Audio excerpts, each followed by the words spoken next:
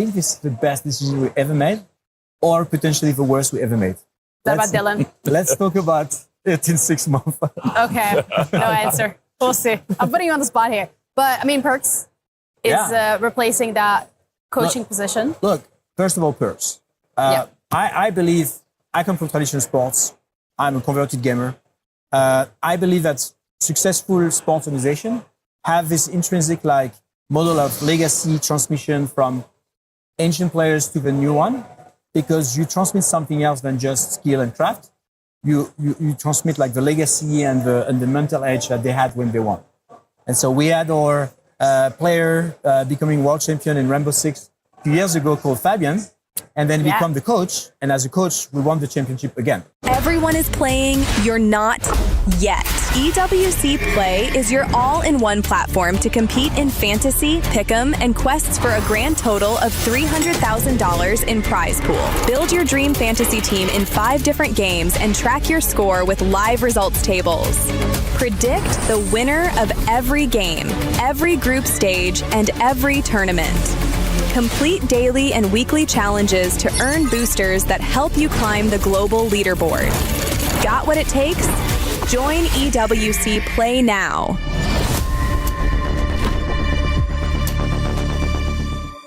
I need to learn from these guys over here because they are absolutely nuts. What's the secret?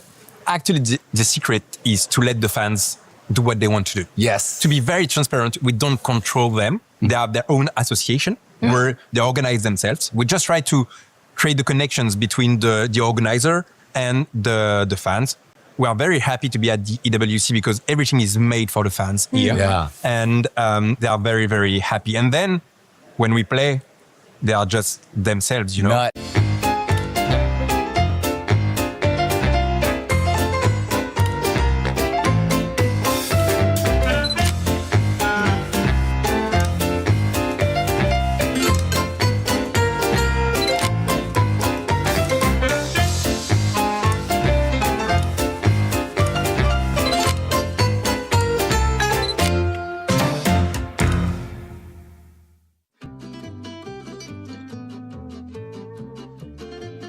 Welcome back to another Aramco tier ranking. This time, we're with players, Flap and Kid Bomba, and they're gonna be ranking players. So good luck with this, gentlemen, because I don't know how you guys are gonna explain why some would be going to F tier or S tier. Or remember, you can only put 1 player per tier. Let's start off with you, Flap. Who did you get first? Chenzi. All right, where would you put TNZ? I'll put Chenzi on the S. All the teams are looking up to Aurora Turkey, and his game style is so aggressive. All right, so he went with a little bit more towards the playing route. Kid Bomba, who do you got on you? TNZ, because he's my friend, and he's gonna be bragging. If I put him high, I'm gonna put him in B. Okay. Does he usually brag to you about anything or what? No, but we joke around, and I don't wanna hear his jokes. I wanna be the one joking. Next up, we got, I think, Cram. Cram. All right. I think I'll have to put him on E this time. He's strong, but we don't get the chance to face them. E, for the same reasons. I gotta follow him. We just didn't see enough from him in this tournament. I'm guessing E. All right. So for now, this one, Cram is our idolo for this. Who do you got next? Kyrie. I'm gonna put him on A because he's handsome. All right. I'm gonna put him in C because it's yellow. Sonic is yellow. All right. Okay. Who's you wanna that? go next? Okay. Oh yeah, actually, yeah. Okay. So Yeah. Okay. I know what you want to That's go fine. next. That's fine. All right. I already forgot. I'm gonna put him in F tier for him to be motivated for the playoffs, for him to have energy, for him to prove everybody wrong. Does that usually work with Zara? Is he that kind? Like if you egg him on, he'll really no like idea. it better. You're just taking a trying shot it at the out right win. now. Yeah, I'm gonna put him on F2. Need to be motivated. All right. Who do we got next? Niall. I already know where I'm putting Niall. Putting Niall in B. Yeah, Got Anthony. because their fans is calling them Bs. That's good. That's it. That's a good reason. Yeah. It's their logo, B. I'm gonna put Niall in S because he's my super best friend. Aw. I hope I can face him in this tournament. No, never mind. Oh, yeah, don't say that around Flap. All right, let's go to the last one. Sanford. 4D. I'm gonna put Sanford in D. Yeah, I think that's Sad for my fellow Filipino to go home early, so we'll do our best. Where should I put him? This is the last one. You have A and D available. A because he's still the GOAT of XP. Yeah. Okay. Okay, why A? A for amazing. All right, and I had an amazing time with you guys here. So, Kid Bomba, Flap, thank you so much. Hopefully, y'all enjoyed this. See you around. Bye, everyone. Welcome to the talent show. I don't know who the talent is. Is it me? Is it you guys? I don't. I don't know. No. No, there's no talent here. Do you ever find it weird that we get called talent? Does it ick you out a little bit? It makes me feel a bit weird. Yeah. No, I love it. We're all talented. We're all very talented. We're special. So you say.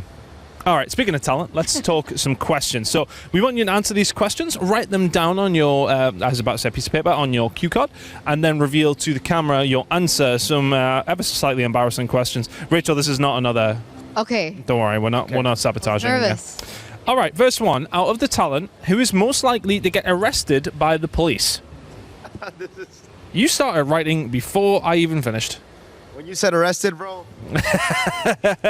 All right. I'm done. 3, 2, 1. LaFell? Oh, damn. You're cool. What? Wait, no, it's LaFell for sure. You remember the airport? No, but if it didn't have him, Okay. it would be you. It would be. I kind of feel like LaFell's an acceptable LaFell, answer. right? I've known him for 2 weeks, and I can see it. Chat agrees, LaFell. It's Mirko's mouth. Okay. All right. Yeah. Throw them away. Throw them away. Go on, yeet them. Yeah, do what you want. There you go. We'll go on to the next one. Okay, who is most likely to get deported from Paris? Oh. Brother. Oh, God. Well, I mean, I feel like this is low-hanging fruit. Yeah. Okay, I'm done. I feel like I have the same answer for most. Yeah, let's get it. Let's see it. Same answer for mine. Oh, wow. What? What does it mean? Again, your mouth. Okay, LaFell. It's LaFell, 100%. Okay, yeah, no. I mean, it nearly happened to LaFell full stop anyway, I suppose. Okay. There's a couple of people who this could be. Who is most likely to fall in love with a player? Oh, God. Well,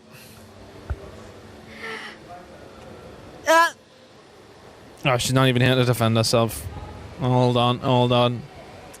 Does that say me? Okay. No, that didn't. Okay. All right, 3, 2, 1. Let's see. So we went Brigida Oh. and yourself. Yes, okay. oh, wait, I mean, like, Yeah, well, I that's, mean- yeah, that's, yeah. Well, you got eyes on anyone, Turner? or- No, whoa, no, multiple, not just one. that is true. I'm kidding. Okay. Who's most likely to fall in love with a fellow caster? You might as well have just kept that same one, Turner. Where is it? No. I mean, based on the track record, brother. No. Based on the track record. No. Yeah, let's see it. Let's see it. Let's see it. No. I choose Renmar. I mean, someone is. I mean, yeah. Who does track Renmar? record. Who does Renmar love? Oh, is this? He loves me. Renmar loves me. Renmar loves Renmar Mirko. loves me. Okay, we'll keep it at that. Who's most likely to get ready? Take the longest to get ready for a broadcast. Oh, the talent pool here, right? Yes. Okay. Now, the fact that both of you didn't take very long, Oh. there we go. Chemistry. I can kind of see that. Right? I can kind of see that. And she's not being late yet, though. We're not late. No. We just wake up earlier. No, she's not being late. We did have somebody be very late yesterday, but We did. kind of remotely the same. Who's most likely to fall asleep during a game? Who's a sleepy boy? He's not here, but I gotta write his name, bro. Do it. It's my boy. I'll choose from this talent pool. Oh, that's actually pretty good. All right, Gideon and Arash. He's not here, but hey, shout out to Rashi. Is he a snoozy boy? He's a snoozy boy. Okay. Gideon as well. Who is most likely to get blacklisted from a broadcast? Well, be careful how you answer, Dude. because you never know. Yeah, I misspelled his name. I'm seeing Mirko. Yeah, I mean, that's just without question. 100%. You know Without what? He'll question. never be blacklisted, though.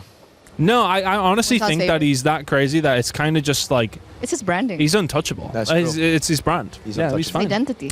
All right, who's most likely to survive in a zombie apocalypse? Hey. Ooh. Pause. Okay. Okay, let's see it. Again. Naisu, yeah, I mean, I wouldn't want to take a punch off Naisu. I'm just going to put Exactly, it I out think there. I that's feel right. like he'd kill me. He's a runner. He's athletic. He runs Good. like that? Yeah. I feel as if like a slightly bigger guy running is quite difficult. So if he runs like that, It's yeah, the endurance, bro. fair. Okay, fair. Who's most likely to spend the most during an international event? Us. Spend the most. This is the easiest one. I know the answer to this. Oh, really? Okay. For real? Okay, let's see it. Ah. Yeah. Oh, actually, This event. this event, is it being bad? Okay, that's true. I know you guys want the outlets. But traditionally, I would say this one.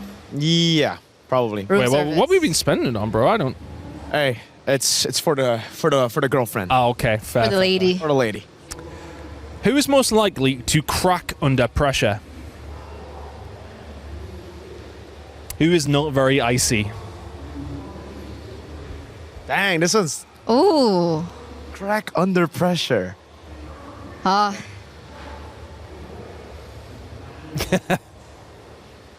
Three, two, one. Oh, damn. No, Oh. no, Eterna, Oh. you're fine. You're fine. I think I cry more than Brigida. You cry? Oh, cry, No, but crack. crack under pressure. Yeah, but like to crack under pressure, I cry. Dude, when you I should have when I seen crack, her I reaction when like Oh, the but- I love you things and cry. adults. Okay, okay. That's also a valid answer. Okay. That's a very valid answer. And final one. Who is most likely to win MVP in a game? So who's the best player in the talent group?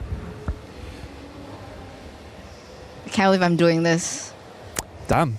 So We've been disgusting. very nice to each other on this last one. So disgusting. I'm disgusted. Is he nasty?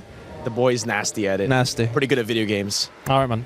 Well, thank you very much, guys. There were some expected and some unexpected answers. We might drag some other people onto the talent show. Thank you. Throw them away. Be dramatic. Go on. Yeet.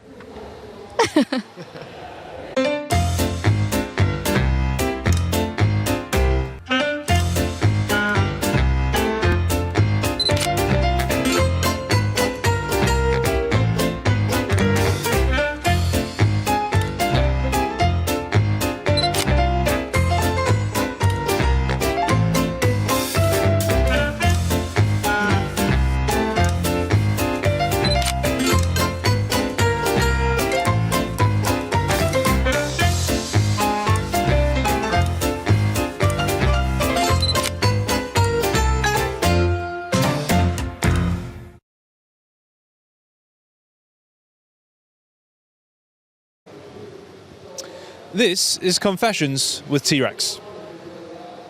Hello. How are you? I was told that would get a bite. I was actually a little bit more. Rex. Yes, I know. Do you think that was me being ignorant? A little bit. You know what? I get it a lot. That would have been absolutely fair.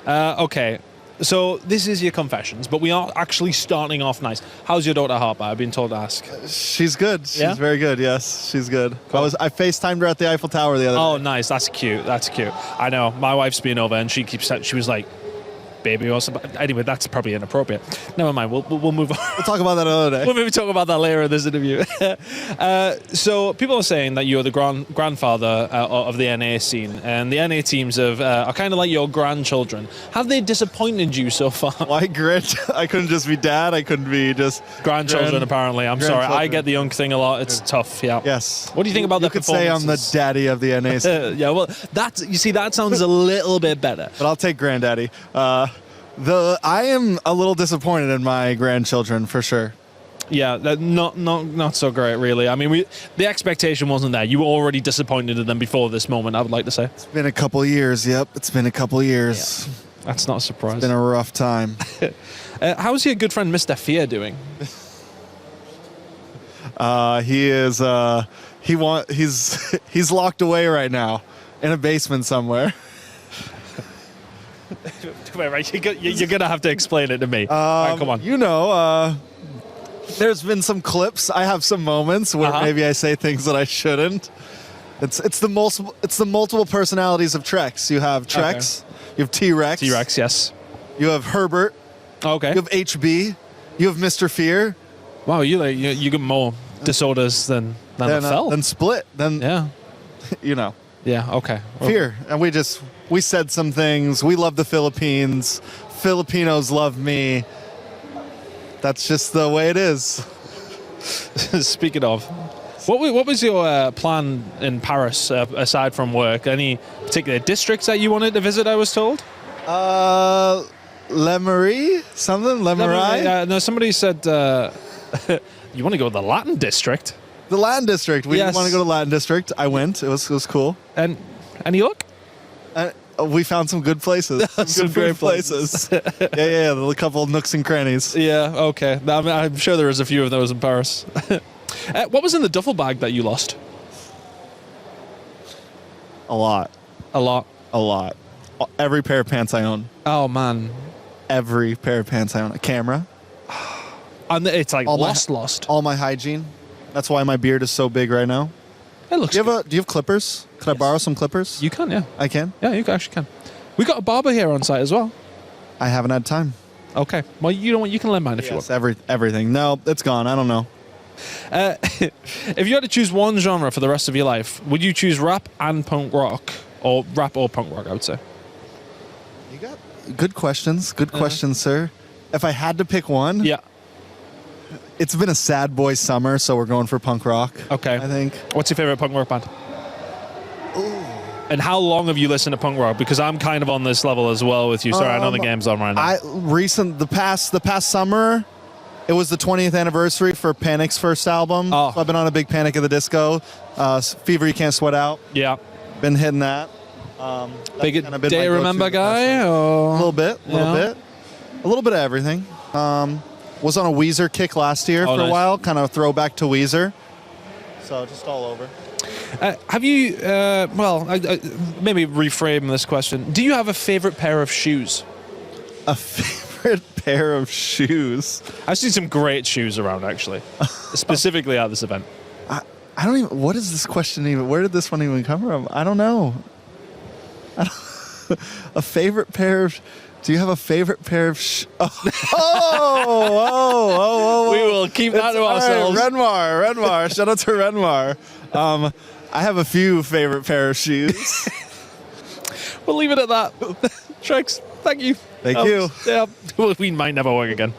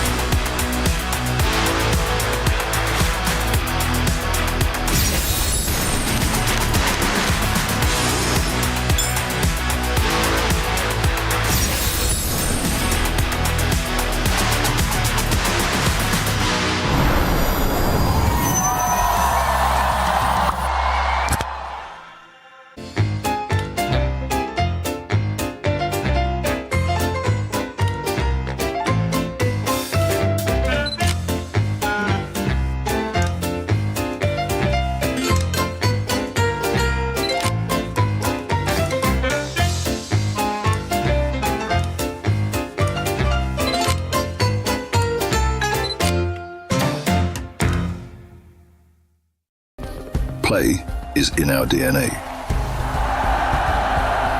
Whenever we let it out, it becomes our superpower. Now imagine an entire city being built to supercharge it. Kadir City, powered by Play.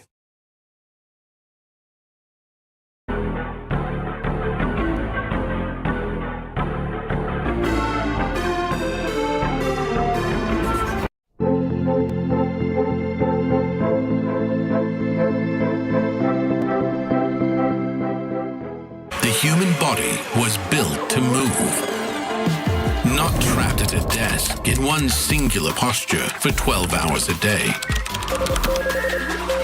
It's time your chair evolved. This is Secret Lab Titan Evo.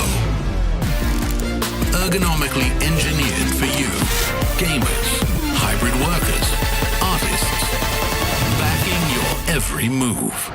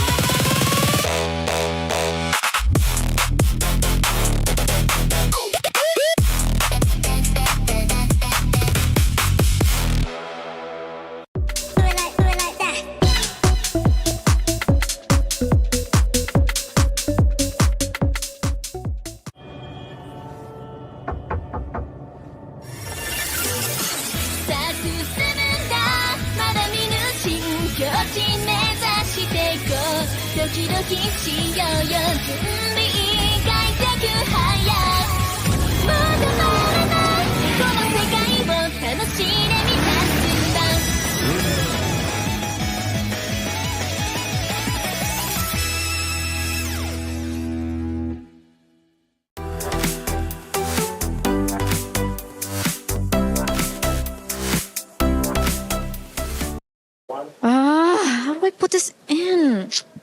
It's not fitting in. All of your fallen soldiers, eh? Don't get me started, Chris.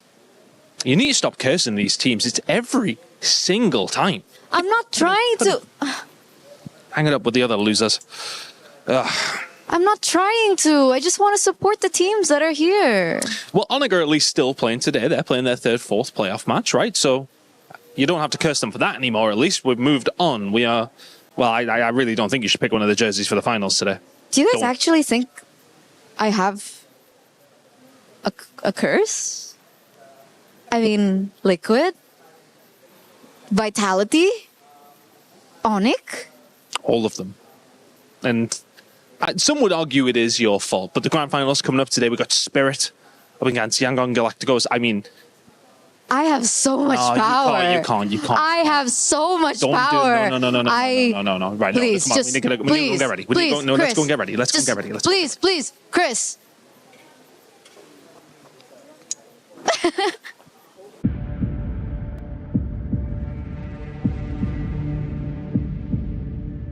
Day 3 was nothing short of spectacular.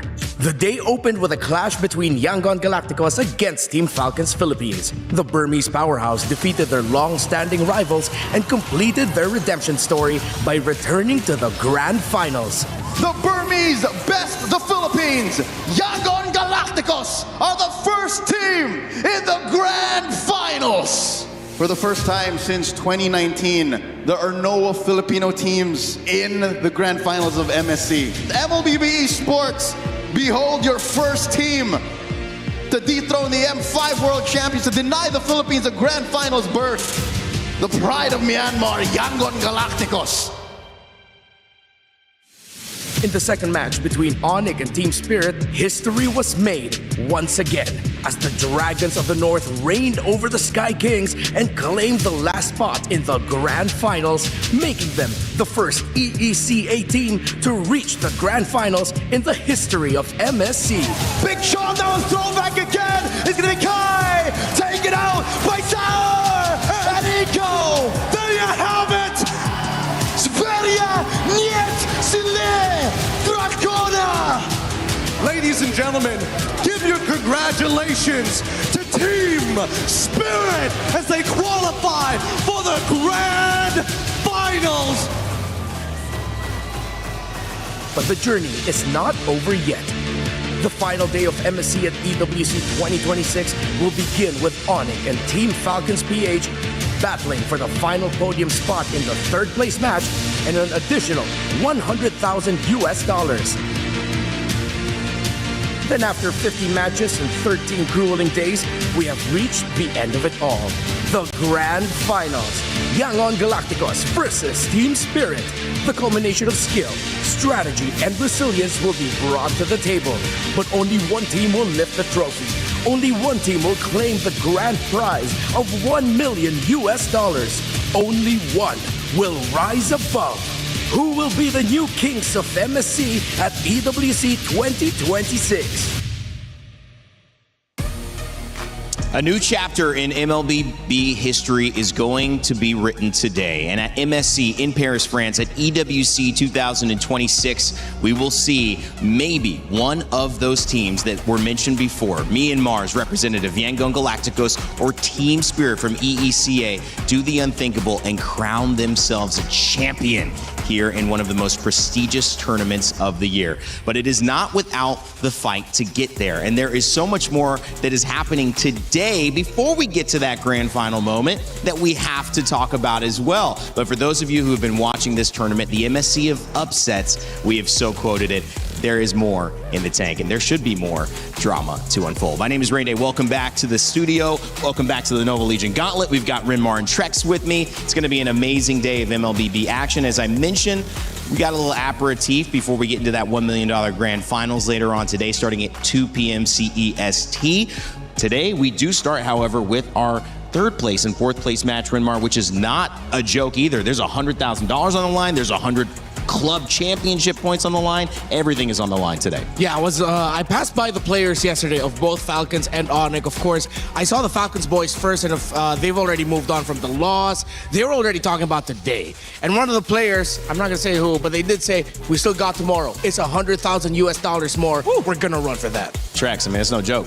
Yeah, I mean, I think that's what it's all about today. Who can recover the best after yesterday's loss and still bring their A game? 100K difference is huge for every team in this tournament. A lot of teams were just fighting to get to that point first off. The STC Rewind will help us break down what happened earlier in this tournament. And speaking of yesterday, we had maybe the most fireworks of all. It was already a banger because we saw the top dogs coming into this, whether it was SRG from Malaysia, Team Liquid Philippines. The top contenders fell one by one by one. The winners of MSC previously fell one by one until it was just Onyx remaining. And then they fell yesterday as well, guaranteeing us a brand new champion. Yangon Galacticos and Team Falcons, that match was insane. It started off with Yangon showing their dominance, but then Falcons showed theirs, but then Yangon made some moments wherein they capitalized on errors, uncharacteristic errors from Team Falcons. Team Spirit as well. They looked like a team that was on a mission, Trex. But, you know, they were going up against people who were doubting them. I mean, not Onyx particularly, but the fan base still believed that they could have an Indonesian representative in that grand finals because that's what we're used to. I think nobody expected what we're going to be witnessing today. It's unprecedented.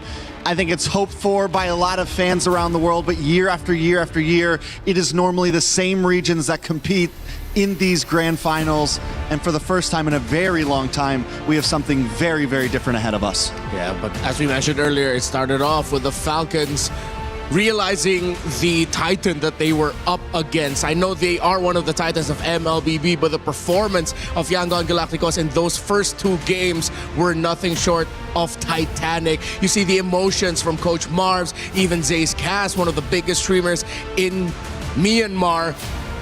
It meant so much for the country to get that win. Doing it with all Myanmar local players. Nobody was imported, except for the coach, actually, who happens to be Filipino. But that's okay. We still represent. Renmar's happy about that. He's smiling. At the end of the day, though, it's still Myanmar doing something that was unprecedented. And on the other side of it, we had more.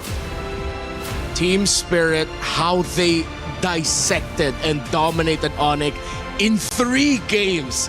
They swept Onyx. They got to battle and exercise their demons, and they did so in convincing fashion. More than convincing fashion. The fact that it was a 3-0 is still blowing my mind. I remember after game number 2, I'm like, this could happen. They're about to 3-0 Onyx. What is going on? And the doubt was still there because Young Gun Galacticos almost did the same thing. It went 2 games. I'm thinking Onyx is going to make a comeback and we're going to go the distance. But no, Team Spirit puts a stop to them quickly. Yeah, and that was really important because you could tell that if you gave them a little bit of room, it might have just been a best of 5 that went all the way. Of course, our club championship Aramco rankings will give us another story that's underlying all the action happening today, which is that we are fighting for tens of millions of dollars behind the scenes with the club championship rankings. Remember, this is all tying every game at EWC together, all of the 40-plus titles that are here, all of the 6-7 weeks. These orgs are competing for a major prize, and that's the opportunity to be a club champion. And if you can do that, like Team Falcons have done back-to-back, it could change the direction of your org. Not as Vincier currently in front, but going into today, there are 2 teams that are actually still playing, Team Falcons and Onyx, who have some implications here if they get a win. Yeah, but I hope they don't forget, as an organization, the Team Spirit is just looming there close by. They're at 950. If I'm not mistaken, that should be 1,000 points if ever they win the grand finals later. But for Falcons, we focus onto them. They really want to get this 3rd place placement. They haven't won a title yet here at EWC 2026. At least get all the points you can get, and then just win one down the road. That will change the picture completely. The difference is when you look at 1,600 and you go to 1,750, you go to that to 800. I mean, the difference between 3rd or 4th or 5th, it might be 100 points. That is what's on the line. Falcons stand to win if they can get 3rd place, 100 more points. So we'll see what happens. Chris has an update on the overall club championship for us as well. Well, thank you guys. You've let me outside here in Paris. It is a lovely day, as it has been for the past 4 weeks. But club championship-wise, let's talk about it. Our main story this week really has been about Falcons and Vitality. At the start of the week, Falcons were faltering, but they have started to catch themselves up with a good result. And Vitality's poor one has really allowed them to close that gap. It was, of course, around like 1,000 at one stage, but it's been cut down by 300 points by Falcons. And if they win in their 3rd, 4th place game today, it will be cut down again. Another 200 points is on offer. So a massive, massive moment for the side of Falcons. It could be cut down, 500 points on offer for them today if they can finish in 3rd, which could be huge in the club championship. Plenty of other games that Falcons are involved in as well. There's a little bit going on in Street Fighter. They've got a good opportunity to win it in Warzone. They could be first by the end of the week. Let's see how it does close out. We'll be updating you throughout the rest of the day. That is your small club championship update. Thank you, Chris. Falcons known for being pretty much one of the best teams in Warzone as well. I've had the privilege of casting them in some of their matches. That is a good thing to look out for. As today and, of course, tomorrow comes to a close, we will continue to update you, but it's all about MLBB and MSC. We got our grand finals. We got our 3rd, 4th place match, and to get there, we had to crush some keys. That's right. It's an EWC Classic. When you go home, you don't just get to leave the building. You got to get your key crushed, guys. And he was excited for that one. You could tell so much emotions on his face as he's crushing it too. Like he's into it. He looked like he was like pressing hard. He was enjoying it. Yeah, he was like, how hard can I crush this, please? Yeah. It was pretty poetic, though. It was the Filipino head coach of Young Gun Galacticos to crush the key of the last hope of the Philippines for the championship at MSC. And of course, Kid Bomba, I'm pretty sure that felt great for him. Oh, yeah. Onyx has been a boogeyman for him in international, so he got that. Certainly has. Here's a look at our knockout bracket. We had a week of group stages to lead to this moment, which then gave us our quarterfinal matchups. We saw Team Spirit and Onyx move out early, 3-2, defeating Aurora Gaming, who many thought were the best team coming into this knockout stage. Onyx took them down. We expected a big play from them versus Team Spirit, but no, it was a 3-0. And Mom Bomba, Sis Bomba have been features in our crowd every single event. Kid Bomba playing out of his mind. Yangon Galacticos on the other side came in undefeated. They would take their first 2 losses against Team Falcons, and then they would go in and take them down to ultimately send Falcons and Onyx into our 3rd place match, which we will see today to start off our action, and then we will finish with our grand final starting at 2 p.m. CEST, Team Spirit versus Yangon Galacticos. It's the battle for third. It's the M5 Grand Finals rematch for the battle for third in MSC. It feels like we're heading into a new chapter, an end of an era. I'm not saying it's the end of the PH era. My Filipinos, don't come after me. Did you just say it's the end of the PH? No. Clip Don't say that. Don't clip that. He said don't it. clip that. No, It's not me. That wasn't me. That's not was what I him. said. No. What didn't you say? I just mean like it's the end of an era in the sense that it's the same regions we keep seeing in the grand finals. We see the same regions dominate. Damage is done. Yeah. I got no more recovery. I think the biggest point is neither of these two teams are part of a MPL essentially. Yeah. It's not a professional league that they're coming from. It's more of it's still a pro league in a sense, but there's a big difference between the MPL regions and the regions outside of that. And the fact that both teams, it's not just one that snuck in, got a good win. It's not just one team that's going up against Philippines or Indonesia or Malaysia. It's both teams facing off in an unprecedented match. Like, it is honestly still mind-boggling to think about. Yeah, the good news is that it don't matter because they took down MPL, MAL, MOL, whatever you want to call it. They took it down. So they are here. They are in the grand finals, and they're going to be playing for $1 million. When you take a look at who you think might get the win, not only us have a say up here, not only the players, but you as well. You have the chance to earn your share of $300. That's right. $1,000 of prizes. So get your pick'ems in. Let us know who you think is going to take this grand finals M5 rematch or later on as well in our grand final for MSC here. And also, I cannot leave without saying one more time, it's Rhino Day, baby! Let's go! Make sure to grab your emotes and check this out. This is the celebration that keeps on giving, so go be a part of it. In-game, it's Rhino Day. Get those emotes, flash them to your competitors. I hope Rhino Day never ends. I hope it just keeps going. I don't think it will. I actually don't think it will. All the way until the end of the year, next year. Rain Day just has to keep on posting videos about it. Happy Rhino Day. I'm changing my name. You know what? If Rhino Day continues for long enough, I'm going to change my name to Rhino Day. It's not too far. Somebody probably will let me do it. Clip that. Clip that. Clip that. Okay, guys, the main story of today, pride on the line for this third, fourth place match. This is what many would think a grand final should look like in MLBB. Heck, this is what many have seen a grand final look like in MLBB. A M5 rematch. The Philippines, Indonesia, Onyx, and of course, Team Falcons PH. Renmar, so much on the line. Yes, $100,000. Yes, the club championship points, but it's also pride. Yeah, it's definitely the key word for this matchup. Onyx has not been able to get a big, iconic win against this roster. Of course, it was few back then. Now it's Haji. There's a new element to them in having Keller and, of course, Lutpi, who has been fantastic for the team. But if you're looking at pride, I think it'll hurt the pride of Onyx more if they lose today. While for Falcons, I mean, there's a sense of pride there too, but I'm pretty sure I'm looking at boys, I'm looking at them right now. They're thinking, we need the points for the bosses and we need that money. I mean, there's a lot going on, Trex. We'll dive into these two teams in a moment, but to introduce Team Falcons PH, you've seen them make a great run throughout this tournament. We've got Flap, Kyle, Haji, Ogwin, and Super Marco, and we caught up with with Kyle before the set. We are now with Kyle from Falcons PH. Kyle, how are you feeling coming into this match? Not quite good. Yeah. But it's okay. Everything okay? Everyone well rested for today's match? Yeah, everything well prepared right now, and we've reset yesterday of the losses. That's a very quick reset. Yeah. Are you used to doing this type of thing, or? Yep, it's very easy to us to quick reset, and yeah, let's focus on the match. Focus on the match. What's your mentality coming into this match? It's a third placer, it's a bronze match. Obviously, it's not the situation that you would have wanted, but are you still going to be super try hard for this match as well? Yeah, of course. It's a big money for us. This battle for third. It's really important to us. And it's kind of like a rematch to a certain grand finals. M5. Yeah. Are you expecting Onyx to, try to find their revenge today? Yeah, I think so, but we didn't give easily. Okay, they're not going to give it easily. So what happened actually? We didn't get to talk after your loss yesterday. What do you think that Yangon did better than you guys yesterday?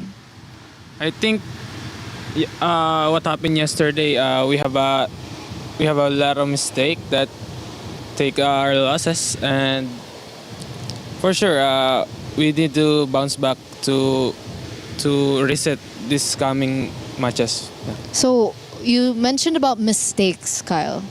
What mistakes are we talking about? Was it execution that was off? Communication that was off? I think it's the execution. Maybe we have don't we didn't play our game, that game 5, and our discipline is not off that game 5. So yeah, that's why we lost. Okay, so the discipline just wasn't there, and I'm sure you had a quick reset last night. And if we're talking about the meta, Kyle, what do you think about the meta? Do you like the meta? For me, I think if I'm gonna rate it, I'm gonna rate 8 out of 10 because it's like a weird meta right now, and it's like heroes that weird heroes, but it's gonna you can execute right that what you call that, any teams that you can execute the hero that weird. Yeah. Okay, so it opens up really weird heroes. Yeah. If I had to ask you if there's something you didn't like about the meta, what would you say? I think the hero of the tank. There's so many tank heroes that coming to the tournaments that we didn't see like in our practice. Okay, so you were surprised as well. Yes. And obviously, it sucks to be a jungler in that case, right? So, speaking of jungler, you are going to have a jungler matchup once again against Kyrie. Kyle, give us something. Give us a message to Kyrie. Other than good luck, have fun, give the best show. What else is there? Yeah, I think it's same. I'm going to say to Kyrie, good luck and have fun. And yeah. Nothing else? You don't want to say anything nothing else? Because Kyrie is my good friend, and yeah, we always talk about in outside the game. Yeah, we're friends. Okay, so they're friends outside and in the game, so just good luck and have fun. Onik is our friend and best friend. Oh, it's friend and best friend. Yes. Okay, we're going to see the friends and best friends hit at it in the bronze match. Thank you so much for this interview, Kyle. We're going to throw it over back to you guys. I thought we were going to get some trash talk here. I mean, friends and best friends. I don't need to see you guys skipping together, holding hands to start this third place match. We need pride on the line, baby. Come on, keep it together. No, I love the fact that these two are competing, but also keeping it respectful because they know they didn't get to where they wanted to be, but there's still so much to play for. He mentioned that $100,000. Not just Team Falcons PH are going to be playing for it. It's Onik as well, who yesterday the results did not go the way that they thought. At least Team Falcons clawed it back to a game 5. Onik lost 3-0, so they have yet to get a win in the last 2 days. They will desperately hope to get off to a good start, and the person that might be the most important to make sure they have that stability is Kelra. We caught up with him and Eterna earlier on. We're now with Kelra for our third placer. Kelra, how has everyone reset after yesterday? Just sleep and eat. Sleep and eat, but everyone's okay? No. No, not okay. Because this is the second time we play Battle for Third. Yeah, that's right. But you're under a different banner. How does it feel to be back here again, Kelra? So sad for me because I already said last year, way back EWC 2025, that I don't want to play again in Battle for Third. But here you are. Yeah, no choice. No choice. Are you gonna give everything though? Yeah. Still.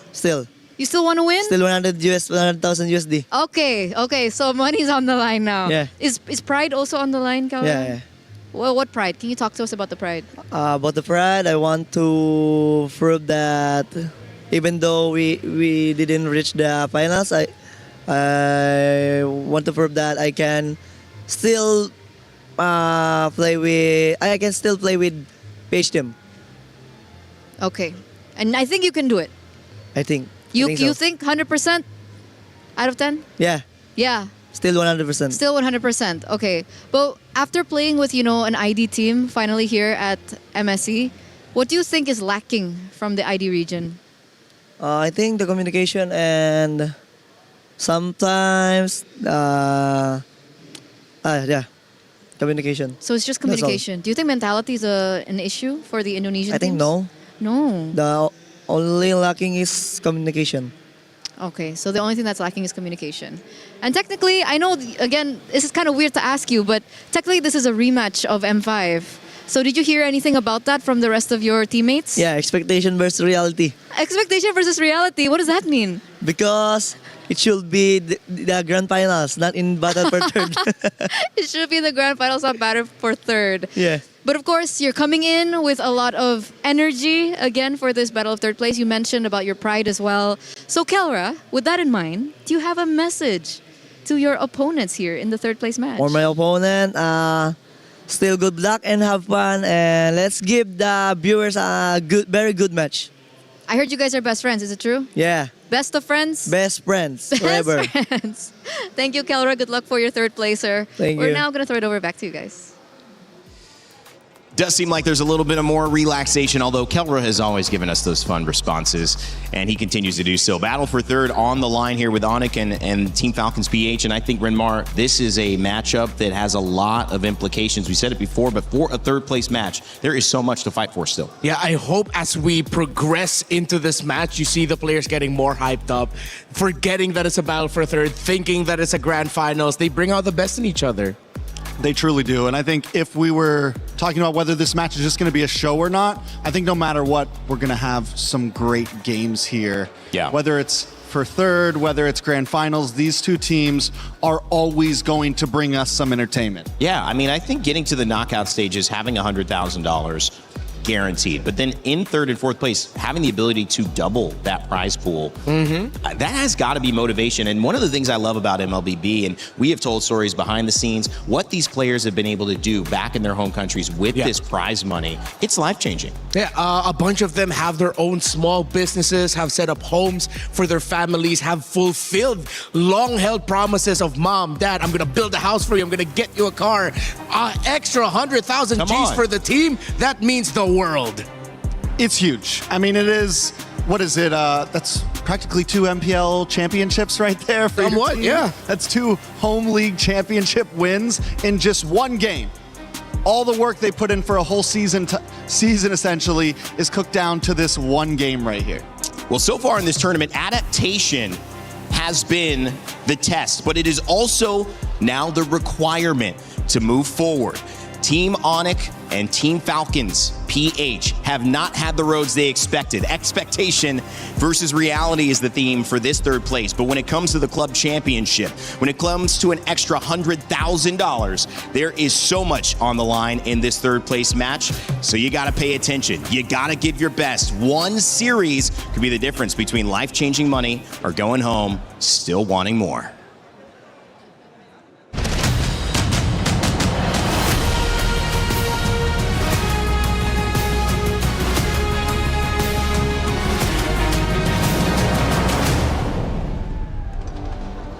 Good morning, my friends, MLB fans all around the world.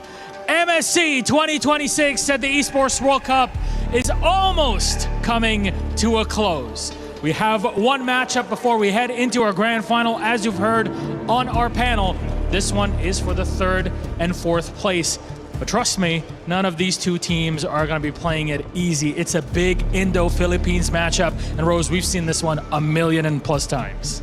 Yes, you know what, Milosh, you are right. Because this is not just a IDPH matchup.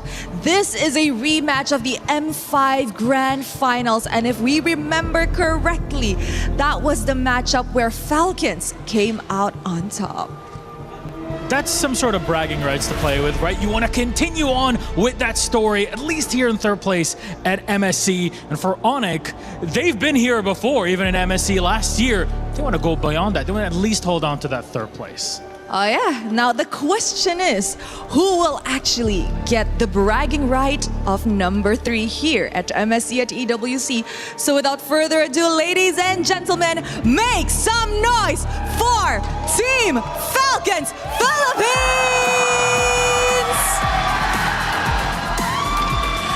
Battling in one final match where they are pouring their everything.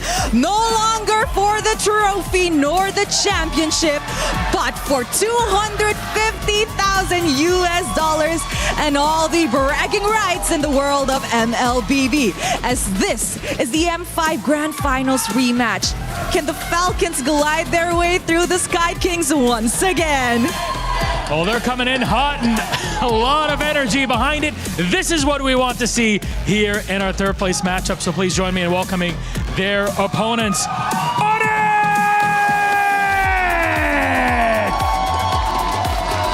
The Sky Kings find themselves for 2 consecutive years between Cloud 6 and 7 at MSC.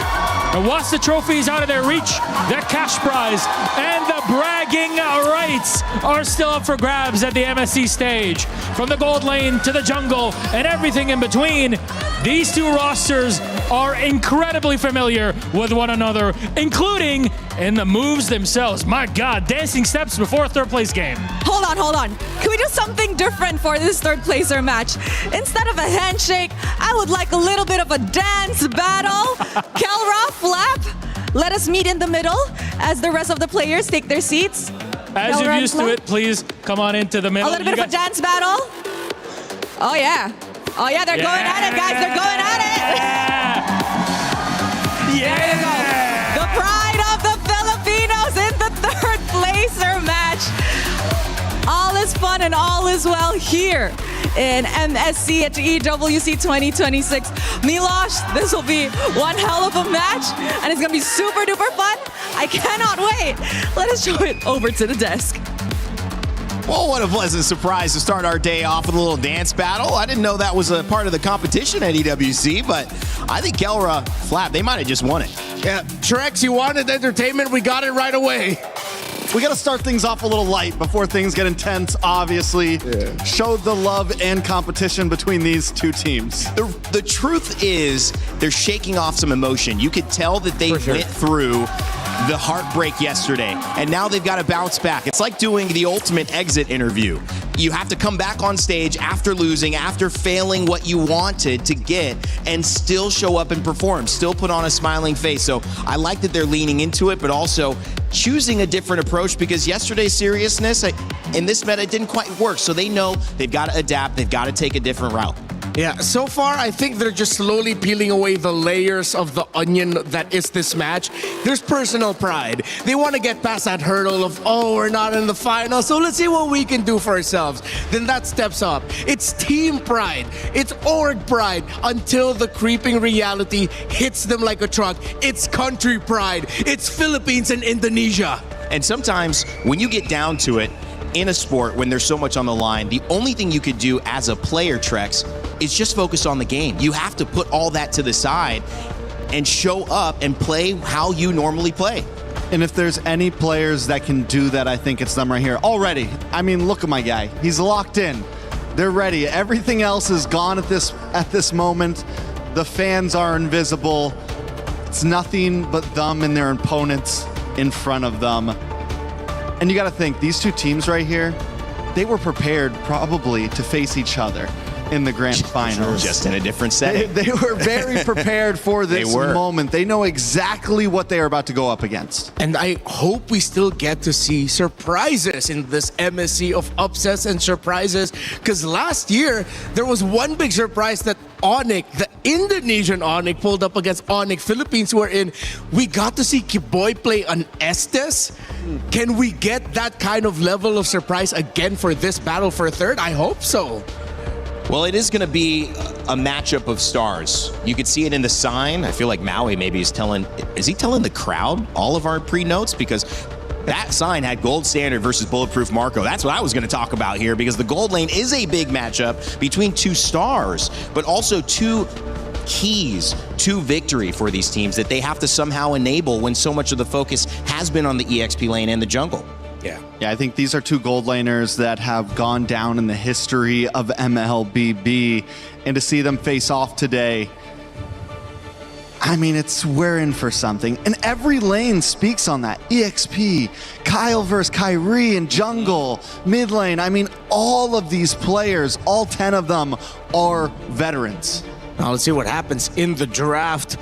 because we saw how important the draft was for Falcons when they slowly started to realize how they can pick away at Yangon Galacticos up until Yangon Galacticos got the best of them in game number 5. Meanwhile, Onyx, it seems like they just couldn't figure out team spirit yesterday. Let's see if Onyx knows Falcons than they did Spirit in the previous matchup. Flying Cloud, though, does not bode well for Falcons. They have no wins in that map this MSC. And you know, it's interesting because they are on red side as well, and Onyx is a team that does well notoriously on red side, but also on blue side. So this is a squad that is going to be maybe playing a little bit out of their comfort zone, a little bit out of their strengths in comparison to their matchups. But these bans will tell a story. The Selena prioritized and the Barats and the Atlas. That forces also the Fanny and the Freya on the side of Falcons with one more to go. Yeah, I mean, in terms of bans, it has been so interesting seeing them evolve because every single day, every single matchup, depending on what team they are going against, each team decides and opts for different options. And the Selena and the Barats, I feel like, are the new addition in a game 1 set of bans, especially against Falcons. The Selena has been a problem for a lot of teams. Yeah. Trex, earlier you were mentioning the importance of each lane matchup. I think we have to look with EXP first. Lutpi is still undefeated on his Uranus. Meanwhile, his counterpart in the lane, Flap, is undefeated on the Esmeralda. So Falcons decides to respect the Uranus and give the Marcel. But remember, the Valentina is still open, and with Marcel giving shields to the lowest health member of his team as his passive, they might just lock in a surprise Valentina Esmeralda right away. Esmeralda could be good along with that Valentina. Barat's also still open. Harara He is also... Oh, but I like the Harara, though. Onyx. I mean, not Barat's, Bellaric. The bees, my bad. Bellaric also still open, and then the Harara as well, which I feel like some of these picks, as we've gotten farther in the tournament, haven't been as guaranteed win. We've been seeing the Harara lose here and there, so maybe it's a smarter idea to round out that front line before you start locking in those damage picks like you were saying, Renmar. Yeah, but Falcons decide to go up against that. They leave the Valentina open. I think they're expecting the Valentina won't get picked up by Onyx, as you usually want to pair up heroes such as the Kimmy with this Marcel, sometimes the Eve, so that you get a longer box of lockdown so your opponents can't get away. Falcons, I love this Esmeralda pickup. The Hirara this early on, I feel like this is just a lot of respect onto Kyrie and the capabilities of that hero. Again, a lot of players, pro or normies like us, say Hirara is broken. And she doesn't require the same level of execution to be effective, and those iframes are proving to be big either baits, big either opportunities to go in and get that extra kill and get out. Yeah. There are things that I feel like now, after an entire tournament of seeing, we thought Ling might compete. Fanny's banned much too often and requires such a high skill ceiling to perform. And Harara seems like by far the most standard best pick, and that's why we're seeing the grab there. But they do take the Valentina away if that was a choice that Falcons wanted to go to later on. And this pick right here with the Harley has become the answer to the Harara. It's become the possibility of defeating it. And the big thing is it can keep its range, right? It can target down. It can go against it in the Turtle or Lord pit. But I do think there's also a big risk with this pick. If it takes a big hit early on in the game in the first 5 minutes, you don't see much action until late game at that point. Don't get me wrong, Harley still does have a decent late game. Once that Holy Crystal, once that 4th or 5th item gets locked in, there's possibility for damage and still kill pressure in late game. There's early game pressure, but again, if it gets a death or two, you're kind of locked in for only late game possibilities. Yeah, which is why you see the roam pickup on the glue for Team Falcons here, because if you go back just a few months ago with all of the Harleys and Leomords and Suyos that we saw in the jungle, glue roam is hot commodity because of how quickly you can help clear the mid lane, and it encourages an early invade after you clear the first wave in mid, whether you're going to go to the orange buff or purple buff, but most of the time teams love to go in the purple buff. Surprising here though that Falcons are reading Onyx as the possibility of picking up a Ruby, so that might be a little bit of a teaser in the mindset of Falcons, wherein they might be a little bit more close range and clumped up together. One pick they have to watch out for here in the gold lane is the Granger of Kelra. That pairs very well with the Marcel, and together with the Harley scales up way too quick. Well, I think I was first going to ask this question before we saw the ban come out. Claude, do you respect the ban? Because that's what Super Marco did yesterday to start turning the games around. He had that moment where they dove him, got the turtle, got the shield back up, and then turned it back into a 2-0 win, and that won them the game. The ban comes out immediately for Onyx. Yeah, and what makes that so interesting is earlier on in this tournament, the Claude kind of fell off, and it just goes to show how much of a comfort pick this can be for some of the gold laners still in this tournament. Even a hero that a lot of other teams couldn't pull off, Super Marco is just a menace on. So very well done by Onyx, I think, calling that out. Eudora also goes down, which could have been a great stiff arm to this Harley. One of the few heroes who can quick stun it still. Falcons now, all bans off the table. They're on the gun for first pick and second phase. I think they save up their mid lane pick for later. They need to see the gold laner of Onyx get picked up first. I think just go ahead and pick up your mid... Oh, wait, not mid laner. Excuse me, gold laner. There you go. Clint is the pickup for Falcons. They need a little bit more range. So it makes sense why they ban out the Sora and the Ruby. You get the Glue and the Esmeralda together in the front line. Of course, Herrera always puts herself in the front line. That's just the nature of the assassin hero. And you need something in the back. Now, the mid lane pick of Falcons will either be something static with a strong box, such as an Eve, or some really great crowd control to help out the Clint, like the Lo Yi or the Vexana. We have been seeing Falcons enjoy picking up that Farza.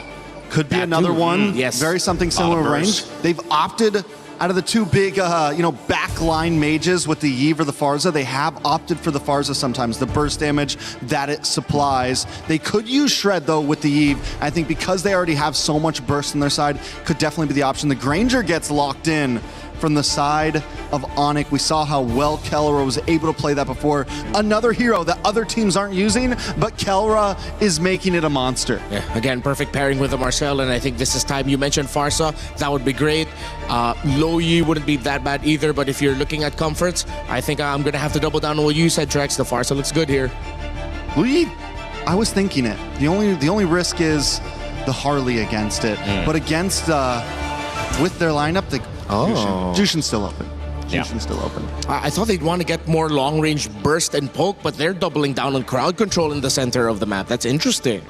Crowd control has been key in this meta. It's been the thing that has been a menace to so many teams. This is a crowd-controlled meta at its core. Well, there was a lot of bans targeting the EXP lane, and we have a chance now to see Phoveus let through, and that'll be interesting. Can he do enough on the Onyx? We know how the Marcel has been dominant early, has lost a couple times late, but this is Onyx and Team Falcons PH, their last chance to make their final statement before M8. It all comes down to this, $100,000 on the line for this third place match, but more so than that, the pride of the Philippines and Indonesia, expectation versus reality. Let's kick off our finals day here for MSC and send it over to our casters, Naisu and Leo. After many matches and almost 2 weeks that lead us to this point, it's a third place match, a battle of pride, but also a whopping $100,000 between third and fourth place finishes here. We'll find out who gets the victory. It's me, Naisu, Leo, bringing this best of 5. And later on, the grand final is going to be amazing too, but this one is a rematch, Leo, all the way back from M5. That was almost 3 years ago where they took it all the way to 7 games. Here tonight, they might be able to take it all the way to 5 games. We're expecting a slobber knocker between these former champions of their respective regions. Flap here gets caught out, flickering through. Haji with the flare looking for the choke down. Lifts up Keyboy and puts him down just as quickly. Kyle with the steal. Oh my lord, a minute in. Attempted, grant the purple. Can Kyrie stop him? Oh, he does. He got it. All right, Kyrie secured it. Kyle's going to be able to get away here. It was interesting too in the draft because if I remember correctly, yesterday it was multiple times. Oh, hold on. All right, flicker burned. Keyboy should be, yeah, he's fine. He's on the Marcel. He's got enough mobility, but they went with this first pick, Marcel, who's kind of slipped through some of the drafts. He's been either banned out or teams have gone and picked him up. But it was Onyx that picked up the Herrera multiple times throughout yesterday's match. Speaking of the Herrera, Kyle here put down a quarter of his health. Ogwin stopping the backup from coming through. It's not just Onyx who has this identity that they're forcing through from yesterday's bouts. Even Falcons, you see them play the Esmeralda once again, the glue in Ogwin's hands that, 2 games in a row dismantled Yangon Galacticos' Yang on Yam, or the Burmese Ube. And then they still have Haji on the very high prio Zushin, who, in the hands of Kaiser yesterday, was the finisher. He was the MVP for sure of game number 5. We see here Haji in trouble. Crimson flare back, and that's one major tool out for this turtle. Yeah. They want to fight for this first objective here. Some tools already used. Sans has his own beacon that he can play into. So they've got control around this turtle. I'm not sure if Falcons really wants to do too much. Kyle's trying to get his purple buff, but they may be forced into a fight here. Oh, Kyle secures his own purple. But then again, the retribution was short. Kyrie secures. Now Ogwin flickers back. No harm, no foul. No casualties just yet, but Onyx gets the big one. Yeah, they get the objective. Looks like taking a little break here before this. Again, no first blood given just yet. And this is kind of the nature, man, of the compositions that we've seen, throughout MSC. It's like this push and pull factor. And a lot of that has been because of where the jungle meta is and it's fallen into. I mean, we heard Kyle share some of his thoughts leading into this matchup, exactly how he feels about the jungle meta. I'd say that's partially true, but half of that truth, to make a better picture, is it's just these 2 teams. Yeah. It's rare that you see a full-on Titans of Southeast Asia clash in MSC. Look back at the last 2 weeks, Joseph. Look back at the last 2 weeks. I'm looking back. You see Yangon Galacticos with their own little flavor, Team Spirit with their own, with the Dragon Davai play style, and then you have the likes of Vamos and Pro who are just so aggressive. This is the first time we're seeing 2 full-on, I'd say it's safe to say now, macro-centric lineups clash. Yeah. So that's why we're seeing such a surgical first 2 minutes. I mean, again, they came into this matchup in high spirits. Got to see some of the antics on stage as they both came out, of course, but one thing's for sure, in the game, in this best of 5, they're going to lay it on the line here. They're going to give it their all. We already talked about how it's that pride factor, but also the difference in terms of money. I mean, $100,000, man. In Philippine pesos, I think that's around 6 million pesos. In IDR, don't even get me started. I think like almost 2 billion, something like that. It's like almost 2 billion. It's life-changing money. It's life-changing money, even at this point. And the fact that they can keep the brevity, harken back to their brotherhood, harken back to how far they've come and how many times they've played with each other. They decide to dance in their entrance. Like, that's just the kind of athletes and just young men they are, how much they love MLBB, while still acknowledging the stakes. Yeah. I mean, they did mention that, again, off of the land of Dawn, they're the best of friends, right? It's always sometimes, I would say, looking at yesterday's interviews, that's one thing why I love, when we get a chance to see Kid Bomba, for example, talk, the way he speaks and the way he kind of, even his messages to the opponents, a little bit more than the good luck, have fun, that we see. But of course, when it comes down to the in-game, that's where you really see it kind of come to fruition here between both these teams. And as we wait a little bit longer to jump into this one, that first game really kind of sets the pace of the entire series. But also, if you look at what, for example, Falcons had to go through yesterday, this sometimes in some cases a reverse sweep where it's you're down 0-2 and you got to come back to it. So it looks like we are back into the game. Let's go to jump back into this one. We're just under 3 minutes into this one, this first match again in this best of 5. A minute and a half till Turtle spawns lower quarter. Not much of a distance. Flap and Lutpi have to go through. And if I'm reading the map correctly, I think Kyle might try to go ahead and play their side of the map a little more, since that first attempt at Grant the Purple kind of cost them. Yeah, it didn't happen, right? But I feel like, too, when you just have the Harara, you're kind of allowed to do that. You just got so many ways to move across the map and kind of avoid things, It's like you're kind of self-reliant in yourself, although the most successful Harara gameplays that we've seen is because of your team being able to support that, right? So there's this kind of case where Harley probably does that. Oh, Flap. Okay, he's burning the flicker. So he's got that, but Harley essentially does the same thing. You're pretty self-sufficient to be able to move around the map. You don't have to rely too much on your team until, obviously you get to that mid or late game. Yep, they have their stats skewed to one side slightly more on a spectrum of junglers between mobility and, single-handed burst damage. Haji and Ogwin holding down the fort, stopping the rest of Onyx from actually crossing over. So both teams respecting their boundaries, their jurisdiction when it comes to stealing away and taking out resources from the other. About 20 seconds until the turtle spawns, lower quarter. This is as safe as it gets. Again, not more than a 500 gold swing either way. Yeah, Leo, this is about as safe as it gets. It's like you're playing, there's your side of the map, here's the line. We're drawing it, we're going to stay on this side, you guys stay on that side. I mean, imagine, 4.5 minutes in, no kills, no first bloods. Just that turtle is what they're fighting for. This one definitely looks like it's going to be resulting into at least this 4v4 as both gold laners still up on that top side of the map. Fighting for the second turtle. Loopy's going to jump in here. Uh-oh, Keyboy running through. Haji bursted down, forced the Crimson Flare back, and Suns helped Kyrie score the kill via the Deadly Magics. Now Loopy jumping up. Ogwin finds them out. In comes Kelra. Warning shots. Finds another kill on Ogwin after a golden hour. Revitalize, making sure that the rest of Onyx are topped up, and in comes Loopy. Finding a couple more. Down goes Kyle, down goes Flap, and that's all she wrote. Unless Marco wants more flying clouds. In come Haji. Looking for that choke up. Suns will be able to save himself. In comes Keyboy. The jump back and the flicker will not save Marco.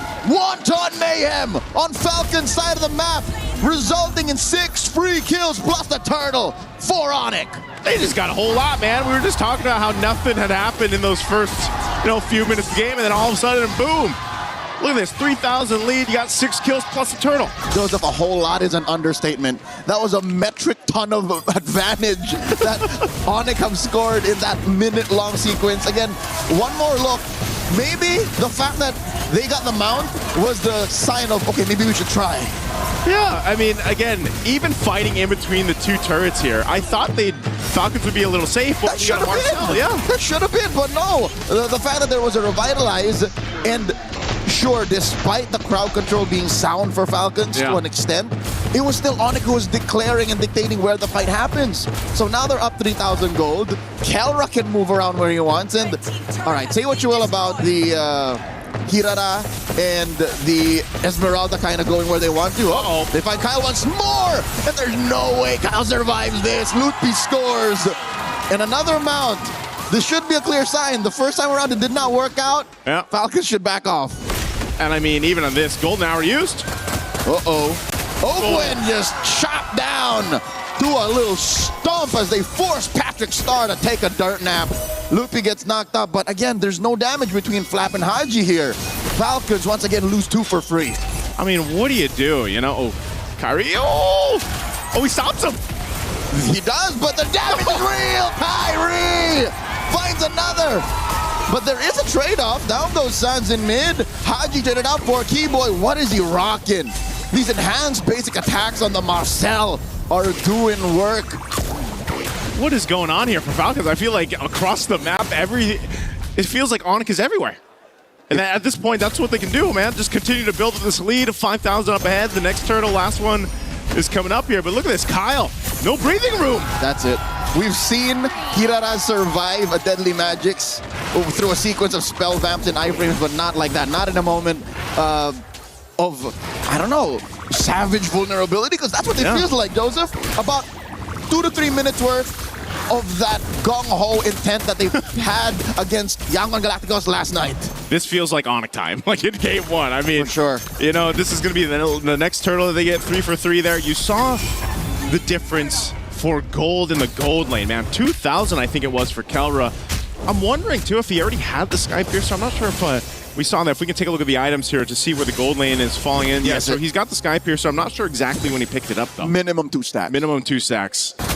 Malefic Roar already. I mean, think about it, man. You got a Malefic Roar, Hunter Strike, and Sky Piercer already at that 8-minute mark. That's why, all they have to do is lay down Keyboy's golden hour. Here's some Rhapsody shots. There's the stacks. He got 4 stacks. There you go. I counted minimum, so I'm like, all right, apparently he built it before the whole shebang went down. Hey, man, if you could just line up Rhapsody shots and then guarantee them to hit after the golden hour is done, like, what else can you do? Looking for more.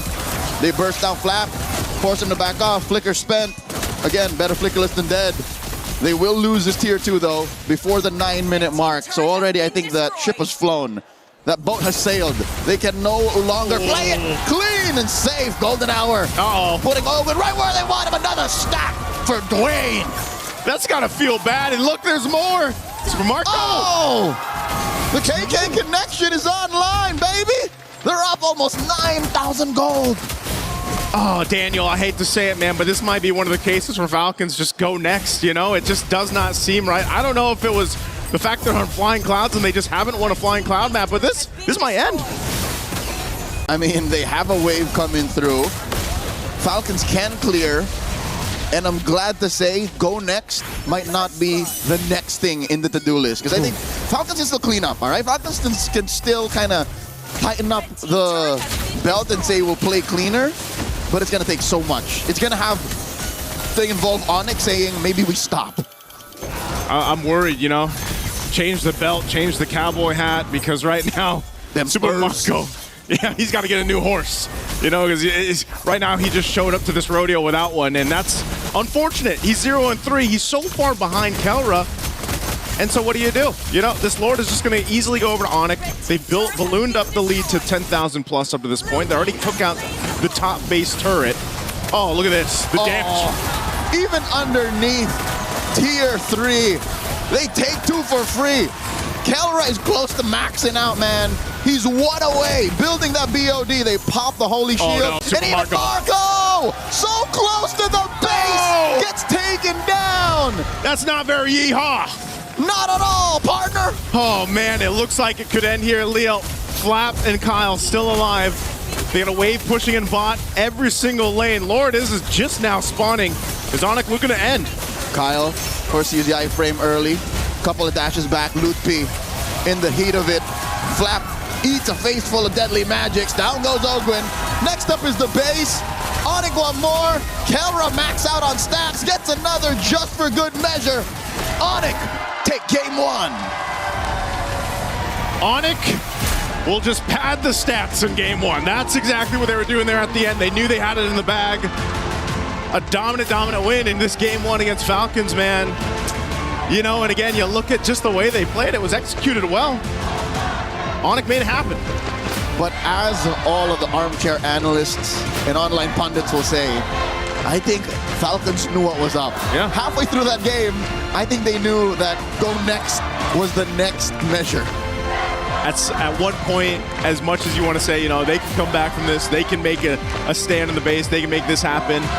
There's some cases where that's just not going to happen. And this was one of them, at least for game 1. Again, hopefully we still have 4 games ahead of us, but you know, these highlights brought to us by STC, you're going to see this kind of, it started so slow. Imagine 5 minutes in, you really don't have any action until this fight. It was the first major sequence, 5 minutes. Yeah, and it was off this fight, off that turtle, and then in between the 2 turrets, and then it just did not stop from there.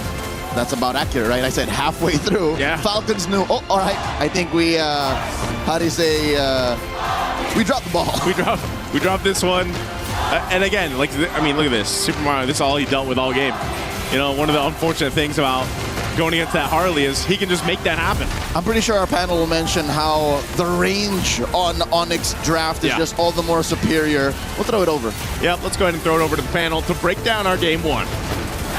Thanks, guys. Yeah, the range, the kill counts, the lineup, the energy in the Lenovo Legion Gauntlet, all in favor of Onyx here as they take game 1 over Team Falcons PH. Much to the joy of their fans. Rain Day, Rimar, and Trex back on the desk after a quick game 1. Sometimes we get a little bit of a longer break in the green room. Not this time around, guys. That was over fast. Yeah, it was pretty much over in the draft. I couldn't believe that the Valentina and Esmeralda didn't go through as the instant lock-in pick right away. But I think at the same time, Onyx took some pages off of the book of Falcons by realizing the importance of the Harley, how good it is, as you mentioned, the small tricks against the Hirara.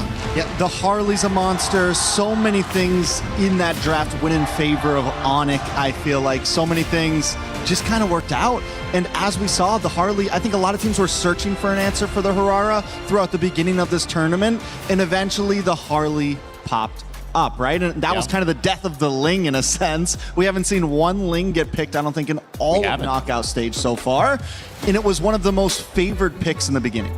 Well, as you can see here, it was just dominant from start to finish. The other thing, maybe oversights, maybe want to test the waters, was the Marcel and the Phoveus getting through. The Valentina you picked up on and not grabbing the Esmeralda faster. They still ended up getting it, Falcons.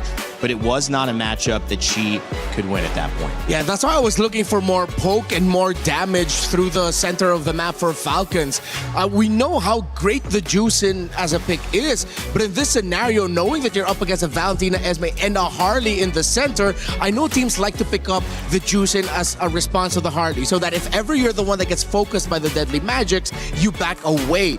But you needed that damage. You put too much crowd control and put all of the damage pressure on your jungler against a Marcel.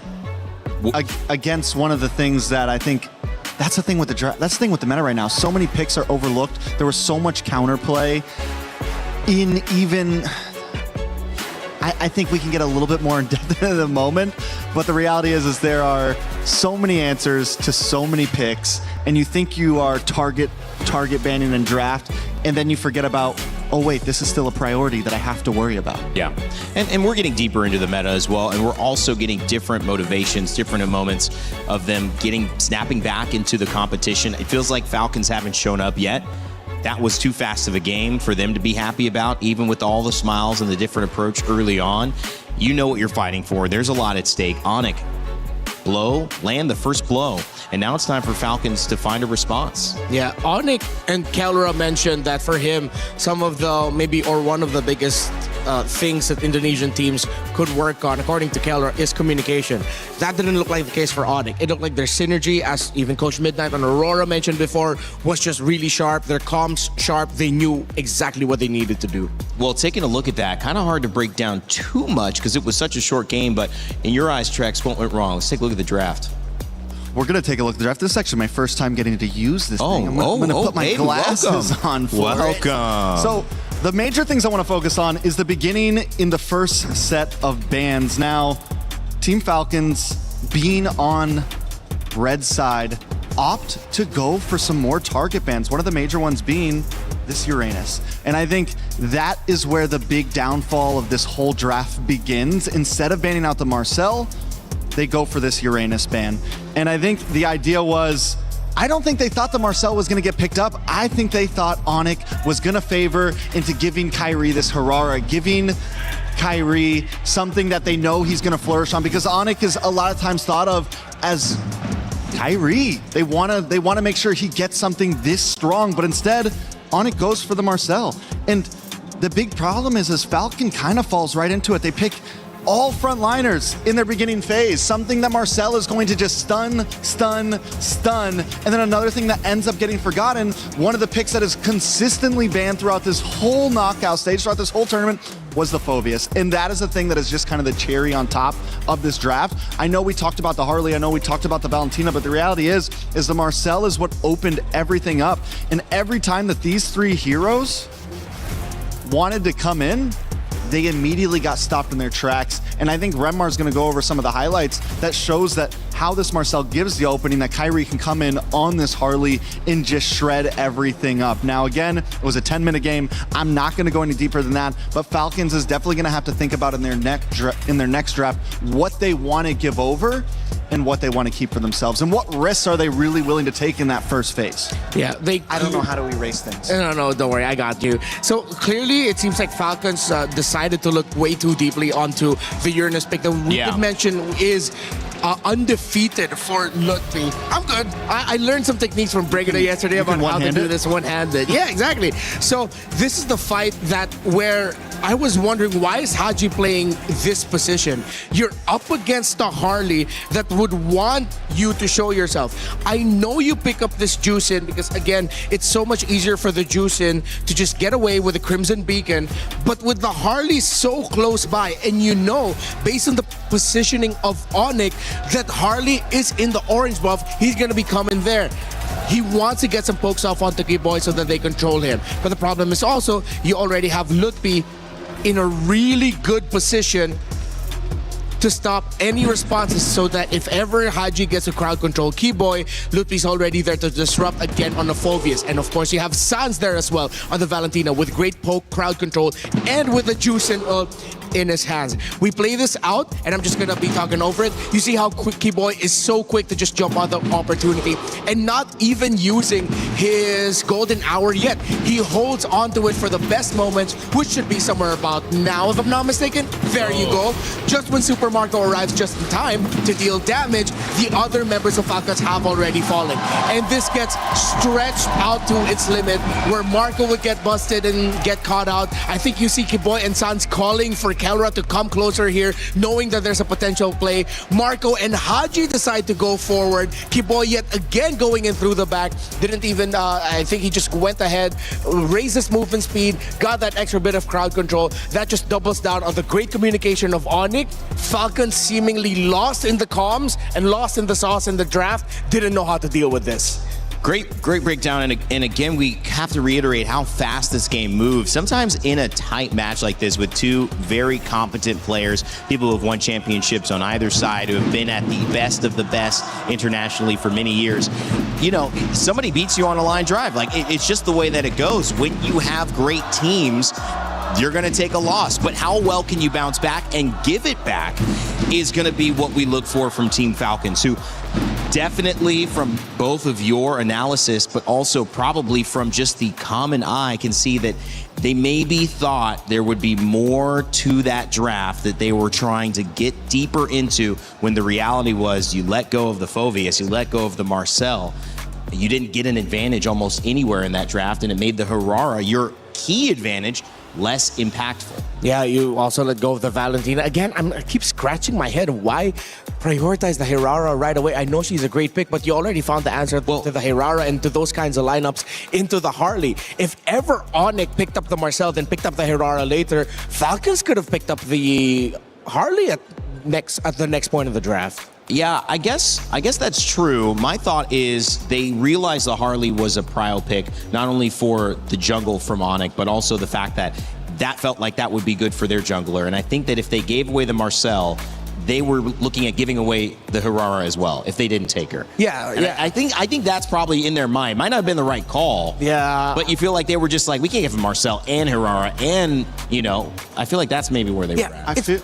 I feel like their draft was more focused on taking things away from Onyx than actually just drafting and trying to counterplay. They ban out the Uranus, they take the Esmeralda, they take the Hirara. It's more of, let's see if we can take away some of these power picks from Onyx, instead of exactly thinking too far ahead, because you're completely correct. They could have given up the Harara. They would have got the Harley, which probably would have done better against the Marcel because you're not getting up close and personal, which probably would have done better against the Harara because you're not getting up close and personal. It gives you more kite to pair well with your Jushin that you're possibly going to get. Just overall, the draft could have been approached differently. But one thing about Falcons that we have to remember is they lost 2 games in a row yesterday and were still able to come back and win 2. It's definitely not out for them. They have the ability to always recuperate themselves. Yeah. I mean, when you look at this conversation and you take a look at the head-to-head and the player spotlights, it's Kelra who also had a very good game, 9-0 on the Granger. Remember that Claude was banned on the side of Super Marco. And while we do focus a lot on jungle, EXP, we even focus on mid, one of the stable foundation points for both of these teams is who has a better game. Is it Kelra or is it Super Marco? And it felt like they leaned better in the draft on that one as well. Yeah, they ended up with a great combo for the Granger. If Harley's not going to get the kills and Granger's going to quickly get the stacks, we saw the Marcel, Valentina at the center. Again, if Falcons, you got to stick to the textbook. If you're willing to give up Marcel, pick up the Valentina. Ever since Marcel popped up in the meta, that's always been one of the things you want to pick up against it. That's why you see some teams on the blue side who want to get Marcel. They ban Valentina in the first phase because they want to be able to set up and manipulate the draft so that the other side is thinking, oh, do we ban Marcel? What are we going to do? I think this is just one of those cases where Falcons made it easy for Onyx in the draft, making it easier for them in the game. Interesting. Trex, your thought on this Valentina? Renmar's pretty focused on. I mean, it's one of the reasons why Valentina has consistently stayed in the meta, because every time some new crazy hero comes out with an insane ultimate, how do you counter it? Well, you just get the ultimate for your own team as well, right? It's something that even if Valentina gets a little nerfed in terms of damage, her utility, her package, her skill set will always be viable. I think I have a little theory as to why they didn't want to get the Harley up against the Marcel, because technically you could also use the golden hour on your own teammates if ever, let's say, Kyle TZ was on the Marcel. Excuse me, Kyle just now. If he was on the Harley, he gets to pop off the ultimate, and just when the Deadly Magics pops, that's when you bring down the golden hour.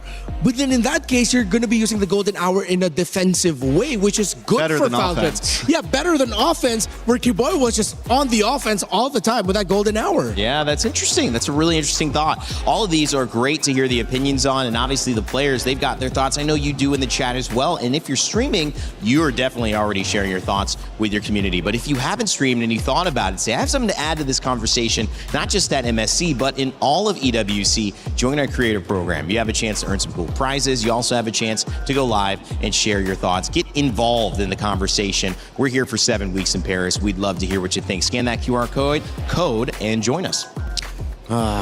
Man, I don't think Falcons expected that to happen in that fast. I think that's why we saw Flap laughing there at the end. It's like, oh yeah. Even Leo was pointing it out. I was like, yeah, at some point they probably just said, let's just go to the next one, guys. If it's a natural oversight that looks so obvious to us, I have a feeling they were just in the moment, caught off guard. Yeah. And now they have thought, okay, we can't let that happen again.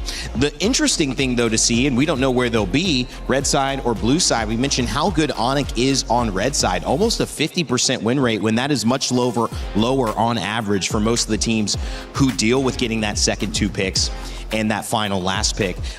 They thrive there, and they make it an even match. Will they switch over to that side? Will we see Falcons fall for another trap in that 5th pick?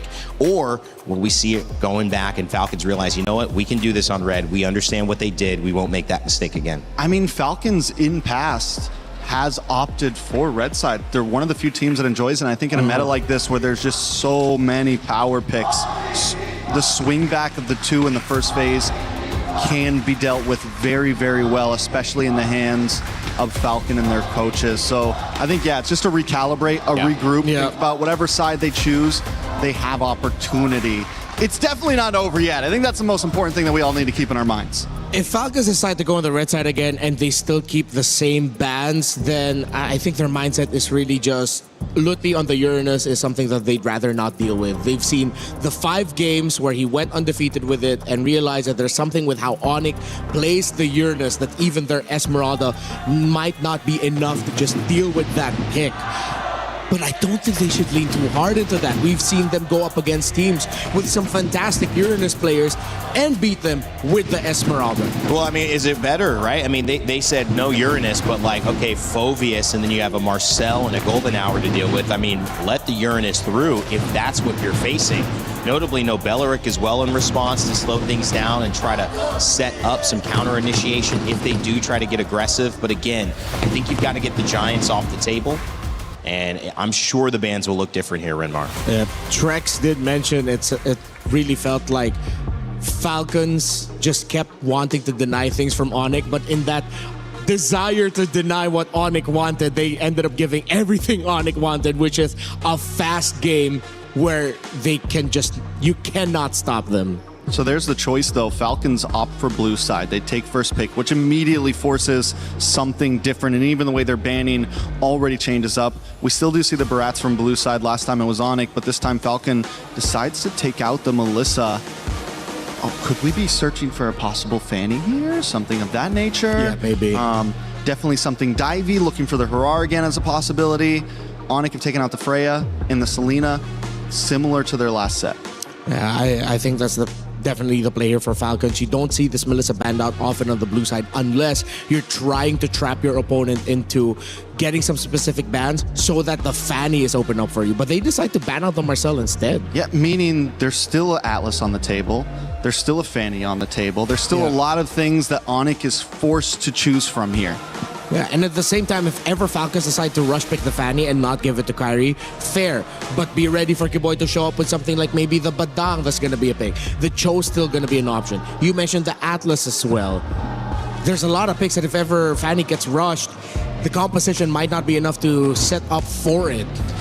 Oh, Onic says, let's play the game. Let's roll the dice. We are going to leave it all open. We take out the Valentina.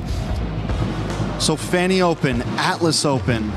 Harar is still open. Lots of opportunity. In some ways, it's saying take the Atlas. take the Atlas. You know we can't get the Valentina. You're going to have the Fatal Links. But we've sometimes seen teams that dive into the Atlas without the Atlas Barats, without the Atlas Cho, without something else to be that kind of lockdown alongside to burn Purifies, to burn Ultimates, to burn Flickers. And I like it. I think Falcons have a good response there and said, no, that's okay. We'll grab Fanny. Yeah, I think the internet would have dogged on them more if they decided to just give Kyrie the Fanny. So fair to just go ahead and pick it up despite there being so many answers open. Yeah, we have to remember what happened in Game 5 of Onyx versus Aurora. The Fanny was the nail in the coffin. And when you're behind a game like this already, it might not be something you want to give up. But this means Atlas for Onyx +1. They don't need to pick up a jungler because Fanny's already been picked on the opposite side, so they have freedom to pick up something else big in another lane. Do they go into EXP lane? Atlas? Uranus, Esmeralda still available, so is Zushin, so is Phoveus. A lot of characters that we've seen banned, and it's the Harara back in it. Interesting, but I think just trying not to show their cards too early. I wonder if there's just going to be a Belleric Atlas trade here, so we get the Belleric for Team Falcons. Will make things disruptive. I think Belleric Esmeralda would be okay. You don't pick up the Uranus. You don't pick up something like Hilda to hard focus an assassin because the Esmeralda is still open, and that if ever the Hilda gets picked up, Esmeralda will be an easy pickup for Onyx. I think Esmeralda plus mid laner. Oh, Claude, yeah, you're right. Claude and Esmeralda wouldn't be bad for Falcons. Yeah, it denies it, Claude saves Belleric. a ban. Oh, Claude Belleric, excuse me, yeah. So they decide, do we pick up the gold laner or do we pick up the Esme? Honestly, with how deep the EXP lane pool, the EXP lane goes right now, they go for the Jushin instead. You get a little bit of crowd control. You get some possibility to kite, so definitely not a bad idea. This is a hero that is never so stable and sitting in the same spot that it can kite back from the Atlas. Yeah. It also can pick up the Purify and still be very, very valuable. At least now Falcons know that they don't need to worry about that Harley. I think either you can make a case for any of the picks that show up here, whether it's going to be the Claude, and then Onyx will later just ban out the Brody. If you pick up a Sans pick, then Falcons will ban out the Claude and maybe even ban out the Harith at some point. Should be worthy. So they leave everything open again. They don't fall into the trap. They pick up the Uranus. They're probably going to ban out the Esmeralda. That forces Falcons to ban out things like the Brody, as we mentioned, and the Moskov as well. But if you ban both of them, then you're going to have to worry about a mid lane pick being very free for Suns.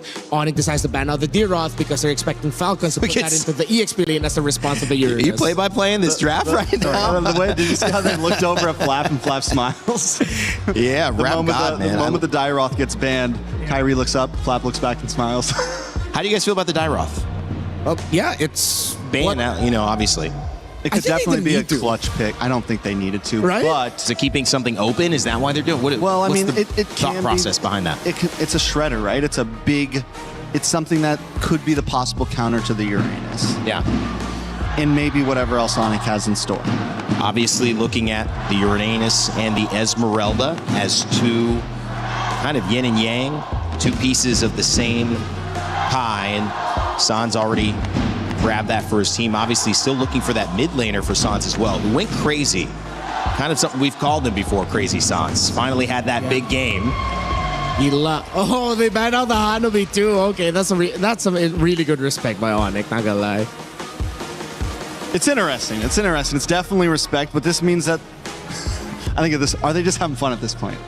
Are they just having fun? I hope not, man. I mean, I hope they are, but I also hope not. I feel like they got to understand the implications. I mean, this is for Falcons as an organization, the back-to-back-to-back. I'm sure that's not taken very lightly. With a quick game, you've got to get some edge. I'm almost wondering if this is is Onyx going to get a little crazy, go for double fighter here and like a Farza in the back or something? With the Dairoth ban, with the Hanabi ban, it's making me think that they could be going heavy front line here. Yeah, to be fair, Paquito is still open. Yeah. Paquito in the gold lane for Kelra. Give it a Sea Halberd at some point so you get some form of basic attack damage. That would be good. And then you pair it up with even more bursts in the center. So as you mentioned, the Farsa pack. The thing is, are they okay with playing the Paquito into the Jushin and the Belleric? So they pick up the Vexana, one of the heroes that we did mention all throughout this draft. Again, Onyx damage profile, their strong front is just good. The Vexana for the Hirara in the mid as a means to support that jungler is so much better. Have they had an answer to the Fanny yet? Do you feel like they're missing something here on the side of Onyx? A little bit. Yeah, could be the Moskov as they end up getting the Claude. Okay. The fact that they locked in this Vexana first, though, means they're definitely still thinking about how they want to round out this draft. But yes, Moskov could be an answer. I mean, it's not exactly an answer, but it doesn't get targeted down as easy. They haven't found any hard crowd control. Picking up the Uranus, also a little bit dangerous, because the reality is he has 0 crowd control as well, and Fanny can just move right by him. The Paquito, and it is the Paquito gold. Yeah, they're willing to play into it despite the presence of the Juice and Esme and Belleric. They're feeling it today. Onyx is feeling it today. Kelra mentioned he's more comfortable on a marksman, but he can play it. Yeah, and this is where that Dairoth ban comes in, right? Knowing we're going to have this heavy front line where if a Dairoth comes in and shreds down the armor of this Uranus, shreds down the armor of this Paquito, there could be a problem. The Vexana also will be more protected. And now you have this big group where everyone can kind of stick together, Ube-esque, and the Fanny coming into that, it is a death ball for... So that is your answer. Instead of crowd control, we just all stay together, and if Fanny comes in, you die. No need to control it. We'll just all stay in a crowd, Onyx say, as they try to go back-to-back with wins. Can they take a 2-0 lead over Team Falcon's PH? Naisu, Leo, what do you think about these drafts? I like them, man, you know. Good drafting here for both sides. It makes sense here, and I think for Falcons, after essentially that first game stop that Onyx had, this is what you want to go ahead and, you know, bring in some of your best heroes, make it work. Kyle got his Fanny.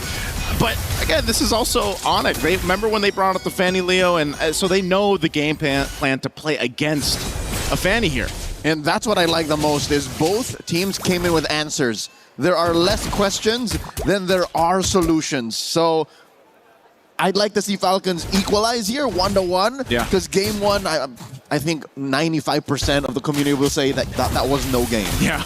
Like in their minds, they want this to be game one, basically. But nonetheless, Onyx, if they do happen to go ahead and secure this game, they'll be at that match point. And again, we've already talked about what's on the line here now for Falcons, specifically, you know, playing into this one.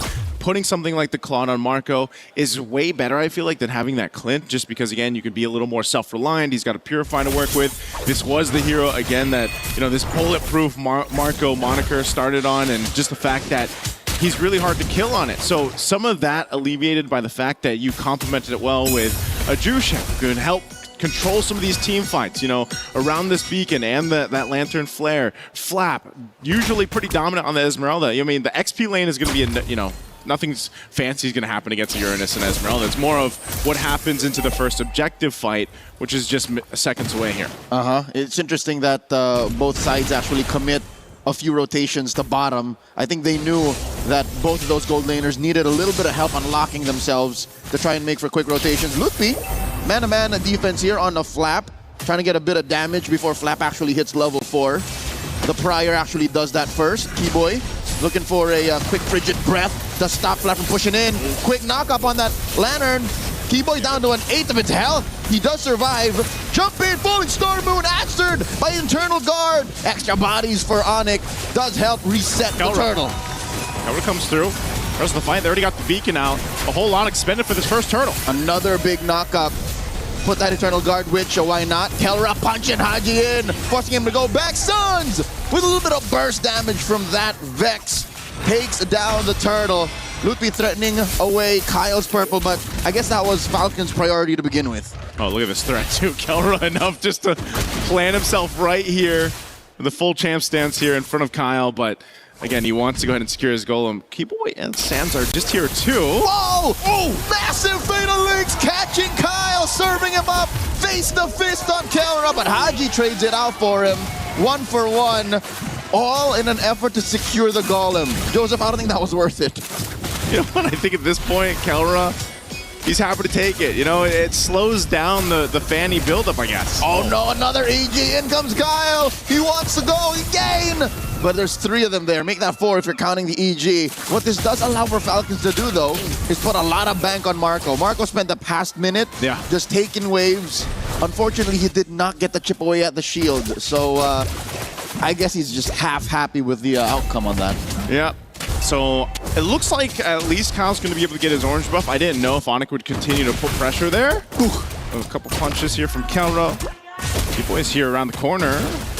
Okay, nothing's going to happen after this. Again, good responses here on both sides, but alleviating some of the pressure. Nothing built up on either side off of that, but it's mainly that kind of nature, right? When you have a fan, you got to go ahead and help secure that jungle, and that's why Onyx knows. Let's put pressure even on the green camps, the small camps if we can. Kind of slow that down a bit. And you can see there was a small lead now in terms of XP being built up by Kyrie. And Kyrie slowly rotating, holding that fence brush. Will not force it, will not push his luck and try to steal away the purple. Kyle will get it, so this will allow them to at least go 50-50 on this turtle spawning lower quarter. All right, Kelra in position too. Fighting for that. Whoa, Kyrie gonna get forced off his green camp. Oh! That wall was the bane of Falcon's existence. Tower shot coming through. Cyclone Eye to get the safety.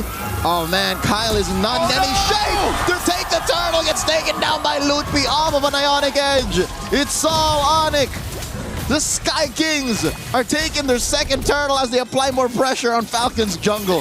I thought it was going to be the perfect escape, man. The cables going through the walls, getting a little speed boost, but then Lutpi comes through with the flicker to take him out. So now Onyx looking to build up more. Used. Oh, Ogwin used that Wrath of the Dryad defensively to stop him from pushing forward.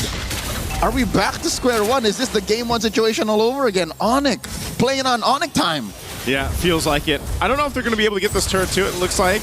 Oh, hold on. They want to attempt. Falling Star Moon. Flap. Put down about 0. Just like that. Onyx are 2,000 gold up, given that was 4 members of Onyx underneath tier 1. Yeah. It's not as devastating as game one's turtle take that, where we had that one team fight and Onyx pretty much took everything. 6-0. You know, 6-0, but Falcon's still okay.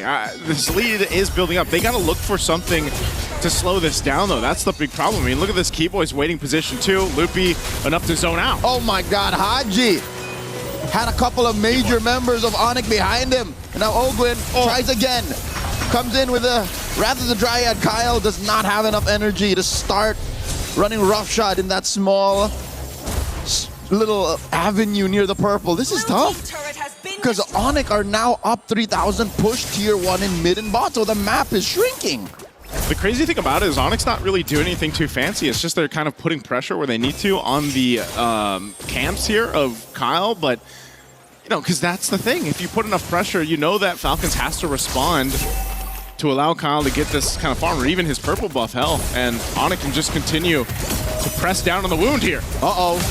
Get a quick knockup, but answer with a fatal link. Super Marco couldn't make that blazing duet last more than 2 seconds. Ogwin underneath 3. Make that 4. EG coming in, knocking up the big tree, chopping him down. Lutpi scores another. But they find a punish on Suns. Can Kyrie finish what he started? And Kyle folds. He might find a shutdown on a Kyrie here. Kyrie gets away. Oh man, the mobility again with Hirara on the showcase here. Just when you think, you know, sliver of HP left, we're going to at least take something down. At least Kyrie, but he gets away. Let's look at the replay here. Brought to us by STC again. The Eternal Guard in this fight. Enough crowd control to keep Ogwin in place.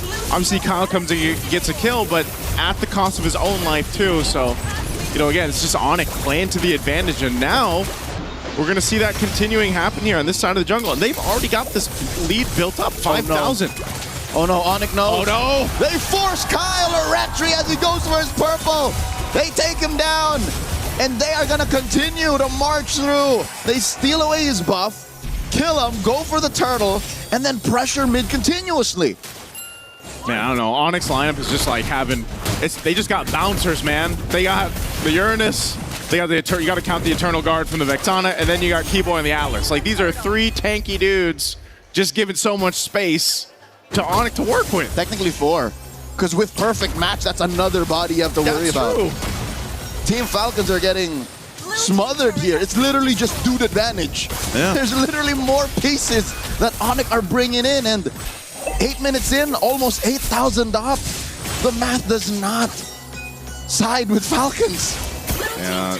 I mean, you can see this. I mean, Loopy, of all people on this Uranus, just go ahead, face off against 4 members of Falcons. Doesn't really matter. You know, he's not going to get shredded down at this point, unless somehow Falcons can catch up to this. But just like we saw in Game 1, being down, 8,000 gold leading in to eventually this First Lord, you almost expect Onyx just to secure that and start approaching these base turrets as they now take down all Tier 2 turrets of Falcons. And I would not doubt in this next wave, they're able to actually pop that holy shield. Ogren falls once again. Kyle secures his Malefic Roar, so there should be some. Oh, Flap gets knocked out by Kalra underneath that inhibitor. I don't know if there's any hope here, Leo. It looks grim. 2 of your tankier heroes being taken down in the lineup here against Onyx. Kyle's got no choice. Oh, Kyrie jumping in. Gets the beacon out too. They might just take a base turret now. All right, the siege minion will fall. They will have to wait. Kelra sitting at 3-1 and 2. Sure, look at Kyrie 404, but Kelra since minute 1 has been the forward assault. He's been basically the bouncer that can't wait to get some quick knock-up on a Lutfi, but it's enough time to buy that takedown on mid. This is the best position for Falcons to be in, but Flop gets taken down first and Oakwood too. Kyle was dealing with the wave down bottom, and now they have to clear the wave in mid, lest Onyx end it now. No way. Okay, they should be able to clear this. They still have a wave, though. There is still a wave, and Marco's here, waiting for stacks on AOT and Blazing Duet. Onyx are taking game number 2. Match point for the Sky Kings. Back-to-back games of Onyx clipping the Falcons' wings. This was faster than the Game 1. I mean, I didn't think it would end there, but Falcons, it just seemed like they really couldn't do much. Again, that was the nature, that was the story of Game 1. And you took the gamble and bringing in, this kind of lineup, this kind of jungle in the hands of Kyle. We've seen him do it before, but Onyx knows how to solve it. More than just raw time and speed, Joseph. The velocity at which Onyx won this.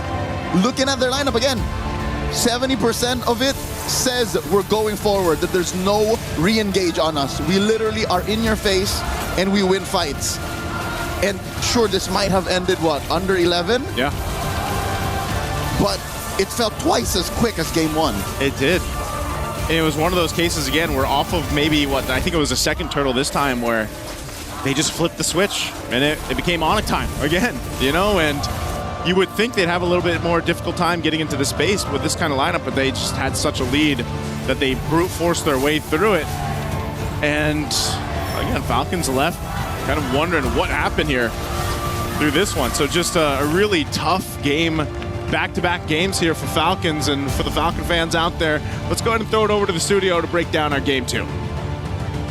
Well, jubilation continues for Onyx as they go 2-0 up and are only 1 game away from $100,000. It has been less than an hour. It has actually been less than 25 minutes of game time to earn $100,000 in what many people couldn't even go get their Uber Eats or whatever delivered by then. That's a pretty good use of your time, right? Yeah, we've yapped longer on this panel than we've seen actual gameplay in this series. That's Onyx time, man. It feels like this is like years of frustration from Onyx against Team Falcons and their members. Years of frustration from Indonesian players against Filipino players, just going out all with a bang here. Yeah. Because even in the draft, it was good. They had answers for both. Yeah. You can just put it together as Onyx are simply better today.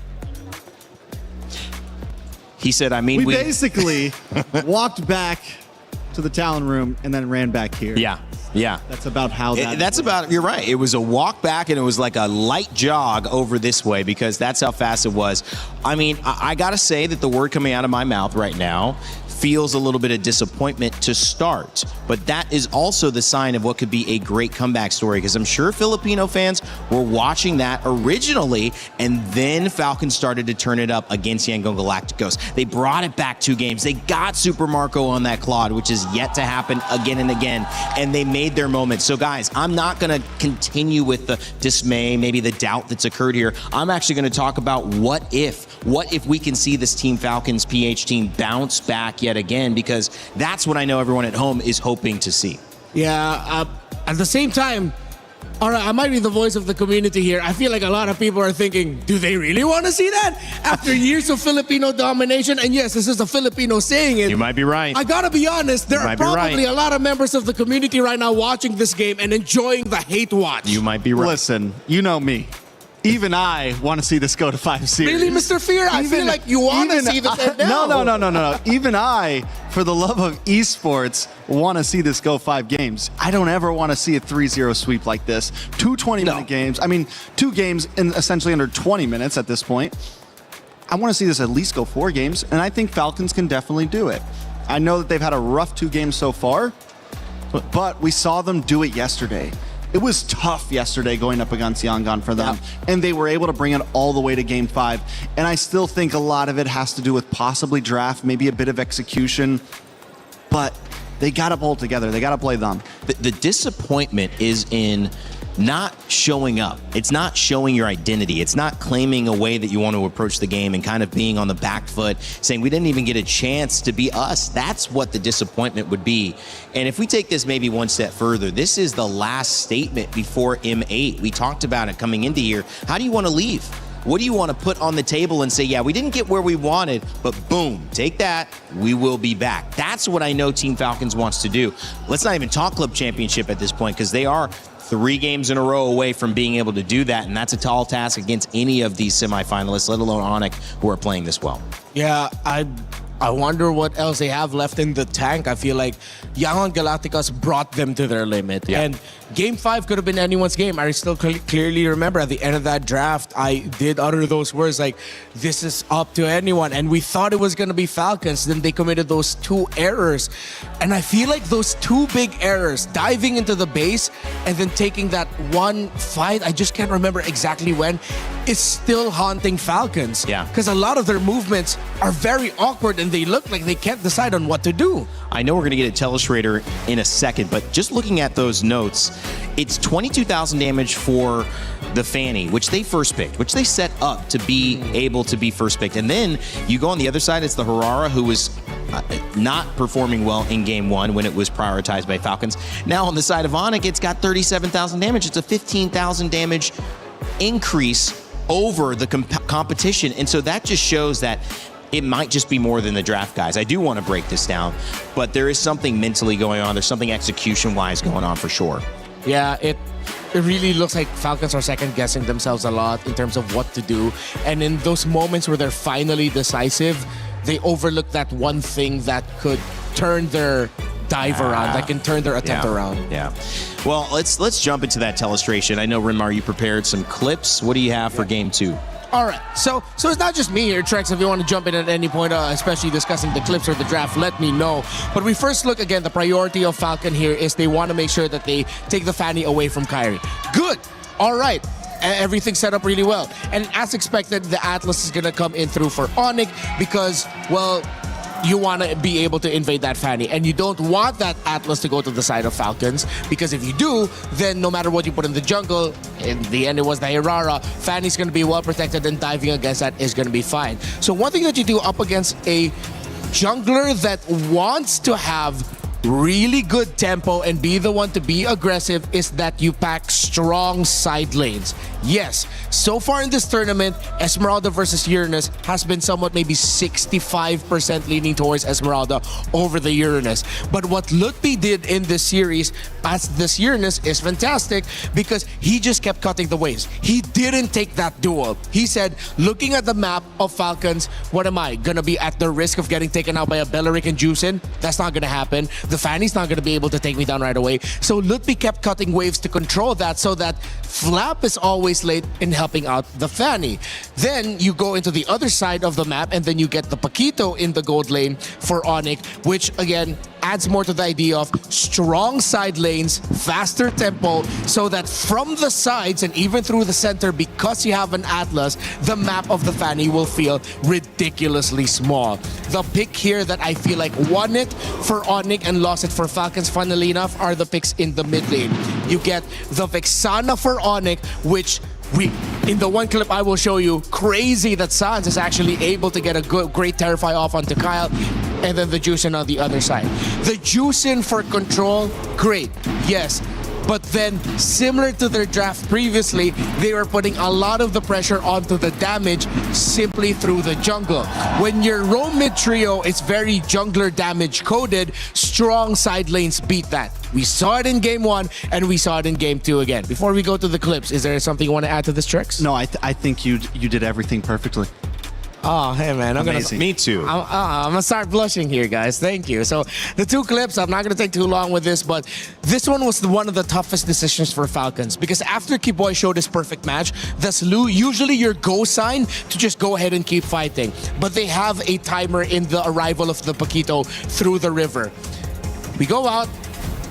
They get Kiboy down low, force out the flicker, the targeting. Kyle, he's hoping there's just enough in the tank to take down Kiboy, but he won't be able to. Because right now at this point, Marco has made the call for the rest of the team that, hey, the Paquito's on the way. And when the Paquito joins in, the Falcons made the right call here, but it was a tough call to back off.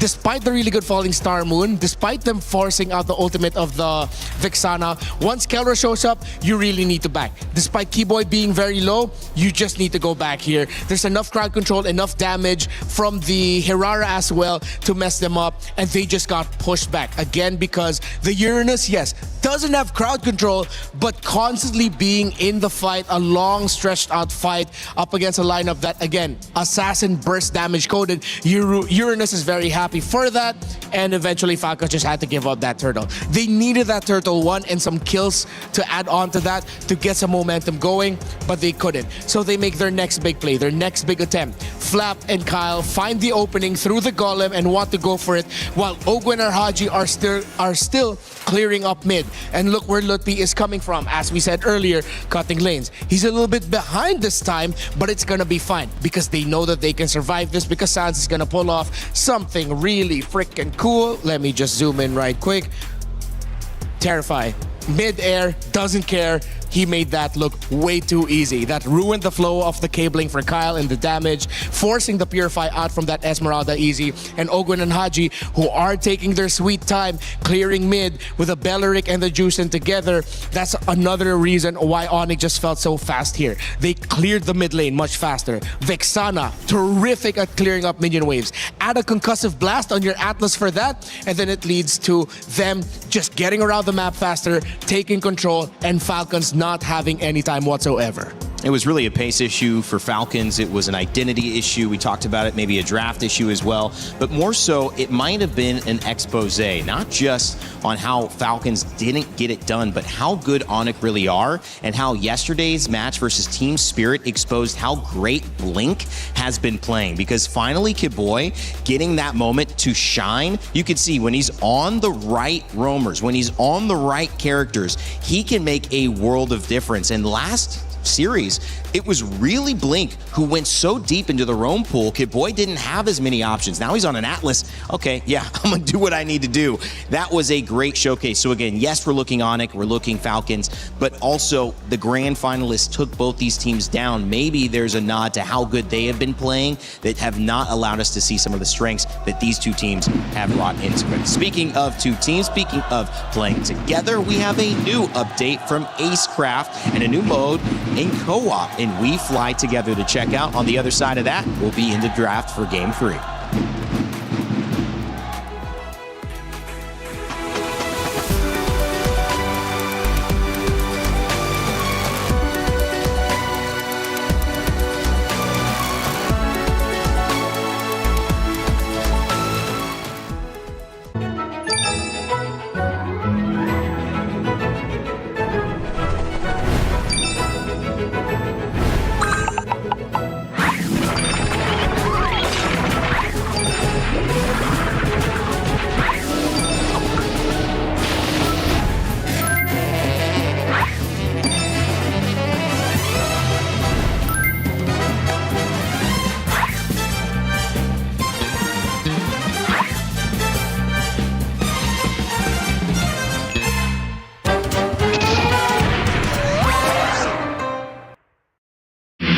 A lot of people are haunted by their past. I'm inspired by it. They're not just playing for themselves, they're really playing for their entire family.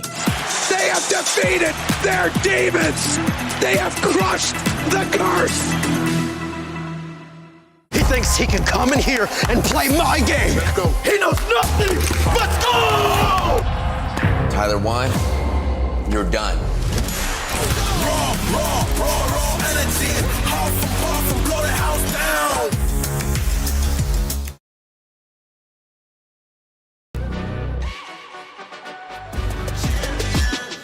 This ain't no regular thing. I came for the ring, you know what I mean. You see my name in the lights, better get right, I'm champion.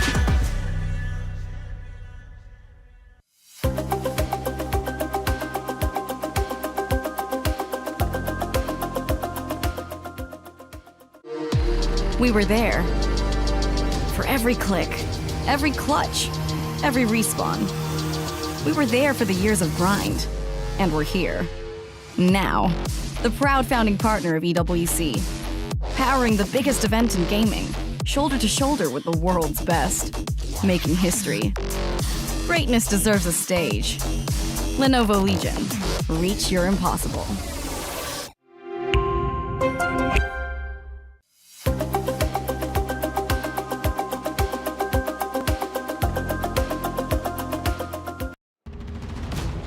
Well, if you're here in the crowd, you're having a fun time. Our Snapchat filters catching members of the audience. And speaking of the audience, it's packed now. It's going to be even bigger when we get to our grand final matchup, which is set for 2 p.m.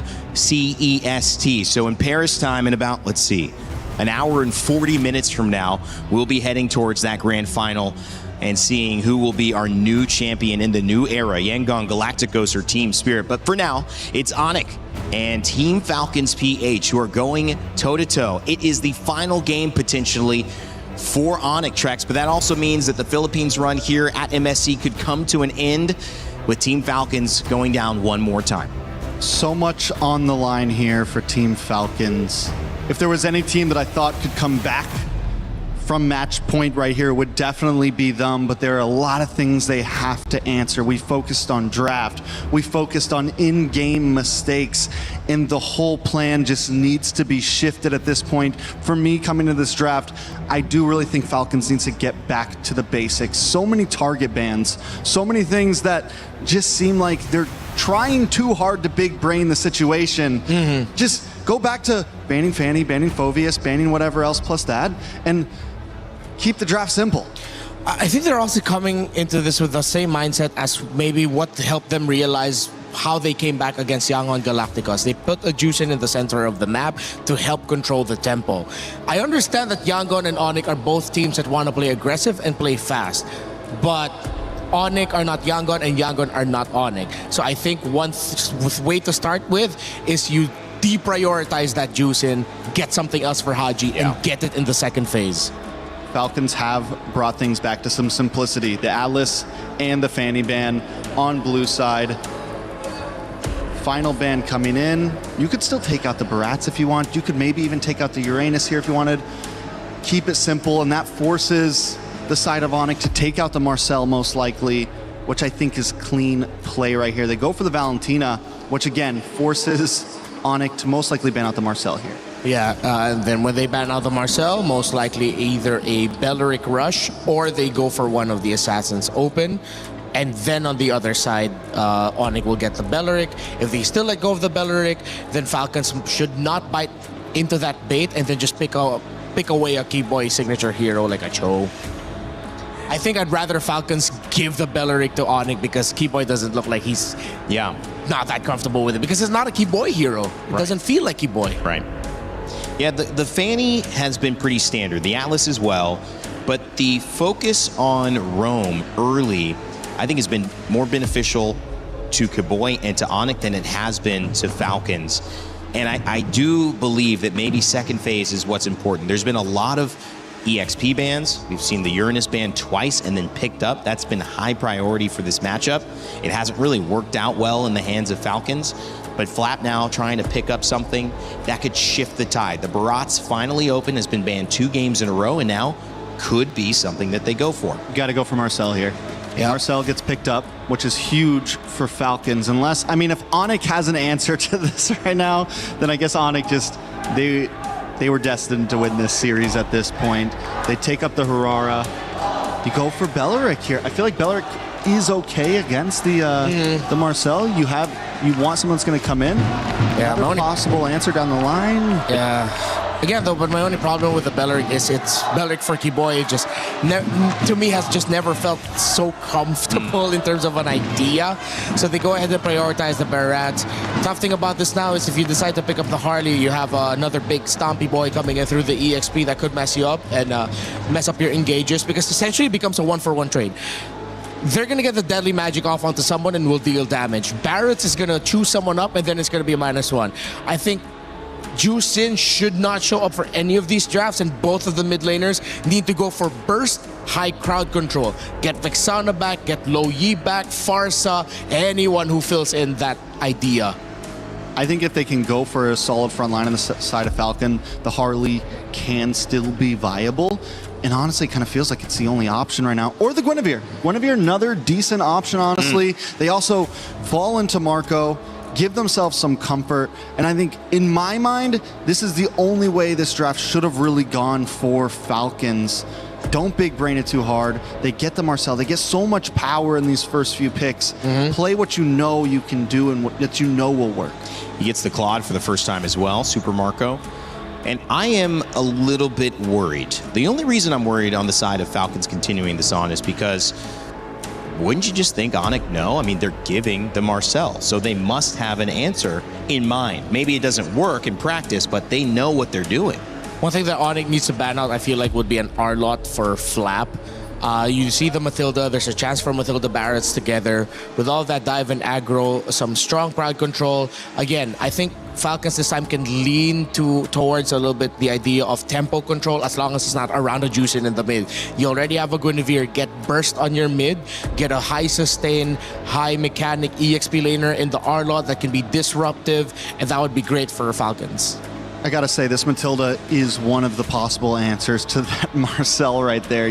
The thing about the Golden Hour is it's a pretty long animation, right? You have a few seconds, and this Matilda could buy the time. It's also not a roamer that wants to just be in your face. It's not super stable. You get movement, and to pair that all up, you can actually keep up with the Marcel in terms of rotation and moving around the map.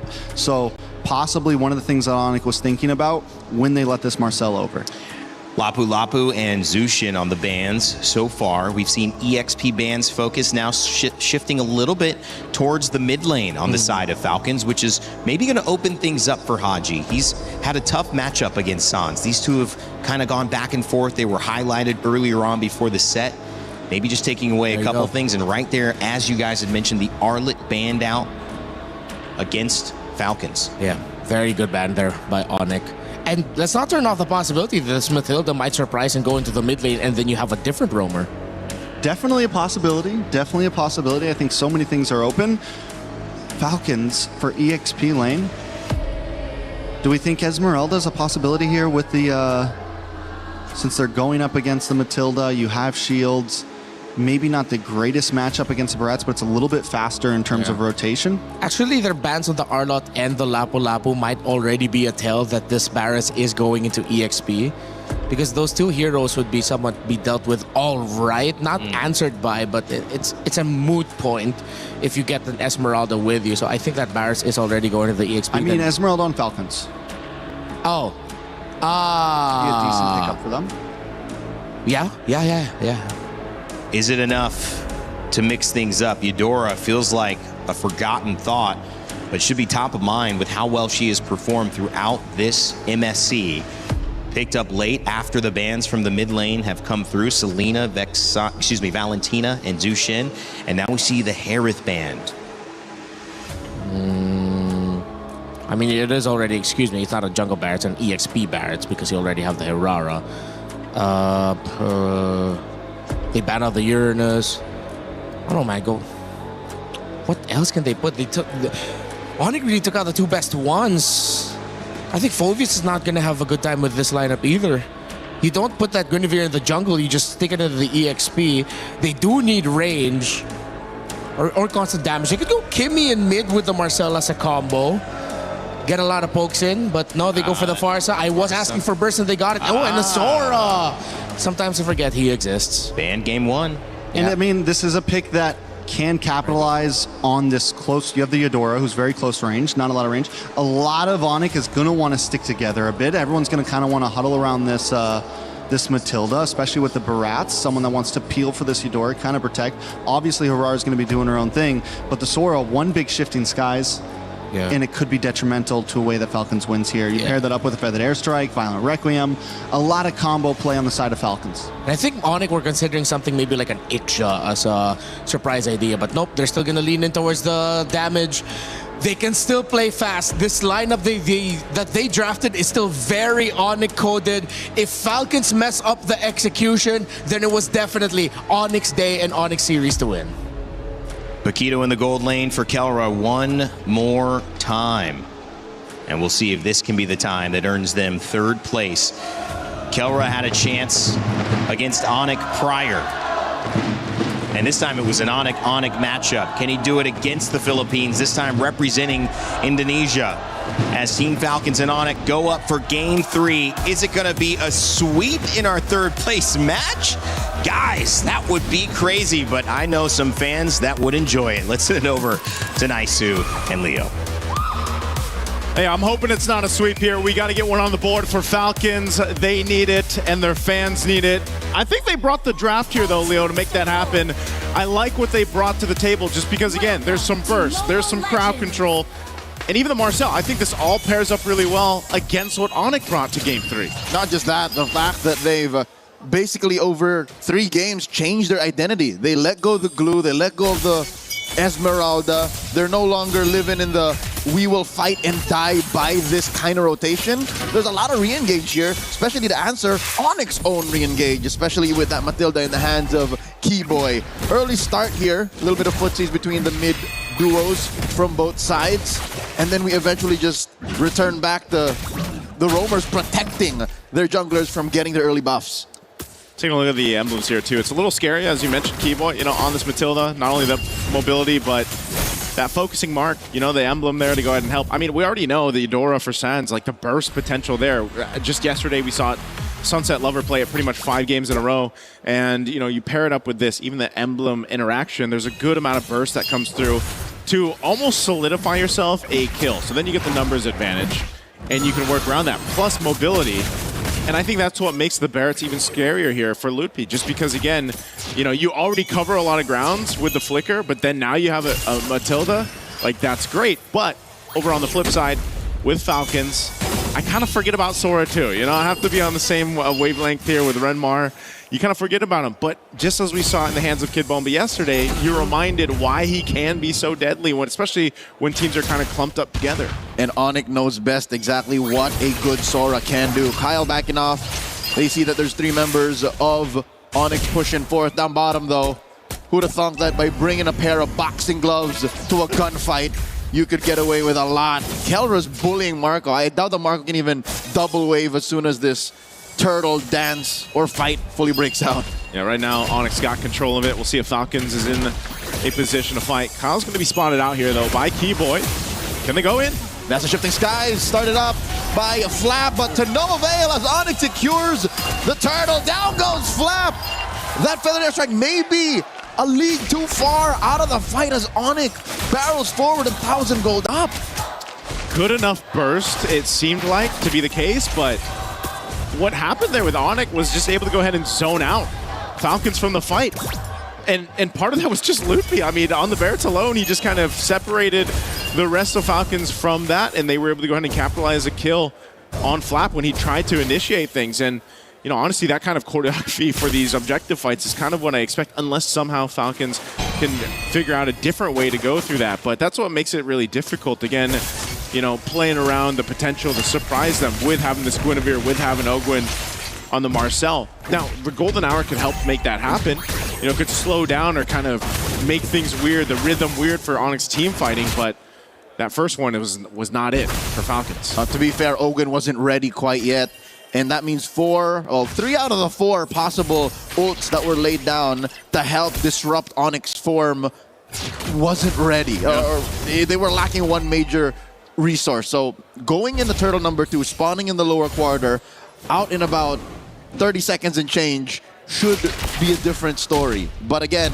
that is looking at Onyx. They still have all of their resources. That does walk into the wall, plus the feathered airstrike, but it's Kyle who falls! And Loopy walks away with it. Flap goes down too by Kyrie's blade. Onyx showing no quarter, as even Haji might fall, does not have the wings by wings! Kyrie, bloodthirsty, finds another. Even before that Kyrie play, give it up to Loopy, man, to be able to go ahead and respond that fast. Again, he saw that Kyle came through. Daytona's welcomed him, flickered defensively to get him closer to the team fight. As we look at the replay, this is what I was talking about. Boom, right there, sets things up. Sans also coming through to make sure that he got that stun off in time to make sure Loopy survived. And then, of course, Kyrie cleaning things up under a tier 2 this early on. Man, it's not looking good in game 3. Turtle number 2 is looking like a non-starter once more. Lutfi, Detna's welcome. Good amount of nothing he's chomped down, but that's just but a consolation prize for Falcons. They are in no shape to contest. Biggest lead we've seen so far throughout these 3 games. Onyx going to go ahead and stall down a little bit so that Kyrie can go ahead and grab his buff. Again, already sitting at 3-0. You know, this is the power spike already for Harara. It's going to be really difficult to play against, and that's why even your frontliners for Falcons are having such a hard time here, because even if they put themselves in this, I mean, look at that. You either get stunned, you get chomped. Oh, they are going to slow this down a little bit, but, I mean, you buy an extra second or 2 with the golden hour, and Turtle secured for Onyx. They're delaying the inevitable. Onyx knows that they were going to get the turtle anyways, but I don't know if they saw that Marco was going to work the opposite lane. So that's at least a turret on the board for Falcons. They'll help keep this lead down to a palpable 3K, but Kelra will make quick work of that turret on the other side as well. So I'd say it's still just the free turtle that Onyx are riding on that puts him up at about 4,000 gold. They find one! Oh! And Kaku saving himself. Keyboy with a circling eagle. Onyx refused to give anything over to Team Falcons. Falcons was so close to at least getting one on the board, and then Keyboy is able to survive, man. That Purify, even if they popped it, he still had the shields to go ahead and keep him alive. Really good usage there. Now they're knocking on this tier 1. Oh, Kelra. Better airstrike. Kelra coming in from the flank. Stop. Flickered in. Hadouken. Might take a Haji, but Haji does get the fly off even with the flicker from Lutfi, and the punish from Falcons is real. Oakwood punches him down. Golden hour will not save him from Sans though, as it turns into a 1-for-1. All right, the 1-for-1 trade, at least Falcons is on the board, but man, again, you're seeing it. Onyx playing around the lead that they have, and you know, one of the difficult things here as you see these fights break out is just how kind of, oh, hold on, Flap, whoa, burns a flicker. Okay, Sans is gonna be okay. So at least a battle spell expended. But again, it's weaving into these fights. The thing that Onyx lineup does so well, especially with Kelra or Kyrie, is how much they can maneuver around these team fights or around these Whoa, whoa, whoa, whoa, whoa. Was that a circling eagle leading up to Lutfi underneath tier 1, getting hit with a Requiem, and they get another. Keyboy falls, the punish from Falcons, getting 2 kills on Marco. Yeah, did they just guiding wind into their death? I mean, Onyx tried to make it seemed like he wanted to make a play, and then they got punched in the face. Yes, the only reason why it seems so unbelievable is it happened as we were swinging the camera over, and then it happened. So turtle number 3 might actually be Falcons' way to redemption. And it looks like Onyx are not going to contest, so they accept the folly of their fumble. Falcons on the board when it comes to neutrals. Yeah, that's when you say, you know, that's my bad, that's my bad, right? But MB, go again. MB, go again. Falcons able to get the last turtle. They still have some ground to cover, though. They're down a bit, a few thousand gold up to this point, but they are starting to farm up, and a big part of that is going over to Super Marco. Whoa, whoa, whoa, whoa, whoa. All right, wings by wings out. Marco, can we take a look at the items to see where Super Marco is?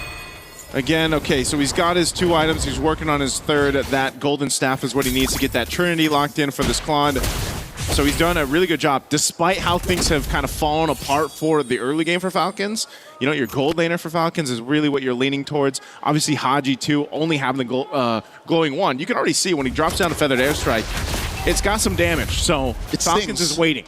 A little bit of a sting there. And he's down a full 1,000 gold up from Sans, so Falcons have to play this very precariously. A minute until Lord spawns lower quarter. Fortunately, the long lane is in control of Falcons, so that's what Marco's been working on. Shifting skies, but he gets answered by that as well. Competitor strike 2, golden hour, compromising the rest of them. Requiem on a Suns, and Falcons get a kill. Now into the back line, circling Eagle, knocking up Kyle. Kyle's not long for this world as Kyrie scores. Killer knocks out Haji. The blazing the wet fade away by Marco, pushing them back, but they're not done. Ogwin runs through, recalls back, fight's over. Okay, fight's over. Onyx gets the upper hand in that one.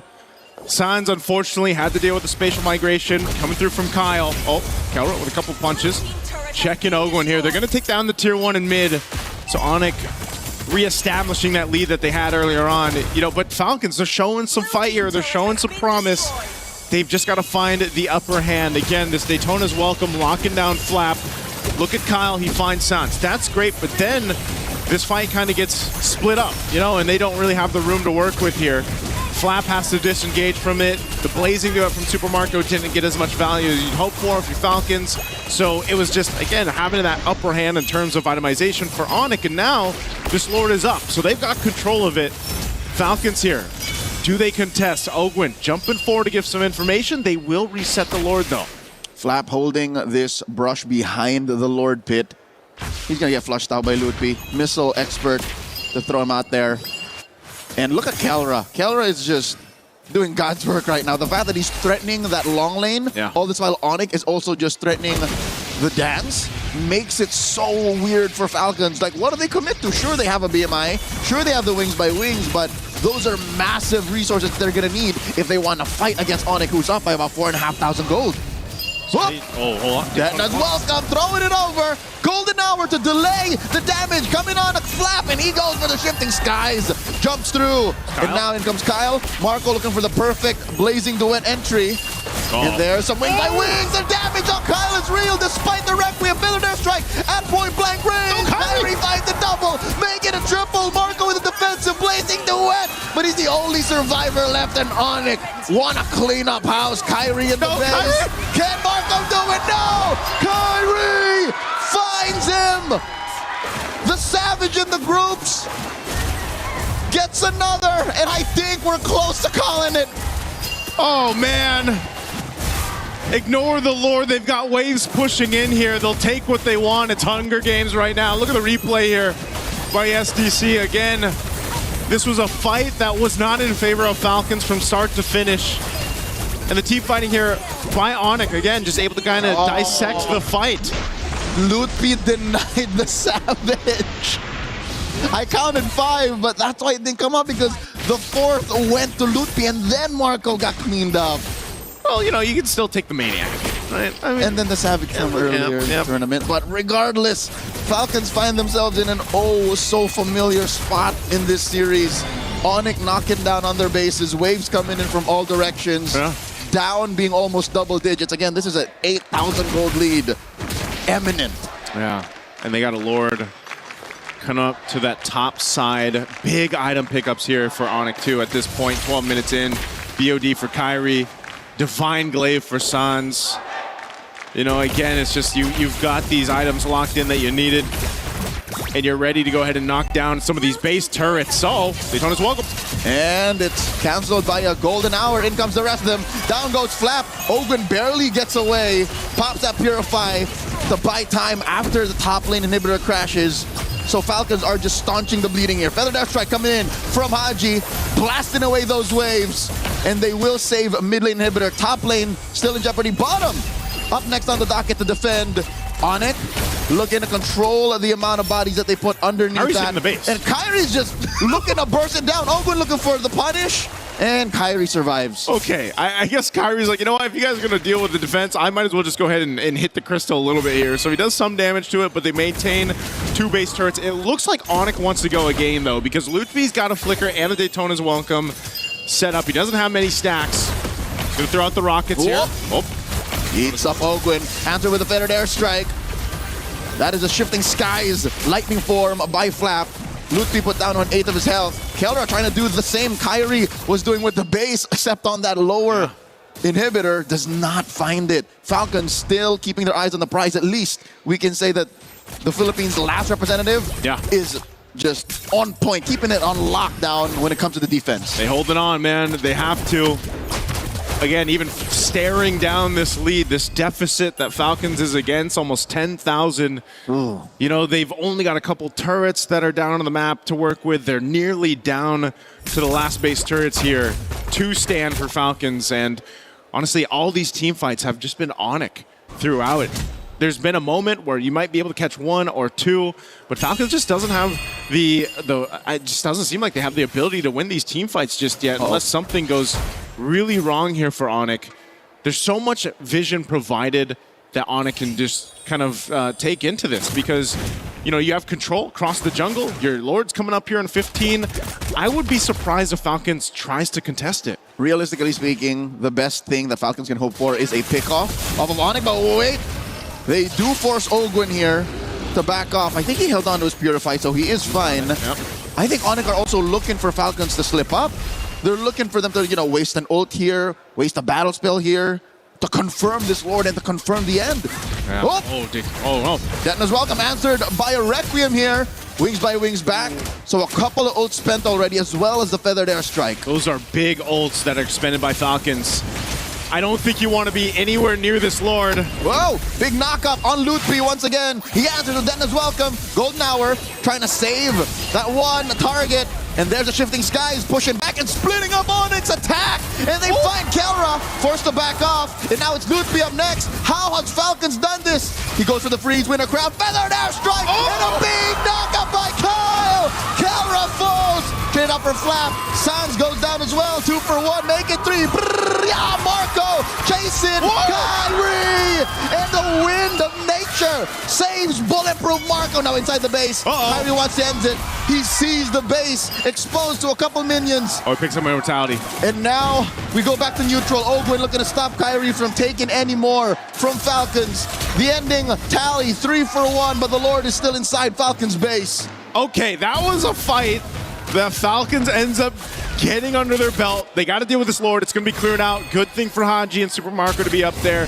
Again, they're slowly but surely getting into a fighting position, but man, did that take some work. And also, some mistakes made by Onic into that one. I mean, I guess they just, the Golden Hour threw them off. Even though the Feathered Airstrike came back off cooldown, that really helped Falcons. They got caught by Kyle's Spatial Migration, Requiem combo. So that'll keep Onic in check. Joseph, for the first time in about maybe 10 minutes, Kyle was able to taste the purple, and it was one he stole away from Kyrie. What's the most impressive out of this is the fact that no Purifies were spent by Falcons. So that means they were in the right spot at the right time for their positioning to matter and for them to split Onic up like that. If this happens once more, if this is replicated some way, somehow by Falcons in this Lord pit spawning in the upper quarter about a minute and change from now, then say goodbye to this lead. I think that puts us at deadlock. Yeah, it might just do that, and that's why now Onic, they need to be a little more cautious on how they approach these fights. Obviously, you can see Super Marco online now on the Claude. You know, the ability to hold on to these Purifies are crucial for Falcons to flip this game over. They've done an amazing job holding on to the 2 base turrets, too, that they had to. Again, even seeing 2 Lords being secured by Onic. They only lost that 1 base turret they maintain here. Now, they still have some time to go ahead and do something before this next Lord comes up, but that's why Onic is just kind of playing the patient game. Yep. Onic are on Overwatch right now. You make the wrong move, get in range in the wrong spot, and it's over. It's a pickoff, and then next thing you know, Falcons can't even contest, can't even leave their base. So they're sending bodies here to try and confirm a slow push on this tier 1 down bottom. Onic knows this. Onic knows this. It's just they don't want to risk it yet because it's so close. Oh, what is this? Ogwin. All right, he holds on to his Purify. He did get the Thundering Wrath out here, so ultimate use, but again, that's short cooldown up to this point too. Sans will have that back up before they maybe commit to this Lord. A Guardian Helm picked up too by Kyrie again. You know, he hasn't died. He's very elusive. 10-0-2. Picked up the Immortality earlier on the runaway, but now this Lord is up. Again, forget the gold lead that Onic has. Falcons can fight this through. Kyle's going to jump forward, just checking out that bush. He sees Kyrie. Oh, so now it's fighting for the space around this Lord here. Here we go. Some warning shots out of Marco on a Lutpi. Lutpi chunked down about a quarter of his health. Sets up. Oh, Lutpi. Finds one. Answered by both. A better airstrike gets them both, but Kyle falls first. Golden hour. In comes the rest of them. Shifting skies, but look at this from the side. Kelra and Marco dueling guns versus fists. Oh. And they are so close to taking down Flap. In comes Kyrie. Flap with the dash and back gets taken down. Two out of the picture. For Falcons, Onyx can smell blood in the water. They want to take down the base turrets now. Super Marco had to pop his win in nature with the pressure from Kelra onto that fight. So now backs against the wall. They want to stay in this game. Feather Dare Strike. Finally, mid lane inhibitor falls. Circling Eagle by Keyboy. Minutes away. Seconds, possibly from the end. And there's way too many minions. Onyx have delivered sweet revenge. This one's for M5. Sweeping Falcons. Who would have thought it would have been a sweep for Onyx? But they made it happen. Game 3 took a little bit longer, but still clean as ever. And this one was definitely Onyx time. This confirms Onyx's third place finish and a difference of 100 grand in the bank for both teams. GG well played, the team of Falcons of PH. Man, again, for the Falcons fans out there and the Filipino fans rooting for that last representative of MSC from the Philippines. Tough loss here to see that just kind of unfold the way that it did, but as has been MSC, you know, this year, probably the biggest and most surprising MSC we've had. And even this one, you know, this series, when a lot of people thought this would potentially be the grand final, well, you know, I don't know if Falcons was ready for this. Onyx definitely came in with a game plan. They executed it very well. I feel like even Falcons tried adjusting game to game to game, but unfortunately, it was just a little bit too late in this one. Leo, this one definitely could have been a case where maybe they turned it around enough, maybe they got a game under the belt, but Onyx really responded well. Kelra was a big part of this. Again, getting that win in nature, putting that pressure on Super Marco, as Super Marco was the main point of contention for Falcons in these fights, but it's just too much to deal with, I guess, from Onyx. Onyx just had that much of a lead that they were able to use that space and time to be able to get into better positions to threaten Falcons' imminent comeback. If this game lasted maybe 5 minutes longer, then maybe we would be going into game number 4. But as it stands, Onyx are locked in and they want history to go a certain direction. Already we're entering an age of uncertainty and massive change in MLBB esports. What more, a flip on the script from the M5 World Championship. And I think, you know, as we saw this one unfold, history will rewrite itself later on. But right now, we're going to throw it over on stage with Rose and I believe Kelra for an interview. In this third placer match, Onyx comes out on top in a sort of rematch up against Team Falcons Philippines. And of course, right now on stage, we are with none other than the gold standard, Kelra. Hello, Kelra. How are you? I'm good. Okay, Kelra, let's talk about this. Last year in Riyadh, you were in the same exact position where you were in the third placer match. This is a back-to-back match. And after that match, you told me and you told a lot of people, I don't want to be in that situation anymore. What happened today? Why are you back here? Tagalog na. Go ahead. Ako sinabi ko na ayoko na maglaro ng third battle per third uli, and last year and ngayon sasabihin ko uli yun na ayoko na uli maglaro ng battle per third dito sa EWC, and papangako kong hindi na maulit tong nangyari sa amin ngayon.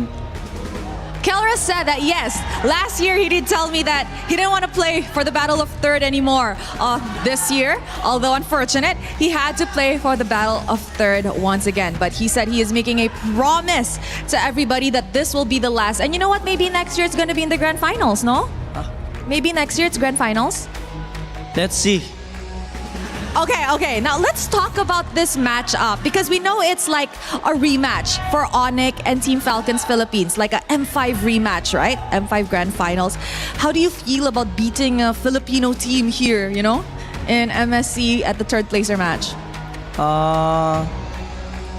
Malungkot na masaya kasi dito, yung ina-expect ng mga tao sa nung una sa yung magtatapat is kami ng Falcons sa Grand Finals nga lang. Kaso ito, battle per third eh. And wala rin nag-expect talaga na makakapasok yung TS and YG and sobrang galing talaga nila. Wala kami masabi sa performance ng Yangon and TS. Magaling talaga sila. Now, Kelra actually said, no one expected this to happen. Of course, he feels mixed emotions. He's happy that he won. At the same time, he's a little bit sad that he had to beat his fellow Filipino brothers on the other side.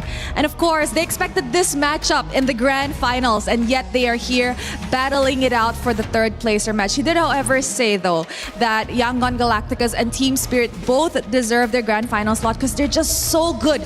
They have nothing to say. Now, you mentioned both YG and Team Spirit, who in a few moments' time will be playing in their first ever grand finals. What does that say about the MLBB ecosystem as a whole? Siguro parang nag-ano yun na kumbaga hindi naman end of PHR, kumbaga lahat talaga ng team kailangan mo respetuhin and kailangan pag-aralan. Kelra said that not having the Philippines or, the big three region in the grand final does not mean it's the end of the Philippine era, but it's more towards the teams actually need to start respecting other regions more, those underdogs, because at the end of the day, they can actually give a surprise, and that's what's happening later on. So Kelra, what's next for you? GOF. That's it, GOF? Yeah. What are your expectations for your next tournament then? Mas ina-expect ko na mas mag-perform kami sa GF muna kasi yun yung pinakamalapit na tournament namin and ina-expect ko sa team namin na magiging aral sa amin yung mga nangyari dito sa EWC.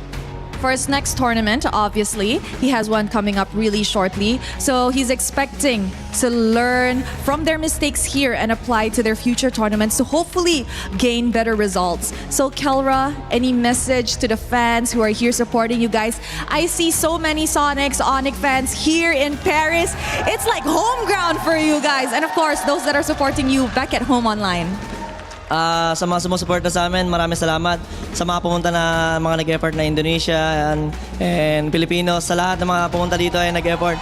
Maraming salamat sa suporta nyo and yun lang. He said thank you to everybody who came down to the arena, came down to Paris to support, Onyx and of course their journey here at the MSC at EWC 2026. Thank you as well to those who are supporting online. And any words for your family? For my family, I really miss na ko na kayo. He misses them. Thank you so much, Kelra. I hope to see you on the next tournament once again. Ladies and gentlemen, once again, Onyx finishes at the third place here at MSC at EWC 2026, ending their journey. Thank you very much. With that, let us show it to the panel. The Sonic representation here in Paris. It's been electric, as it should. The yellow and black have filled our stands at the Lenovo Legion Gauntlets, and now they've fully got something to celebrate. $100,000 in the pocket for Kelra and his squad. The gold standard earn a little bit more money when it comes to standardized gold prices, that's for sure. Heading back to our panel, guys, it's a third place match that doesn't give us too much drama, doesn't give us too many storylines to, throw in, but it just makes it very clear. It was a day for Indonesia, it was a day for Kelra and Onyx, and I think this is a nice kind of close for Kelra, having faced that Onyx third place match as well, to switch sides from the Philippines and now do it for Indonesia. Yeah, it's long-term storytelling if you look at it. If you look at it in just a singular tournament, it makes no sense. But then if you look back at previous years, if you take it all the way back to 2023 in the M5 World Championship, and of course all the other times that Filipino teams have beat Indonesian teams, it's a great day for the Indonesian fans. It's a great day for Onyx fans. Great day for Kelra. Pretty sure Kyrie, Keyboy, and Son just went, finally.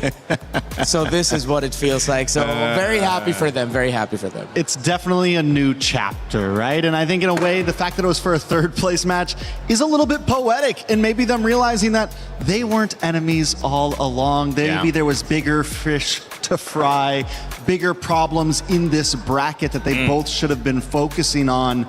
And now it's a new chapter, right? Maybe not a new era, but essentially for MLBB in general, we're seeing with all of these new teams coming up with two of the biggest faces in MLBB fighting out for third place.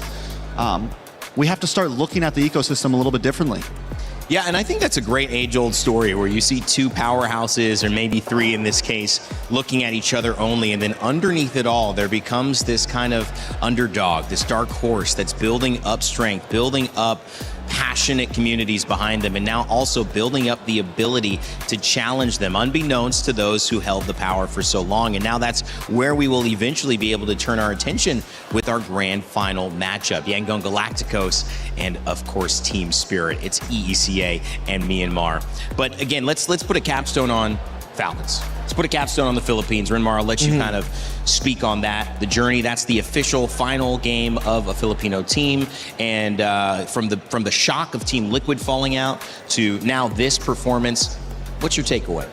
I think my takeaway is now, even more so, I am more excited to get back home and cast MPL Philippines, because I know the teams who have seen the Titans rule for so long. Of course, Onyx is expected to be a contender now heading into that. I think all the teams back home, they are salivating at the opportunity and the realization that this meta game, how Moonton has now developed this game where it's not so clear-cut textbook. You have to have a lot of room, creativity, cheese picks, pocket picks, all the more welcome now that the biggest dogs back home now have to worry. Yeah. They have to worry. And if everything stays like this at this point, not even just MPLPH, but so many different leagues around the world, I feel like are going to be chaos at this point. Because it's true, even from that match there, we just saw the possibilities of no matter what you get, sometimes it can still lose. And even some of the best coaches in the world are still scrambling in draft, are still scrambling in game. It's this meta, this MSC has been one of the most dynamic and interesting ways. And I mean, even us as casters, we haven't really been able to guess drafts. We have been scrambling, trying to figure everything out. But part of that is that sometimes they're wrong. I mean, the players are sometimes wrong, and we're proving it here. Not that they haven't put the effort in, not that they aren't amazing and some of the best in the world, but they're trying something, and it's clear that there isn't a clear answer. I think this is the way that the world is going, though. As you can see it, you know, school is hopefully becoming more expansive. We're getting out of those. There is one right way to describe this or to say this. Out-of-the-box answers are being appreciated because we're getting exposed to so many different ideas, and I think that's just what's happening in MLBB as well. Yeah, for the longest time, the Philippine era has been highlighted by what we call checklists. Checklists of conditions that you need to take in the draft and in the game before you commit certain actions. The dynamism of this meta, as Trex pointed out, came from the fact that that checklist has been thrown out. Because now you have heroes such as the Hiraro and Paquito, who, by the way, it's kind of criminal that they both ended up for Onyx alongside that Barrett's, wherein you can now just have one or two to do whatever they want in the map, and that's your checklist. Because they gain so many things from that. Either they already take out one member of the opposing team, and with that gone, it's the Wild West. Do whatever you want as long as you're man marking properly. It's tough. It's tough to overanalyze, Trex. I want to, kind of lean into your thoughts as well. Coming in from a region in the Americas, we saw Entity 7 have a really nice run. They obviously were able to take down Team Liquid Philippines, but it's more to the story of these regions that we maybe don't expect or bring a unique perspective, having less of a spotlight and therefore less awareness of what they believe, how they draft, what they're doing at the global stage. Maybe we're just seeing some of those ideas. It's their time to shine right now. Yeah, I mean, it's definitely, opportunity has shown that teams that are thinking outside of the box are winning games, right? Opportunity has shown that. Even Kelra in his interview there saying that it's time to start respecting other regions. It's time to start respecting the fact that MLBB globally has grown so much in a competitive esports sense that so many regions are ahead of the trend, and with an ever-evolving meta like this one, it is favoriting those regions that are constantly playing against, not your checklist players, not your checklist coaches. People are like, hey, well, let's try this, or let's try this, or let's break the box a little bit and get outside of the mold. And that's exactly why we have the grand finals we're going to have today, right? Well, I think it's interesting because we just saw, if you were paying attention to sports, another world record being broken for an under 4-minute mile. Earlier on in our lives, we thought that was not possible. Many people did not think you could break a 4-minute mile. But now that we've seen it happen and we've seen a world record broken again with that, you now can train for a 4-minute mile because you know it's possible. Before then, Rimar, no one's training to get a sub 4-minute mile because they don't think you can do it. And that's kind of the thing here. A lot of these teams, I feel like, and again, this is the eye test. This is me not knowing MLBB and coming in. Didn't know that these types of ways of playing the game existed. And now they're like, you know, we need to go back to the drawing board. I can't just adapt in a day. Like, I need to rethink the way I'm thinking about MLBB. Yeah, I think there's always been a very clear distinction of how you play the game in the pro scene and how you play the game just for normal people like us. Now, even more so, you're seeing a little bit more of a closer reflection of somewhat RG style thoughts where it's like, yeah, I'm gonna go ahead and do this thing. Is it the most efficient looking move possible? No, but it's gonna get me something good, and that might translate better for the rest of my team. Yeah. The game slowed down and then now it's sped up again. We're back to what MLBB was like years ago. Faster, damage. Whoever gets the most kills simply wins the game. Be willing to give up objectives. Get bodies because you can get more objectives. Yeah. For the longest time, it's just been objectives. It is highly micro, yes, this is true. And I noticed it when we came into knockouts, even to the point where Lord dances aren't as long anymore, right? Yeah, sometimes a Lord fight could last 2 or 3 minutes, you know, just kind of testing the waters, trying to play off lane, things like that. And it is definitely tightened down. Yesterday, I think we saw Lord get bursted down in about 6 seconds from Falcons, stealing it away from Yangon. Teams are willing to take those risks. And I think that is, you know, it's high-risk situations, and the teams that are willing to do them and execute them correctly end up getting the wins. Yeah, the esports side, the pro side, was forced to evolve because the game evolved. Yeah, and you can see, you know, when it comes to performances, there's no doubting that Kyrie had a great game, that he was able to be dominant across all of these matchups, whether he had the Harara or whether he didn't.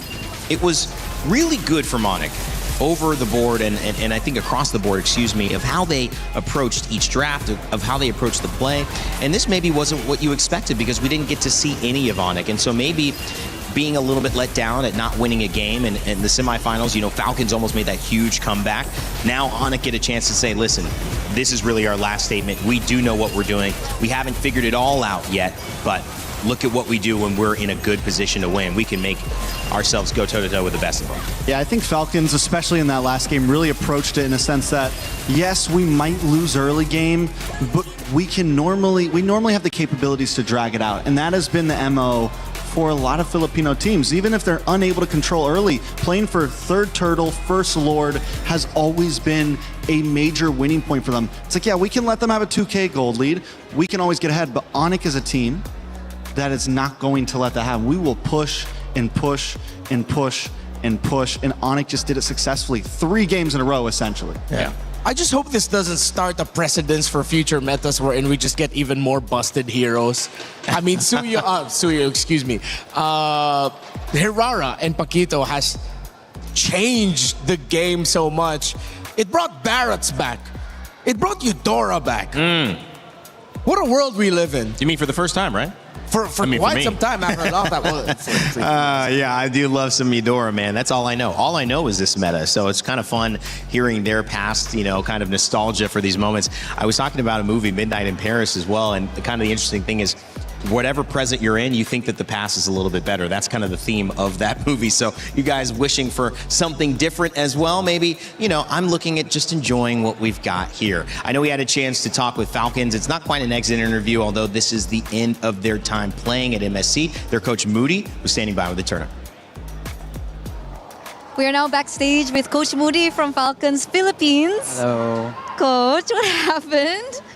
I guess for this series, based on what happened yesterday, Onic was the better team today. Like, they did the reset better. Of course, it was tragic for us, but yeah, we'll surely bounce back. Okay, so it was maybe mentality going into the game? Yes. Because it was a 3-0, Coach. not what we expected as well. What did you think happened? Do you think was it from the drafts that were a little bit difficult, challenging? For sure. or- I mean, the drafts were pretty much also. We kind of messed up as well. So, Okay. In general, all of the team, I think. So including execution or Yeah, more execution so- and draft, yes. Okay, so 50-50. Yes. 50-50. What, were the players okay? Like, what was the mentality coming into this match? We were trying to boost their morale, but somehow it's just not there, you know? Like the energy was different from yesterday. Understandably so. Yeah. Sorry. It's okay. I have nothing more to say. Okay. Well, the rematch, succeeded for Onyx. What do you think was different about Onyx this time? Just like what I said, I think they were more prepared and they did the reset better. And they were just a better team today. Just a better team, just in general, better Yeah. team. Is there nothing specific that you saw, as a coach, like you saw maybe a certain player's performance was better, or? It's hard to say because I feel like we were also playing bad, you know? Okay, Yeah. understandable. And of course, again, I think we talked about it a little bit yesterday, but what I really wanted to emphasize on was the fact that it seems like all the other regions are catching up. Yeah. No ID, no No- Malaysia, no Philippines. Philippines. What do you think this means about the ecosystem right now?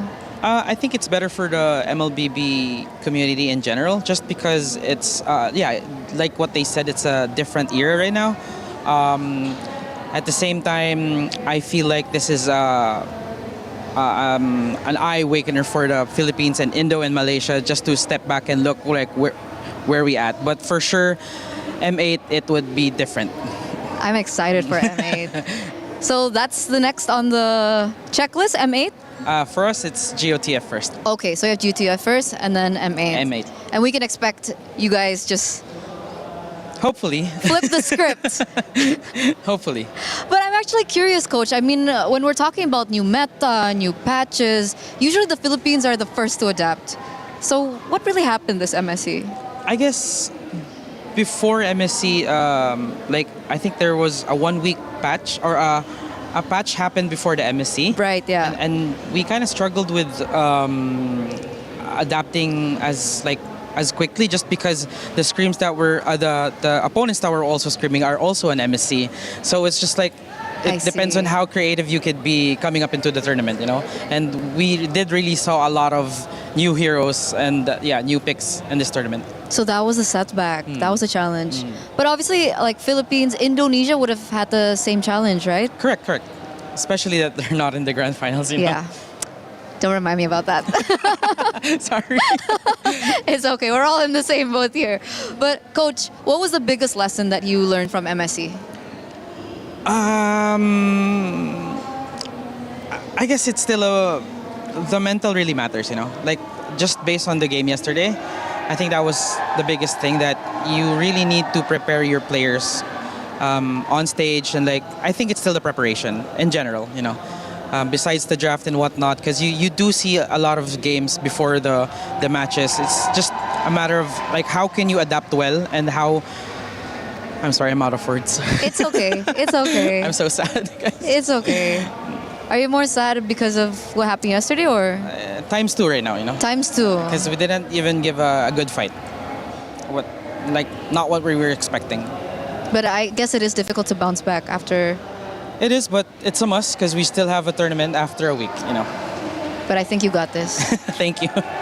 Coach, this is the final interview I'm going to be having with you. You particular, is there anything that you want to share? Maybe to someone, or about anything, what's going on in your mind, anything like that? I guess overall regarding the MLBB community, we're still people trying our best and doing our job. Regardless if you're a Filipino, Malaysian, or Indonesian, whatever, this is still good for the MLBB community. And thank you so much. And I'll speak in Tagalog. Of Maraming course. salamat sa pagsuporta sa Pilipinas. Babawi kami sa M8 or GOTF, especially next EWC. Maraming salamat, guys. Keep supporting Falcons, guys. Coach, thank you so much for this interview. I know it's not easy, and I'm seeing emotions coming up to the surface. Let's end this now. Thank you, guys. I like Moody. I like the approach. I like the energy. I like the fact that he's just being straight up with it, and that's sometimes what you got to do when a loss shows up for you. You just have to be straight up and trying to learn from it. I feel like we were robbed of an opportunity to see Coach Moody sing on the international stage. Yeah. But there's always that there's always the next big major international. Hopefully he gets to sing then. I'm glad that he wasn't completely broken down like we've seen some of the. He was able to keep a positive attitude, you know? Yeah. I mean, obviously sad. Obviously, these two teams that weren't able to make it to grand finals, it was tough for them. But I think he was able to hold his composure well and knows that there's still a lot ahead for his team. Yeah. I mean, you've got games of the future coming up. You have more tournaments. You have M8 around the corner as well. And this is not a team that's going to just take this loss and we never see them again. And also, they're still walking away with a decent chunk of change. Yeah, they're still walking away with a decent chunk of change. That's for sure. The difference, I think, 150 from that fourth to 250, which Onyx just grabbed by winning in the third place matchup. Guys, as we take a look at the bracket and the schedule coming up to close out our day, close out this part of it, I want to give you two opportunities to talk about what we're going to be seeing coming up. A new chapter being written. I know we said history rewritten, but maybe that history is there. Maybe it's important that it's there for this new chapter to have the same amount of significance that it does, because you're not seeing any of the three top regions. You're seeing Myanmar going up against EECA. So I'll start with you, Rinmar and Trex. You can close us with your final thoughts on today's set, but also looking ahead. It's great long-term storytelling on the side of Spirit. I'm looking at two people. Sawa and Sunset Lover have been here since the very beginning. They have been the faces of their region since the start, and now they're fighting the grand finals of a major international. A long time. Meanwhile, on the other side, for Myanmar, Trex, it's long-term storytelling for a country that's been begging to be back on this level, and here they are. It is honestly, no matter who wins here, the storyline is supreme. Yeah. You have Team Spirit that for the past couple of years have been so close to this moment and always fall a little bit short. They have been regular top 8 team, top 4 sometimes, have always had it just within their distance and then just can't quite make it. And then you have Myanmar, who have essentially were so hyped for a while and then they kept on not making it. Falling out early, not making it top 8 or just making it top 8 and then getting cut short. And now 5 years later, they're finally sitting in the grand finals again. And from both sides, it is hard to say who's really the favorite here. And seeing them clash up, it's just going to be history in the making. We do love it. And I think maybe that's a better way to put it. It's going to be historic, whether we're going in the past, whether we're going in the future. This is going to be something that is noted of. Will it be as noted as the Odyssey, something that happened like 3,000 years ago? I don't know. 400 years, we'll have our MLBB Homer writing about this. But maybe we did say Yangon Galacticos are the best team in the galaxy. So far, no one has been able to disprove that statement. And I don't think anybody from another planet is going to be able to join us before 2 p.m., which is when this final will start. If you think you know who it's going to be, Team Spirit or Yangon Galacticos, get your pick'ems in because you have your chance to earn $300,000, your share of that prize. So maybe you were right on this first one. Maybe you'll be right on this next one. Rinmar, Trex, it's been a pleasure, guys. Been a pleasure. Working with you. Fantastic MLBB, fantastic MSC. Coming up, we got some more fun content. You'll hear from those guys about their highlights of this tournament so far. And on the other side, we will begin our grand finals. Play is in our DNA. Whenever we let it out, it becomes our superpower. Now imagine an entire city being built to supercharge it. Kadir City, powered by play.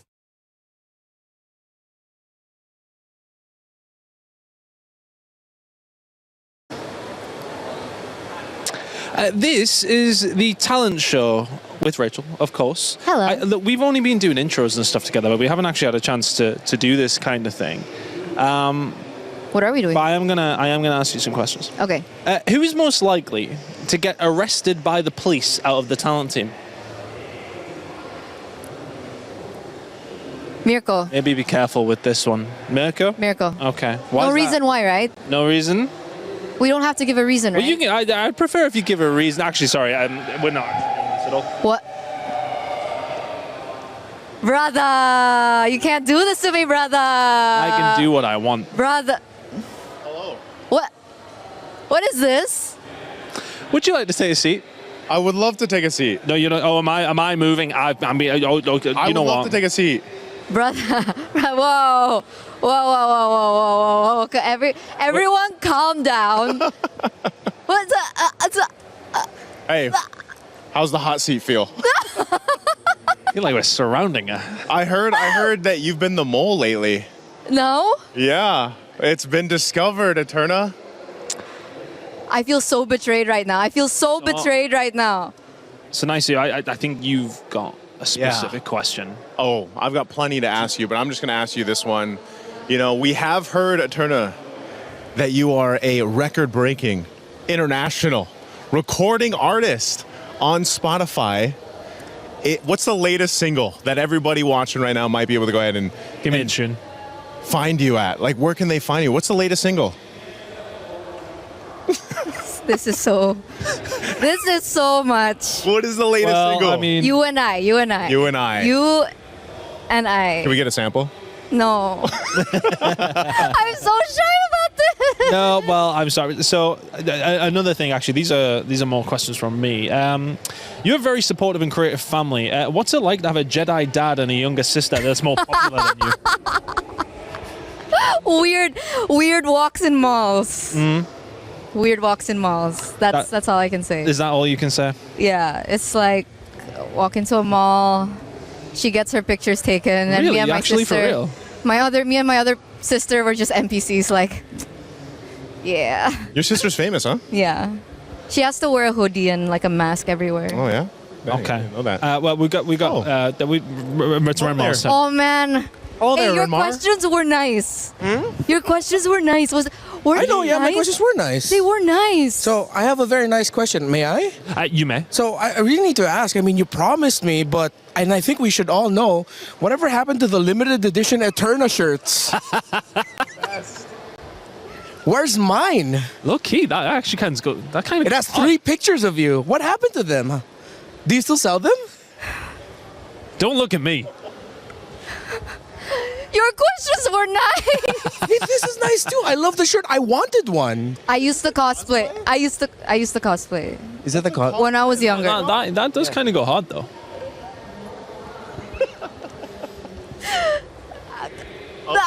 So yeah, update. What damn. happened to them? They're gone. They're gone? They're gone. How wide is the lens? That's what I want to know. We got the whole gang on here. Wait, why is Wait, he? I've got another question before we actually jump into things. What happened with Goni? What the? Gani. Goni. Hey. Look,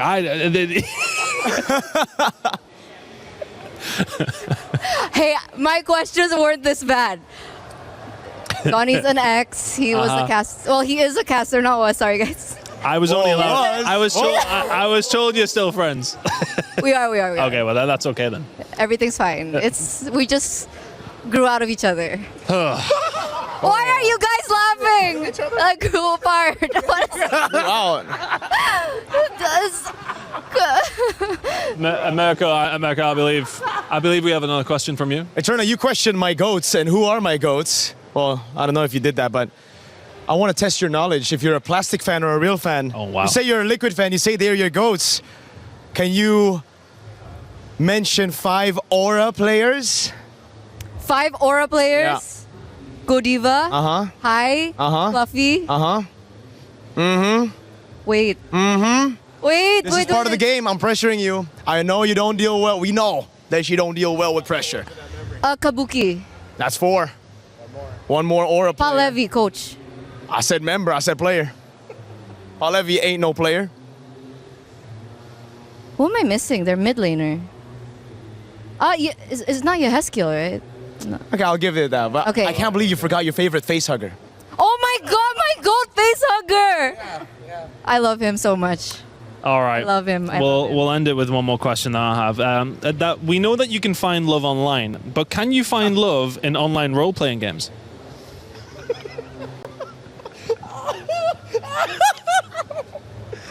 I think that might be enough. Kill me now. That was Eterna's confessions. We got her in the end. We got her in the end. Oh my god, guys. Guess my question. Guess my question. A lot of people are haunted by their past. I'm inspired by it. They're not just playing for themselves, they're really playing for their entire family. They have defeated their demons. They have crushed the curse. Welcome to the talent show. I don't know who the talent is. Is it me? Is it you guys? I don't. I don't know. No. There's no talent here. Do you ever find it weird that we get called talent? Does it ick you out a little bit? It makes me feel a bit weird. Yeah. No, I love it. We're all talented. We're all very talented. We're special. So you say. All right, speaking of talent, let's talk some questions. So we want you to answer these questions, write them down on your, I was about to say piece of paper, on your cue card, and then reveal to the camera your answer. Some ever so slightly embarrassing questions. Rachel, this is not another... Okay. Don't worry, we're not sabotaging. Nervous. All right, verse 1. Out of the talent, who is most likely to get arrested by the police? You started writing before I even finished. When you said arrested, bro. All right. I'm done. 3, 2, 1. LaFell? Oh, damn. You're cool. What?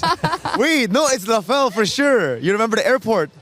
No, but if it didn't have him, Okay. it would be you. It would be. I kind of feel like LaFell's an acceptable LaFell, answer. right? I've known him for 2 weeks, and I can see it. Chat agrees, LaFell. It's Mirko's mouth. Okay. All right. Yeah. Throw them away. Throw them away. Go on, yeet them. Yeah, do what you want. There you go. We'll go on to the next one. Okay, who is most likely to get deported from Paris? Oh. Brother. Oh, God. Well, I mean, I feel like this is low-hanging fruit. Yeah. Okay, I'm done. I feel like I have the same answer for most. Yeah, let's get it. Let's see it. Same answer for mine. Oh, wow. What? What does it mean? Again, your mouth. Okay, LaFell. It's LaFell, 100%. Okay, yeah, no. I mean, Nelly happened to LaFell full stop anyway, I suppose. Okay. There's a couple of people who this could be. Who is most likely to fall in love with a player? Oh, God. Well.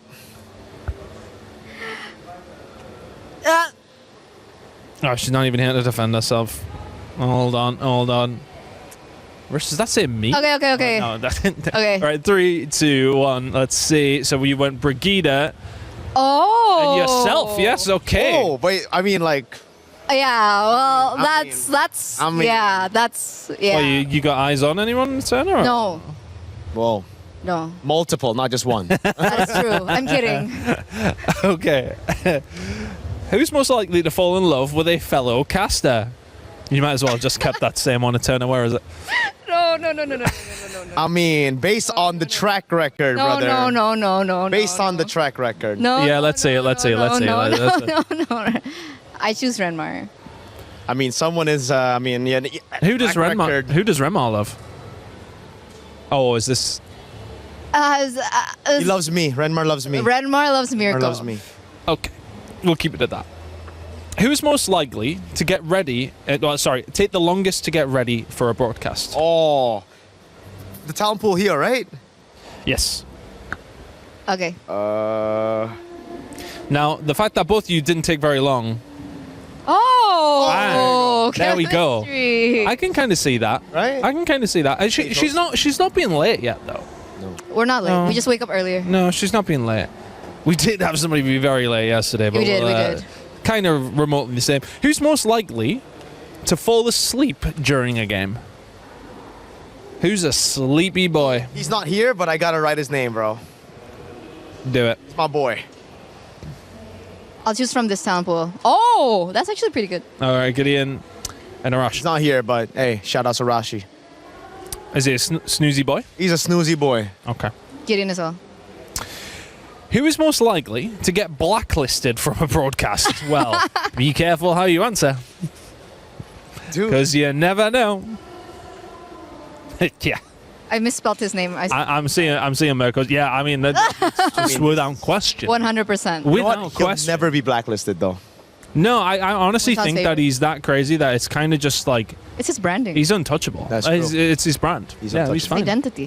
All right, who's most likely to survive in a zombie apocalypse? Hey. Ooh. Pause. Okay. Okay, let's see it.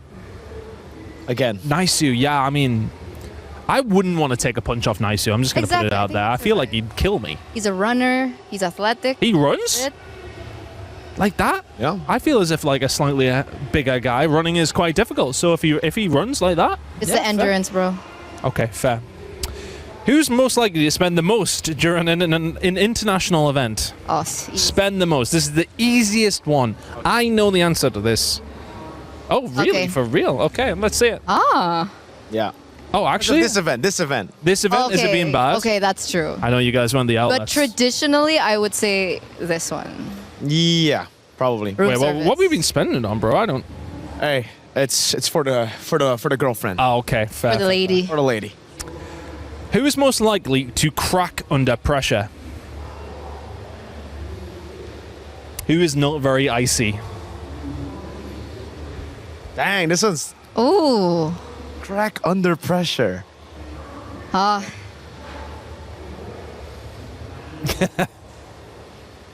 Three, two, one. Oh, damn. No, Oh. no, Eterna, Oh. you're fine. You're fine. I think I cry more than Brigida. You cry? Oh, cry, No, but crack. crack under pressure. Yeah, but like to crack under pressure, I cry. Dude, when you should have when seen I crack, her I reaction when like Oh, the but- I love you things and adults. cry. Okay. That's also a valid answer. Okay. That's a very valid answer.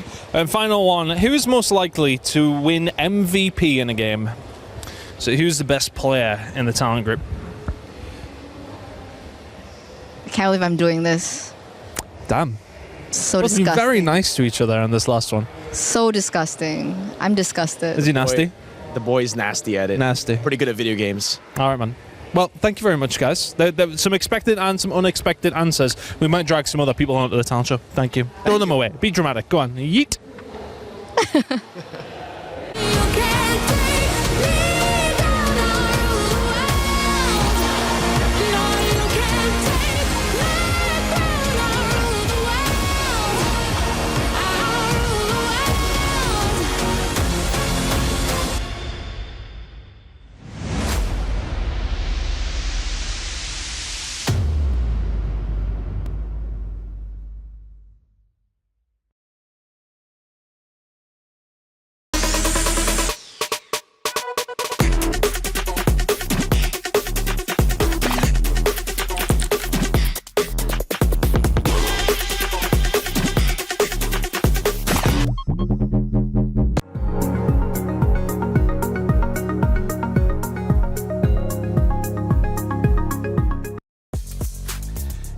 Well, we have a little bit of time to fill since Onik just absolutely swept through Falcons, so I thought I'd have a bit of a chat with the boys. That one was a little surprising to me in a certain way, but looks like Falcons just didn't show up, did they, Remo? I mean, honestly, it's been a long 2 weeks. Yeah, That was bad. Come. You wanna take this? Yeah. They didn't show up. They didn't show up. I'll speak for him. He's very sad. This is he's never had to feel like this before. Welcome to my world, Renmar. Welcome to my world. In the world of everyone else, apparently. But you know what? It's again, I can't help but also feel happy for the Onyx boys because it's like a huge sigh of relief from them. Even Kyrie, the way he celebrated, I don't know what he said, but it felt like it was something along the lines of, "Oh, finally, I got to beat these dudes." And I think for them as well, there's sometimes you see these third, fourth games, and you're a little bit like, okay, well, it's it's a bit of a rubber match, if you like. But it was $100,000 difference, so that's a huge difference for these guys as well. I mean, if I'm coming from my point of view as well, club championship points, the Falcons really needed those. To be honest with you, to see that happen is going to be a massive disappointment. I think I've kind of been saying along the lines, though, for Falcons overall, today will be extremely disappointing. But how would you say their tournament overall has kind of went? Would you have said that fourth was an acceptable position for them kind of coming into this? I know they would have said all the time they want to win it, of course, but would you said fourth is acceptable? I think globally fourth is not acceptable.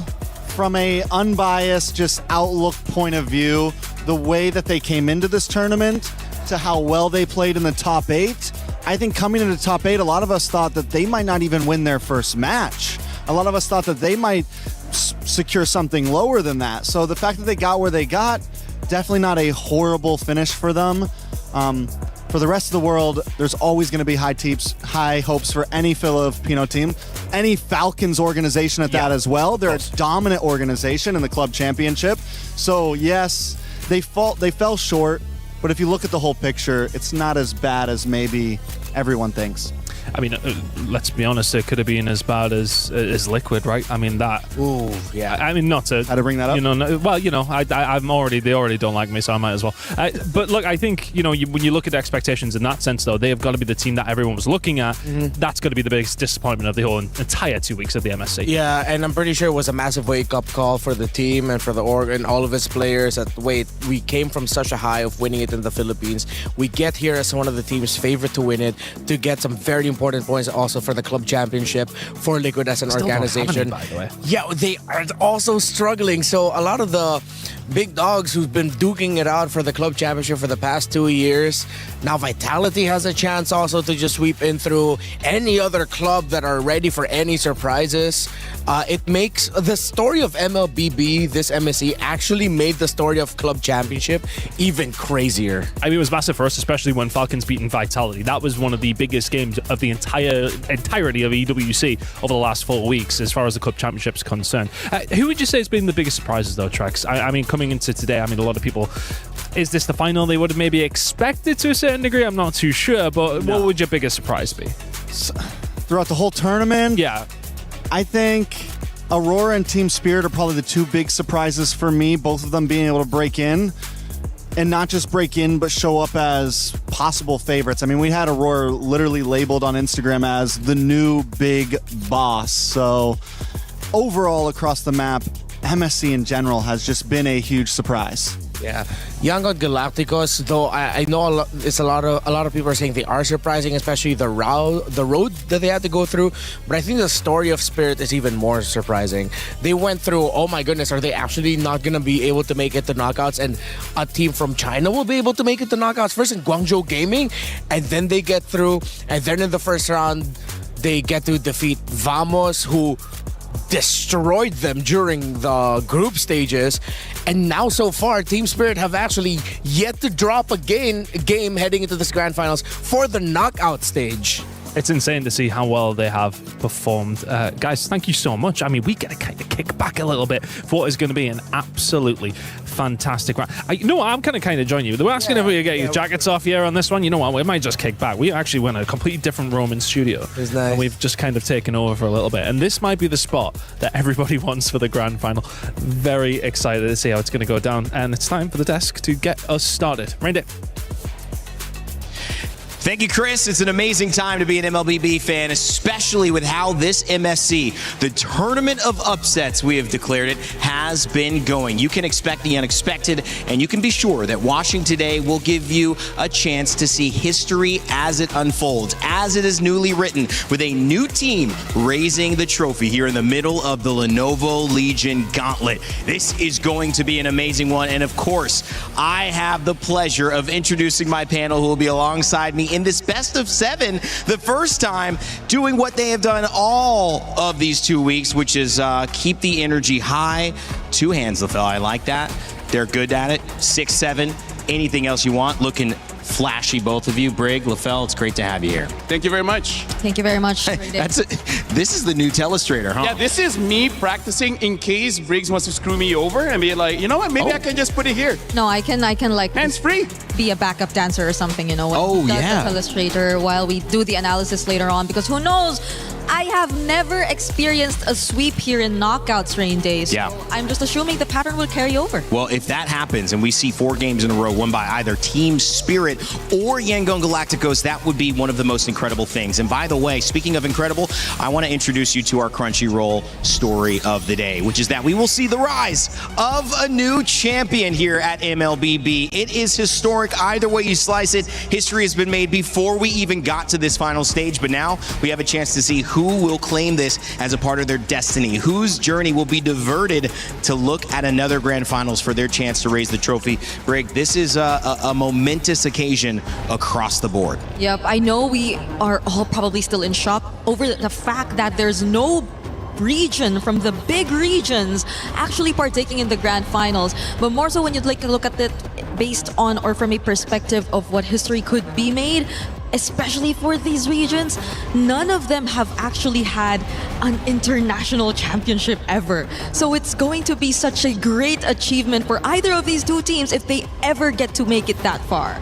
I do have to say though, Myanmar got very close. M2, that was back in Singapore during COVID times.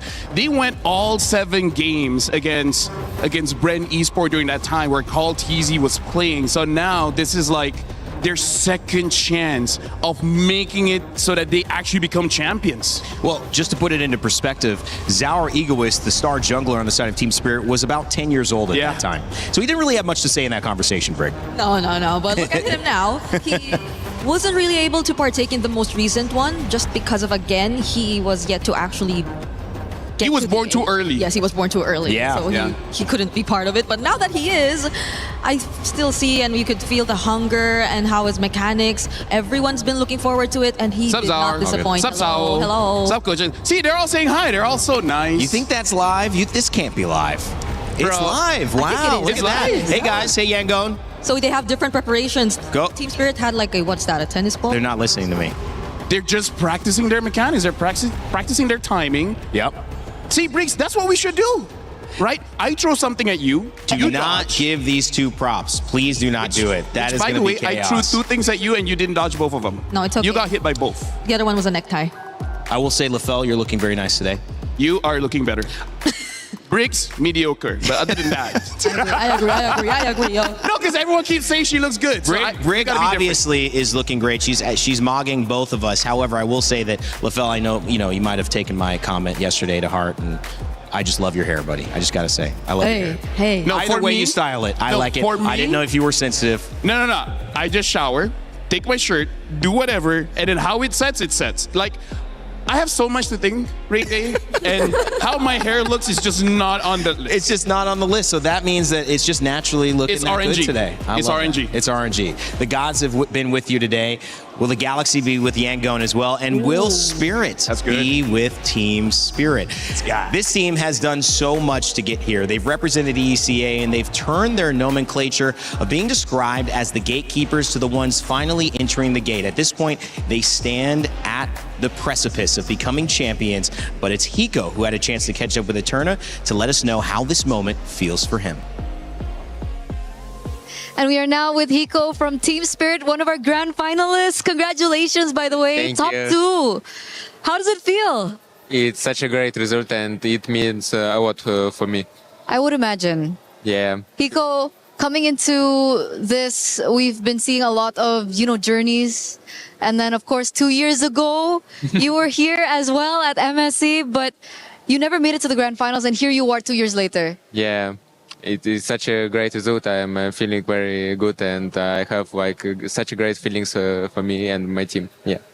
You're very close. You're very close. Hiko, if we had to ask you, what is the difference between Hiko in 2024 and Hiko in 2026? I grew a lot as a person, I think a lot, and my gameplay improved so much, and I have much more connection with the team before. So yeah, I grew up. You grew up. Yeah. 2 years later. Yeah. Because I think back in the day, like during your debut, you're one of the youngest. Yes, At MSC. youngest one in MSC, I think.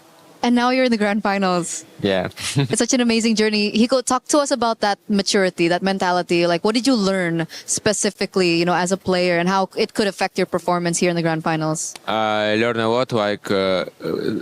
Worst thing to me, what happened in my journey was lose to Onyx Page in MSC 2025. It was such a I have such a bad feelings about this match and many talks that I'm a bad gold winner and something like that. And here we go. We meet again with Kevra in MSC and we shut him down with the team. So it means a lot for me. So you were able to prove that you're on par with the gold standard. Yes. Hiko, how did you expect this? Did you expect to be here right now? Because I think we talked to Kid Bomba, and then he said, he had a good feeling that they'll make it all the way to the grand finals and even maybe win this. tournament entirely. Did you share the same idea with Kid Bomba? We have like great preparation in Malaysia. 3 weeks worth of hard works and trainings, and we have such great results. We have like 80 win rate in scrims, so it's not a surprise that we go into grand finals. But we have some issues at the start of this tournament, and we fix them and we adapted to the meta so quickly. So here we go in grand finals. And we're very proud of you. But you. in this grand finals, you're going to be up against Yangon Galacticos. I heard that you were scrim partners. Is this true? I think we met them like 2 times maybe. Do you think that that's going to be a good thing coming into the grand finals? Like, do you have a read on Yangon? We knew how they gonna play, but I think we better as a team and we have better drafts. I think so. I think I'm sure we can win them. Okay, so there's a little bit of insight there, but you're still confident that you're going to win this. And you won against them before, right? M7. Yes. You were the ones to knock them out actually in the lower brackets. 3-0. 3-0. He has to remind me. 3-0. It was 3-0 there. Replicate the same success? Oh, what are you going to say? But third game was like longest game in M series tournament, so it was such a great series, and they give us a fight sometimes. So are you happy that you're going to meet Yangon again? I'm sure we will beat them again. Okay, they're sure they're going to beat them again. But what do you think has changed about Yangon Galacticos? Do you think they improved? How have they improved? They ran up has a little bit of changes. They changed gold laner and mid laner, and their old trio like XP, Rome, and Jungle right now in like their prime. They have good connections and they play good team fights. So they have great roster, but we have better. So. Okay. Let's see. This is going to be a matchup to watch. It's a new era, people are calling it.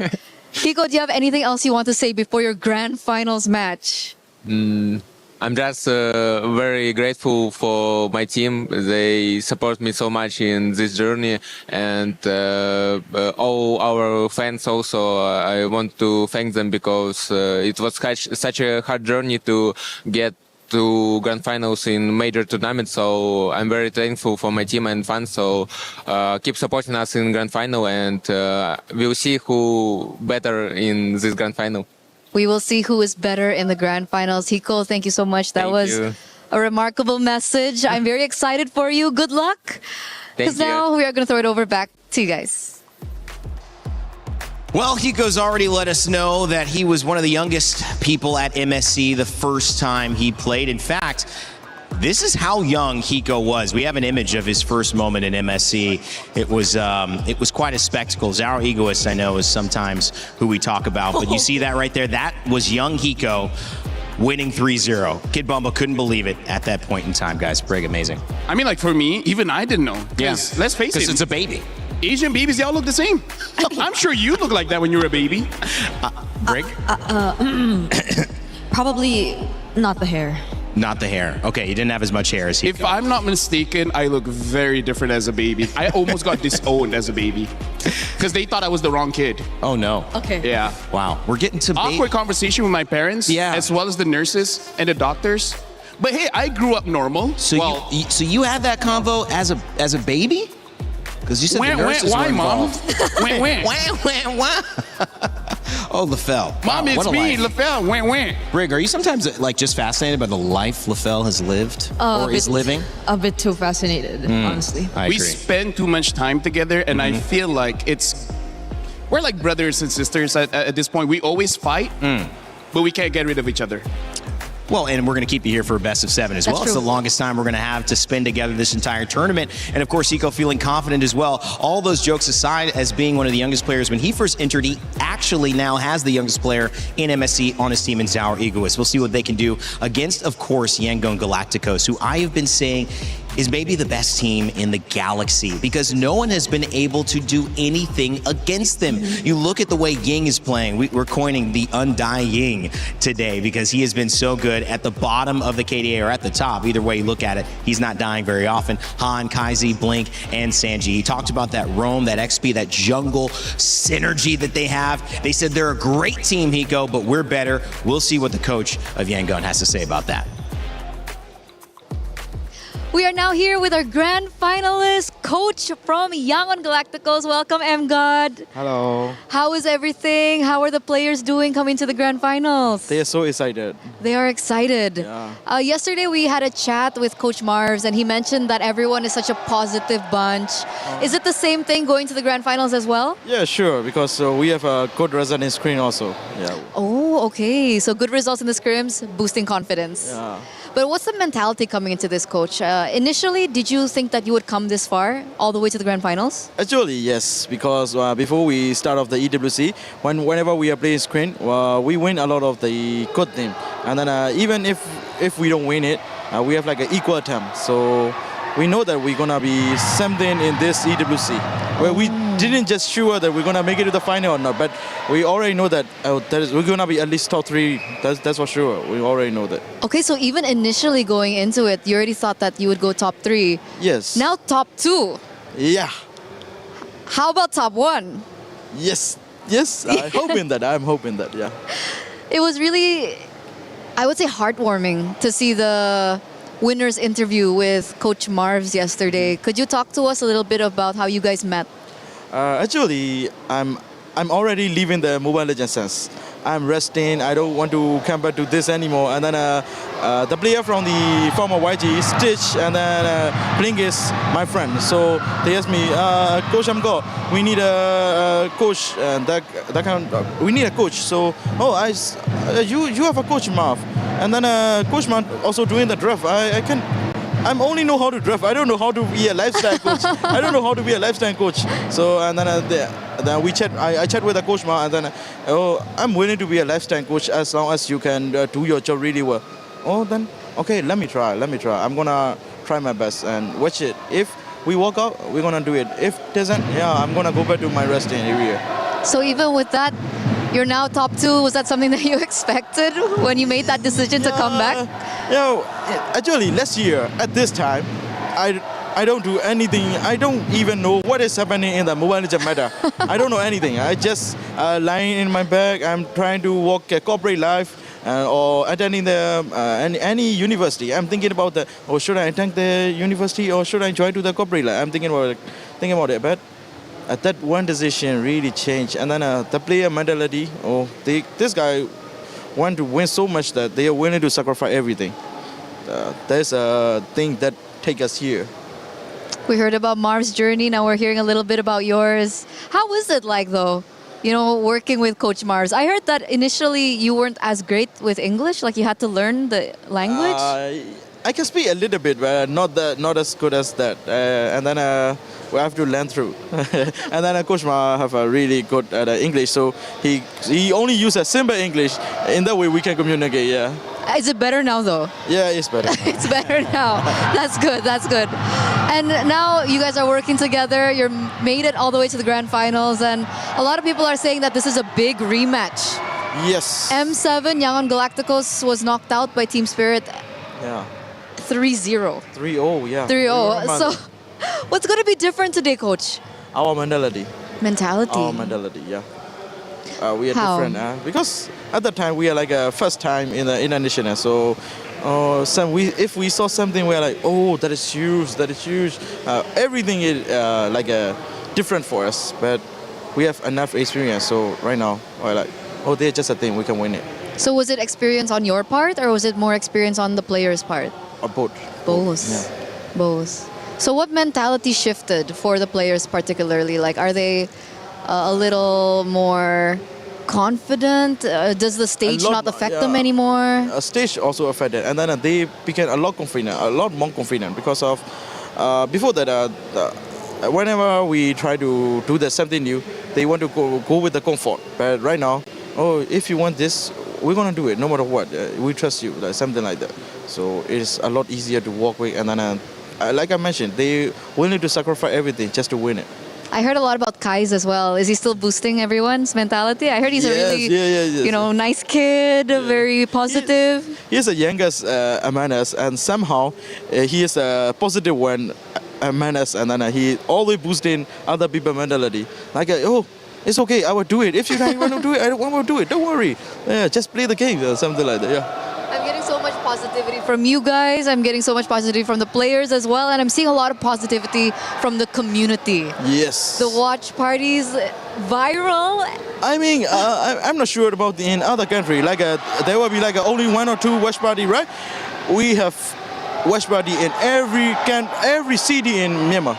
We have a watch party. Even like in Yangon, I think there were 3 to 4 to 5 watch party even in the one city, and then there are a lot more in the other city also.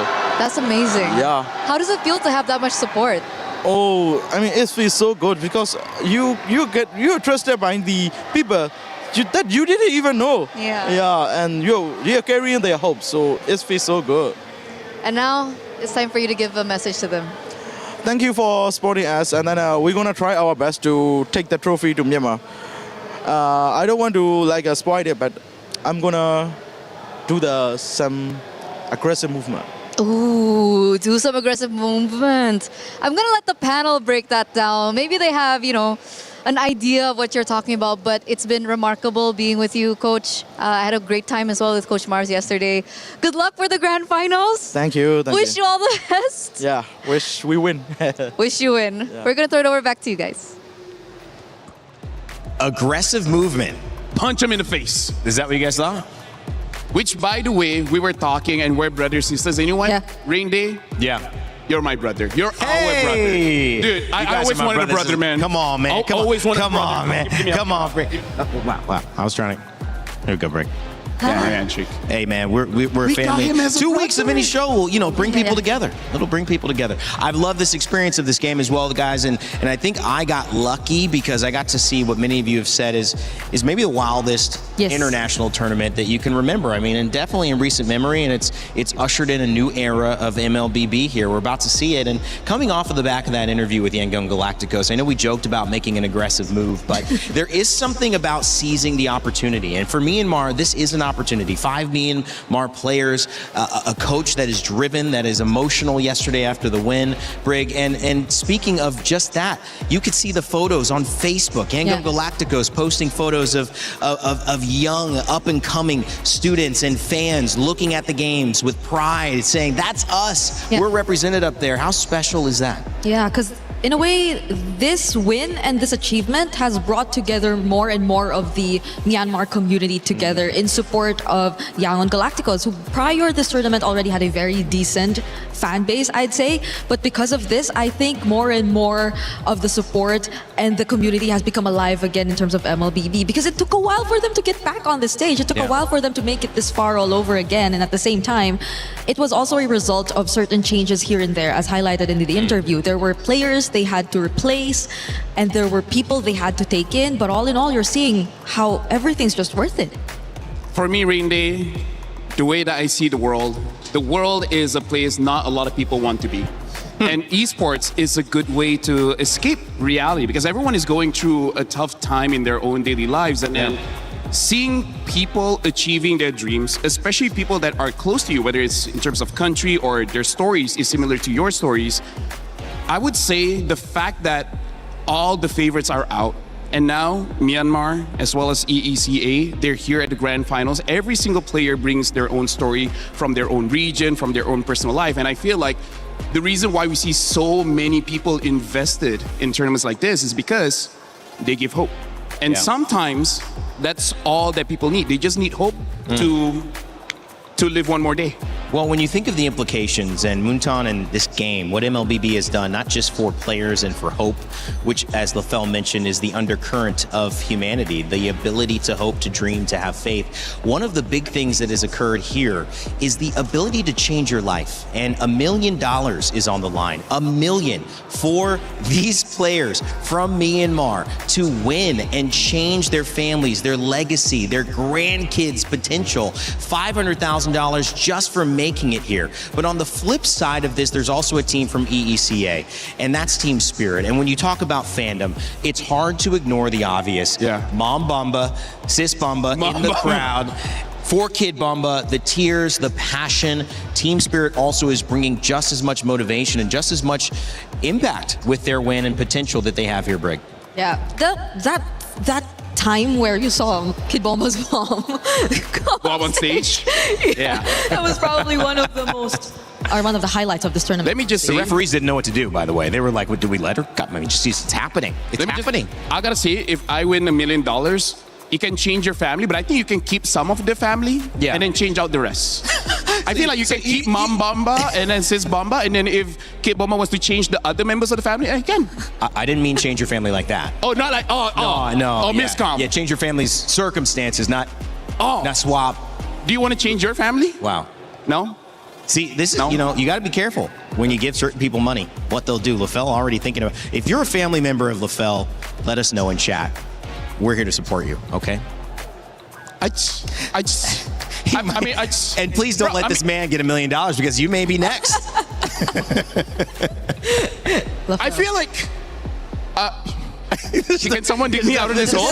Dude, it's just a misunderstanding. I thought people keep saying, "Oh, you would change your life, change your family." yeah. I'm like, It's "Oh, like- this one is not that great. This one is a failure. We're just gonna." I mean, I don't know. If I think- can have Billie Eilish as my sister, that'd be I great. think we should keep it as life. You want to be my sister? You need Briggs already your sister. You need Billie Oh, yeah. Eilish too? I mean, Billie Eilish is pretty cool. I wouldn't mind having What her does as the my total social Instagram following of your sisters need to be combined? Because at this point, you're in the millions. sister. At least 2. That's too much, man. Oh my. That's too much. Guys, this has been fun. At this point, I want to just give us some hype. Brig, Yangon versus Team Spirit. This is going to be fun. Yep. In a way, you kind of already see, and it was suggested too in that previous interview, that the last time these two went up against each other, there was already some sort of story brewing. And this is Yangon's chance to get back at Team Spirit and potentially make an even stronger statement by winning this championship. Dude, MSC has been one of the best internationals we've ever had. This grand finals better live up to the hype.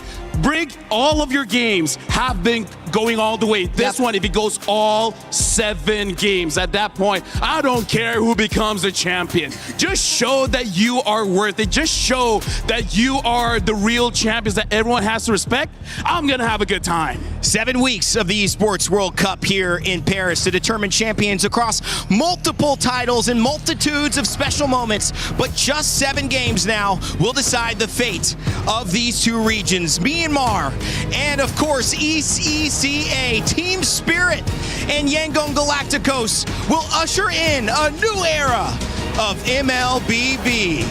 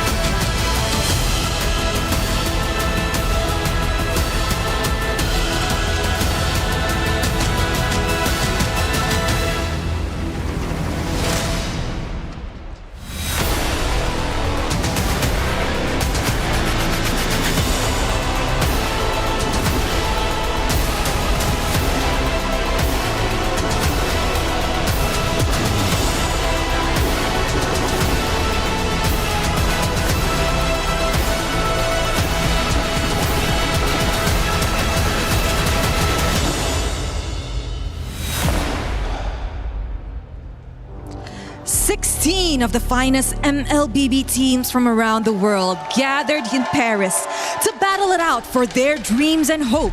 But now, only 2 remain. 9 days of grueling competition. From 9-minute one-sided affairs to half-hour slobber knockers and everything in between, we've had a taste of it all here at MSC at EWC 2026. This year, we bid goodbye to the top contenders. We witnessed the rise of the underdogs. And for the very first time in the history of MLBB, we head into the grand finals without any of the big three.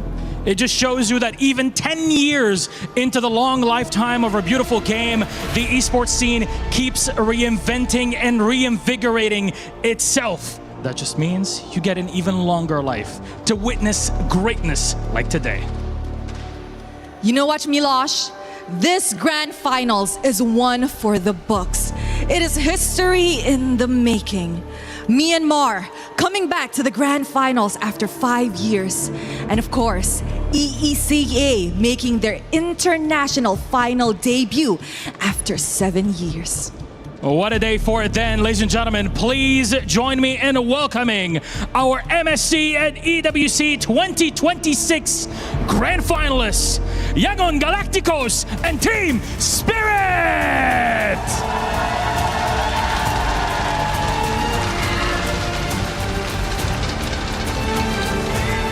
After 5 years, a new Burmese representatives return to the grand finals in attempt to write a legacy of their own. 7 years of blood, sweat, and tears. The effort pays off. The hard work shows results. And Team Spirit are the first ever ECA team to make an international final. The past two MSC champions headed into the grand finals with a 100% match win rate. And today, Yangon Galacticos attempts to follow in their footsteps. Can lightning strike 3 times in a row in the land of dawn? At M7, it was Team Spirit that ended Galacticos' run. Today, 191 days later at MSC, they have the opportunity to do it again and claim the championship title, both in one fell swoop. Throughout this MSC, both these teams showed their ability to come out on top no matter the circumstances. And in this meta, they showcase excellent drafts and the cleanest of the cleanest gameplays. So for our final time here at MSC at EWC 2026, let's bid our captains welcome. Please join us for our face-off. Teams, you may go already. Get set for yourselves, please, on your desks. Come on close, gentlemen. Face off into one another's eyes. Let the truth shine. Any final words from Yangon Galacticos? Have fun, guys. There we go. There we go. Captains, you may place your keys and once again meet in the middle for a handshake. Let's get up for a handshake. There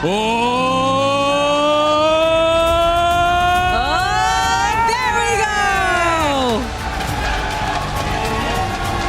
History is about to happen, ladies and gentlemen. It all comes down to this. What will unfold before you over the next few hours will go down in MSC history. Our promise is simple today. You're about to see some of the best MLBB you have ever seen. Enjoy. The final echo fills the land of dawn once again. It was pretty cool for our journey. In our first experience in MSC, we go to the grand final. Reaching the grand finals means a lot to the dreams of Myanmar. After seeing our flaws in M7, we are laser focused on what are the things that we need to adjust right away and understanding the meta and the patches. The good thing about the players are they are willing to understand things and they're willing to listen to what's really currently happening in every day. Yeah. From the ashes, the Burmese rise to claim the crown. Winning this MSC, we want to make a statement that we're not underdogs. The Dragons of the North have proved it. They brought the Sky Kings to their fall. We had a rough start to the tournament, but we were able to bounce back. And now in playoffs, we're like in our true form. We overcome whatever problems we had. It's the first time we're going to play a grand final in the international scene. And that's why I think everybody is really happy and excited to play.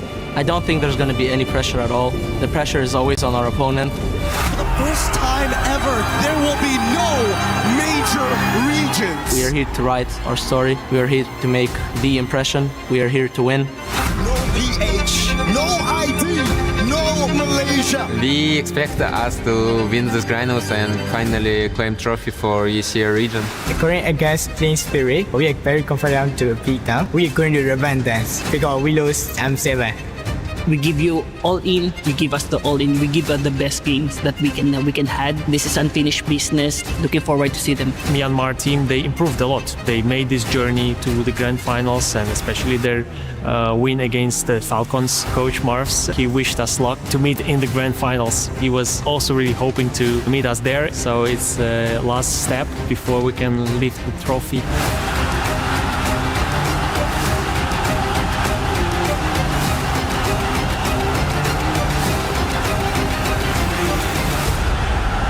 Esports can change life if you grind harder in each day. Don't let anyone destroy your dreams.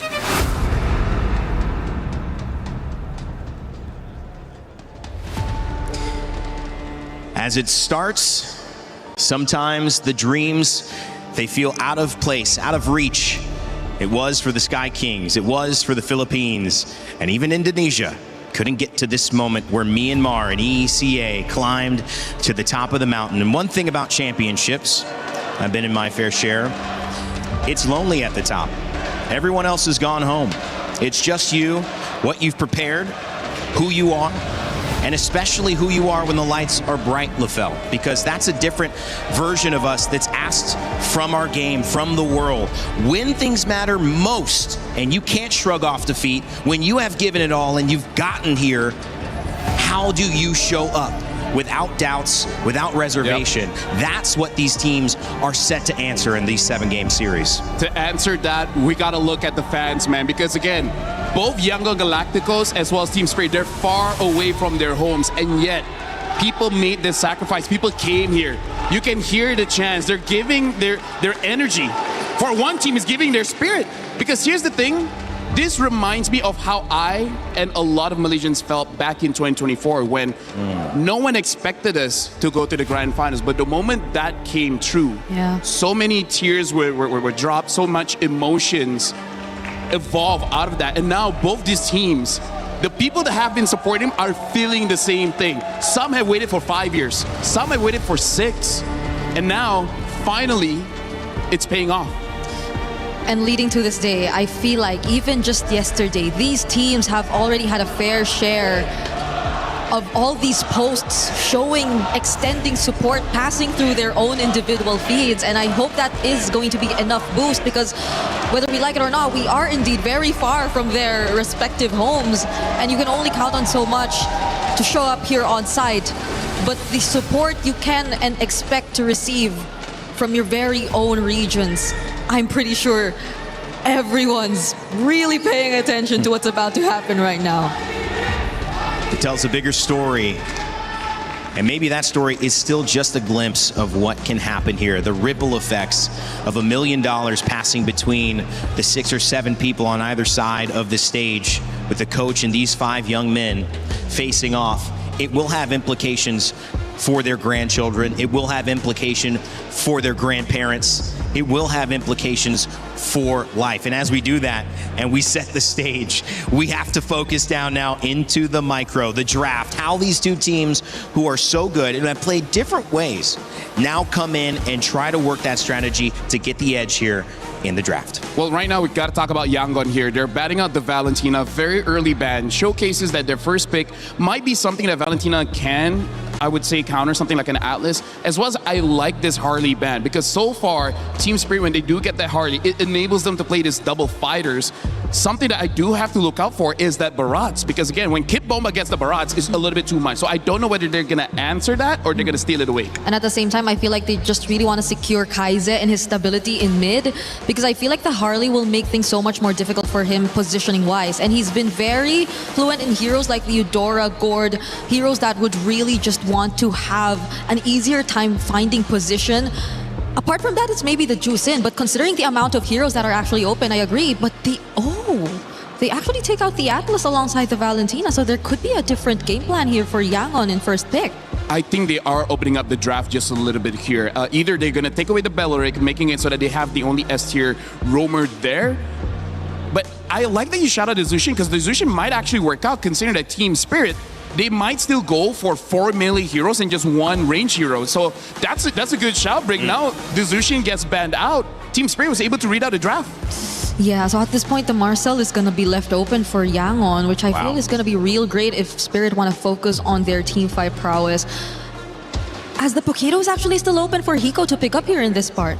We've seen Blink have, I mean, just one of the best performances on Roam that I can remember in my only 2 weeks of watching MLBB. But I do think that this Marcel is a different approach. We saw the depth of his ability to go to different stages and really force the roam bans and make the other roam on the other side uncomfortable. Now he's just taking the best one.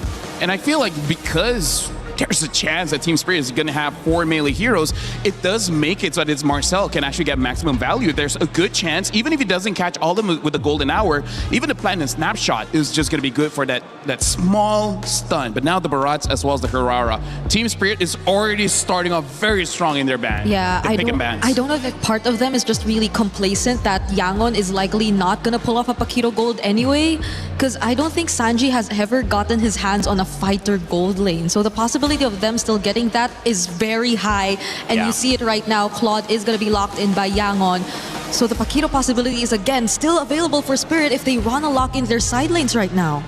Some very good composition in the Uranus and Marcel. You've got Lockdown, you've got Comfort for Sanji, Blink's on a top tier hero, but you got to look at this Paquito, Hirara, and the Barats. I mean, it's arguable that the Barats might be the most contested, most valued pick between these two teams. Oh yeah, for sure. Speaking of, Brick, today you can, be the analyst, you can do the tell us, or you've been calling this picks very well. So now for Team Spirit, either they get rid of the mid laners or get rid of the junglers, because as of right now, I kind of feel like there's no real threat in the jungle for now, so they might just go for mid. The only question is, what are they going for? Instead, they're batting out the Guinevere, trying to make it very difficult for Han to really get a good pick. So they're looking at YG just probably playing around the Claude instead, if that were to be the case, because it feels like a Guinevere is a more futility. No, because I like this ban because they understand if YG pick up something like a Yi Sun Shin, a Ling, that's going to take so long and they're going to lose so much pressure. And the meta right now, you need immediate pressure in the map. Which I think will accelerate what Spirit could do with their lineup, because they're all on fighters. They have pretty much a very decent lane matchup for the sides, at least based on the first 3 picks that we're seeing from them. So if they just really want to limit the options for Yangon to at least spread out and create the space for Sanji here, I think it really works. I do have to say, if Team Spirit just wants to go much faster, they can even go for something like a Selena. Oh yeah. The bad thing about that is that their wave clear isn't going to be great unless they pick up a gold laner that can, basically clear faster. But here's the thing, if they do pick up a Selena, I think Team Spirit is just going to end the game pretty quickly. And now even a Lucas gets banned out. We've only seen one Lucas so far. Didn't actually do that well, but hey, maybe in scrims it's just something different. Yeah, and they're probably digging deep because of the Valentina ban again. By the way, that was in Bahasa, but they basically say, Kid Bomba, you're the best. Oh. In case anyone wants to know what they were saying. So we have a lot more international fans now. Yeah.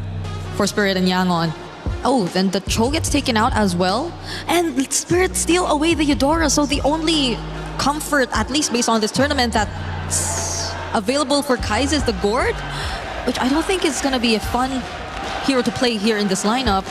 I don't think so. Maybe something like a Kimi so they can pair well with the Marcel, but even a Kimi, I think will have a very bad time here.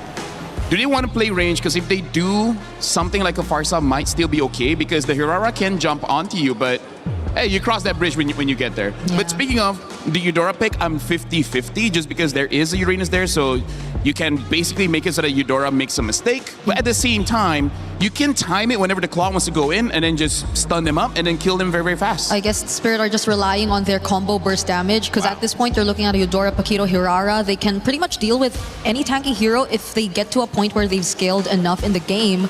But they do indeed lock in the Gord alongside a Suyo. Yangon, it's always a Suyo last pick that you feel is kind of just them being forced to pick it up, but if they make it work this time, that's a great start for Yangon. Well, here's the thing. As the draft progresses, we remember in the interview with Eterna where he could basically say that we have better drafts. And for now, I kind of got to agree with it. How do they get Barats, Paquito, Hirara in the first 3 picks, and then pick number 4, they still get the Eudora?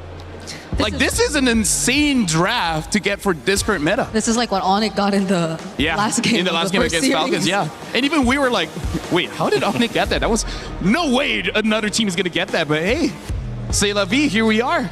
And then last pick is going to be Jin. Whoa. So talk about trying to accelerate the game. Okay.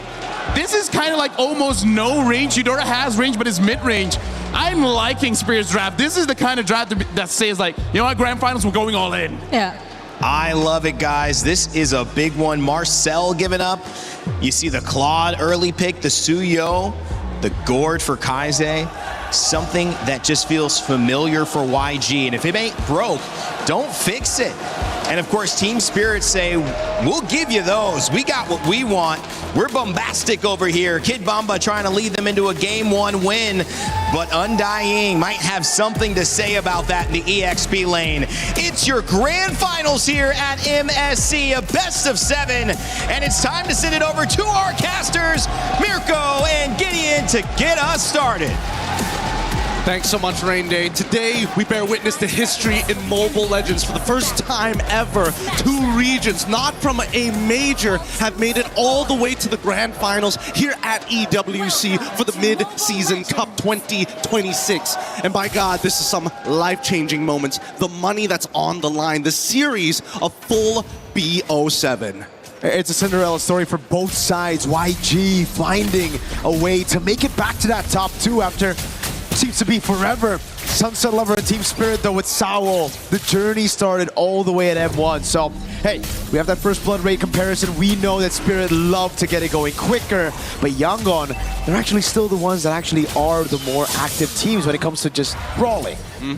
TS want to keep it hot and heavy as naturally as they do because of the way that they play the game. Not to mention, they're running the double fighters. So far, Hiko's had an outstanding win rate here as his secondary fighter Gold. But I think this game really just boils down to how does Yangon Galacticos wombo combo with each other. We've seen many times where Gord, even within the early stages of the game, if the combo ain't clean, you're not going to be able to find anything. And that's going to be an early flicker coming out from Sawo's side. No punish here for Yangon, but that's a big resource down. Absolutely, man. We got to also take into account the fact that Marcel has been left open, picked up by YG. And we saw in the 3rd place match earlier how big this Marcel could play into the game. Was able to stop a lot of these slow-ranged opponents. Back in that match, Onyx versus Falcons, it really stopped the Hirara as well. So YG are utilizing that, really just using Blink as a way to actually zone people away, trying to take that XP crab as Hanu actually secures it. Ying caught on the CC lockdown, has to purify out. Yep, you can see a lot of respect coming out from both of these teams. We're really coming back at it. We're seeing the TS now taking a lot of the space here, forcing Yangon back just before the turtle. They want to make sure they get that first position really, really quick. And Kai's understands that, hey, I need level 4. Without it, this ain't going to work. So they're going to back off, make sure that there's no damage on their side economically, and make sure that they clean these lanes back up. Because the next thing they have to worry about is Sawo hitting level 4. YG have studied Team Spirit's game. Spirit just yesterday against Onyx in that crazy upset victory. They were able to take control of the game so early on through pickoffs, through finding tempo on the map, and YG, they don't want to fall for the same trap. They know, all right, we have a Suyo, we have also the Gord and the Claw. They can play it late. Ying, no Purifying Bomba. Puts out an attempt there with the Dancer is welcome, can't find it, but again, it's just YG trying to survive in lane, especially here up top. Oh, wait, hold on. Okay. They summoned it really, really early on. Luckily, at the very least, while this is happening, look on that top side. Blink is already in position and trying to alleviate some pressure onto Sanji, who's being denied his level 4. I mean, these are the small incremental leads that they're looking for, right? And that's what TS wants to do with the double fighter comp. Build these small leads and then eventually cause it to get that big cash out at the very end, usually coming down to the third turtle, closer to the very first Lord, and really taking the reins from that point onwards. Sunset also had a fantastic performance just yesterday on the Eudora, on all the mages actually. Flickering out of some crucial sets away from Onyx. YG, this is one of the first times we actually don't see a big setting to on Blink, right? Mainly because of the Marcel. So it's also going to be a big question mark because the only other time we've seen Blink on this Marcel was all the way in the group stage. It's been a while. It's true. If we're looking at it, you know, in boxing terms, I think the best way to describe it, it's Southpaw versus Orthodox, right? And Yangon, they understand where they need to play defensively, make sure that they don't set up potential dives to their gold laners. But in the meantime, because of their defense, now the dive. Purifier with the Blaze into Wet actually gets away with the BMI as well. Now it's the Golden Hour plays down. I'm going to go for the Blade Surge and the Soul 7, but it's misplaced because the Golden Hour Blink taken low, is taken out. Straight up by Sunset Lover. Zaur's able to get the untargetable dive frames, and he gets away in time as look at Sawo. No punish there. What could have been a really great combo, a good one-for-one trade, ended up falling into the hands of a profitable win for TS. They're doing it again! Shortcut in the Crash Course. Kaiser has to flicker out, and it's Team Spirit again with the early relentless pursuit on YG's jungle. And that's the beautiful part about this composition, right? They're using that shortcut not as a means to just engage, but also control tempo. And now Ying is in a lot of trouble. He still has his Purify, but that's no Consecration. Consecration made it early, even through the Purify. Sour picks up a kill, now goes straight into the neutral objective. That's going to be free for Team Spirit. Look, in the meantime, look, he's already trying to proxy this wave, and Sanji, he's well aware of this, right? Again, defensive against aggression, and Yangon understand that they have to play very, very defensively for the first couple of minutes of this game. Arguably now, with the 2-kill lead and the 2.3k deficit, that probably bought them an extra 4 more minutes on TS's side. So we're expecting probably around the 10th to 11th minute when Yangon get into position, unless we do see a huge turnover fight. Now turret conversion down below. Bomba, man. Just like yesterday, Gideon, he's conditioning YG to see these misses, to see these whiffs, and then all of a sudden he's going to pull off a crazy dead set of Flicker. That's the beautiful part of it, right? Get the early conditioning down, because technically there's nothing to fight for on the map as they're trying to get Sanji out of this lane, but they can't seem to do so, especially with Hiko. He's playing this really, really well. He's pressuring life totals, he's maintaining control. Bait! Doesn't connect. Yeah. Good reaction on Sanji. Could have had his Purify out taken.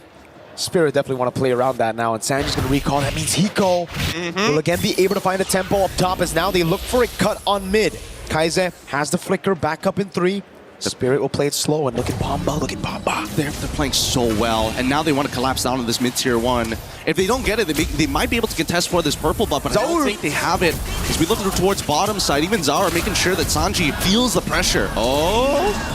Shortcut's going to be dropped down. Bomba. Okay. Goes for the chop. Purify out. Golden Hour catches 3. And the Mystic Gush. Not too sure about that. Bomba's going to take hit all the way through. He's going to soak it in. No problem. Yeah, we both saw this was going to be somewhat of a nothing fight here. No real commitment on either side, and more importantly, just not enough items to actually cut through all the base HP coming in from TS. They are still in the phase where it's their turn to play the game, and Yangon have to just defensively and honestly be really creative with these small little cheeses that Spirit have taken full advantage of, whether it's in-lane baits, the pressure that they apply, and also the information that they give has been immaculate. Free turtle take. Free everything. The first 2 kills were free. There was nothing to retaliate against it. The structures as well. And a mid lane Blink bursted down. Oh God. The Marcellus looks so untouchable. Just being pick or ban every single time, and wins. Oh God. Even when we see it open, Gideon, when we see it picked, it dominates so early. But when you fall behind on it, especially against this burst comp, man, is he squishy. Yeah, they're taking everything into condition here, right? They're making sure that whoever opens the map gets punished. Adeptness welcome connected. Big chomp into Sunset Lover with the ball. Lightning straight up with the Thunder's Wrath as well. Killing Street picked up as Zaur's able to get the immobilization. But Blink will be zoned away just by the shortcut. Another health bar to deal with at the bottom lane. It will be a minion wave to play with. Team Spirit converting on these objectives. And YG cannot respond. That's a 4-level lead. Almost. Han gets sent. They're just letting this happen, unfortunately. They're not using the Golden Hour as a creative tool to kind of retain some semblance of control over their waves. Zaur gonna go for the solo. Oh, under turret, almost got it. Has to force Han away. Blink! Burst it down, that lethal ignition! Connects, and it's good. Sanji, he's in trouble. He has to use the Purify alongside with his Blazing Duet to stay alive. Detna's welcome connects again. Combo's good. Oh, wait! Good Mystic Gush and the shutdown. Finally, YG. It took him 8 minutes to get on the board.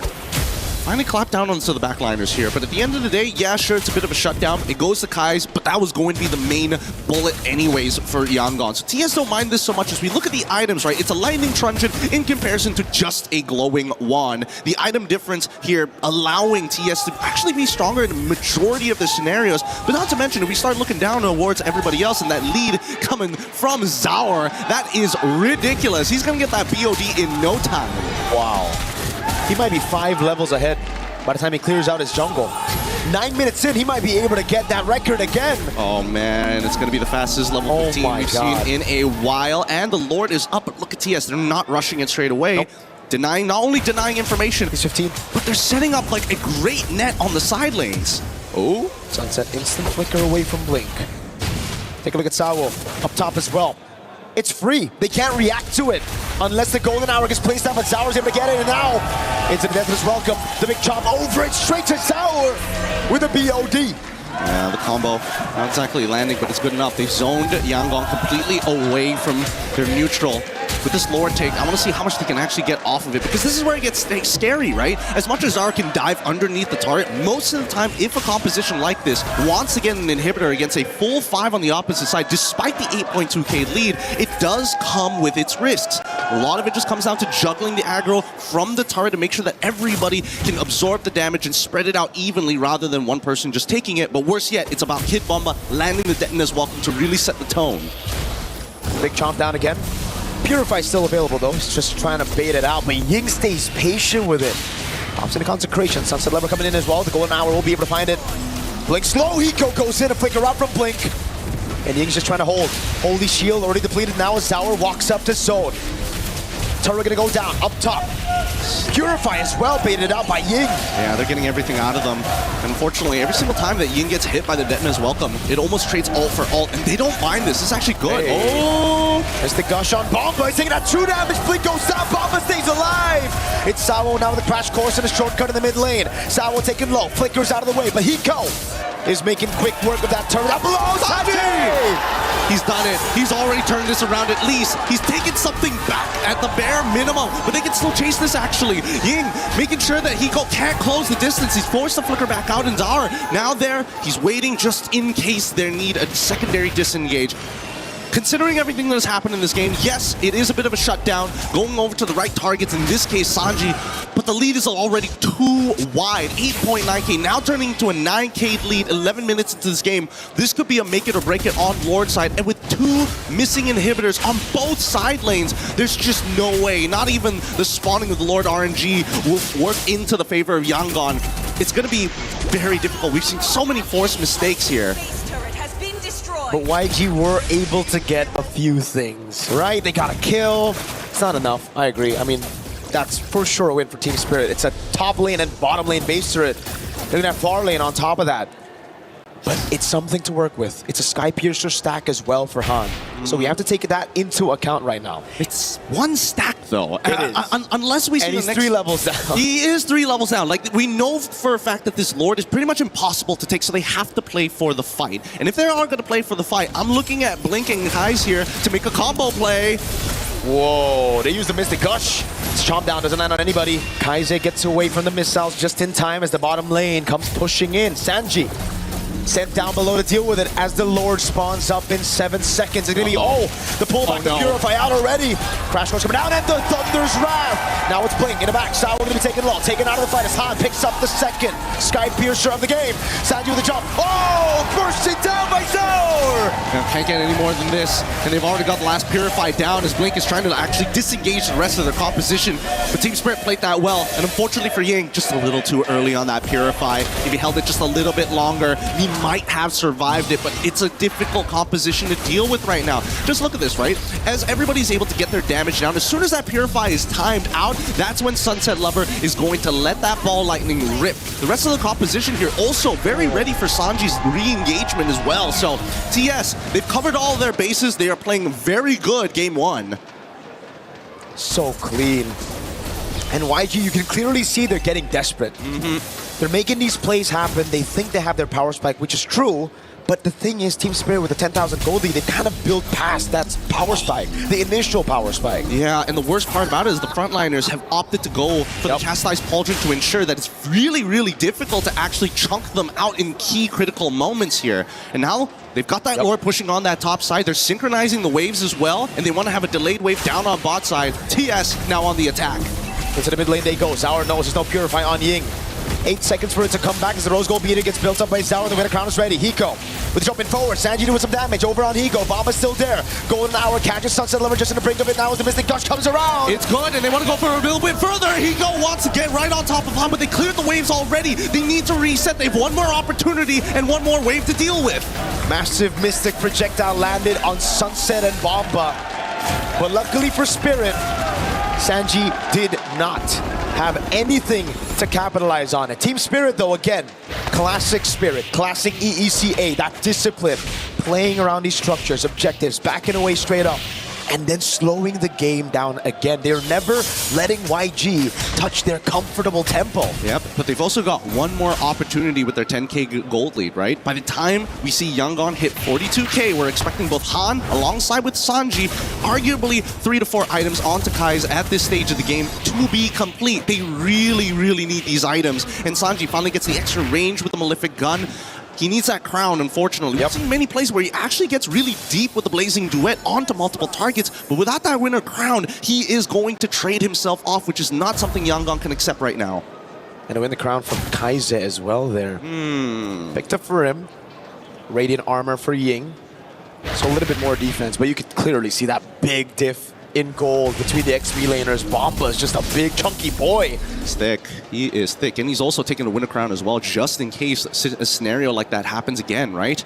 They got to be careful because at the end of the day, it's still going to be up to Kai's to land that Mystic Projectile. If it hits on multiple targets, that's great. But the setup really just comes down to Blink. Han, at this stage of the game, has to be the finisher, and Ying needs to start peeling. But we see every single time the sequence is the same. TS will start to target Ying first, get his ult out. Maybe if he doesn't have the Chastised Pauldron ready to go, even better. Then immediately start moving towards Kai's position. Disrupt the anchor. Once the anchor has unhooked from the bottom of the ocean, the whole ship is going to start going out of whack. Still going to be difficult, though, again, for... Wait a second, Blink. No. There's a projectile thrown out as well. YG, they really got to get control over this top side. TS have done such a good job at denying it away from them, and now it really just seems like Team Spirit will be able to take this one for free with Sanji showing up in the top lane. They're trying to punish this. Uh-oh, Blink. With the conceal in the back, is able to find 2 with the golden hour. Now the chomp down comes in, the shortcut in the back line is able to get Zaur in a good place. Hiko with the jump, Bomba with a crown. Blazing coming around, and Zaur is able to get the targetable 2 iframes as Hiko walks up again. And now Ying trying to at least delay them. Sanji is on the run, but Han should be able to go down here. Zaur in the 1v1 and wins it out. He gets immortality, still able to chase away right now. Can he get Sanji down? He walks up, base the BMI back again, and Sanji's thrown away from the base. Team Spirit secure game number 1. Woo! Clean, tactical, all beautiful plays coming out for the side of TS Yangon in the southpaw stance. Cannot just play defensive against them. I don't know. It might be a moment where their drafting has to force a scramble. They have to. It seems like the only way Yangon Galacticos can actually start to get the tempo and start falling into these positions, because if they are going to be playing for really difficult wombo combos and power spikes against a team like TS and what we've been seeing so far, either you disrupt them on that red side, take it away from them, or you're going to have to keep it real simple. And it's as LaFell said in the panel, right? He mentioned it already. How are you going to give the Barats, Irara, and Paquito all to Spirit in the first phase? They need to be able to take some of these heroes away. I understand the Marcel's Prio. But that's where you have to go back to the drafts again and the bans. YG, I think, put too much respect on Team Spirit's picks that beat Onyx.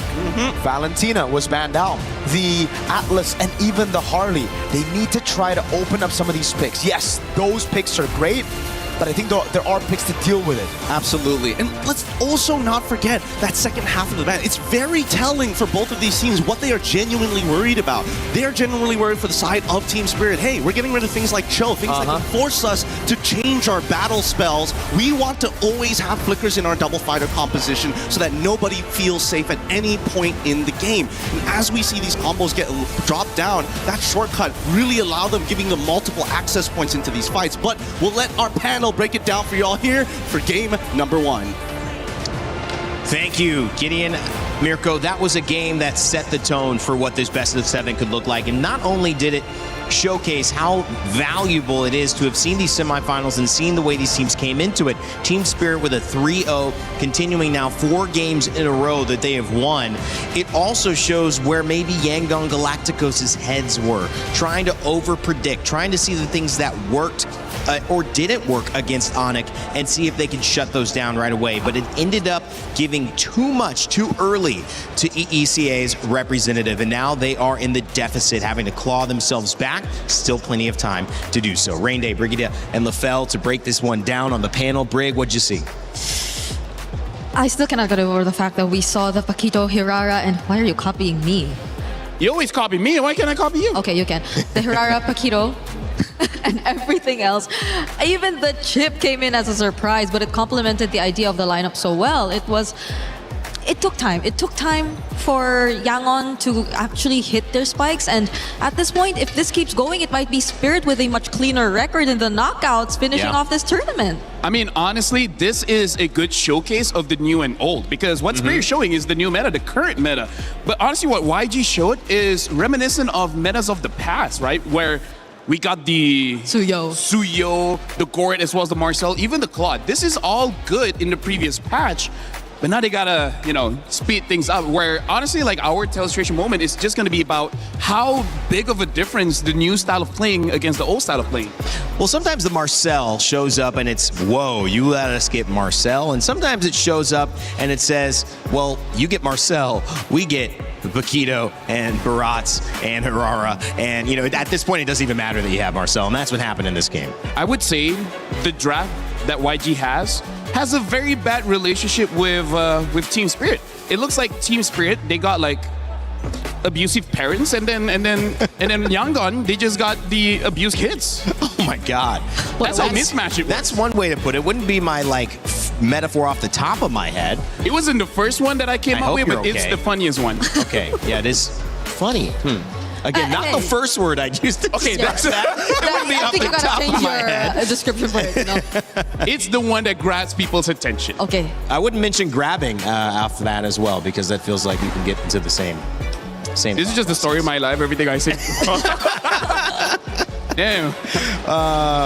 Okay, so guys, you have a lot to break down. Game 1 gave us a lot of answers on the side of Team Spirit. They're the real deal. Zauer, Egoist, Kid Bomba, you mentioned Sunset Lover and Sawo, of course, Hiko, trying to make a statement here. LaFell, what was the statement you saw that was made by Team Spirit in Game 1? Now, hold it. You could do it if you want. Yeah. Bawaski. All right, thank you very much. It's nice that you understand Malay now. So we got to look at the draft, because there's a whole lot wrong here. And let me explain as well, first things first, what I mean by having bad relationships with each other. Because we're going to start with one of the more important picks here, which is the Suyo. The Suyo being the jungler is definitely one of those picks where it's going to move the map. It's going to move the tempo, right? Now, one of the problems is Suyo has been adjusted before, where he had armor as well as magic resist when he is in his immortal form, but they removed the magic resist. Now, the problem is we got one of the best mage bursters here, which is the Eudora. It makes it so that if he goes in, he dies. That's why we don't see him really do much. And it's honestly the same with the Claude. The Claude goes up against the Eudora. Also, he goes in, gets stunned, and then the damage is just going to be too much, and then he's gone. And that's not over yet. We got to talk about the Marcel. I play the Marcel. Here's the thing. He gets stronger when the Thunder Belt stacks actually gets to stack up. But before that, he don't want to deal with burst. He don't want to deal with anyone that can stop him. Now let's look at how many people can do that. So Eudora could do that. Probably just Paquito one. could do that. Barats could do that. So there's three members that can deal with the Marcel. One of the reasons why they don't really mind letting the Marcel go. So right now, it does seem that Team Spirit, they just get all of the answers before some of the problems even existed, right? Because Suyo came out late. And then, well, the Marcel's first, but again, they were able to answer that. So let's see how it translates in game. And in this current meta, it's all about map pressure. Let's look at what happens when there's no map pressure here. We're going to be seeing, this is, by the way, look at this, it's 243 in the game. This is fairly early on. And we can see that the gold lane here, Hiko is winning by a lot. And then we're going to go to the EXP lane, and look, three members of Team Spirit is already in the jungle, and it's already like, look at this. This is the second tier turret of Yangon, and they're able to go in. This is 2 minutes, right? This shows how much domination they got with the Barats as well as the Paquito, which, by the way, I feel like Barats is #1 EXP laner, and I would say Paquito is sharing that spot with Freya in terms of the best gold leader right now. And then we'll be looking at what one of the problem is here, where we see that Team Spirit, they overcommit, and yet there's not enough damage, there's not enough instant crowd control, and that's part of the problem that we have if we look at the draft here coming in from YG, where Ying can be a frontline, that's great, but not immediately. He needs time to set it up. Kaize can kind of stun, but only if he hits his skill shot. And then Blink kind of stun, but here's the thing. In the golden hour, some abilities go through, some don't. And we're going to be looking at this clip here, how it has been stunned up, and then Hun tries to attack, but the guy's frozen, so no damage is going through. So this draft honestly doesn't really harmonize together all that well. I guess the clips that I also... Yeah, Okay, speaking of harmonizing. We are trying to harmonize right now. I guess the clips that I also picked up are just to further complement the idea that we're trying to put out about the bad relationship. I still don't completely understand the metaphor that he put out, by the way. Yeah, me neither. I think it's deep in his past. Yeah, so, but I think this will really kind of establish how within the team and within the lineup, it hasn't been really that great. And at the same time, against these opponents, against this lineup, it hasn't been as great. So where's the play button? Oh, there. Okay. So I chose this clip in particular. Was it this one? Or I chose this clip in particular because I think it was just very brief. But this was a quick movement from when they actually went to steal away that purple buff and immediately transition to this turtle, which, by the way, Ying was just trying to hold by himself. So again, we mentioned he is expected to be the front. He's capable of being the front, but that's just pretty much it. He can kinda tank the damage as of this moment because it's not like he was really able to scale up either, because again, both the sides were really matched really well. The guy beside me is doing a really well job as well, trying to mimic what I'm saying, but at the same time, what I'm trying to point out is you see how the combo of the burst is actually put into action here by Team Spirit. It was probably a bit of a worry for us that the Eudora had to deal with a Uranus, that the Eudora had to deal with a Marcel that could probably just be everywhere. Thank you for zooming it on my face so you don't get to see him anymore. But yeah, so at this point, I feel like this moment already meant so much to how Team Spirit have pretty much secured the game, because the moment that they were already able to deal with Ying and no other member from Yangon could actually provide help nor trade whenever Ying actually went down, I think that was pretty much it. It was one moment where they tried to trade. I feel like they kind of hit their power spikes, but I think it's a keyword. It's always kinda. It's never really enough for Yangon to actually go in for a fight against Team Spirit. And that was a one moment where you saw Blink or Sanji, as much as he already had items on a Claude, try to go in, but just look at what happened afterwards. You just kind of see how sad this engage looked like. There was a full stack Blazing Duet, but he just gets cancelled out by Hiko and Tsar Egoist. So there's not much you can do with this lineup. There's a clear lack of synergy from Yangon Galacticos. Not to say that the draft was bad, it's just that in the team itself, the chemistry isn't there. And there's so many answers that unfortunately was able to be drafted by Team Spirit. So it's just a very big mismatch. That was a great breakdown. I also, you know, when you look at something go wrong that way, but but Team Spirit has a few moments. I think you see the quality of both of these teams shine a lot. And when you see the caliber that we're looking at, these teams deserve to be here. They've played and played again. They've been knocked out. They've won. They've had bounce back wins and victories. And I think you look at what is valued. And there's maybe 4 picks that seem to be kind of driving a lot of this. And it is the Barats. It also is making sure the Atlas isn't available. So someone's using a ban on that half the time because you don't want both. And then, of course, you're going into the Paquito. And that is becoming a bit of an issue. And the Harara, which is the primary priority jungler before you start getting weird. And I'm not saying it's too weird, but, you know, you bring out the Suyos, the YSSs, the things that aren't really meta. So my question is, do you leave more open knowing that, hey, let's just hit each other with everything? Like, you're going to get that, I'm going to get this and this, because it felt like they lost that trade. If they're on blue side, do they leave more open? Do they not ban the Valentina? Or do they try to just focus the bans on the Roam and see how deep we can go? Because I think they won that Roam battle with Blink. I think he can go as deep as possible. Because I think even Yangon don't want to use the Valentina anymore. Like, based on their game yesterday, so they just probably took it out. Well, it does kind of tell you something about how they want to draft. But being in blue side and still not having a better draft is a really weird thing to look at. So I do think there are a bunch of things that have to be dealt with if you look at Yangon. Yeah, to answer Rinde's question, I think yes, leave a lot of things open. The problem is, I feel like YG came in with that mentality where they tried to get a lot of things open, but the problem is they let Team Spirit get all of them. I actually agree with you. I think that's why we saw the Valentina. I think they actually left Valentina, Harley, as well as Atlas. I think they were trying to make sure they could get Atlas and Barats, or at least get something like that. But they just, I don't know, they were late to the game. Maybe they just need another crack at it. I feel like if they try that again, maybe don't first pick the Marcel. Yeah. I feel like Marcel that's probably is strong, what it is.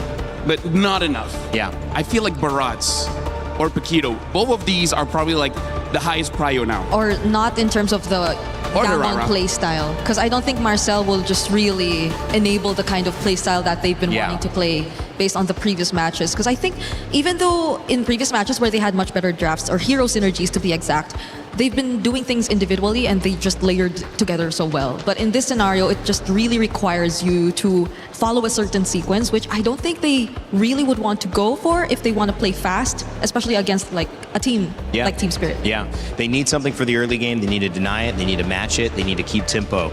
So now they're back to the drawing board. Team Spirit have done something well, and they know exactly why it works. Can Yangon make an adjustment to tie us back up? So far in our sets, we have not seen many teams go 1-1. We've seen the 2-0 and then 2-2, which means we are in a heavy momentum swing for this meta. I think it also means that generally, LaFell, some team figures it out a little bit earlier, a little bit faster, and it takes a minute to figure out how to handle that. I feel like game number 1, it's kind of how Yangon want to test the waters, right?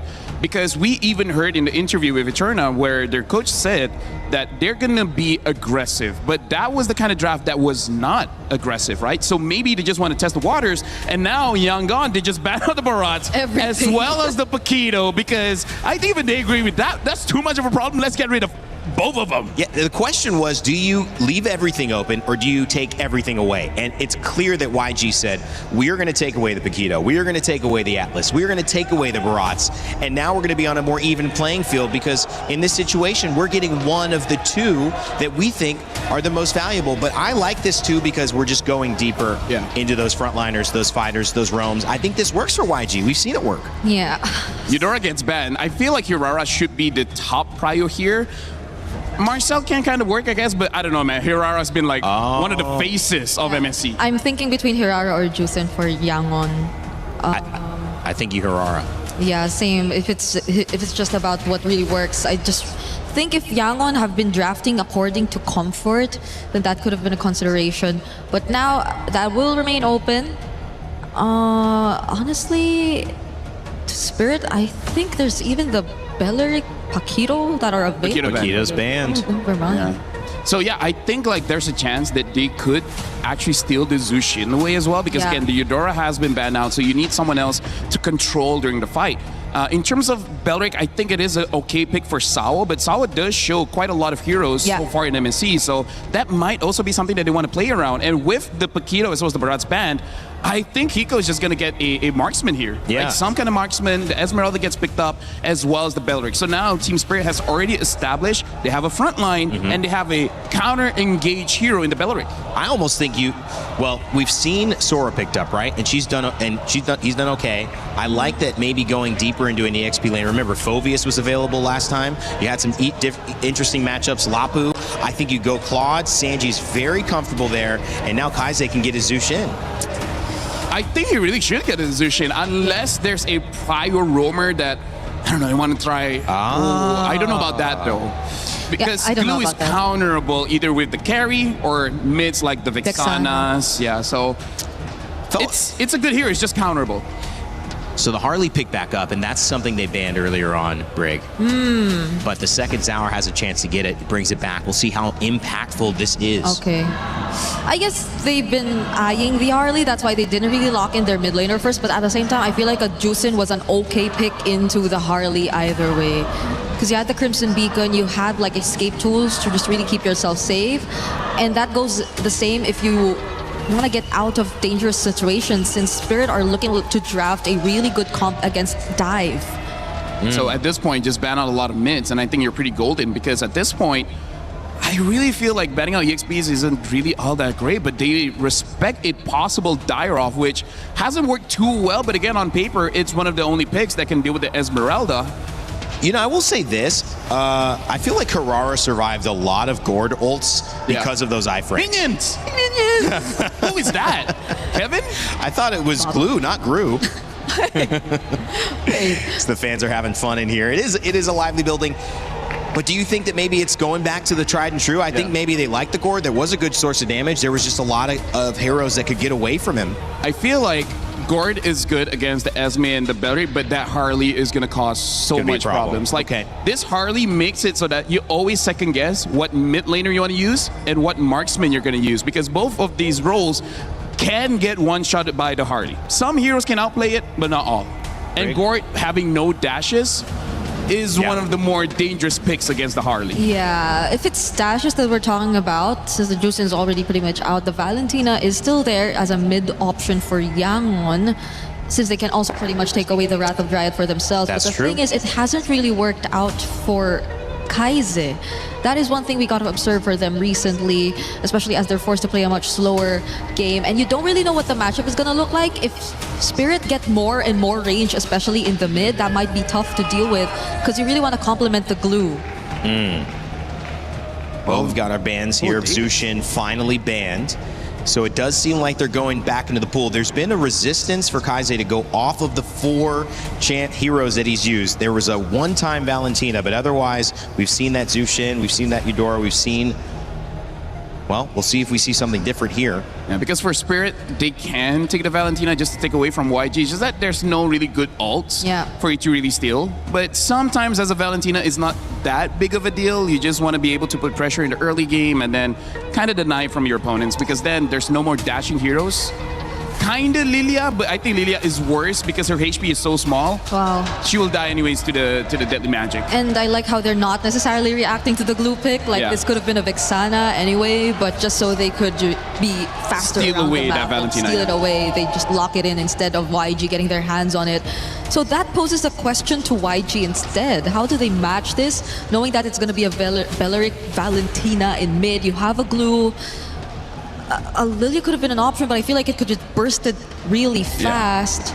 Like, it's going to be good for a while until the Harley gets like a genius one, and now an Arlet gets picked up, as well as the Selena here. I'm liking the adjustment that YG is picking up, but now a Clint. A good matchup in the gold lane possibly can burst down multiple members of YG as long as Team Spirit gives in a good early game. What do you guys feel about these drafts? I think it's more equal compared to game number 1. Yeah, I'm liking how proactive Yangon are this time. They have a lot of setups. It's not like they're going to wait for Spirit to start it every single time. Claude back in the marksman position for Sanji against now a Clint, and it's going to be Ying on that R-Lock, which we saw so effective, and the Selena finally let through, and there's my daughter, Aria, my baby. She made it here. All right, having a lot of fun. Let's hit it over game 2 and get us started here in our grand finals.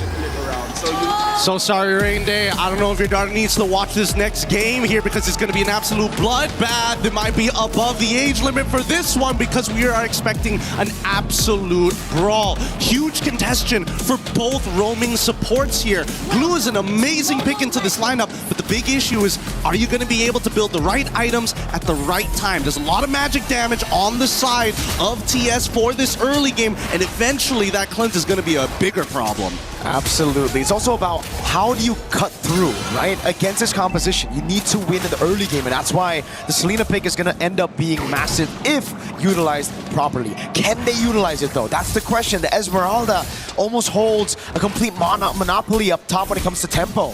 It is, and that's the thing, right? We're going to see how this game has to progress because there's also counterplay to a lot of the different problems that we're going to experience. If you look at the emblems, at least looks pretty standard all the way through. Season Hunter, at least for the Selena. And now First Blood going to be achieved here as Kais finds the kill. And now, with this lead, this is what we're expecting, right? This is why I was talking about the support so often. Those deaths, they're kind of the only people who can walk up and do what they can do, but Blink is a lot more expendable in comparison to Sawa because they need that Wrath of the Dryad.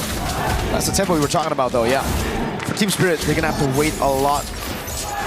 I think compared to game number 1 especially, you're going to really have to wait for that Wrath of the Dryad, like you mentioned, Gideon. And for YG, it's all about fighting level 1 to 3, finding those slam passes. And with the Hirara, the Glue, and even the Arlet here, you're going to have so many resets. That's why Zaur wants to take Ying out of the equation. This is how they get back into that turtle fight after Sawo got picked off. Yep, it looks like they're not going to be able to contest the very first turtle here. It's going to be level 3 to level, well, actually, pretty close to 4 for Kid Bomba. He should be able to hit it first no matter what. And they're going to use that pressure to start zoning out the rest of the Yangon members to allow TS to hit 4 on time. However, Sunset Lover, not there yet. Do they need to walk up to get the EXP? No, they're going to rush this. It's such a good decision for them. Now, retreat battle is still going to be Zaur. Han was close to it. But it's such a good decision at the end of the day right now because they know there's no big ultimates to take anyway. So why do we need Sunset Lover on 4? We're just going to get tempo in mid, take that main win condition away from YG, and get that turtle. It's abusing the timers. Ying was not level 4 at the right time. Han wants the contest, but unfortunately, even Kai's hitting level 4 doesn't make the difference in these moments. They need Blink to be level 4. They also need to make sure that everybody is ready to fight at the right time. So now with the off-tempo play, they steal it away. Great decision coming in from TS, but where is the rest of the conversion, right? As we go back to the neutral states, you can see that even Kid Bomba is still making Ying's life very difficult, despite Han purposefully showing himself. He's dominating the lane right now, dude. And they're able to... Whoa, that's so wild. There are no other ults to take. To be fair, it's either that or the final slash, right? Yeah. You're not going to take the Blazing Duet. Well, honestly, we don't know. Yeah, maybe later in the game when you're desperate and you need to be able to kind of peel away from Sanji already on top of you, then maybe. But even so, at least with the battle spell, Sanji understands that he's got the Purify to work with. I just don't know how this lane is going to go for him. He's playing the lane well, right? But Hiko's got this freeze on him for this point, at this point of time. And until Hiko gets his first item, that's when he really starts to dominate the matchup. Now, one thing I will say about Team Spirit and how they're able to actually just gain control of the map when nothing is happening is I think they're the best team at playing the neutral game. When there's nothing happening on the map, they are so good at maximizing all these small little trades on the map. Like even here, Bomba is getting a trade over on Kaize, giving Sunset Lover more pressure in the lane and stopping Kaize from putting those trap downs, you know? It's just such a small win, but it builds up, and that's why Team Spirit now, even though they're down a kill, are the ones up in tempo, in map pressure, and everything. Exactly. Here, because by the time the turtle actually spawns, Kid Bomba in about roughly 6 or so seconds after the spawn, he's going to get us all back, so they understand how these timers work. And you can see that Ying, as soon as Bomba shows up, he's like, oh man, I gotta try and forcefully clear this wave. We trade ults again. We're going to come back down to the turtle, and I think it's going to be that constant dance. I want to see what TS's decision is here, because now they can't sneak away this neutral objective, but I think they want to extend their lead. Oh, Bomba, he's got the proxy. And Sunset, that's the reason he stole that Abyss form. Man, Sunset with the Flicker out from the stun as well. It's a proxy up top now. Did they go for the retreat? Saw with the Flicker and the Wrath of the Dryad in the backline as well. It's going to be the jump on Sunset now with the steal and the slam slam of the pass as Sawo gets away in time. He's going to be taken low though. Sanji with the blazing duet takes him low, takes him out with Ying. They want to punch it even further here. They're not done just yet. The arrow lands! Over on Hiko, and it's Ying with a punish on the Vengeance. That's what you want to see. Just continuous CC after CC just to give that extra bit of bonus damage coming in from Ying. Beautiful stuff all the way through, but at the same time, the game's not over just yet. At least the tempo has fallen back into Yangon's favor. But in the mid lane, just notice that Ying, now, he doesn't really want to be stuck in this lane any longer. But let's look at this replay one more time, right? Sawo so close to dying here. Sanji clearly doesn't have the items, but as soon as the Purify is out and Kais is able to find an off angle on any of the priority targets, there's nothing you can do. Zara almost getting a sneaky little assassination there, but Han with the iframes, a bit too hard to kill. I think what we need to talk about, Gideon, is the fact that Team Spirit intentionally took that fight a bit long. Kid Bomba, though, the final slash lands on him, but Ying doesn't have the Vengeance again. Bomba now able to get the shielding in time. Han cannot take him out. That's got to be frustrating. It's now 3 series in a row where he just can't kill Bomba. It's annoying because you can tell that Ying, he was thinking about jumping this, and Han was like, no, give me the kill, sir. Please, please, I need this right now. You're already 2-0. I'm 0-2. Just give me a little bit of gold, and it could make the difference here. And that might have just costed them a lot more than they would have imagined here. But you're absolutely right. We have to go back to before the fight. Bomba didn't go for the rotation straight up, even though he had a tempo advantage over Ying. He stayed and he cut. He proxied deeper. So it was almost as if Team Spirit knew they weren't going to take that fight. They were just trying to prolong it so that YG can't get their early snowball in time. And not to mention that they're utilizing their threats, like Sawa walking up and faking the movements, trying to throw as many feints just to get YG to react. Is Sawa in trouble here? He shouldn't be in trouble, right? Yeah, he's totally fine. And he's able to get a little bit of his health back. This is why Beleric is just so annoying to deal with. Very similar to Glue in a lot of senses, but just can't fight as often as Glue. Bomba opening up again. This time around, it's going to be Team Spirit with a man advantage.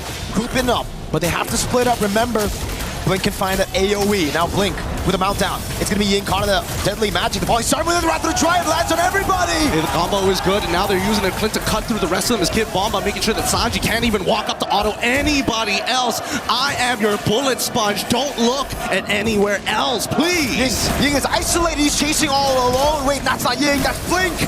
Now the blazing duet coming through, and it's actually all planned, calculated by Blink, capitalized on by Sanji. Bomba's going to be able to look for that compensation, though, as now they go for the turtle. 2-1 in turtles, in neutral objectives, but TS, stay busy. It's Sour up top of the turret. Man, this is a tough matchup. I was wondering whether Hiko on this Clint was a good option. They wanted to win the lane, which technically they sort of got, but they still can't deal with Blink. If Blink gets on top of Hiko, it's kind of over for his life. Even if he does actually have the flicker, he's got to time it perfectly. For the rest of the team, at least for TS, it's about peeling, and even so, they don't have the correct answers, right? I don't think Kid Bomba or Zara Egoist or Sunset Lover wants to be the one getting pulled away, but that's the thing, right? Yangon, they're trying to keep it tricky. Blink getting on top of Sawo initially, pretty good idea, but unfortunately, where do you pull him to?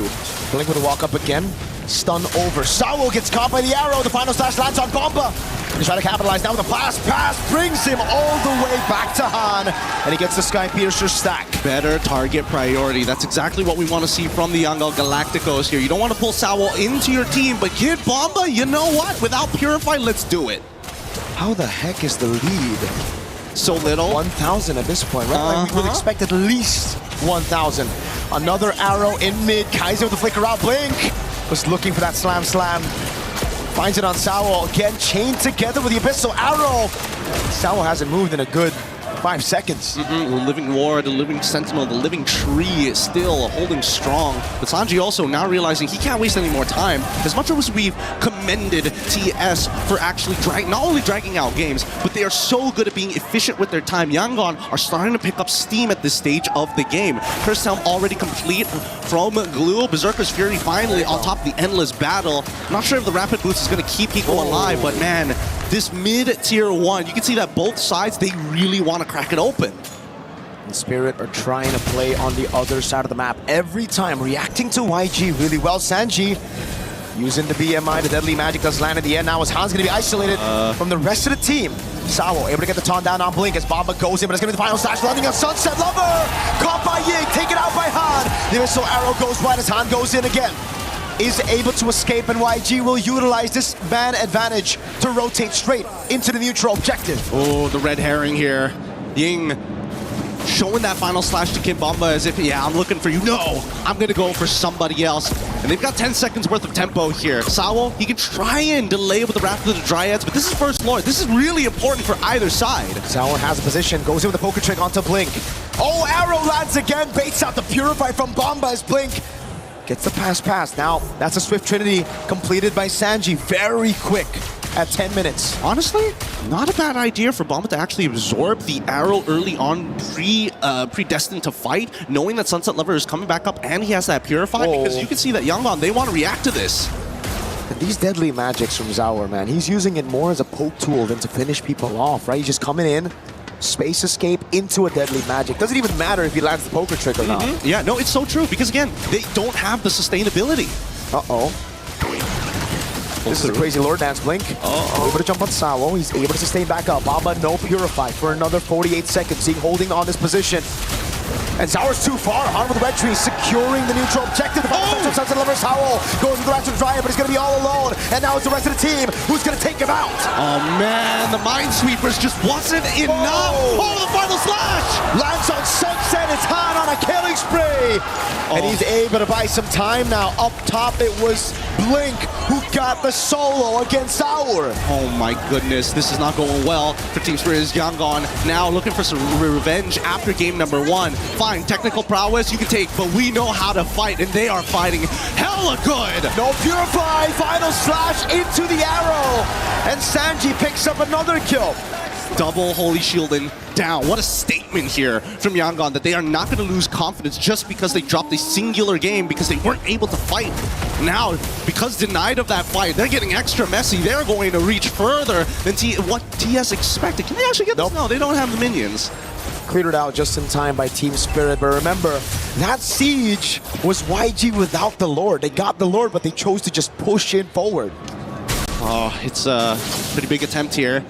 If they can get an inhibitor, that would be great. But at the same time, see that TS, as much as they want to engage, they kind of need their flickers, and they know that Sawo's flicker is coming up in 45 seconds. So at this point, how else can they look to delay this? They might have to sacrifice at least one of these inhibs.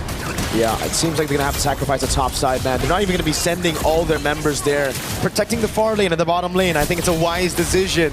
But still, for YG, they'll take what they can get. That's a Melfic gun now for Sanji.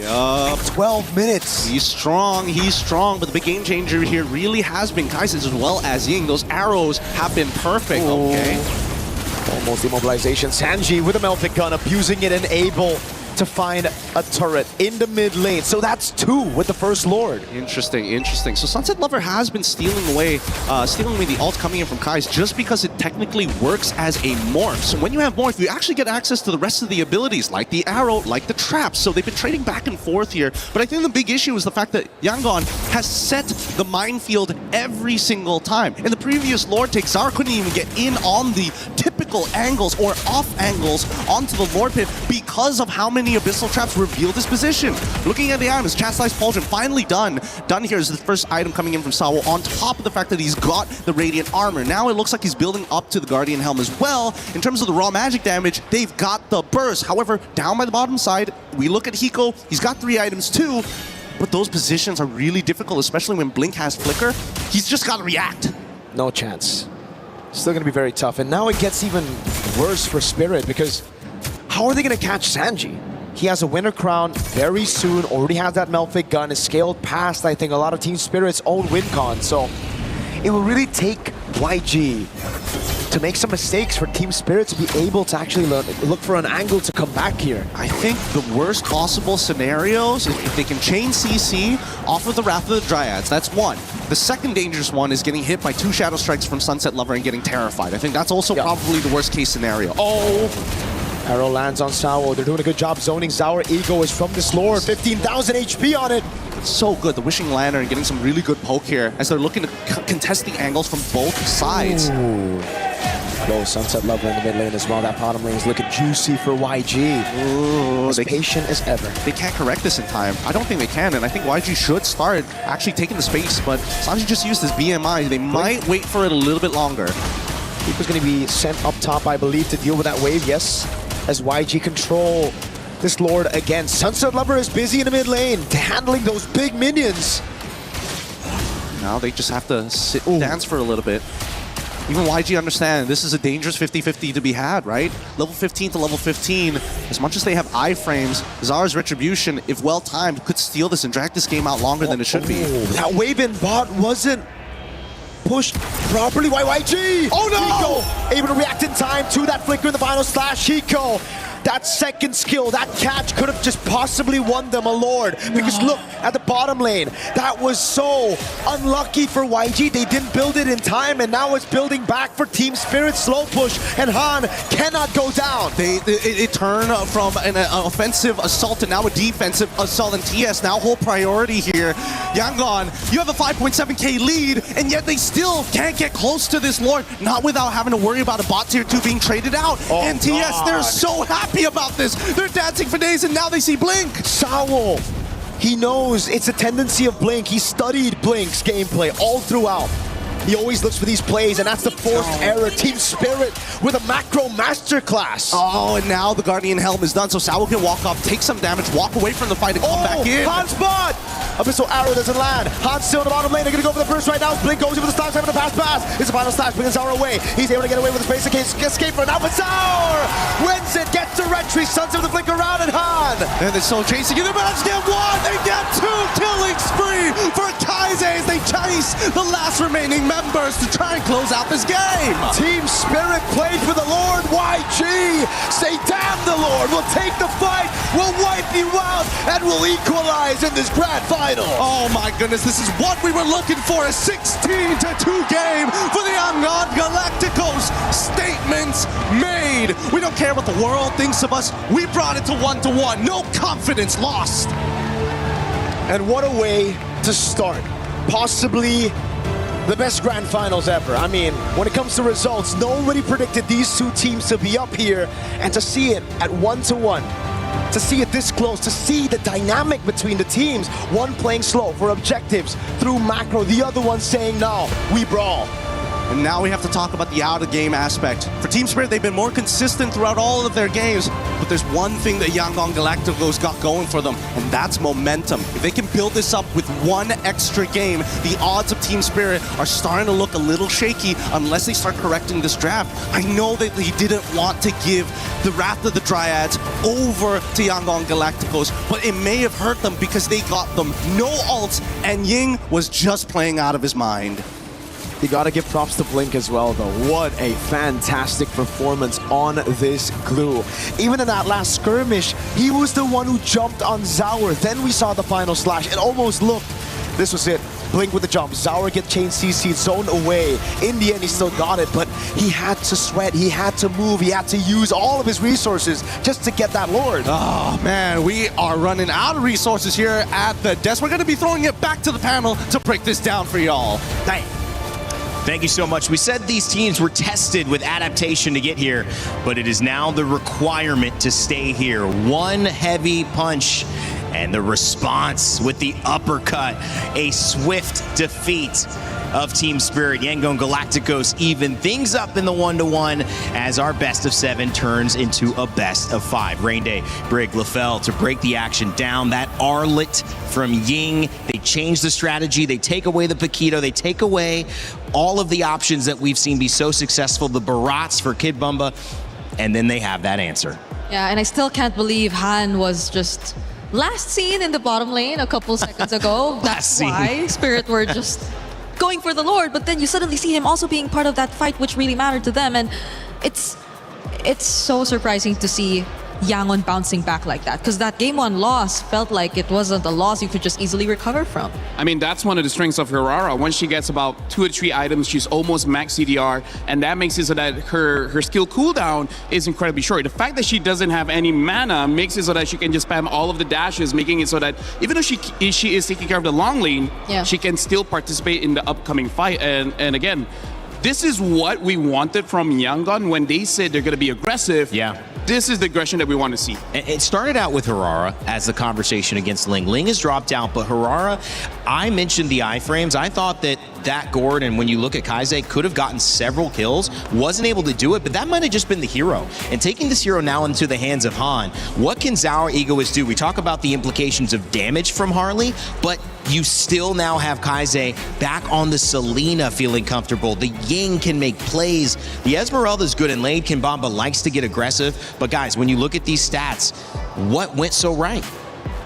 Honestly, when we look at his stats, the one that you have to look at is actually Kaise. The damage dealt is 51,000. I think a lot of it, hey minions! I think a lot of it is coming in from the traps, but the important thing is that aggression starts with a lot of damage, and that happened when they do have the Selena. The Selena, I would say even level 1, already deals quite a lot. Yeah, I was honestly considering it even as one of the potential pickups for Ryos? Spirit earlier when they were just left for second phase mid lane options, but they still went for the Valentina. I think in a way gave them some of the playmaking capabilities, but I don't think they were really able to put it into use. Like we saw how Sunset Lover occasionally got to steal away the final slash and such, but it was always just them using it when they were already forced to use it, more defensively, more during a messy team fight, because Yangon were very efficient in just already isolating who they want to go for first and allocating who needs to go in first. It can be Ying, it can be Blink, and Blink too. On this glue. You were questioning the glue. We thought, like, is this enough? But it was. I mean, like, we questioned it because he could get countered, but he didn't, right? No bad heroes for glue was picked up, and Blink, man, like, that guy is amazing. Yeah, he's playing great. LaFell, you got another telestrator for us? Let's check out what you have to say. So I'm going to be pretty quick for this one, but I feel like most of the MLBB community will agree with me on this one, where a lot of attention is in the jungle, being like the primary mover of the map, main damage dealer and everything, but throughout this MSC Rain Day, I personally feel like the biggest conversation is the front line, right? Yeah, absolutely. And even in American football, the line has to be strong enough to either protect the pocket or create space for a good running play. And that's what we see here in MLBB, where in game number 1, we saw both Kid Bomba as well as Hiko really helping out whenever they do get these two heroes, right? The Paquito as well as the Baras. They're amazing playmakers, space creators as well. And with both of them out, it makes the game fair. And I think this is the first good step that Yangon really took. But then we saw Ying on this Arlet as well as Blink on this Glue. I really feel like for all of the games in this best of 7, who has the better playmaking frontliner, the potential of winning is much higher. So we're going to be looking at that in the draft later on. And in terms of the clips here, I would say this just shows when you have a very strong frontliner, you're able to actually space everyone out for the opponents, making it so that it's easier for your team to really contest the Lord. Because as we see here, what we're going to be seeing is really just the positions of all the members of Team Spirit. They're spread out. They want to make sure that they don't get caught, especially by Ying using the Arlet here. But in terms of that, you can see that what Team Spirit thought was going to happen was they're going to delay the Lord because they're trying to pick a fight, but that's not what happened. The moment they know that the Harley is nowhere close, they just contested for the Lord, burst it down, and they're able to do that. And then afterwards, we start seeing whenever the team fight starts happening, a lot happen coming in from Ying as well as the Glue. Because look at this. Ying able to jump in using the minions to dash with the Vengeance and then catching Sunset Lover. We even see the mark is there so that Ying has another Vengeance going in. And this is why in the draft now, who's the EXP? Who's the rogue? Is it a fighter gold lane? If it is, what is going to be that fighter gold lane? Because who can create the opportunities will win the game. I think that's what it's been about, right, Brig? I mean, who can create more opportunities? This game, it was more on Ying than it was Kid Bumba. Yeah, he had to live up to the Ying name here. Well, why? We thought it was good. No, it's bad and good at the same time. It is good. I love it. I think it's good. Cool, right? I just was trying to hear you say it too. Yeah, because at this point, or at least in this game, yes, he did get taken down once, but it's not like that's what really mattered. It's his presence who feels like he's someone you just could not consider for pickoffs at all, because he had a very high mobility hero. Again, it was the Arlot with a Vengeance, and he was the guy that they really had to be wary of whenever they sensed that a team fight was actually gonna break out, because you could maybe look at Blink, but he's more there to just mess things up. He already presents himself there once the team fight has broken out, but Ying has been the pace dictator, at least for this game. And I just like the draft in general. I think the response was to deal with the problems, and obviously Paquito early, but when you don't have the Paquito, you allow Sanji to be that much more effective and comfortable on the Claude that he wants to actually play. Guys, there's a lot that's occurred here. We're going to take a quick one, and in the meantime, check out Mobile Legends Adventure. On the flip side, we'll have Game 3.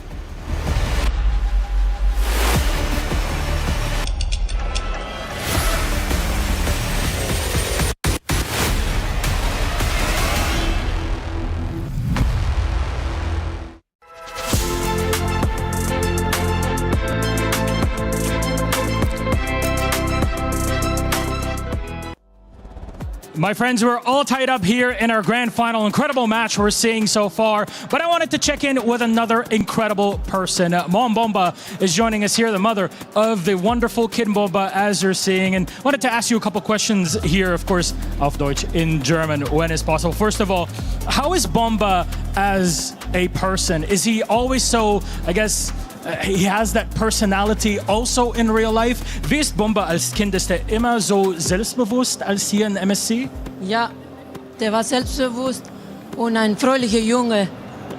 Yeah, this is how he is. He's very confident and he's a very happy young man. And that's exactly what we're seeing here out of him on the screen as well. Our second question, the entire community so far has been reacting so positively, which is wonderful to see, especially given your support for Bomba as his mother. Do you have anything for kind of words of comfort for maybe parents out there that want to help their sons, their kids that want to become professional players? Die ganze Community reagiert so positiv auf deine Unterstützung für Kid Bomba als seine Mutter.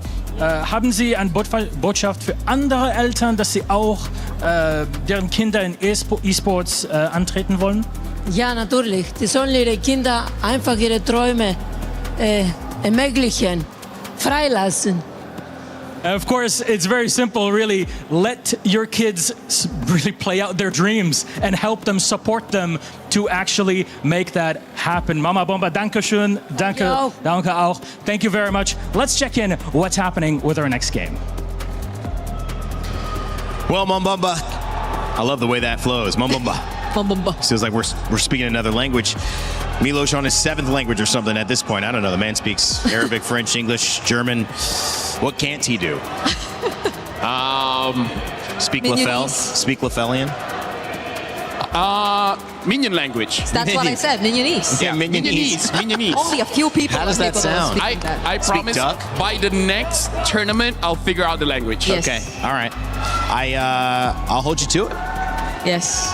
What did you want to say? No, I was just so happy to see that. I mean, like, where else can we go with this conversation? Really? Probably nowhere. I'm hoping you guys drop it. The only thing I could think of was probably Mom Bomba already has a fans club by now too. Yeah, probably. Because I also saw signage already. I think so, and you've seen Team Spirit gather around the heart and soul of it. You might have seen maybe the analysis, the technical part with the team, but when it comes to the heart, it certainly feels like it is Mom Bomba in the stands and everyone who is around her talking to her, rooting her on, supporting her through. You should have seen the emotion versus Onyx yesterday. That was powerful. And part of the reason is that there's $1 million on the line. The winner of this, she could see her son suddenly enter the Millionaires Club, which is a beautiful thing. At about what, 21 years old? Yeah. Amazing. Support your child and their dreams. That's what she said, right? Yes, you're right. I'm trying to hear back what you say. Yeah, I think you're correct.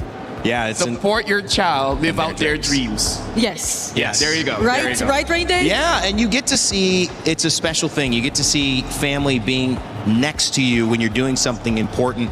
I think that's just such a beautiful thing to see and witness. And obviously, Team Spirit, they go back to the drawing board. They have the emotions, they have the ups, they have the downs of Game 2. Now it's Game 3, guys. They're bouncing back. Speaking of, I think the support of, doesn't matter, families, friends, or whatever, in terms of going for your dream is very important, because here's the thing. I think there's no dream in the world that doesn't require some kind of sacrifice that will make you really scared about moving forward. It doesn't matter if the dream sounds like something simple, but I feel like in all the years that I've lived, everyone that tells me their dreams, you can't get that without sacrificing something, either physical, mental, or even spiritual. And it's even more, and Brig, I think you agree, it's even more important to know that nowadays most of that sacrifice is not in front of us, guys. We see the results, we don't see what goes into it. And you know as much as any of these players how much time and effort goes into just being a part of this moment. And then there's still the job's not done. That is in the back of their mind. We still have to win. It is a best of 5 now, 1-1, as our draft continues. And Zushin, Atlas, Fanny Band this time around for Team Spirit. It's Paquito, Barats again, and Freya for Yangon Galacticos, who are on red side and respond with the Ying and the Eudora. First pick, Harara, stolen away, and is going to go back in the hands of Zauer Egoist. Yeah, but I think Yangon are still very happy with this, considering that they've stuck with the pattern of taking out the Paquito and securing one of their power picks, their comfort picks for Sanji. I think they're in a good spot, at least for now, in the base of the draft. One other thing that I like as well is they took away that Eudora, so that just in case they want to use that Suyo, then they can. It's not immediately punished. Sure, the Selena is there, also have a lot of burst damage, but the thing is, it's not as easy as Eudora. And I like this too. I think, again, as we see this third pick, Brig, do you enjoy the approach of maybe saving Rome till Red 3, or even saving Rome until the second phase? If it's teams like YG and Spirit, yes, because we see even Carmilla's, even Chips being played on the map. But this is a really good response, I feel, from YG. They're sticking with the glue, and I think it's just so much better in this composition where you have to body block so much. And I feel like YG has this calculated risk where they don't mind picking up the glue because, yes, it is one of their comforts, but also they just know Spirit's draft pattern to know that this is not going to get immediately punished. Sure, maybe in this best of 7, eventually Hiko will pick up something like the carry and able to deal with both the Claude as well as the glue. The problem is, again, Eudora is having a range advantage up against that carry, so that's just something that you always have to think about. Carry is such a good hero, but it's not without its risk. Yeah, and I think you don't see two of the most important heroes to look at when you actually want to lock in your gold laner, which are probably the jungle and the EXP lane, because these are the two heroes who could probably just be assigned to go after Hiko. And considering that we have so much less in terms of fighter options in the gold lane, then there might be so much more consideration put into that.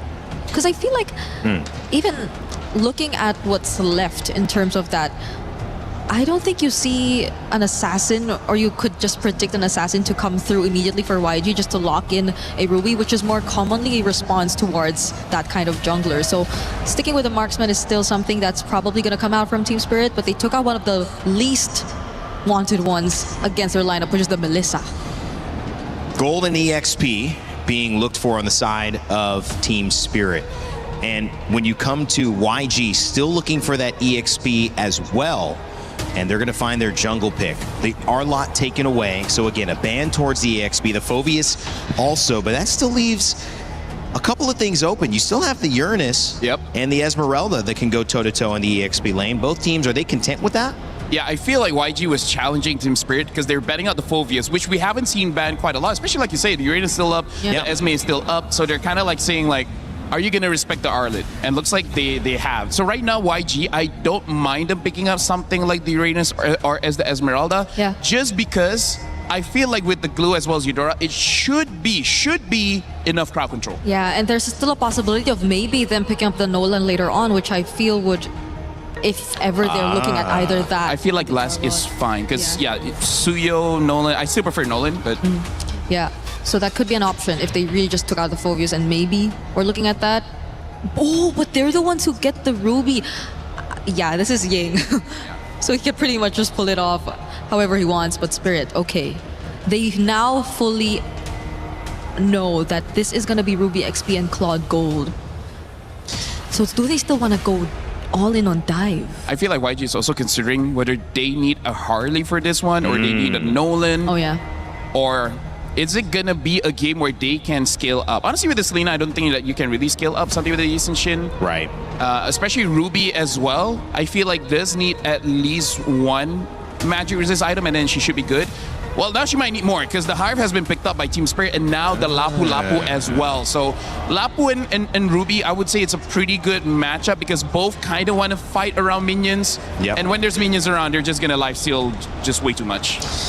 Team Spirit have already shown their cards. Guinevere banned on the side of YG, still picking for the jungle. Harara taken away. The Ling has not been played since what feels like a few weeks ago. And so the Nolan it is. You guys called it. And you like it a little bit better, you said, LaFell. Yeah, just because the Nolan can match the speed of Harara, but we'll see. If this Selena does have the Veteran Hunter, then maybe Harara will just be that bit faster, but I feel like YG has a comp that can slow them down enough that it just neutralizes whatever advantage that the Selena can have around the jungle. Yeah, and they can pretty much move fast enough to get away from danger. Well, at least that's what they need, because I think Spirit and the lineup that they currently have are just so good at setting up for team fights. Well, it was an early game win for Team Spirit. YG, like we have not seen in this tournament, respond right away to even the score. A best of 7 turned to a best of 5. Who's going to take the lead to start it off? Gideon and Mirko? Well, that's a really difficult question right now.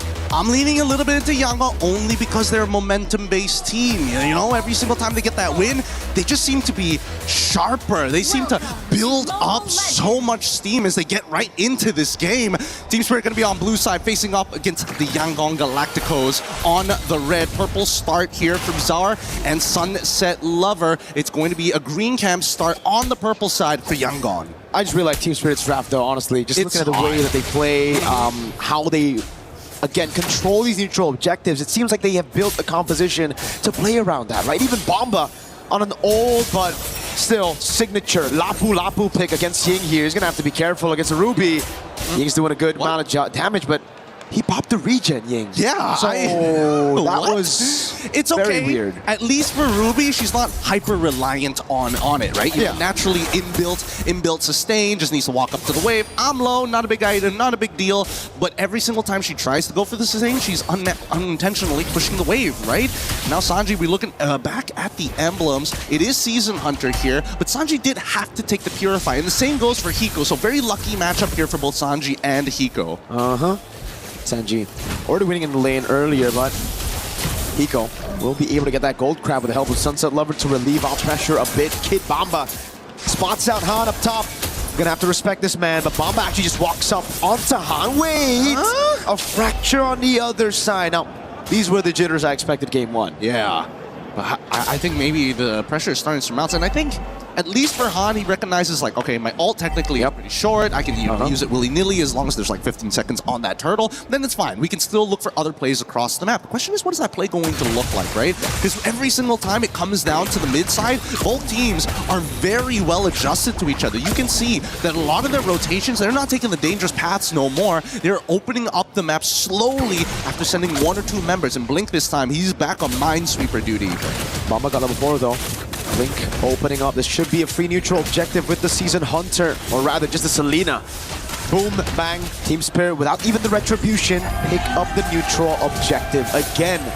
3 games in a row, it's them who strike first on the neutral objective. Yeah, let's see whether the vertical jungling is going to start, right? An invasion from Hirara, able to steal away at least one green camp. Han, doesn't go vertically. He's going to head straight to his next buff here. Notices that it's missing. What can you do about it? Little Wonder is up in 11 seconds, but here on top side, this is where it's extremely volatile, right? Because Kid Bomba, if he can zone Ying away from that lane, they're in trouble. Pullback Bomba's able to escape just in time, doesn't even burn the flicker. And now they try to regain control over the map. Link in the mid lane now, shoved away from that bush. Sour Ego still has a whole bottom side jungle to clear. And I love the fact that Yangon are taking into account everything. Hey, Bomba's walking in a pretty weird direction. There's a good chance there's an Abyssal Arrow coming in the exact same linear trajectory. So at this point, Yangon have a lot of different things to think about micro-wise on top of making some heavy decisions. And I think for TS, they don't mind it, taking it just a little slow, right? We're expecting the big fights to happen by neutral objectives and nowhere else.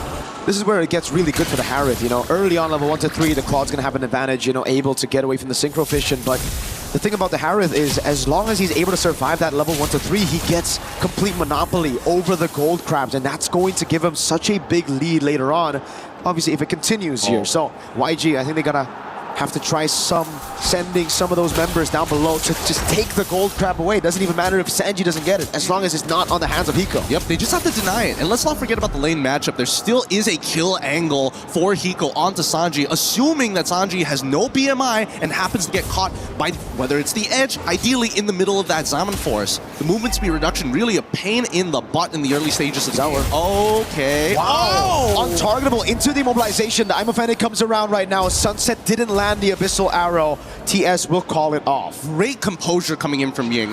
If I was in that position, I would have flickered or something. But again, holding it close and making sure that they're playing against the wave to sandbag the lane. Now the Abyssal Arrow again, now landing! It's you with a flicker, that's why! He saved it all the time, Zaur still able to get the retry in time as Ying. He had the composure, but it's the all-in onto him as Zaur is waiting for the untargetable, goes under tournament, is able to go back and forth, oh my god! Zaur! Outplays him with the iframe, Zaur does it perfectly! I really thought that maybe he should die there, and he still survived! He's got the combo points! The Wonder Boy of ECA! Sour Egoist! First it was Blink, second attempt was Han. Both failed, and Baba takes the XP crab away. Now, this is a very similar rotation that we saw in game number 2 coming in from the Yangon Galacticos. Sunset Lover finds the punish, chunks Han out and says, you better go back to base. That orange buff, you're not going to get anywhere near it. And Sunset Lover is walking up to ensure that it's, hold on. Bit of an awkward time to go for a replay there. But coming back into this fight, the wombo combos, like we mentioned for this composition, they have to be on point. And Team Spirit understand they can't just fight willy-nilly. There's got to be a conversion area. I thought he was chopped, and then he gets the killing spree proc. And then what happened here? He was probably also screaming, Zaur! Zaur! Oh my god. It's accurate. Even in slow motion, it's just crazy that the lethal ignition didn't proc away. They just needed one more auto attack and would have done the job. Now, the 2 flickers down on Sunset Lover and as well as Sawa at this stage of the game, but the rest of the team from Yangon Galacticos also about to get their own battle spells up. The major advantage really comes on to the multiple members of TS. From EXP all the way down to gold, everybody has found a slight advantage. Hiko is really becoming a problem though, right? He already held a monopoly over that gold crab. Now, he's taking the XP crab, putting him in a great position for Turtle 3. He's just a little itchy for these crabs, you know? Oh, Zaur. Hey, hold on now. Hey, he's going to proxy the way very early on here, and look at the coverage coming in from the rest of TS, right? Han, if he can find this, that would be insane. Zaur's so smart. Every single time, he never uses both the proxy, only just uses one to clear it out. That's why Han can't go in now. He's going to be spotted. Zaur with the walk up again. He's going to go with the retribution, and he wins it 50-50 as the Abyssal Arrow lands on Han, and now the rest of the team goes in. Sawo, Wrath of the Dryad, JCC Ying, taken low, but not down just yet. Bomba walks up forward, gets the last hit. Now it's Sanji on Bomba, but Sawo playing a great position, holding it. Amazing mechanics, really amazing mechanics. Can they get a little bit more here? Because now, this is the position that Yangon always find themselves. Mid-tier 1 threatened, and Han has to give up his life for it too. Double immobilization from Zaur. Han cannot be walking like that. Sunset with the capitalization, and now Kaize it's going to be so difficult for him to find burst. Bomba's just taking it like a champ. Yep, and now from this point onwards, we're expecting TS to just skyrocket. Their stonks are getting bigger and bigger. The gold lead and deficit here for Yangon spreads very thin. Abyssal Owl connects here, but look at Zauer. He wants to go in, and I'm pretty sure Zauer was telling him, relax. I think Zauer knows exactly what he was doing there, man. He just wanted to bait out the flicker. That was really good CC immune by Bomba. Now the Wrath of the Dragon, the taunt over. That's going to completely lock down on Blink. Taking out a Sunset is going to be taken low, but is able to get away for a bit, baiting out some resources. Zauer gets away from Ying.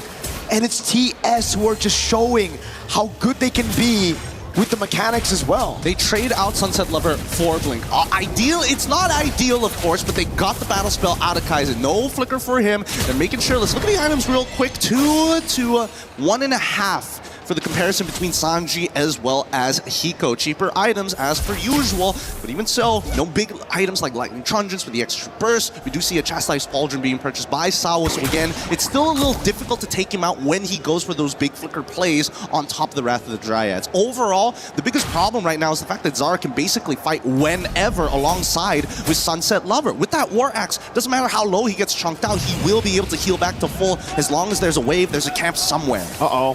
Careful, Sanji. Bomba with the Bravest Fighter! Jumps in with the Flicker as well. Now he's going to the Blazing Weapon. He's going to get bursted down now with the Purify. It don't matter. When Bomba knocks, you just got to react in time. Blake gets caught in the stun and the Dryad. The fight was already over before it even began. I mean, he's going to try, but they're going to get him here. Zar executes him underneath the turret like it was nothing. Fallen Maple, baby! He's so good. These young junglers are ridiculous. Whether it be Han, whether it be Zar, put him on something as overpowered as a Hirara, and it looks crazy. Bang. Bonk. You gotta give it a Kid Bomba here. And also, it's more of a mistake on Sanji for just not instantly purifying and getting out of that position. He held it for a little too long. And now it's a free neutral objective, 10 to 1. 6.4k gold lead. Bomba on the Lapu Lapu with Sunset stealing away camps, but you know, Hansa has Retribution. Still able to secure it. Fracture on the green camp, not giving anything away. But man, wait, Zara got a kill off camera on Kaizen. Oh, during the replay. Oh my god. Yep, just one-shot him. Like, he is so strong right now. It's ridiculous. And he's maintaining these War Axe. He doesn't even have Side Piercer, right? He doesn't. That's why I say, Hirara, as soon as you hit level 15, you feel like an absolute monster, with or without the CDR, right? Just the natural damage that you have, and you're able to triple it every time you use one of those combo points. Zauer. Gonna go in. Bomba with a jump on the Bravest Spider now on YG. Oh, there's instant CC immune to get out of that. I'm offended, Ying. Just cannot land those CC locks. Oh, and looking down the bot side, you can see that Han is trying his best to get a tier 2. Blink should survive here, but they might just end up losing it here. Yep. Good lord, good lord. I guess no. I guess no. I guess no. This is a really tough game. Really tough game to Yangon, right? Look at the items, bro. What does he have? What is he packing? I think he's already packing his 4th item at this stage, right? It's an 8k lead. I think 4,000 is like should be on Zara at this point. He's a 2-level lead against Han. He's stolen what? How many buffs at this point? 3 buffs at this point.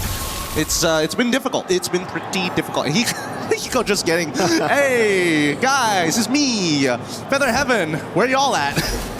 Everybody's at 6 items. He's like, yeah, Feather of Heaven. Guys, my investments are working out. Dude, I mean, for YG right now, there's literally nothing you can do. It's 11 to 1. You can only just wait in your base. It's a Eudora as well. Dude, he is nearly 10,000 extra damage ahead of Kaizen, and somehow Han has not been able to find the big burst damage or the snowball that we were looking for. Holy, 4 items! Yeah. Oh, I thought maybe it was a little short on the roar, but good. No wonder.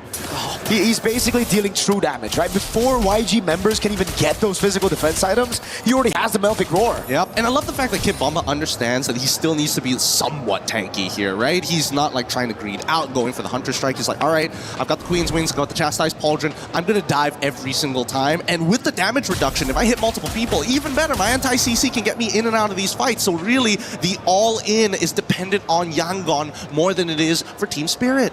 And a damage taken as well. Bomba taking a beating, but really hasn't reflected. He has 0 deaths. Bomba with a jump in, the flicker on Kaizen again, bidding on some of those resources, taking everything and finding the stun. Bomba! Oh, a mistake, and now they're going to get punished for it. Ying goes down. Blink should be the next to fall here with an epically strong Hiko on top of it all. Like, if things could not get worse here in game number 3 for the momentum that Yangon built in game number 2, TS has completely shut it down. Bomba just took a 1v5, baited all the resources, everybody corralled in, and it didn't matter. Bros 3-0 and 3.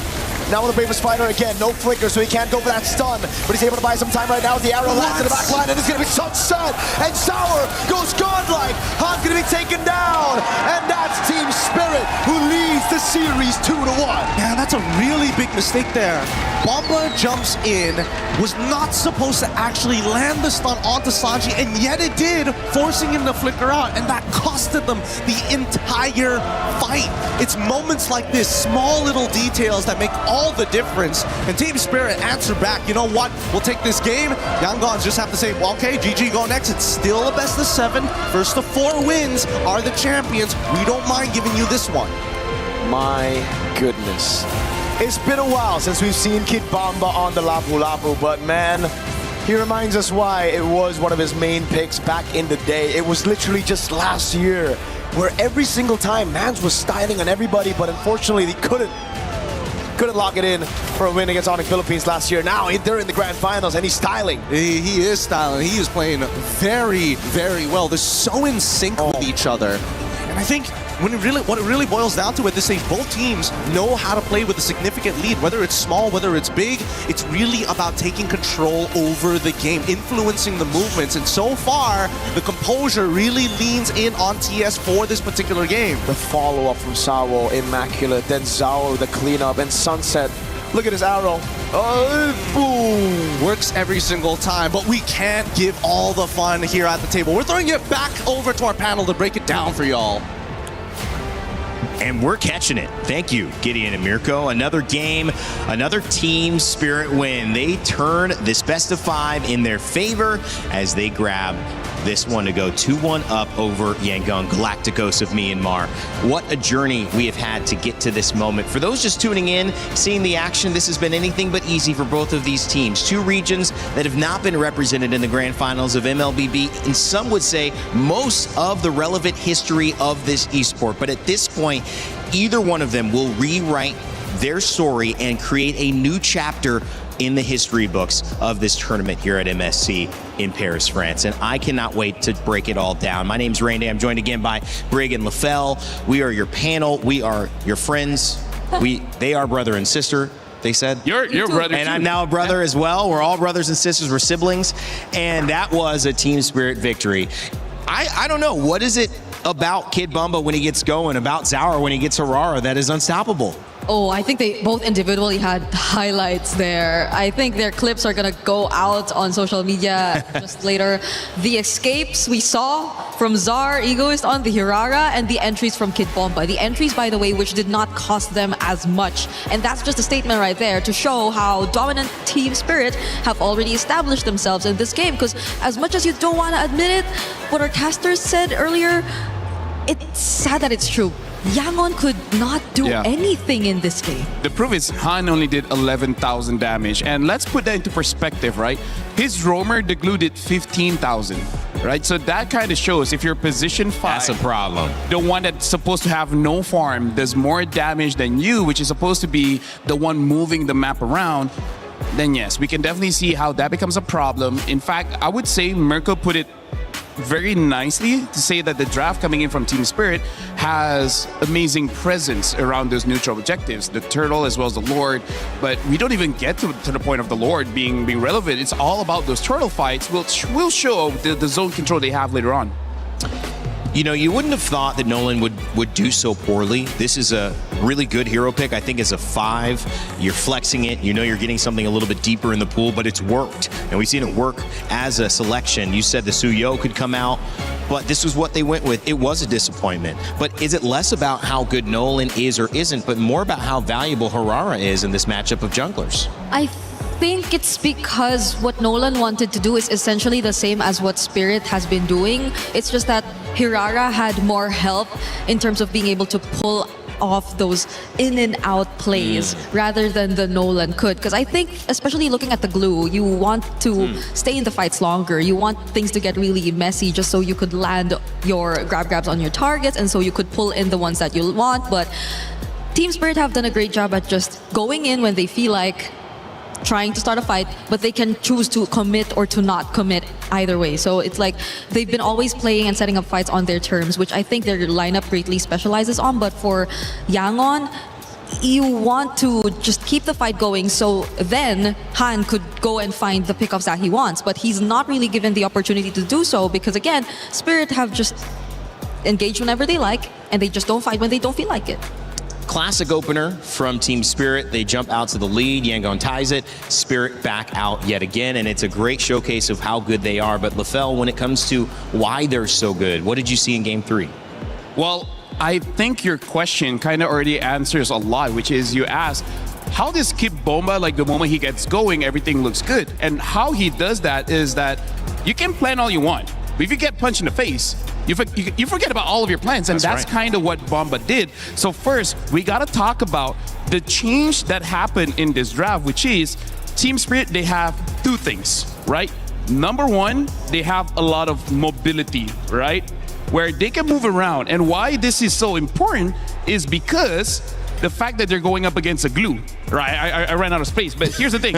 They made it so that this glue cannot really do much just because, let's count the amount of dashes they have. 1, 2, 3, 4, right? Yeah. These 4 members have a lot of dashes in their kit, making it so that even if the glue does catch onto them, they can outplay that. And that's the second thing, is that all of these heroes, except for the Belleric really, they have ways that they can individually influence the map just by, I would say, the latent, the potent aspect that the heroes have. Yeah. They have a very high skill ceiling, making it so that it's kind of hard to really predict what's going to happen. But we're going to be looking at this clip here, and we're going to be looking at more of the zone control that Team Spirit really has with this draft. And again, we talk about how having that first punch is going to be very important.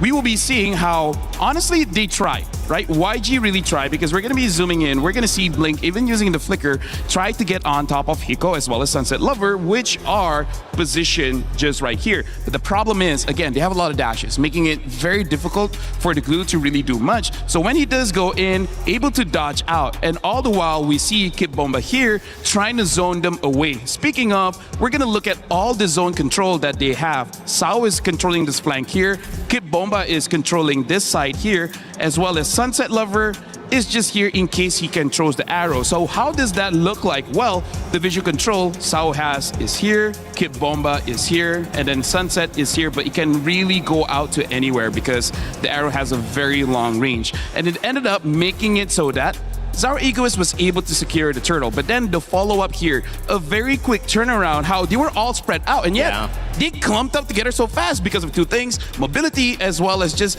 the potent ability of each hero to have a very high skill ceiling, making it so that they can continue to fight once everything is said and done. So this draft is honestly less about strategy and more about the coach giving the players a hero that can do so much. It's all about your own creativity. It's all about your own skill. Yeah. It's a draft not many teams can pull off. But the teams that can do it, it looks amazing. It looked like also Blink got caught up trying to find Hiko. Yeah. And I think they understand the power of Hiko when he gets going. And I think they understand, too, how if you do kind of tunnel vision, you can lose track of the bigger picture. And so sometimes in these best of sevens, it's normal, Greg, to, okay, we focus a little bit too much on that. Now we need to pull back here. Think about it a different way. If you're YG, what's your takeaway now going into Game 4? Because you can't really afford to make the same mistake. Going down 2-0, giving them a chance to, in this case would be 3-1, 2 games in a row, a chance to clinch out the next game. What has to shift? It might not be a big one.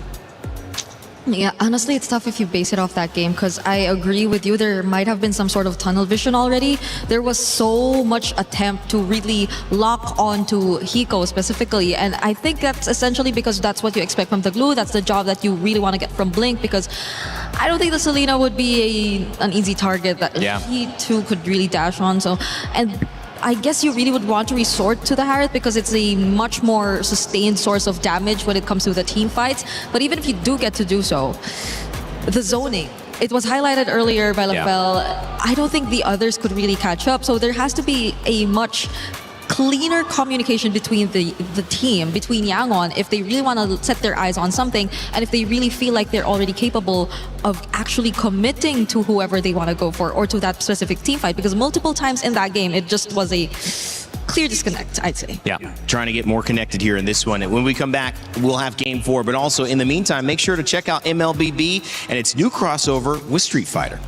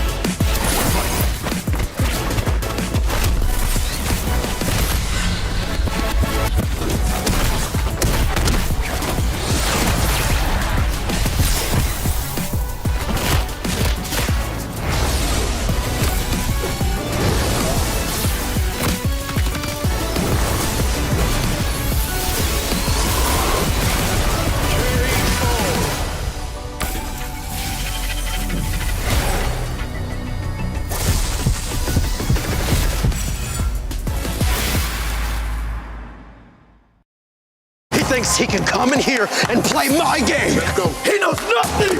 Let's go! Tyler 1, you're done. Raw energy. Half and blow the house down. Play is in our DNA. Whenever we let it out, it becomes our superpower. Now imagine an entire city being built to supercharge it. Kadir City, powered by Play. Well, the stage is set for history here in MLBB. MSC has given us a tournament to remember, maybe one of the best of all time. And we know that now that deserves a final that is worthy of your attention. But this one is all about the little things, the details yet again, because the drafts have kept this game pretty close. Yeah. It's really balanced on a knife's edge, Lafel, and now it's Yangon Galactico's chance to respond after Team Spirit again take the upper hand.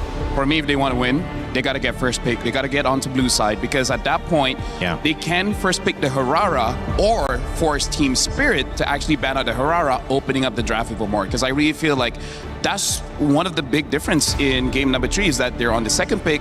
They have more picks, able to get the Claude. But again, letting go of that Harara does seem honestly quite punishing. Yeah, especially as we've seen how the mastery from Czar has been exceptional in this series. That last game, dude, I'm still not over how he actually got away. He still remained alive. During the purple buff attempt, the purple buff sequence. It was a bit too much to handle, I feel. It could be very... It could really affect the morale. Yeah, and it's just in the flow, and it's a positive effect for Team Spirit. It's a negative effect knowing you got to deal with that again. There's going to be moments that he just escapes, and it's 2 games in a row. He's had too much of that.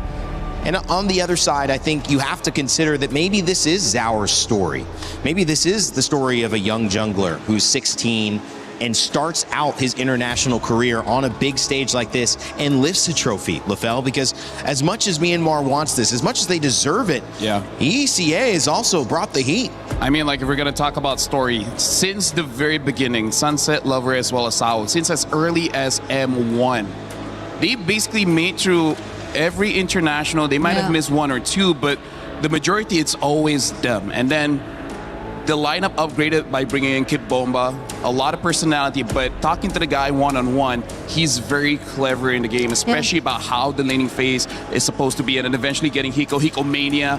One of the, I think one of the highest counts of Savages in international tournament, and now completing this lineup, Zaur Egoist. I gotta say, all 5 members have been through a lot, and they're creating history every single time they go to any international stage. I agree. That might just be a really good way to look at it, especially considering that if they do get to secure the championship here, that means that Zor Egoist was eventually the key to the breakthrough that Team Spirit has been longing to achieve for the longest time of them being part here in the competitive MLBB scene. But let's see, because there have been certain adjustments as well, especially in this draft. No more Hiraras coming through. And you know, I think that is respect on the hero. I think it's respect on the hero, what she can do. I think it's respect on the opponents. And it's just saying, let's make it a non-factor, guys. We don't want the game to go based on who gets Hirara and who gets it 4 times out of 7. We just want to play. And at this point, you see the Uranus back up pretty high overall. I'd say for not seeing him last game at all, or banned, we see him first pick next to Zushin. Yeah, honestly, very high winner here. YG, they might respond with the Esmeralda, but again, having that Zushin, the Zushin really makes it so that YG might have a difficult time here, because Zushin is incredible in the sense that she can manipulate the team fight, and she's very hard to catch. Just those 2 combos make it very difficult for any team to fight against Zushin. Yeah, and my only concern is that that will provide for less playmaking for Yangon, which I feel like is an essential if they just really want to speed things up. So they don't really secure their XP lane matchup just yet. They already know that it's going to be against the Uranus, but this is what changes things. My goodness. But this shows that there's a chance that we're going to be playing double fighters. Or even if it is a marksman, it might be something that influenced the game early, like a Harif again. Harif, Granger, the likes. Okay, if it's double fighter though, Alvakita Frey are gone. So it's just mostly the Ruby that could be a potential pickup for Hiko, if that were to be the case, which again, it could be also some sort of deny towards Ying, because Ying doesn't have a hero just yet, but do they really want to settle with a Ruby if they're playing a lineup that's just going to protect around a Yi Sun Shin? I mean, I don't mind Team Spirit having at least one other hero that has the crowd control, because the good thing about Uranus, he's hard to kill. The bad thing is he has 0 crowd control. So I feel like Team Spirit, especially when they want to go into the team fights with Yangon, they might need at least one more, and then Zarigos will be perfectly fine on this Yi Sun Shin. Okay.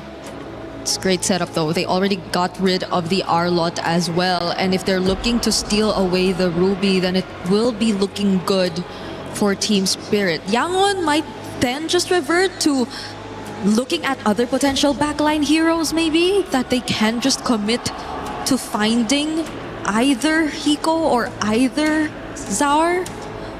But in this scenario, you kind of just don't really pour in much into hero synergy again, because this is looking like a really good team fight comp if you want to play around the I mean, Baron. Spirit, if they get something like a Minotaur, it does help out with the sustain as well as the crowd control. Betting on the Harv is good here, because again, I feel like Harv would be the #1 choice for Team Spirit, so that, yes, they have 2 scalers, but Harv is still usable even without 3 items. How far are we missing the fact that Marcel, oh well, they don't really need it right now. Marcel is still available. I mean, they could take it. I mean, they could take it if they put Uranus in the EXP. Yeah. And of course, at the end of the day, they could also take it on the side of there you go. YG, and there's the Marcel. Yeah. You're pretty much high rank MLBB now, right? I gotta say. I think so. You download it, and now I feel like you're just mythic. Please admit what your rank is already. Thank you, guys. You're probably not just admitting it to us. That's my all. Well, right now for YG, I would say the good thing for them is Team Spirit has a pretty squishy lineup. So if they can get a jungler that can capitalize on that as a finisher, I think it'll be good. I feel like the Eudora in the early game won't be able to burst them out that well. They just need a good follow-up. They need a good follow-up, able to chase. I feel like that's the #1 thing YG needs. They need a hero that can chase. The Marcel, the Yi Sun Shin, as well as the Zushin. I feel like Nolan is still okay, but they picked up the Boxia, so they're going back to tank jungle and having the Benedetta, and then the Granger picked up. I said they will pick up either the Harv or the Granger, because again, they just need that early game. But if scaling becomes a thing, the Claude as well as the Benedetta can deal with this Granger. I mean, Claude already has a good lane against the Granger, so I'm liking YG's draft despite not liking tank jungle. You did say chase, right? I think the backplay is a lot of chase if they just really want to go for that. But yeah, I have to agree. Yangon have introduced something yet creative once again. And I think currently we've been talking so much about the meta rewarding creative drafts. Let's just see if they can pull it off efficiently against Team Spirit this time, who are currently on momentum. Well, Cold Star likes the draft, shows some hearts to the fans at home and in the stands here at MSC. Feeling good about Team Spirit's chances to go 3-1 up, and Yangon trying to tie it up again. A truly mythical battle that is being set before us. A composition this time for the Galacticos. They've got Ying on a playmaker with a Petrify in hand, and Hiko says, you know what? I'm not purifying this. I will win the lane. I will combo with my boy Sawo, and we will close this out. I have to see how this is going to play out, because we've seen many, many times in these matchups where the Baxia generally takes the early game pressure away from a Yishin Jin. That's the thing, but it was in a different meta entirely. A meta where the jungle didn't give too much gold. Now the Yishin Jin being able to farm really quickly, able to get those items quicker as well. Will it stop that snowball from the Baxia? That's the question, and that's why YG, they're already setting their sights on stealing some of that those camps away from Team Spirit. And this is exactly what they want. I don't know if Yangon planned for game number 4 to go this way, just to understand what the early rotations are going to be from Zaur, and then look to punish him later down in the series. Early on, though, I am a little worried how TS is going to play. At first, neutral objective doesn't seem very winnable for them, and then once level 4s come around, it's still sort of, oh, wait, hold on. Oh, there's going to be good damage on Blink. Killing spree as well. Zaur a bit more movement speed, and Pryo in the mid lane goes over to Team Spirit as Bomba gets tempo up top as well, and this is what I'm talking about, the clear speed of the Yishin Jin. Level 4 already, and Hans level 3. Blink might be in a bad spot now. Zaur threatening Blink's life with the Mountain Shocker. Might be threatening a take on his Mountain Shocker. Baits out the Retribution. It's going to be down right as the turtle spawns up later on. Yeah, this is such a big win for TS, because even regardless, they don't even have to contest the turtle, right? It's just going back to their own side of the jungle, finishing it. Oh, Zaur with the Traceless, trying to break up that shield unity if necessary. They do not want Hiko to fall behind. That does show a little bit of priority on who has the most important job and what they want to get done and accomplished in this game. First turtle up, it's up to anybody who's gonna get it. I think for me, Team Spirit shouldn't contest this one. And looking at Zaur Ego's position, they won't. They know the neutral objective is basically the main win condition of Yangon Galacticos with a utility jungle, so they'll just give it away. They already got some wins. Ball lightning though, oh my god! Sawo getting blasted. 2 ultimates used up. Hiko with the flicker out away from the shield unity. So much respect from Team Spirit against this snowball comp from YG. Yep, and this is the creativity that we weren't really seeing from Yangon in game number 3. But here in game number 4, it's a completely separate beast. Yangon now actually having not even much of an economic lead. Oh boy.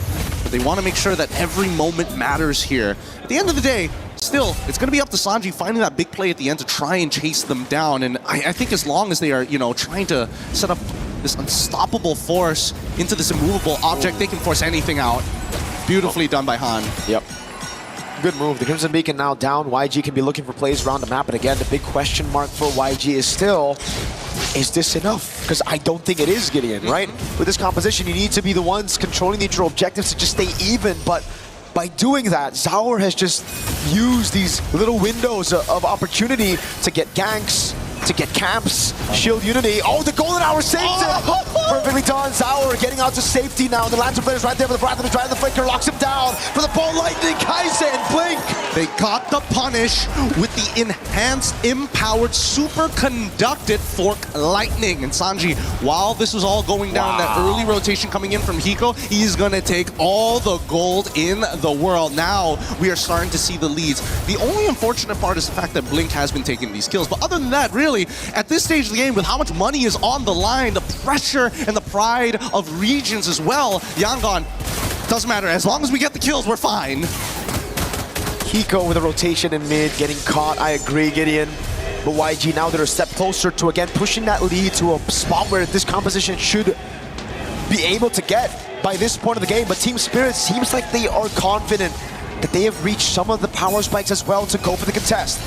Bomba in the midst of it all now, pops to the consecration, able to buy some time right now as Blink walks up to the back. Sour Ego is mounted shocker and the red tree win! And now they keep on moving forward. They've already found one into Blink, and can they chase on to Han? Yes, they can! And they find it like the final blow! Big bomb by Kaiser and the final blow to take Sao down, but the rest of Spirit stay calm and composed. It's a trade in the bottom lane as YG are able to get a turret.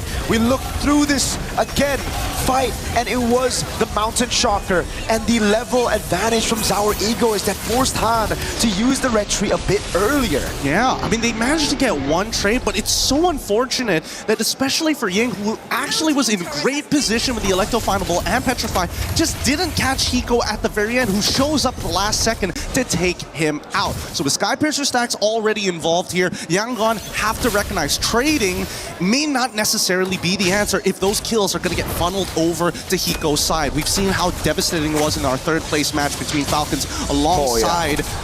Oh, wait, hold on. Wow, a bit of a strange contestation here, especially for mid-priority. It doesn't seem necessary. Blink might be in some trouble. Oh, that's all they want. They want to just bait out the Wrath of the Dryad at the bottom lane. The flicker out from Hiko, away from Han. So it's Wrath of the Dryad mid baited out for the flicker in the bottom lane. And I mean, yeah, that Granger third place match, 10-minute end. Kelra was a beast there. Hiko's not a 7-0 Ranger just yet, but it is going to build up. And the question is again for YG, whether or not they can stop this snowball from happening to a scale composition. Hey, speaking of that snowball here, so far, using the Golden Hour underneath the tier 1 with no waves whatsoever, both sides are willing to start throwing resources at each other just to make something happen here. And luckily, they're doing it before the turtle actually spawns. However, that Golden Hour, a little dangerous. And of course, Zaur coming up with a 1.3k lead on his side. He's got the advantage. Question is, will he get the space? 3-level advantage. If the red trees were already tough to win in a 50-50 when you had the level, again, I mean, if you had the same level, now it's going to be very tough. They try to blitz the turtle, but they just don't have the enough damage. Can see on the bottom lane, all the way here. Sour making his way over, rather than Dryad, locking him down as Han is able to get the retribution, but Blink's going to get shredded down. Sour throws him out of Shocker, that's going to be Sache! What a play! The Superconductor and Yangon Galacticos are able to find a couple of kills, but they're on the run now. They traded 2 for 2, and it's not as even as we thought as Kid Bomba takes one back. They used everything to get the turtle, everything to get Hiko.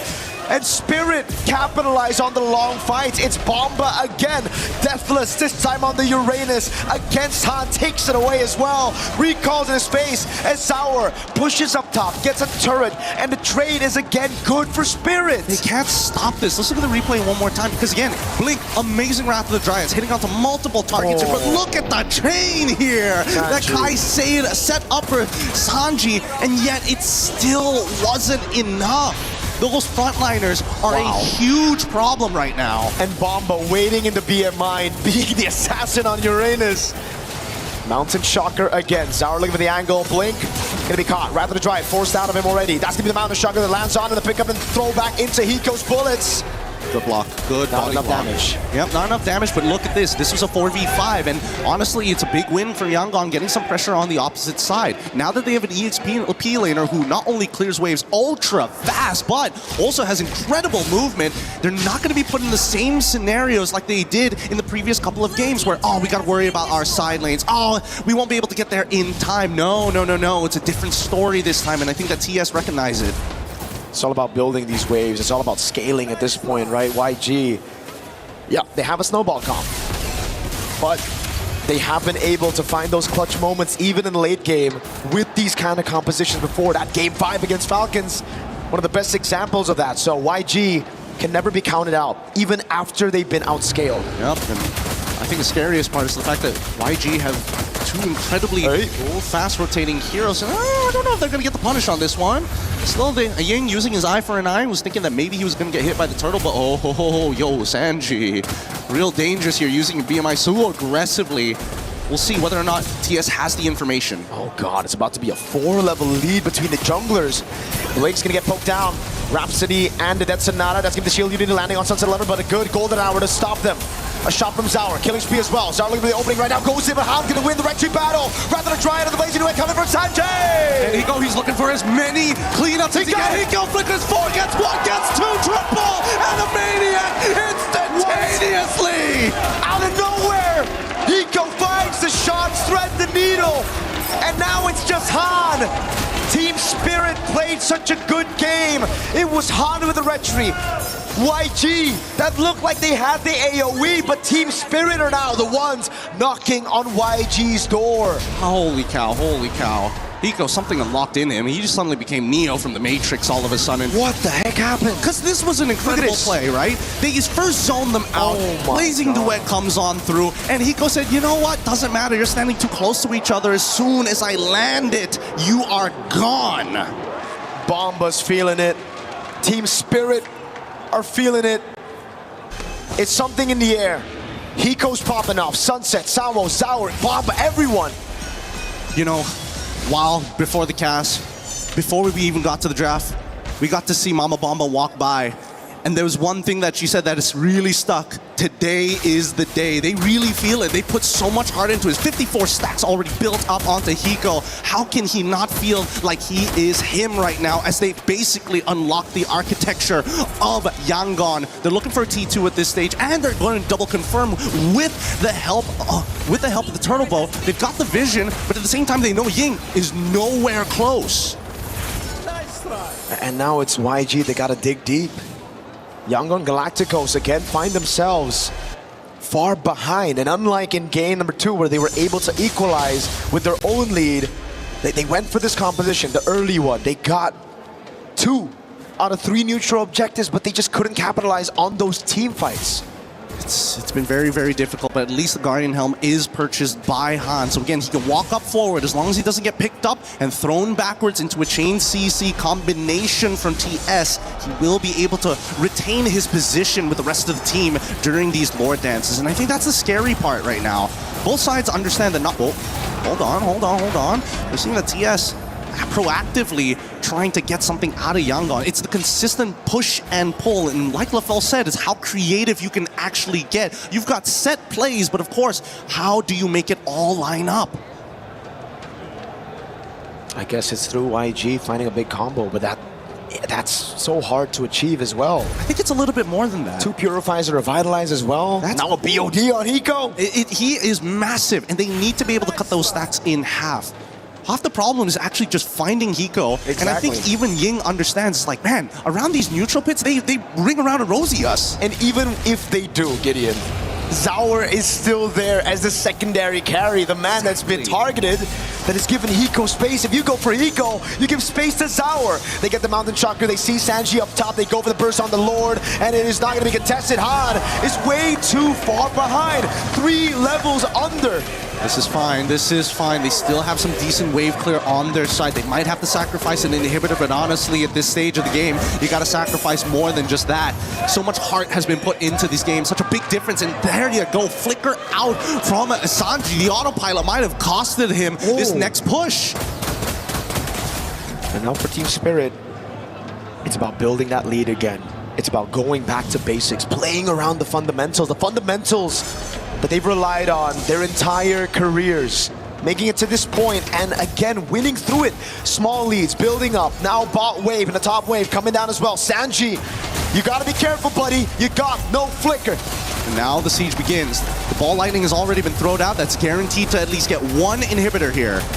Zaur up top, dodges away from the swings, the slashes. Hiko in the mid lane, picking up the base turret. Lord already coming down as well, but YG are able to clear it. Bomba keeping those stacks alive, taking a shot on from the turret. This is smart. TS, they're trying to keep them to that top side to make sure that the bottom wave actually collapses and they can at least net themselves the long lane's inhibitor. That would be great, but they know that they delayed it on purpose, so they're going to take it 1 by 1. Oh, Bomba baited everything. The ball lightning, the Thunder's Wrath. They got no resources now. It's all up to Ying and Blink. This is immaculate wave control from Team Spirit. They're going to get this too, unless YG want to die for it. Winds of Nature purchased by Hiko, and I think that's the final nail that they were looking for. We've had lore dance before. We've had some of these terms that we've seen. But Gideon, that was a Dragon Siege, that's for sure. Oh my goodness. They've already climbed over the walls. And as everybody here, they burned the walls down. It's gone. They flew by. it's pure devastation on a macro level. Malefic gun purchased by Sanji. I don't even know if that's going to be enough, but he probably won't lose his Flicker to Sunset Lover again if that is the case. If he can kite him out, if he can maintain his stacks. He knows the Flicker was still down if he caught him. Hey, he's got BMI. Sanji ain't gonna make mistakes like that, I hope. I hope and pray. We never know in these types of games, man. The pressure eventually gets to some of these players, and we'll either see them rise or fall. And now we have to take a look at this goal difference. 11,000. Sanji, he was the main man to try to get on Hiko. Zaur as well, but now the Wind of Nature is built for Hiko. You can't even do that. Ying as well. What is that damage? Hiko Mania coming back online. Now they're just gonna chase. Who's next? Blink on that Sun chopping block. You're gonna turn into a maniac or you're gonna make him a savage? TS, let's find out as they're knocking on the door here in game number 4. Ying brought a katana to a gunfight. Hiko showed him exactly why you don't do that. Golden Hour. Sanji able to flicker out of the Golden Hour. Pops in the blazing duet already. But Hiko's gone like Zaur walks up. It's Hiko with the shots again. He finds another. And Team Spirit secure match point.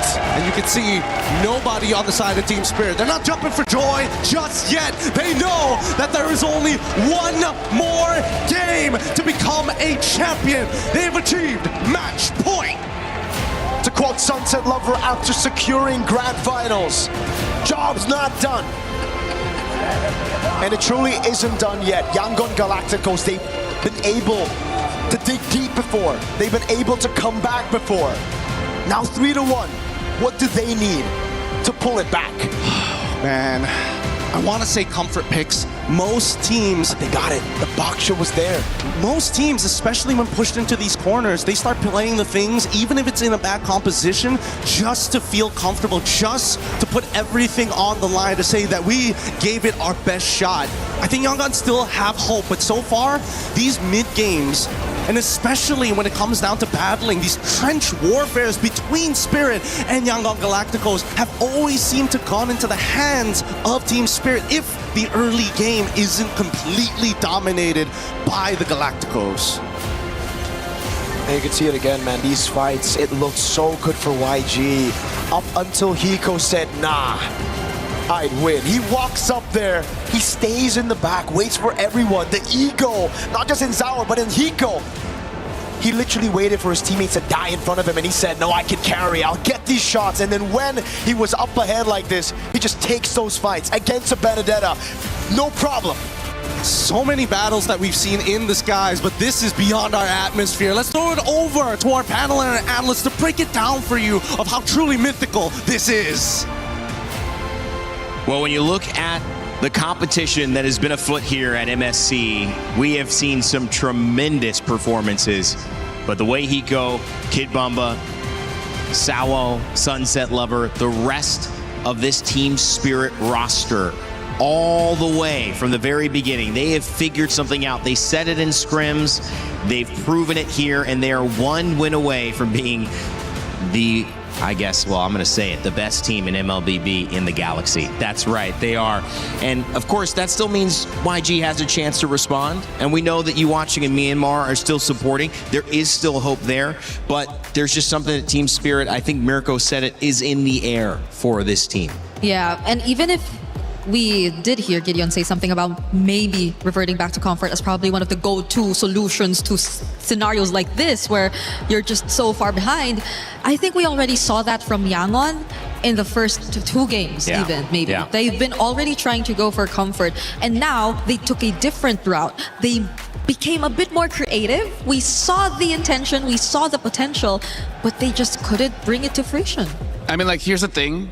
It's hard to be comfortable when you're going up against Kid Bomba because I think I said this yesterday. He is shaping up to be the most terrifying player in MLBB because at this point, I don't know, man, he's a guy of nightmares. Like, as the saying goes, you can't reason with the dragon when your head is in its mouth.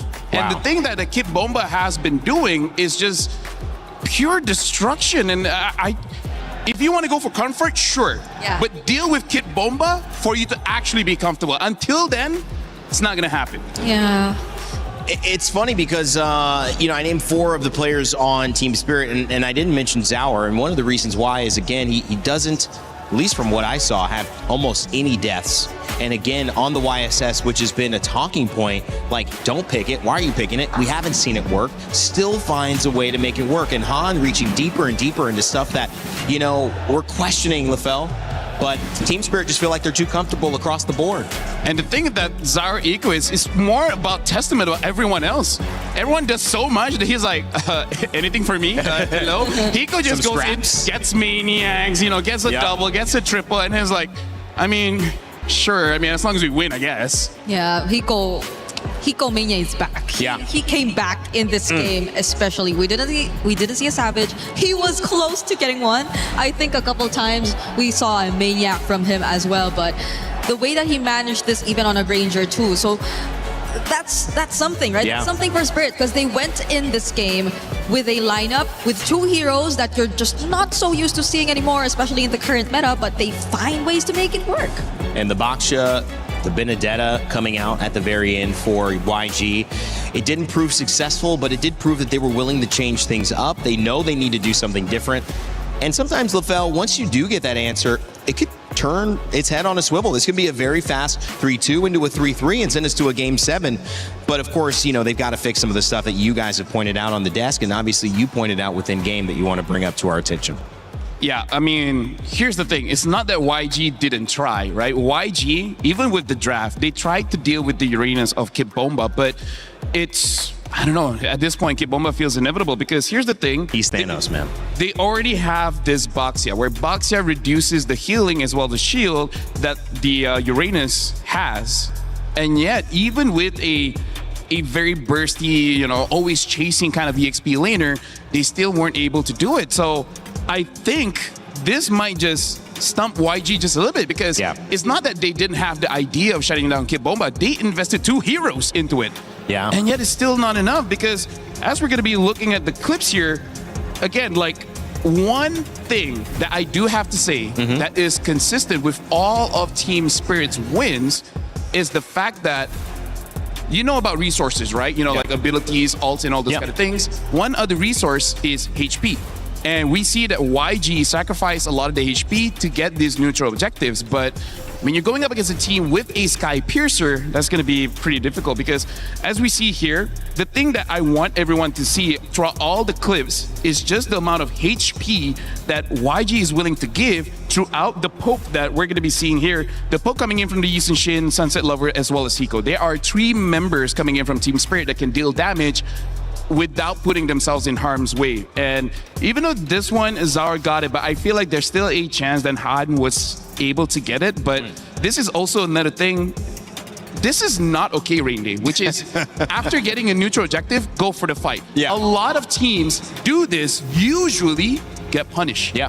Team Spirit at this point is an anomaly about getting an objective and then continuing the fight. But again, look at the amount of HP that they have. Yeah, look at that. It's only Kid Bomba that is low, but hey, he's healing up every second. So it basically means that he hasn't lost HP. And then look at the HP of everyone else. Ying is low, Han is low. Even looking at Kaiser, basically almost everyone is half HP. We're going to be continuing on the clip to see the trend here. This is one of those moments where it's good attempt coming in from YG, securing this by the Belleric using the ult to stop the members of Team Spirit. But again, I'm going to be a broken record here. Look at all of the HP. Everyone is full except for YG, and then that just gives Team Spirit an avenue to just keep on going. This is the point where we thought things could turn things around, just because the Eudora was able to hit the Thunder Wrap onto 3 members. But again, Kid Bomba being a nuisance just waits on that BMI. Sanji travels back, gets the kill. We're going to be continuing. This is, I think, the final clip here. And it's just the same thing. I'm going to try to reverse. Okay. Look at Han here. The thing about Han is that he took damage because of Sunset Lover. Sunset Lover in this matchup, he kind of doesn't care about too many people. It's just Han. Because what is Han going to do? He's a boxer. He's just going to stay there and then eventually get picked up. And something to think about as well is this is a Lord. Lord does true damage. and there's not a lot of heals, right, coming in from Yangon. Just look at who's healing here. Yeah. It's just the Belleric, but even Belleric, he has to hit someone for him to get the heal. Everyone's low HP, and then everyone from Team Spirit is basically full HP, so they just keep on going in, and by this point, there's enough Sky Piercer stack to help out Hiko to secure that Maniac. So yeah, I'm sounding like a broken record, but it's because it keeps on happening over and over and over again. That just shows what even our casters are talking about. Something with the pressure, you do crack a little bit, and I feel like how it does with YG is that they couldn't readjust. This draft is about those neutral objectives, but they sacrificed way too much to get those neutral objectives and then gave over a lot of Sky Piercer stacks. That's the reason they lost. Yeah, a lot of times the game-changing plays, the game-dictating plays really happen during these objectives. It's sad to think that they may have had tools to deal with members one at a time, but the members that they really wanted to deal with the most were members that were out of reach. And it was only really Bomba who was making all of this possible. He's too much. He is too much. He is, as he said, inevitable. Inevitable. It feels like they need a way to deal with Bumba. And I feel like you have to let other things go. You have to lose outside of the EXP lane. I think you have to let Zaur take on what he's going to take on. You can ban the Harara, and you can let him do whatever he's going to do. But I just think that when Bumba is in the lead, and we mentioned this from the very, very beginning, where the EXP lane helps the jungle succeed so much, you've now mentioned another layer, which is so much more important, which is the spacing. And he is spacing out the rest of YG. They're respecting him way too much, and I don't think it's too much for what he's done. He's clearly been effective, but is there a hero, is there a setup that they could figure out Kid Bumba has to respect more so that he has to group up so that they can control more of the space? So here's the thing, yes. And the answer is, if we look at all of the draft patterns, Bomba's heroes are usually picked first. The one time he was picked last is on that Sora. That's right. Right? So as long as the Uranus, Esmeralda, and likes are open, then he will pick it up first. But then, here's where the problem lies. I feel like even with a counter matchup, Bomba can outplay it. He can still do it. That's the problem. I mean, like, the idea is there, the theory is there. Execution, way different topic. Yeah. It's a good point. They may just be out of picks, out of options. I mean, YG are staring a loss, straight down. And I don't know, Greg. I think how you lose is important. This isn't it yet, but they've got to give something else, a different taste, a different look. Yeah. Do you feel like if they're going to go all in on solving one problem, it has to be Bumba? Does it have to be Zaur? Does it have to be Hiko? Sunset? Who is the one problem, if you had to choose one, they would need to solve? It's tough because I think they tried to do a lot at once. It's taking out the Barretts already from Bomba. It's taking out the Paquito already from Hiko. It's taking out whatever they can, especially if they're on, let's say... Second pick, they have to take out a Freya. Yeah, so I think they've tried to deal with the most difficult ones, but more and more problems just keep coming out. But do you then need to go away from taking Claude early and need to prioritize something in the desperation for, okay, we need a better mid laner. If we don't, it's going to get banned out. Like, they're getting Zushins, Eudoras, they're getting picks like that without really working hard for them. So maybe they just need to say, let's let the Claude go. Sanji, you're going to have to pick up a little bit of the slack here. And we're going to force them to say, hey, you want to pick up Bombas? You're going to lose big time in mid. Brigitte as well as Rain Day, this kind of shows the strength that Team Spirit has, where if there are more bans, it will hurt YG more than Team Spirit. Because here's the thing, imagine if YG bans out 5 EXP laners. Bomba still has something up his sleeve, like the Lapu isn't contested. And yet look at how strong he is on that one. We cannot say the same thing with YG for now, because like you said, it's always the Claude. Yeah. The worry is if they don't pick up the Claude, they pick up something else, it's not going to be as good. Because right now, this is the biggest strength that Team Spirit has shown. It really doesn't matter what you banned. Our book of heroes is just way more than you. I agree. Because I think some of the biggest threats to YG and their hero pool as well are even bigger when you look at it at Team Spirit and when they get their hands on it. So it's weird to say, but it's YG right now forced to ban out most of their comfort and their stronger picks. Yeah, it's true. So they're pushed to a spot where they have to bring out more, but then it's solved by Spirit. So I think that's a question for YG right now that they're in this position. Do they have even more?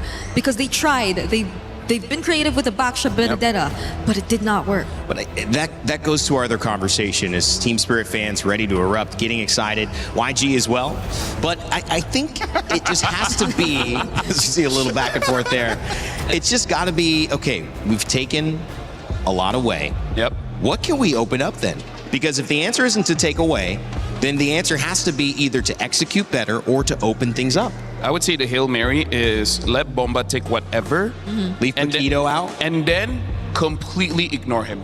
Meaning, okay, ban out the Barats, but try to ignore Bomba and try to basically get the other 4 members. But the reason why that can't happen is we see how Sunset Lover never gets caught. Hiko is also very hard to catch. And Zara Egoist, he has died like, I don't know, maybe 3 times this tournament. I have no idea. So it's easier said than done. Either you ignore Bomba or put everything onto him. Doesn't matter. It's still going to be bad.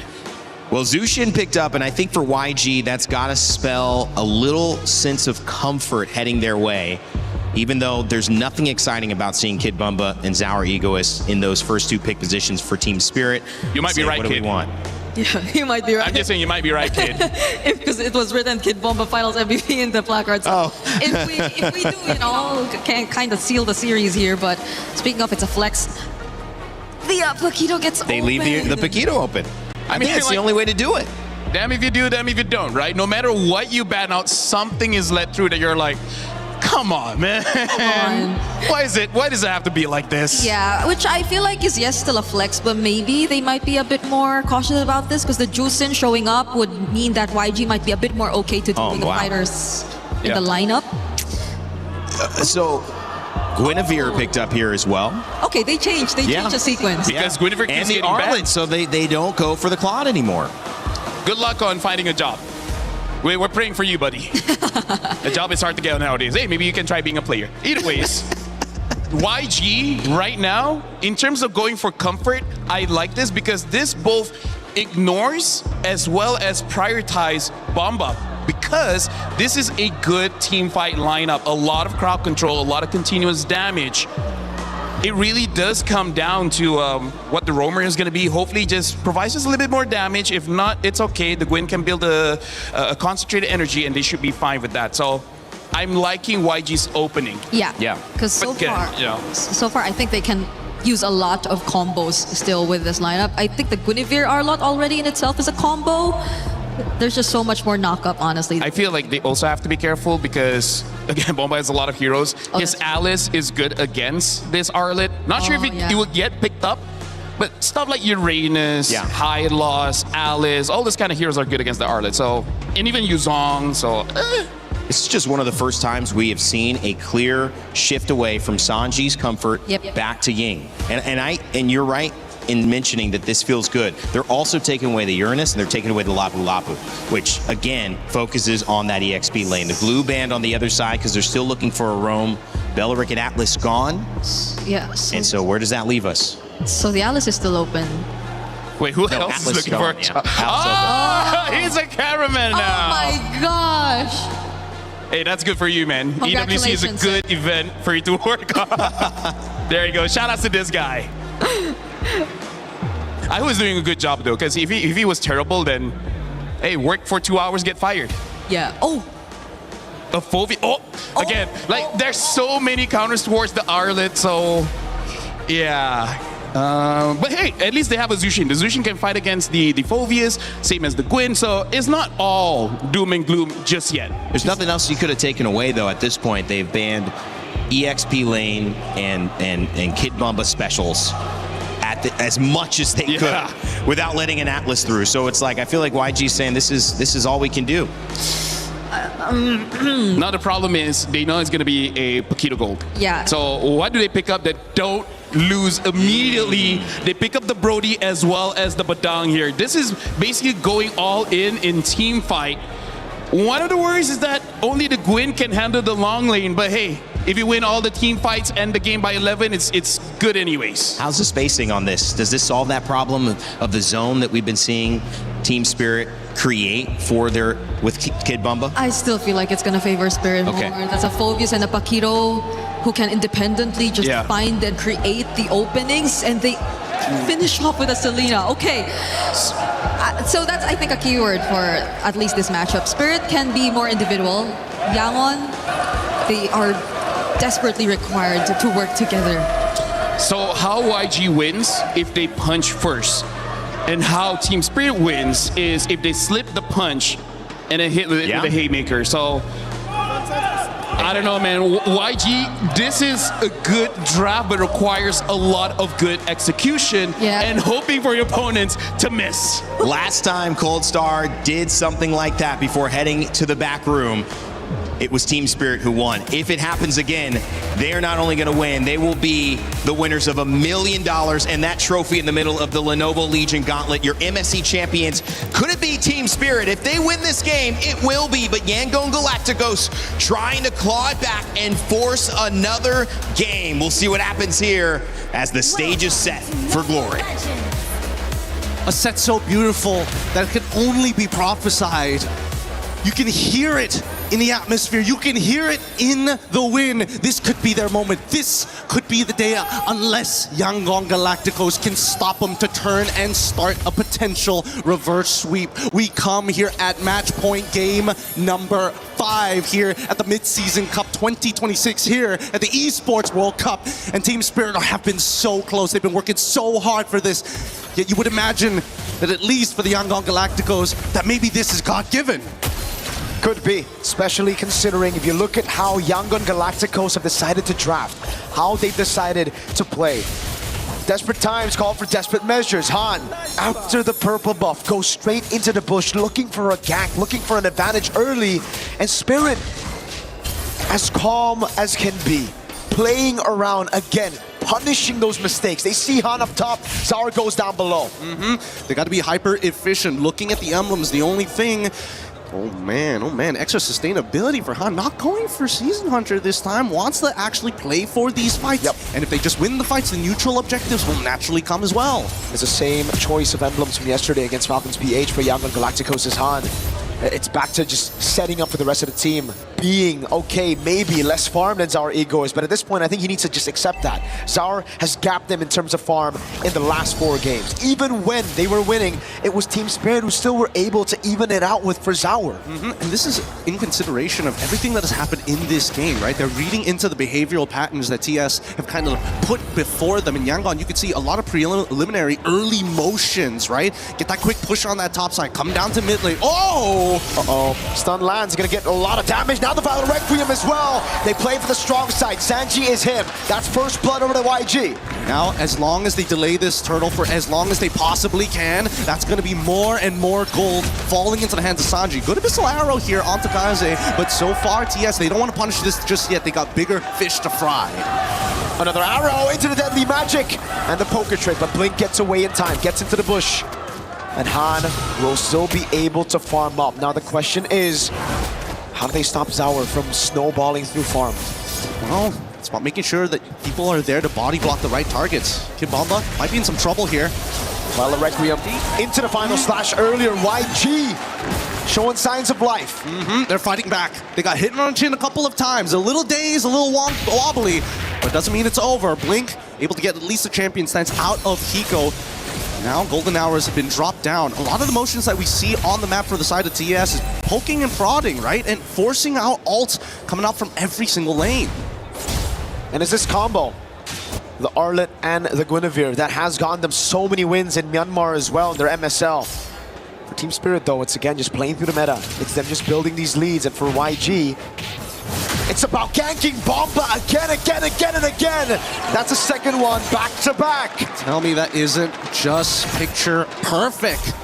Picture perfect-esque even. Just plenty of vengeance, and now looking for that punish once more, forcing Hiko to flicker back out. It's one of our memories as well being thrown just to make sure that he stays and losing out as much health as possible. This is a really dangerous game because Yangon, their entire composition, a majority of their early game damage is going to come down from Sanji, but of course the vengeance coming in from Ying, everybody can enable him. So YG got the lead early. They didn't get the neutral objective, but it's A-okay because they were able to pick up 3 kills. All of them on the hands of the targets you want to see in the early game. It's on Ying, it's on Han, it's on Sanji. Now the turtle spawns, and YG side of the map. In the Brody side, Sawo able to escape. The arrow lands on Ying, but now it's all a race to get to this turtle. Yep, they're trying to use the extra bonus movement speed to take first position. Blink back on the Minesweeper job. Got to get rid and clear these traps as much as possible to deny information from their opponents. But Sawo, he's going for more here, right? Focusing not only on that mid wave, but disrupting that backline for now as they get into the neutral fight. Zara gets away. Now, instant final slash into the Requiem, but the Golden Hour catches him. And about Requiem's going to be baited. Fist crack him in. As Han is able to get the Requiem, but Bomba's stuck. They got to get rid of him, and now they finally do. Han takes him out, and they even get one more in Hiko. If they get a third, it's guaranteed. The snowball has begun for the Yangon Galacticos. 2.6K already, right at the 4-minute mark. And that's the explosion that we were waiting for Yangon Galacticos. Even in the previous game, how can they push it forward? How can they push the lead even further through a fight around the neutral objective? Team Spirit had played it so clean in the last few games, but here it was YG with their comfort, AOEing, not giving Team Spirit a chance to react. This is a huge build of confidence for Yangon at the very least, right? Even Ying flickering final slashing just to make sure that he can cover not only Bomba, but just in case somebody was behind him in that bush, he covers those angles instantly. And that's something that right now, TS, hey, early game's kind of done here. Finding these individual targets has been a lot harder because Yangon, they've decided to tactically split up their squad. 2s and 2s. Get your pairings on either side, play around Sanji, and he is going to be the ballista that breaks down the turrets. That's the siege, that's the catapult, that's the ballista, that's everything. The whole siege unit is that Brody. But you have to usher him through. He's a very vulnerable target. Bomba, though, on the Phobius here, not having a good game. Now going to give it pinned down again. Sawo has the Golden Hour, is able to find two. Now the rest of the team coming corralling on Sanji. Flickering out to safety, but Bomba's going to be caught in the stun. Now Ying with the final slash into the spatial migration. Beautiful stuff, beautiful stuff. This combination between Ying and Han has been ridiculous. And if you think that's not the end of it, well, guess what? The truth is it isn't. They still have Kaiser and as well as Blink as major follow-up tools or engagement tools. It really doesn't matter who shows up first as long as Ying is nearby. And I think that Zara, this is going to be a pretty tough game for him. His base HP isn't that high. He's going for that concentrated energy, knowing that he's going to be a primary target for a lot of the members of YG. And here we go, once again, they find a combo! Oh, spatial migration and the Violet Requiem. Sawo's gonna be taken out, and now it's Sawo. Double, they want a triple. Spatial migration lands again, Bomba's low. And Ying picks up the mega kill. Team Spirit can only just look for a trade in the bottom lane. Yep, chain CC perfectly. Kid Bomba, unfortunately, unable to start using his ult to dodge abilities. Just it wasn't given the space, the time, and more importantly, it just wasn't a free frame for him. I bet he was spamming it at some point in that fight, but he knows that unless it's underneath his turret, it's the only way to keep him safe. And even then, Bomba decided, no, not yet, not like this. We'll take the trade. That's all it's going to be. Sawo a little disappointed, of course, but hey, this is match point. Hey. It was never going to be that easy. They want to get Hiko next. Spatial migration already there. Blink. He's going to be looking for it. He finds the punch. He gets the fist crack, and now the pin down with the Violet Requiem. Oh, this Badang is doing so much work here. There's so many things that Badang can cancel out. Oh, wait, hold on. Golden Hour, Sawo playing around with the Kaiser now with the Lantern Flare on Sawo. Ooh, almost Vengeance coming down as well. Sawo is able to get away. Zaur is trying to farm on the other side of the map. It's tough, it's tough. Let's look at the replay one more time here because that flicker from Hiko caught beautifully by Blink. Well, he is not missing right now, and he's back on that comfort. This is a composition that they played many, many times, whether broken apart, but now finally as a unit this time. War Axe already completed by Hiko. I'm not sure about this one. Uh-oh, Violet Requiem, but this time there's no Han to play it around. This crack coming down with the pin as well. Hiko going to be caught in the tough spot now. Oh my god, big stun! Sanji in the back, just doing damage, free hitting everybody. Hiko's dead for the 4th time this game. It's a rat trap. It's a dirty rat trap here from the side of a Yangon. Every single time TS tries to overstep their boundaries, it's an instant punish here, and it feels like it never ends. There's just so much CC on Yangon's side that you cannot just send one member, you have to send a multiple. And even so, Sunset Lover now losing a lot of the structures from his side of the base. He has a lot less play area, a lot less ways to maintain important vision over key parts of the map. Right now, Bomba and Hiko are at a combined 0-9-0. These side laners are just not having a good time. With Blink Han and Ying constantly CC locking them. Not even Sour, dude. Yeah, Blink has been playing a strong game, but now here comes the conceal. Let's see. It's kind of crazy. He goes straight onto Kaise. He's able to escape, but the deadly magic is right on him. It takes down out of the Golden Hour. Is able to save him for the Battle Requiem, and now it's going to be the all-out. And now they keep on moving forward. They have to go for the chase. Kid Bomba is going to be left all on his own as Hans chases the rest. Killing spree for Sanji at this stage of the game. Zaur for Kaise. And of course, the Lord goes into the hands of the Yangon Galacticos. Desperate from Team Spirit, but that's the only thing they could do. It's either that or they sit quietly in their base waiting for the Lord to come through, and that's a DHS for Sanji. Holy cow, 14-1. 14-1 to get some momentum back. And Han, he's more than happy to start using that magic thumb to get in and out of these fights. And again, they're daring TS even. They're saying, you know what, you did this all last past 2 games. Not this time. It's our turn to have a little bit of fun. Blow up some steam. 14-1 in our game number 5. This was possibly it for TS, but YG, they're showing how tenacious they could be.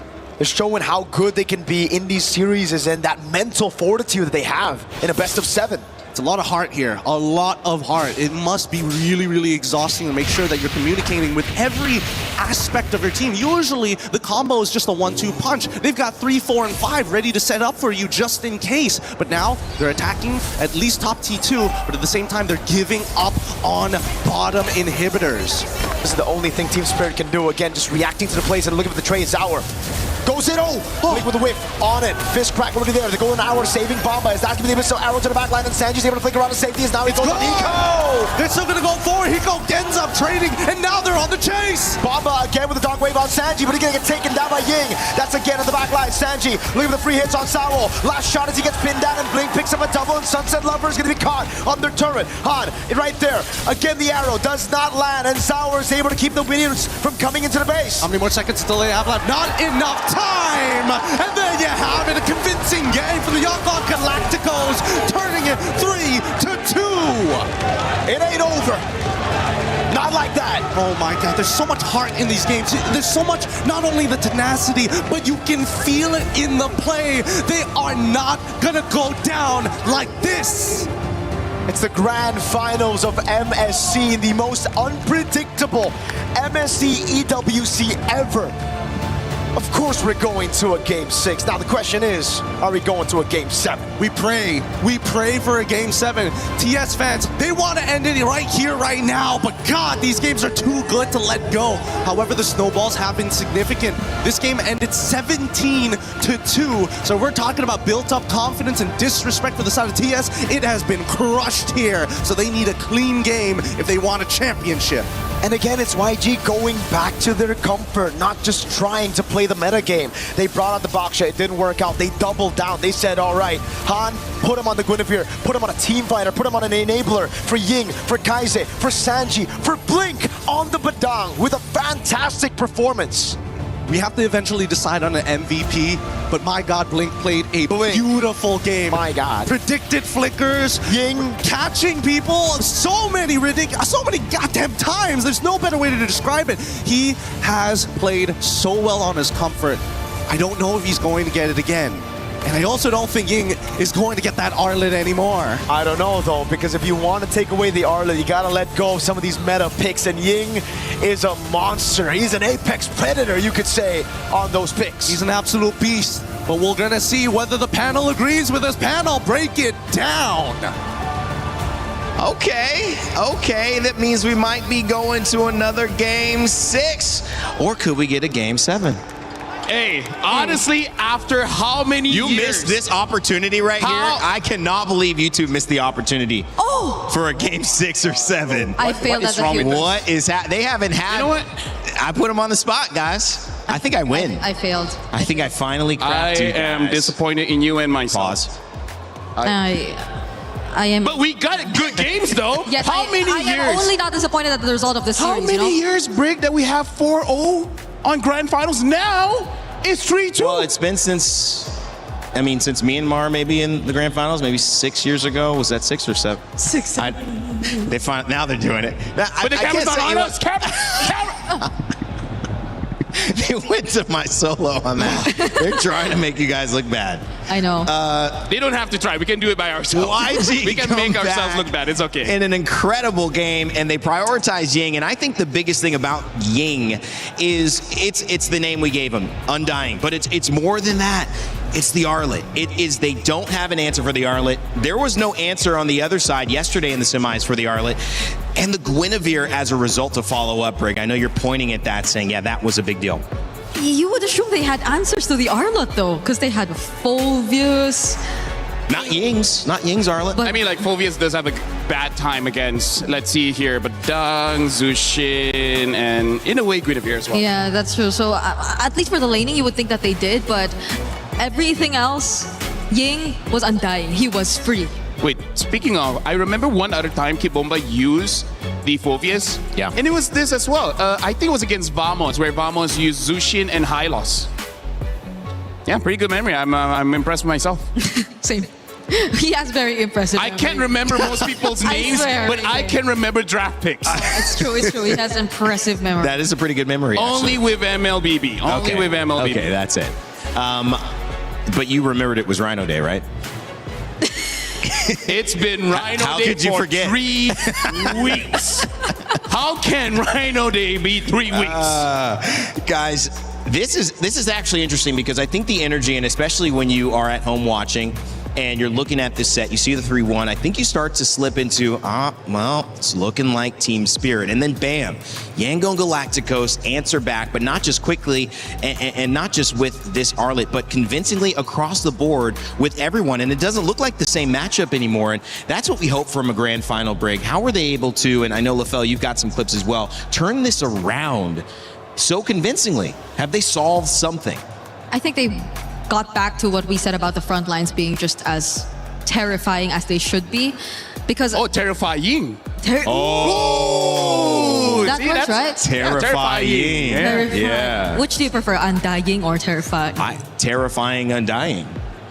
I feel like we can interchange. If he doesn't die, Undying. And if terrifying if he's like aggro and gets a lot of kills. 5 kills or something. I think use both. Yeah, I will use both, but I agree. I guess a lot of it started with him, and these are, I think, a better combination of their comfort picks. Yeah. The Badang is a comfort pick, the Arlot is a comfort pick, the Josin, and they pretty much completed what they lacked in the first game. Yeah. Or first 2 games, I'd say. And they let the Paquito go. I mean, that was the first game that they let the Paquito go after they got burned with it in game 1, and I think that worked. I mean, like most things in life, a lot of things can be solved with violence, you know? And that's what we saw from YG. I feel like they understood in the previous drafts, they don't have enough violence. Okay. So just get a little bit more. Right? Let's look at a Telestrator, right? Okay, let's go to Telestrator, please. Yeah. I don't know where this is going, but let's go to Telestrator.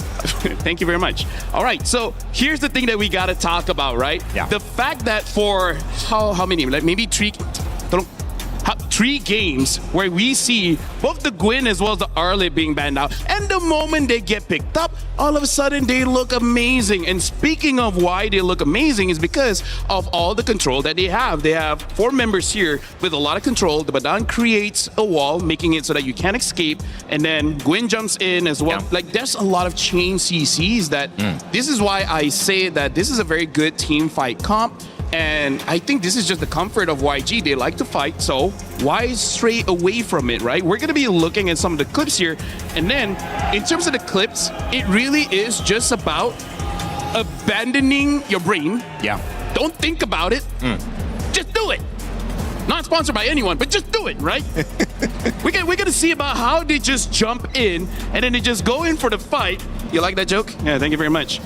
We're going to see that this Badang make it so that they can't run away. And then at that point, it's easy pickings for Han as well as Ying, right? I mean, like, Han did his job. His duty where... Wait, no, you know what? Never mind. What'd you say? He is able to go in and enable his team to do well. If they keep this up, this is how they deal with Team Spirit. Hey, Spirit, you like to fight? Well, we like it too. At this clip, this also just shows I would say the range of all the heroes that Team Spirit has, because we see that they are quite far away, and yet once an engage happened with the Badang, they basically get to engage very instantly. Look at that range, how quickly they get onto their targets. Yeah. And I feel like this is the key to victory for YG. Having a draft that can fight at even long distances, making it so that Team Spirit can't respond as well. So I really feel like with the draft that they have here, going back into this one, they were able to shut down Bomba just by having this, by having the Zushin as well as the Gwyn. Even though, yes, the Arlet does get taken down by the Phoveus, but honestly, as long as you have the Zushin, it's all good. So I feel like for YG, they just have to hope that the Arlet doesn't get banned out, because even you talk about this behind the scenes, like, other than Arlet, what else do they have? Yeah. That's the bluff I would want to call at this point. But it also requires team spirit, and I think Cold Star is very smart. He's shown that he's set his team up with a lot of good drafts. But an analytical mind would go and say, I think we focused on taking the Harara away all the time. We don't like to give it away. That's been their third ban almost all the time. Now, with the Paquito gone, you're still taking the Harara away, but to me that seems like you don't want Zauer to lose the matchup to Han. But if they recognize that if Ying gets ahead of Kid Bomba, this is maybe YG's series, I think they have to now focus some more of those picks onto making sure that the Arlet gets banned potentially in the first phase. I know it's a risk, but I think because YG won, they might have put the pressure on Team Spirit to respond. That's actually a really good point, because I think Yangon are not on the same page. They have a different mindset about this. They have a different approach.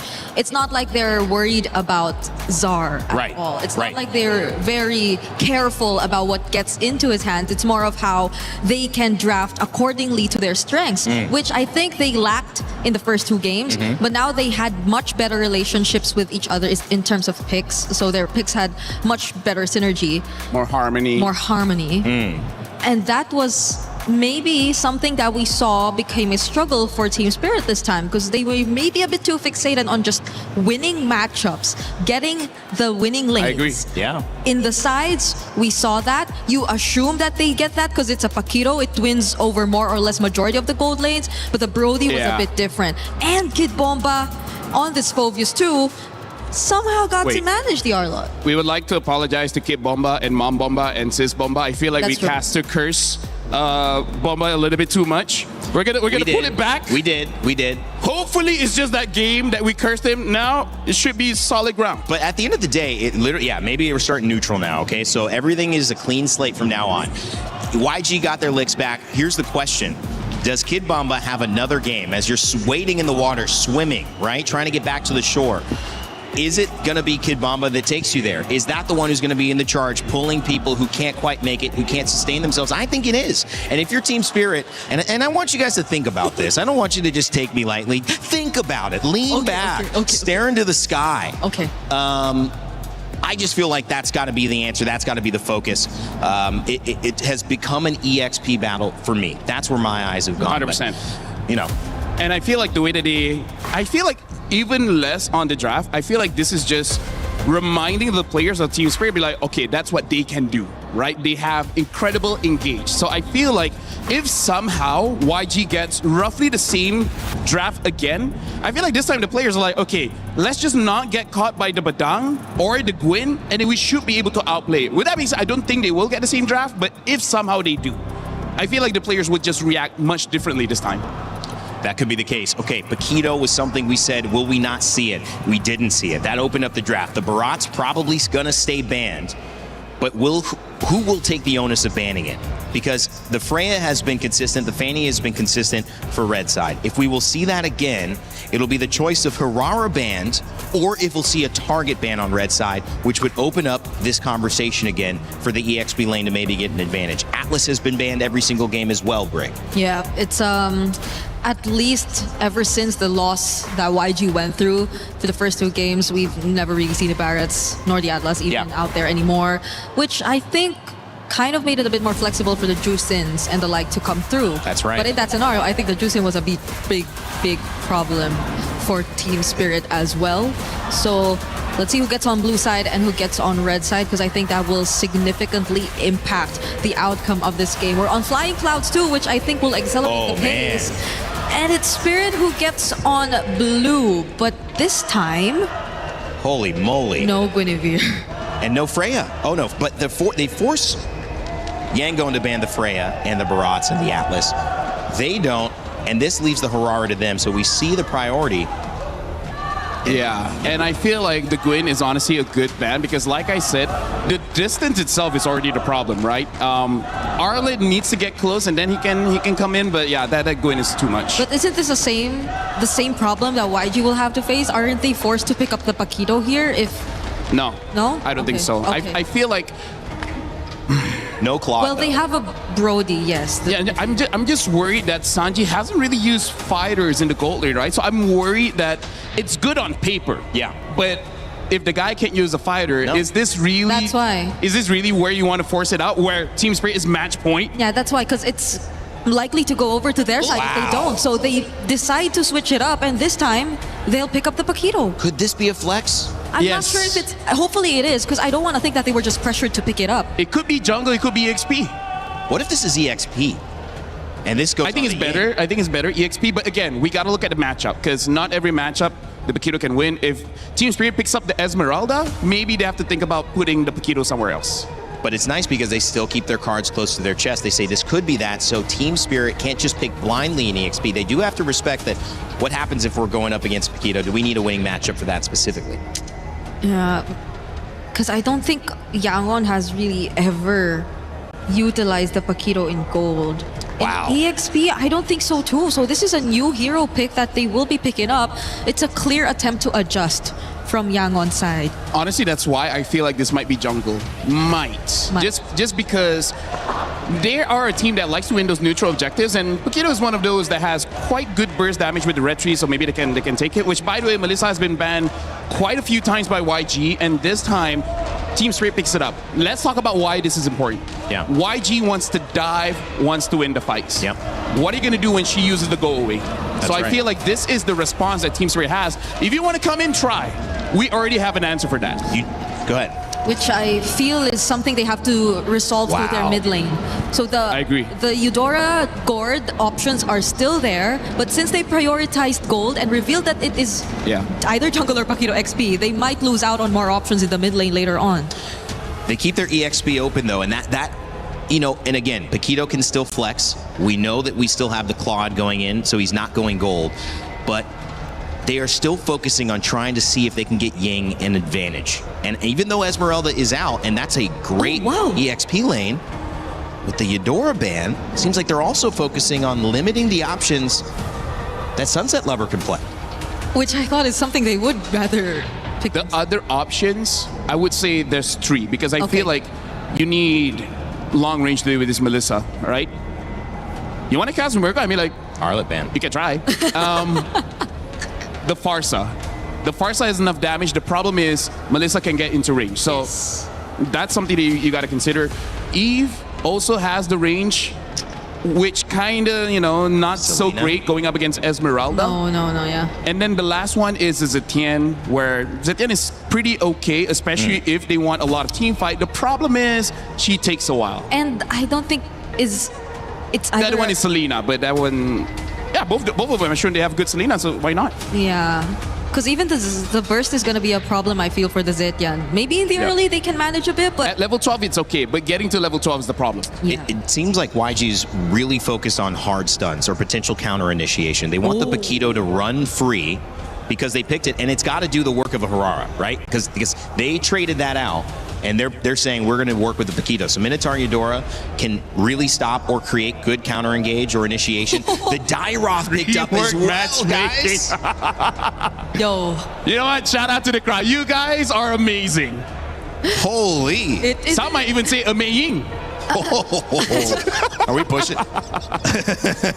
Well, the Dairoth gets picked up, so I was right. This is going to be a Paquito jungle. But again, Dairoth has its goods and bads. I would say in MSC we've seen quite a lot of the bad. Like, he can win the lane, but what's next? Yeah, I think it was Falcons PH2 who were the first ones to use it. Slap already using it. Not necessarily reflects a good standing as KDA-wise most of the time. It's just really to match and answer the Esmeralda, which I think, again, is a question we raised. How they answer Bomba. How can they kind of shut down Bomba? Yeah. But Spirit, They've locked in a Valentina and a Gatot Kacha. That's more and more ways for them to stop YG and all their fighters. I know, that is really rough, guys, to go against. We're looking at that final pick, and it's going to be in the mid lane. I feel like if they can get a hero with crowd control, they pick up the Rafa. Whoa. Taking notes from Aurora, and we see the reaction coming in from Team Spirit. It looks like they didn't see this coming. And I like this pick because the Dyrov can shred armor. So it doesn't matter the armor that you have. The Claude and the Paquito will be able to do enough damage. This Rafa giving that sustain. Whoa. This is a very interesting draft, and I can see it working. Well, YG just bet $500,000 on it, because that's what's at stake here. $1 million goes to Team Spirit. Cold Star happy again with the draft. Yangon Galacticos trying to tie it up and send us to a Game 7.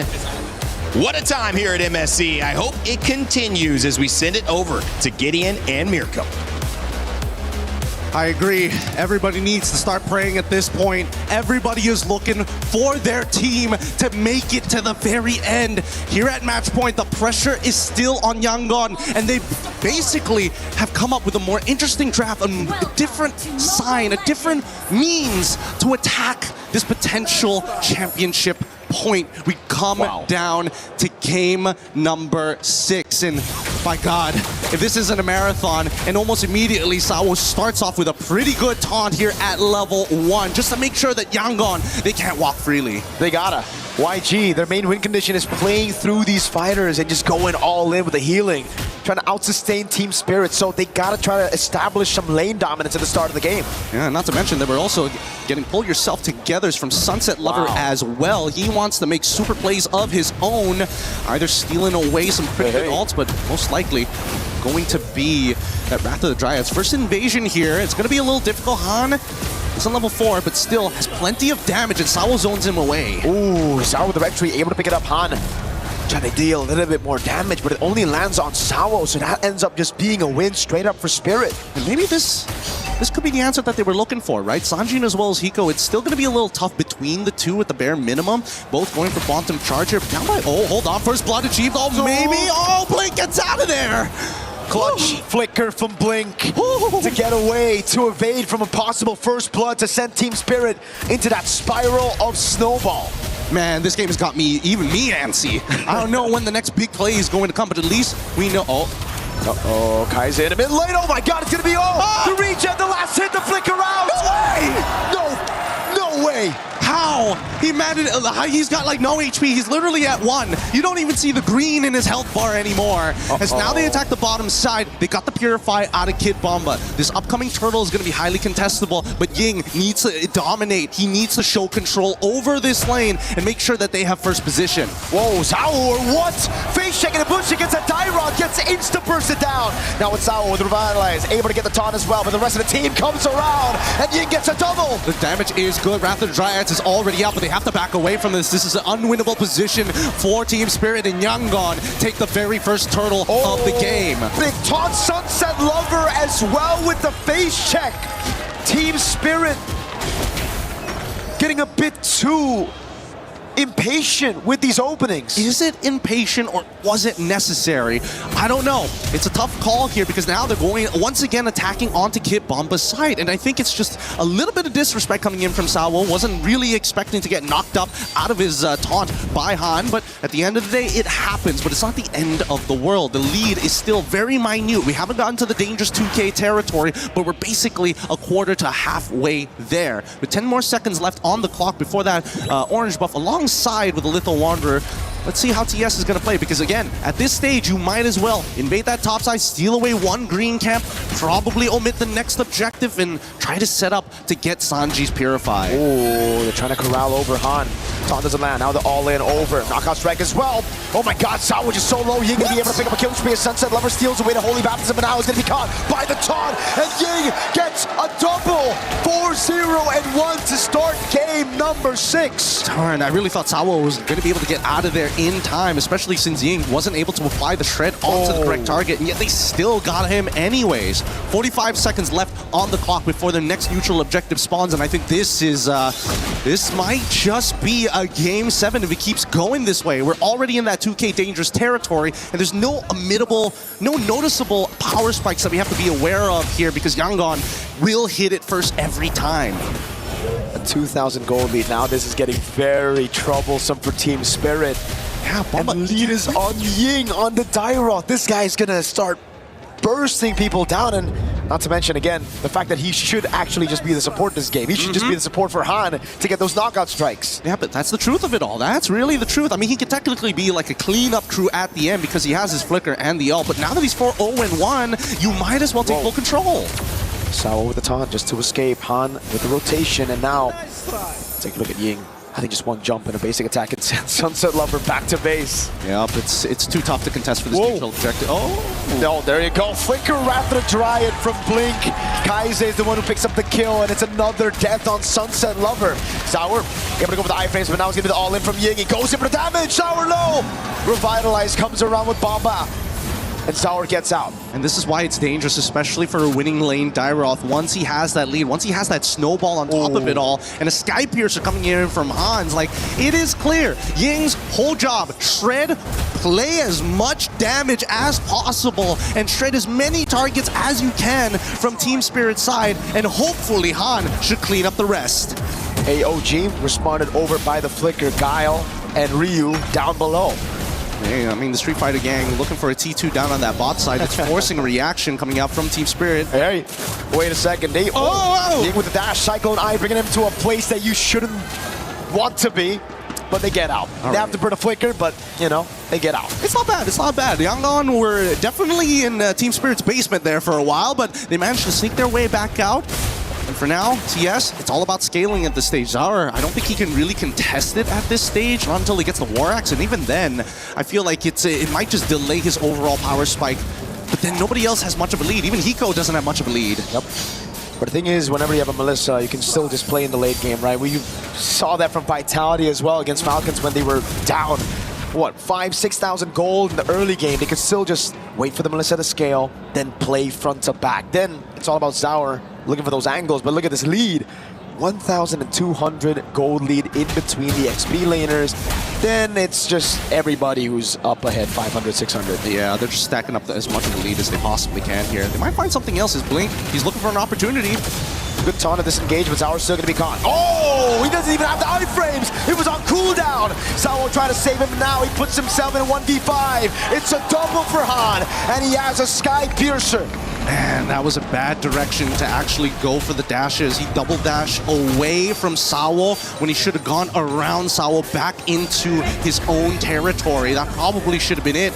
Without the combo points, without the iframes, he just can't get out. He just doesn't have the cooldowns yet to be able to make these super plays like he has done earlier in the series. At this stage, it's starting to get a little dangerous because Yangon, we've seen them with a 5.5k lead. They are looking for everything across the map, every tier 1. 6,000 gold ahead. Hiko.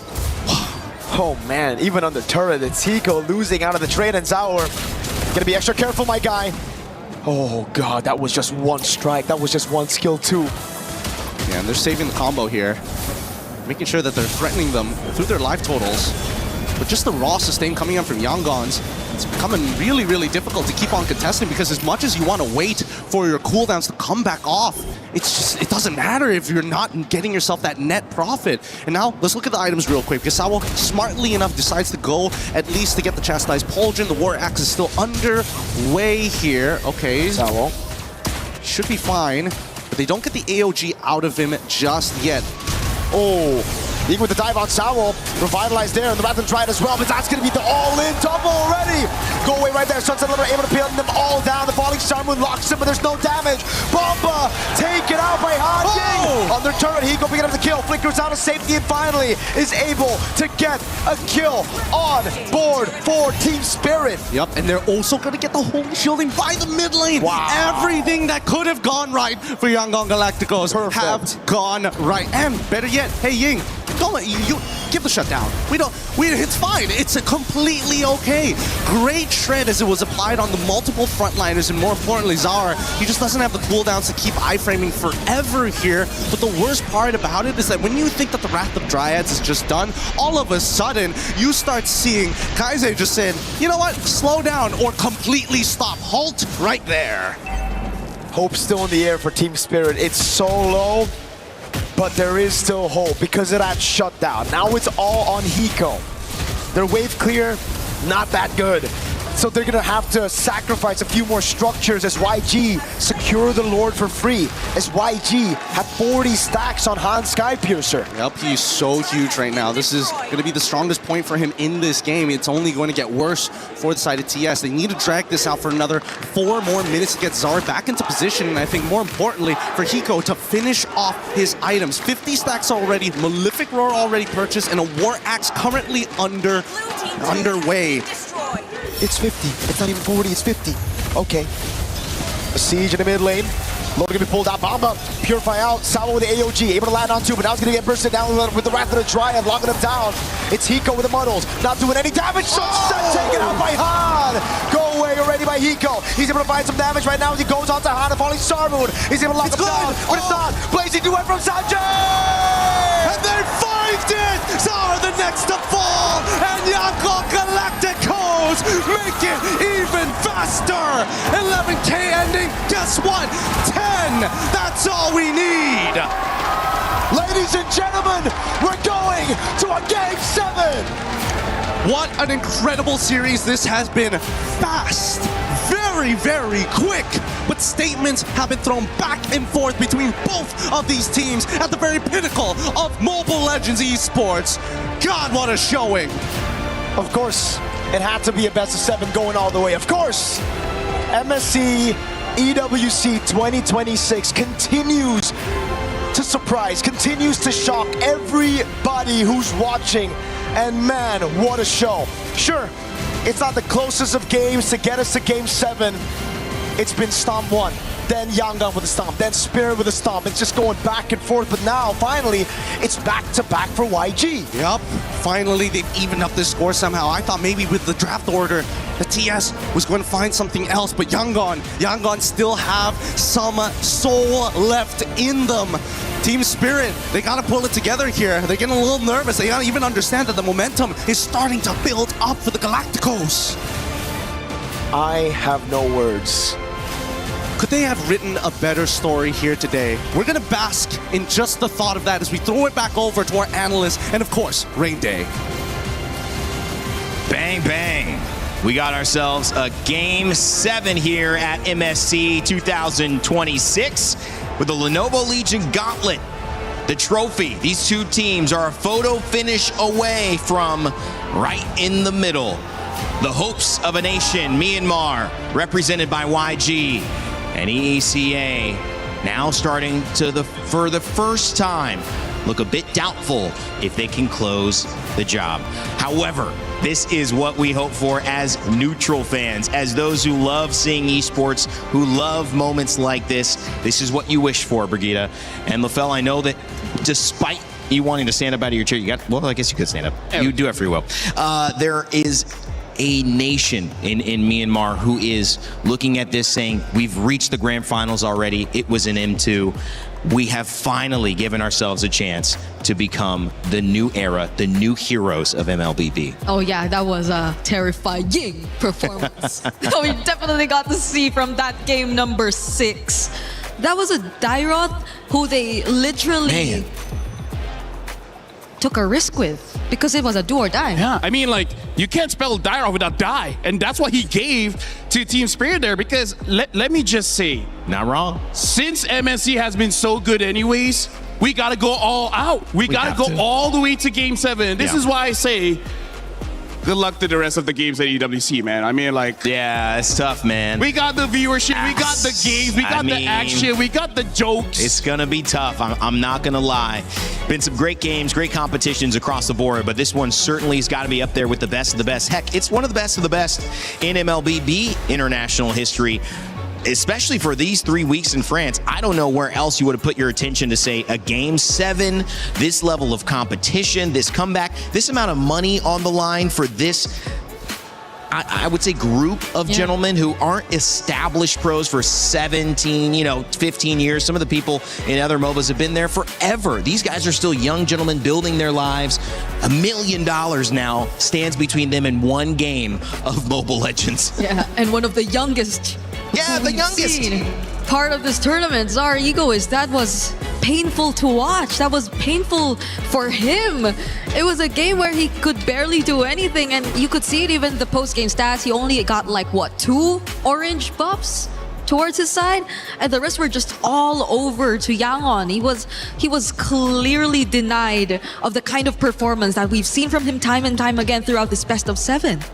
Well, Ying has given us so many now nicknames. I'm sure online you guys have already started coming up with new nicknames for Ying, whether it's Undying, whether it's Terrifying. He's defying expectations. Whether it's Defying, and I think expectations versus reality was a little bit of a theme earlier. We saw it's not Indonesia, it's not the Philippines, it's Myanmar and EECA. They have given us the show that we were hoping for. Yangon Galacticos on the Arlet, on the Dairoth. Ying has been special regardless, Lefel.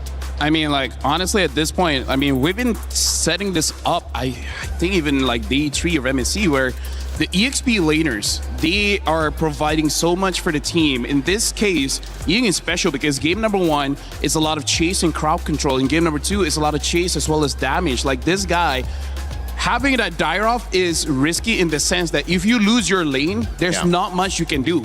So it's a good thing that he won the lane and then expanded it to all across the map. Yeah. You talk about taking that risk in Game 7. You talk about what was on the line, in Game 6. It leads us to a Game 7. But how did they do it? How was it so successful? Under 11 minutes that they won that game. Walk us through it, Lefel. Well, I'm going to let my partner do this one because... Did you say partner? Briggs is amazing analyst. America. I'm just a chair. Hey, okay, I think I can hold my mic. She did. I mean, if you want me to, I can. But it's okay. All right. Well, now I know where I stand. About draft? Do you want to say anything about draft, or do we just it's all you. It's all you. Okay, let's just move on. The only thing is they gave homage to Rosa and Midnight, so shout out on that. Okay, I'm gonna press that. Shout out on the Rafa pick. Yeah. Rafaela. But I think, at least in this game, you left us with a question of how they were able to accomplish this. Yes. 11-minute win. And it sucks to say, but I think it was mostly really off of a huge error that started this game from Team Spirit. Because you take a look at this clip that we're looking at right now.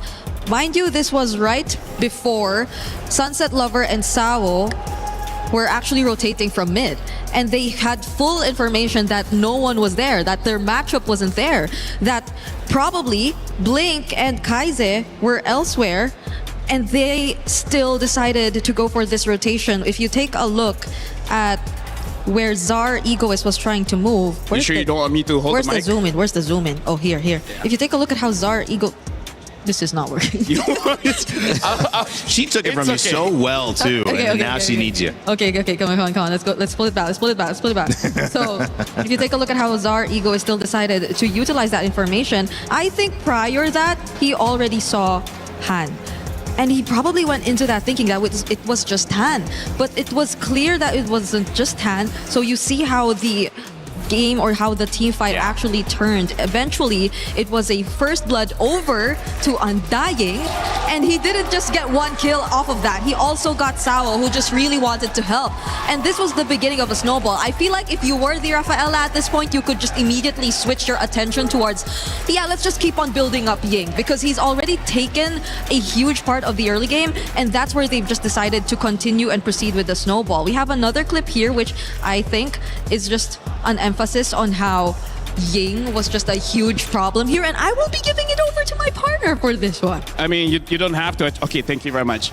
So this is where we see the draft really shines because of that Rafaela. Rafaela is really a big piece here because the thing that we have to look at is the fact that Ying is fearless in this one, where he can engage into the fight because, again, looking at the positions coming in from the rest of Yangon Galacticos, is we really got to highlight how Sanji is basically untouched on this Claude, and all the while, look at Kaize. Kaize's positioning is he is in the middle of everyone, right? He is in optimal position to provide heal as well as slow down the enemy team. And this is why having that Rafaela in the mid really makes very fast games because it makes it so that it's hard for you to make a mistake. Yep. Like you have to overextend so hard that you somehow die and give the advantage over to your opponent. So this is one of the strengths when you get I would say a very offensive draft, having two fighters. Doesn't matter if it's EXP Gold or Jungle, EXP, whatever. As long as you have the Rafaela there, you can keep on fighting, extend the lead,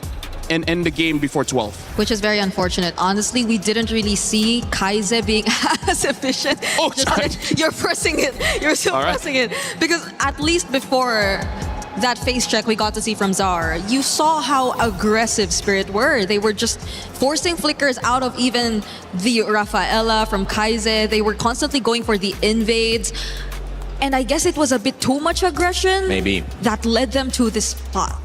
And I think that might have been something that Cold Star was mentioning. You saw the reaction when you see the Rafaela. He mentioned something very quickly, very intensely to his team. It might have just been, rah, go ahead, get a win. Yeah. But it could have also been, guys, we got to make sure this Rafaela does not get off to a good lead. We need to force pressure onto the Dairoth. We can't let this happen. And maybe that's why, because Zaur doesn't make those early mistakes like that very often. We got to look at the numbers here. 32,000 heal, that's actually quite a lot. And also just shows how much fighting that they had. I mean, like, about 14 of the fights is involved with Kaize, 82% kill participation. But this is a support, and he dealt 23,000 damage. So it's not like he did nothing when it comes to chipping the HP of Team Spirit.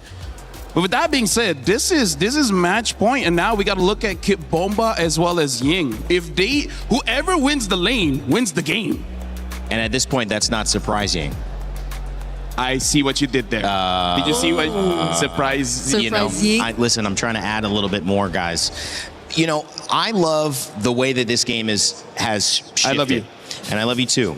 But it's been a little bit like quicksand for some teams. They've fallen into the pit, and then they couldn't get out. But sometimes the real way to actually get out of quicksand is to move very slowly, and it's to shift your weight. And so, in my opinion, what happened was the weight was falling onto Sanji a lot. They were picking Claude early, and then they shifted the weight back onto Ying, and they said, Ying, do what you do best. Do what got you the nickname. Do what got us here. And now, I feel like they're out. They're even. They're flat. But the problem is, how do you avoid falling in? Because Team Spirit have now seen it twice. Maybe they were the ones who represent the quicksand here. They've had power. They've given it away. They're wanting to set something up yet again. And a lot of the cards have been laid on the table. The Arlot's been banned. The Paquito's been left out. I'm setting this up because there is sometimes so much that's happened, Brig, that it's not about anything anymore. It's just about showing up for this one game. Get a lineup you feel comfortable with and outplay your opponents. Is that as simple as it is? I think it's game 7. It's a simple answer to what Yangon has been lacking in this previous series. Because even if you base it off their more earlier and first games and series and appearances here, it's always been Ying who's been the more creative player. He's been the person who can afford to really pull off these more unorthodox picks, and they've been making it work. They've been utilizing the Barretts, the Ruby even, and now the Dairoth. And I think that in turn, that shift allowed for Sanji to breathe a little bit more, to just play towards his comfort, to just do what he has to do in lane.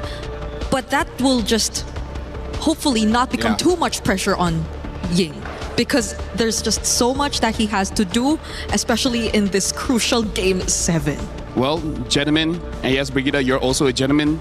This is where coaches earn their paycheck. That's right. Because it's not just the draft, but also how do you calm your team down? We even had an interview where Goldstar's massaging where Eterna was talking to one of the coaches like, my job is to keep them mentally well. And let me just say, this is why I like my job, because Rain Day asks a lot of questions, but let's be real, none of that is my problem.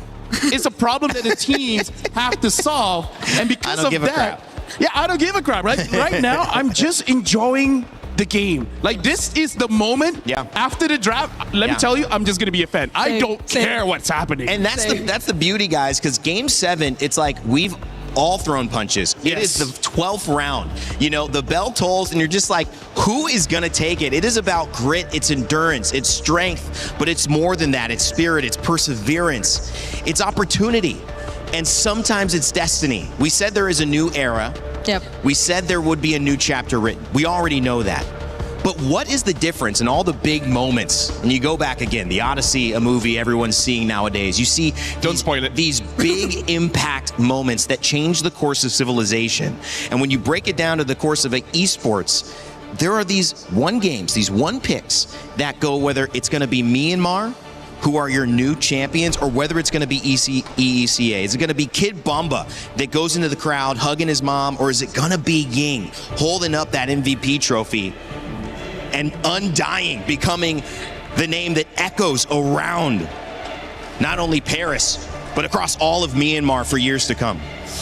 I do have to say, the thing that I like is that I feel like a new chapter has already been written, but like you said, winning this one, I don't see how the domino effect is going to happen. Like, this is such new territories. For sure, whether YG or Team Spirit wins, it will change MLBB. I just don't know how yet. Same. I don't know what's next. That's the thing. I don't know what's next, how the other regions will adjust, how they will adapt or pick up some of the learnings that we got from this tournament even. Because we've been so used to something different, but they're not doing something different. It's a Paquito that, again, came in as one of the biggest surprise adjustments from YG. Wow. We probably are going to see it again in Jungle, but it's pretty much the exact same draft. They're not changing as much. If they don't pick up Rafa is going to get banned, but they may have something else up their sleeve. And by the speed of how both teams have drafted, I feel like both teams have agreed as like, this is our best draft. We just made that one mistake where we, well, basically Zaur walked in blind into two people ganking him.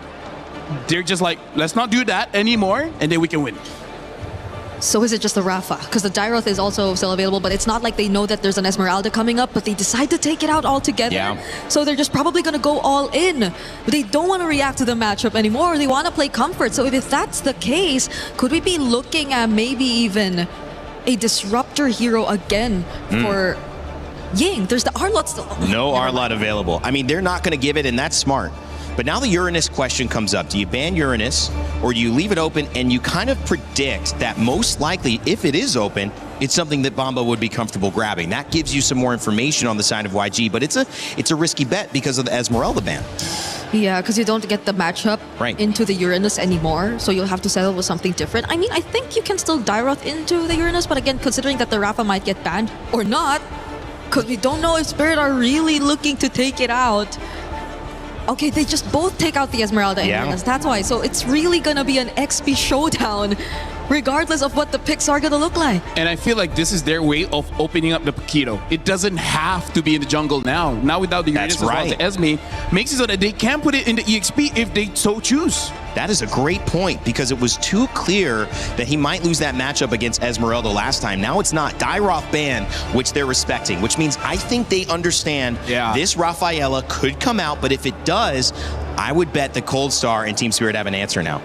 I mean, like, they can pick the Rafa now, and then after seeing the entire draft, they can make the decision. Where does this Paquito go? But instead, they pick up the Selena. So, interesting adjustment here.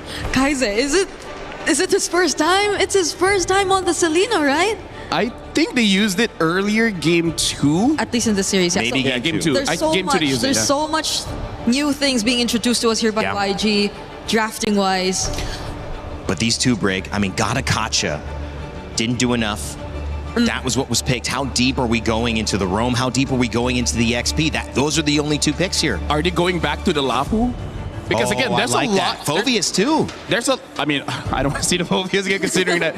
I mean, like, they don't have a. Okay, so yeah, the Gato picked up as well as the Lapu. Okay. So this is just saying, like, dude, you're pretty good at this hero. Could you do it again? Yeah. So the question of where the Paquito is actually going to be will be answered here.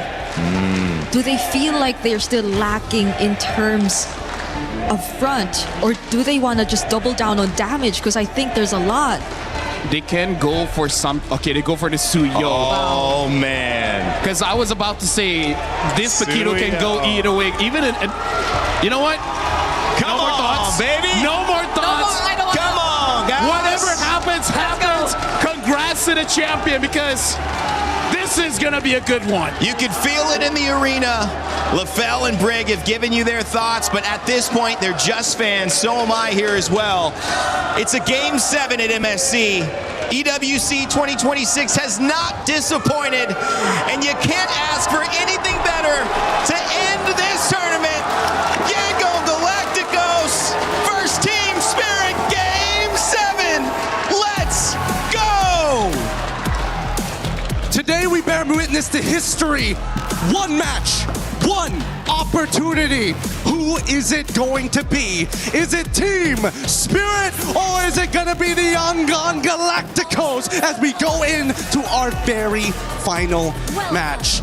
Yangon, they're showing a different side of their draft, but even for Team Spirit, the bans tell you a lot. The amount of respect that both of our warriors have put here today will not be forgotten in our history books of MLBB esports. And you gotta take those gambles in a Game 7. You can't just play around comforts. Well, you can, but obviously, look at this composition. YG, again, they pull off a composition, that unorthodox, all-in style from the match, or the game rather, that we saw against Falcons. It was all in, no frontliner. It's just Blink. It really is just Blink so far.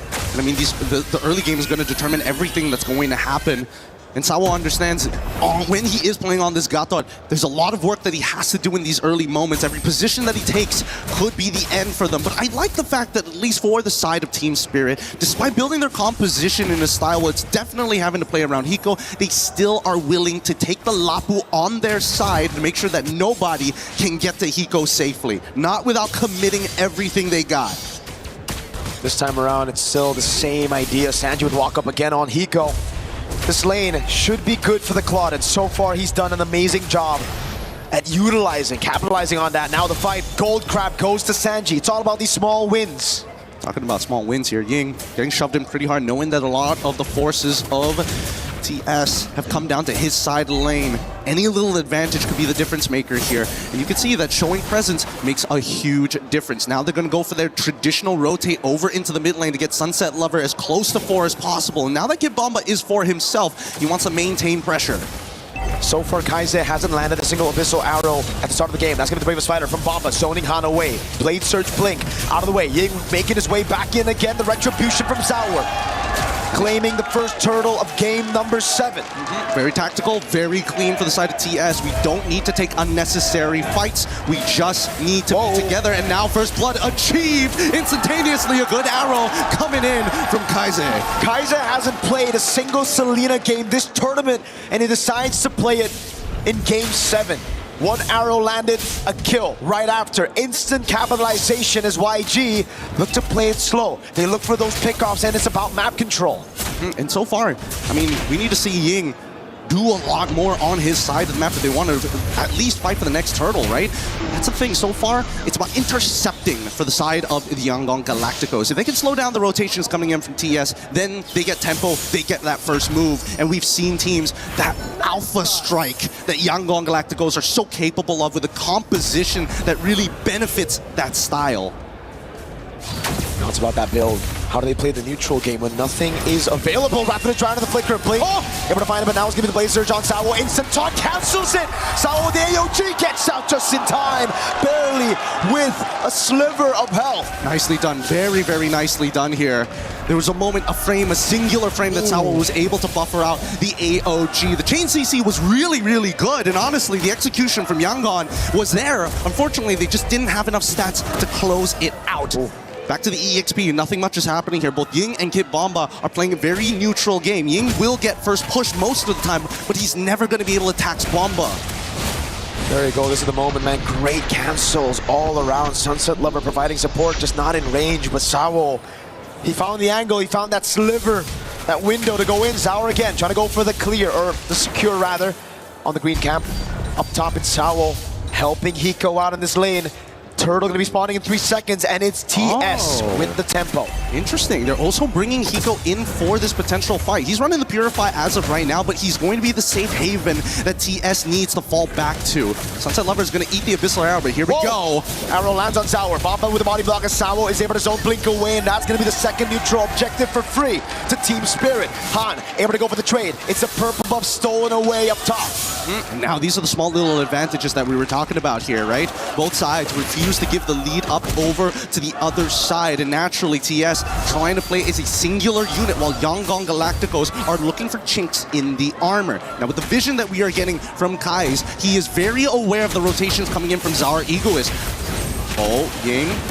Blade Surge from Han providing support. Throws out the Queller, lands it on Bomba. A chunk of HP away. Now in the mid lane is going to be the Muddles to take Blink to half HP. Abyssal Arrow lands, but it's only onto Sawo. Now in the bottom lane is going to be the jungle. Oh, Red Tree win for Han with that second skill, Sky Piercer. Sky Piercer, rather interesting, but now as we see Sanji get out of the way here, and we're also seeing Hunter Strike being built by Ying as first item, not even opting to go Fury Hammer into War Axe. No, just needs the instantaneous burst. We have to pull out the items. We have to see what items Bomba has gone for as well, because there's so much damage physical from YG. Bomba needs that Dreadnought armor or he's going to get popped. The motions on the map is already telling us something here, right? We're already seeing that Ying has moved over into the mid lane, while the rest of the team is trying to cover for a potential attack from the side of TS. They read it out very, very well to clear out the Lethal Wanderer, to deny that vision. Unfortunately, oh, wait, hold on. This is a deep cut. This is a greedy cut. This might be too deep, actually. He dashes away, has the Bravest Fighter, is able to bait some resources, but it's going to be the Bravest Fighter on cooldown, though. And also the Retribution as well, right? So now 15 seconds left. Blink flickers too. TS with a small win. Set up by Bomba, another flicker. They graze the chin. They graze the chin, and now they have an opportunity. Sanji is out of there. This should be a no contest unless they get hit by an Abyssal Arrow and gets one shot. But Sunset Lover is still holding on to the Wrath of the Dryads. It's still 50-50 here. Let's see it. He go to the Muddles. Wrath of the Dryad already baited. Sour walks up again, is able to go for the untargetable. Han gonna be taking a half HP as Bomba walks in with Bravest Fighter! And he picks up the kill. Now onto Kaise he goes. 3 turtles, all at TS. Oh! And they go even further underneath the turret. They take him out. Sunset Lover kills Sanji.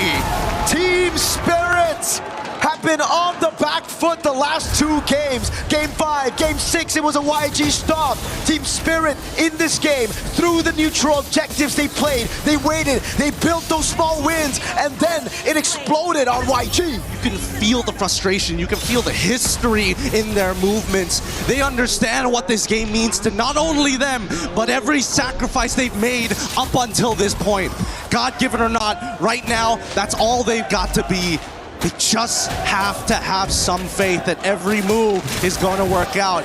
Looking at the items finally, thank you Zipper. We already see no completed items actually for the side of Han. Bomba with a stun with the Bravest Fighter. That's going to be the taunt coming down as well, but that's going to be Sunset with a walk up, and that's going to be Bomba with a bit more damage. Hiko lands the Muddles, goes in and finds the kill on Blink. Get the trade. And on the opposite side, Ying tries his best, but no, Zara able to iframe out of there, still having that level lead. He can't go for this. No, it's dangerous.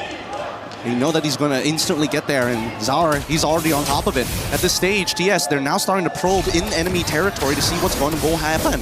But, ooh, man, there's a lot of like weird moments in this game, especially from Yangon. It's sometimes it's like they forget, oh yeah, we can't really force without our battle spells. So I think Yangon, they just need to take a step back. It's about the timing of when they attack, not how hard they hit. Catching your opponents off guard. That's when the knockout happens. It's the punches you don't see, and YG definitely didn't see that. Now, did he see this? Han walks up to aggressive 3 members of Spirit Corral. That's creativity there. Again, TS not only taking into account the habits that have been made and little details in this game, but now they're getting really personal with each other, really taking into the account which camp he wants to be on and how he likes to chain his abilities. Bomba with the Bravest Fighter again on Blink. Now the Muddle's coming down as well as the sun doesn't land, but that's the Abyssal Arrow set. Oh, Sour, Red Tree. Close, very, very close. And even Ying was looking to get into position, but unfortunately could not find the angle at this point of time. Tech technicality from TS is immaculate here. And now they are really finding their motion with the next 2 item purchases, the Golden Staff and that Lightning Truncheon coming in from Sunset Lover. Kaise, he's got to be very, very careful jumping into these fights. The same can be said about Han. Ying has been a little out of it for a good amount of time, which is rather surprising. I would have imagined that he would be there in first position. Team Spirit with the Lord, they have good siege as well. And YG, their clear is not that good. They have a Paquito that can go to the side lanes, but when it comes to dealing with the Lord, they're going to have to just group up together, and that means it's an opening for Bomba, it's an opening for Sunset Lover if he steals it, and Sour with AoE as well. And you can see it right here. YG just got to respect it. Hiko in the bottom lane, sending Blink away. The missile arrow lands, was getting the body block as the sun lands from Bomba, and that's Sunset Lover waiting for a moment. Bomba will blink around. Han not able to get it as Hiko puts the damage on them with the muddles. Honestly, not bad. But here comes the second wave, and Hiko is going to start doing it again. Sunset Lover just stole away the Wrath of the Dryads. He's got Flicker, and he's ready to go.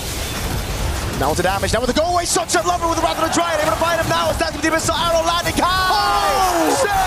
With the kill, Hiko killing spree, throws it around. Ying up top, running away. It's Bomba with the bravest fighter. They're trying to drag these waves out. They're trying to distract them, but the whole time, Sanji, he's ready to go. Ying, he doesn't mind dying for this. He's ready to put his life on the line to buy Yangon Galacticos a couple more seconds. Hiko, mega kill, 4-0-2. Kaise finally able to get that arrow on a perfect target. It was Zaur, it was Sunset that got caught. No bounty, however, it's only on Hiko. Man, really high intensity game, man. I can feel it up into my chest. The atmosphere in here, that's so many of these dangerous moves. I can't believe they haven't lost confidence in a lot of these motions. Yangon say, you know what? We have terrible wave clear, but if we cut the wave and we start pulling it out, we just bought ourselves another ticket at another Lord fight. They haven't lost any of their inhibitors. They lost the shielding, unfortunately, but what can you do? Now it's... Oh! The orange secure by Kaise. Really coming online now in the 10th minute of the game. These arrows are going to start to hurt, and if Kaise can find yet another one on a big target, it could send YG back to level playing field. Bomba taking very low. Sanji already right there, but the BMI sends him back. He needs to play it safe. Yeah, I think he needs to reset or at least find a wave to actually, heal himself back up to where he needs to be. 15 seconds left on the neutral objective before that Lord spawns. We need to see Hiko lose out on his Purify if Yangon stands any chance. Wait, hold on. Kid Bomba already trying to engage. Blink, he's in trouble! The models in the back, Sawa able to get the taunt. Sanji's right there, and that's gonna be Han. Although Bomba! And they catch him! Double kill for Zaur Egoist! This Lord should be free! And the question is, TS, you taking the discipline route, or are you going for the throw? Because they're looking to open up the inhibitor first. It's the Dragon Siege. Once again, Hiko with the muddle, zoning them away. Han and Blink both down. Ying in the bottom lane. Again, they are going to play it safe. Zaur was already on the Lord. They just cracked the base open. They recall and they reset. And that's an elbow right to the temple there. Yangon Galacticos now have to worry about constantly pushing mid-wave during these neutral objectives. And worse yet, with a 7.1k lead, is it inevitable, or can there be the temple breaker that they've been praying for? YG have to defend. It's another siege. They have to find a creative way to the back. That's the only way, but then there's a Wind of Nature. Then there's a go away. Then there's Sawa, who's constantly behind. How do they do this? One arrow could make the difference here. They need to find it somewhere, somehow. Kaise is looking for an angle, but TS, they are spreading very wide to ensure that there's no way that that's possible.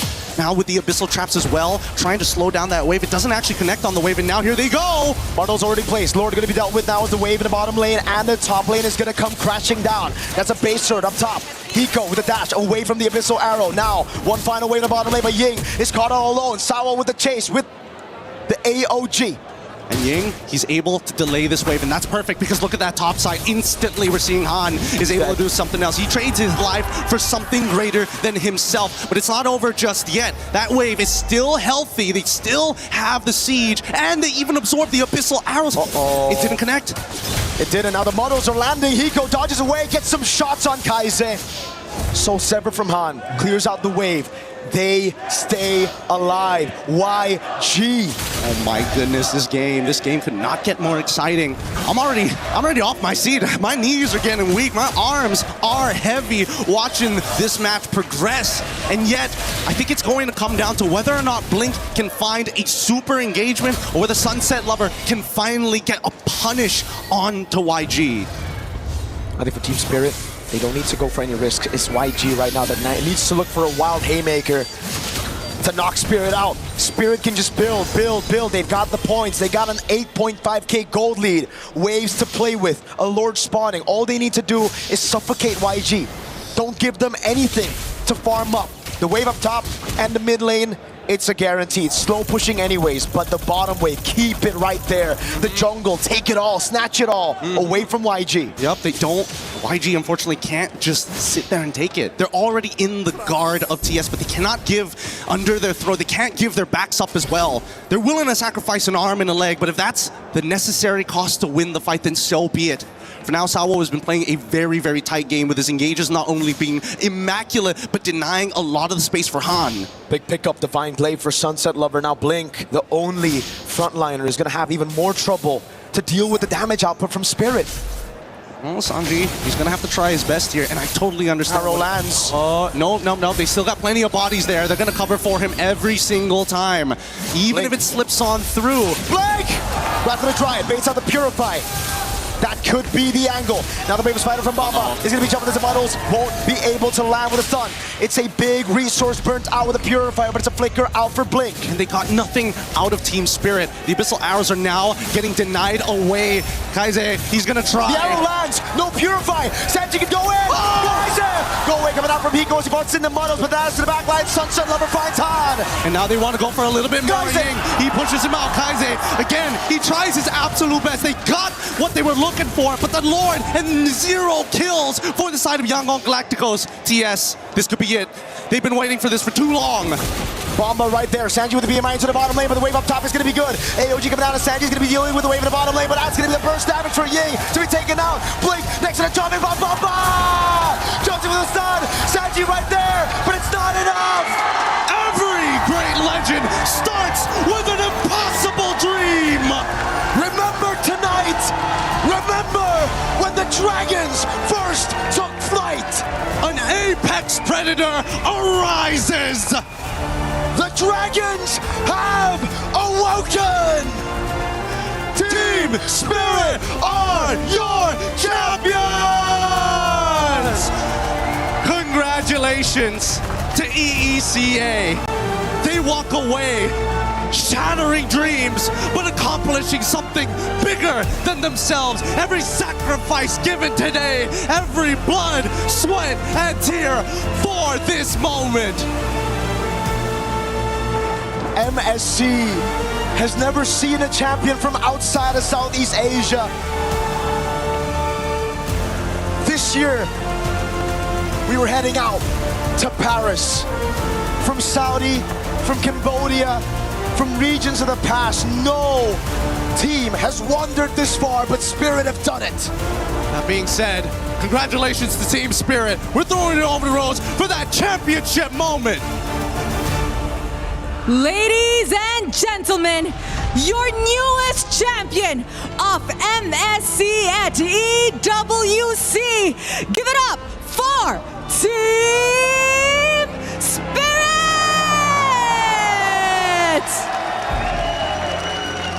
Boys, congratulations. What a journey you guys have been through.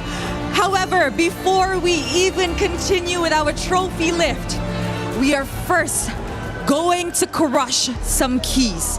So if you guys could follow me to our key crusher over here at the back. Come on over, guys. Emotions are overpouring today. I have a question. Who wants to be crushing the key? Me and Sawo together. Sunset Lover and Sawo. This is a historic moment for the EECA region.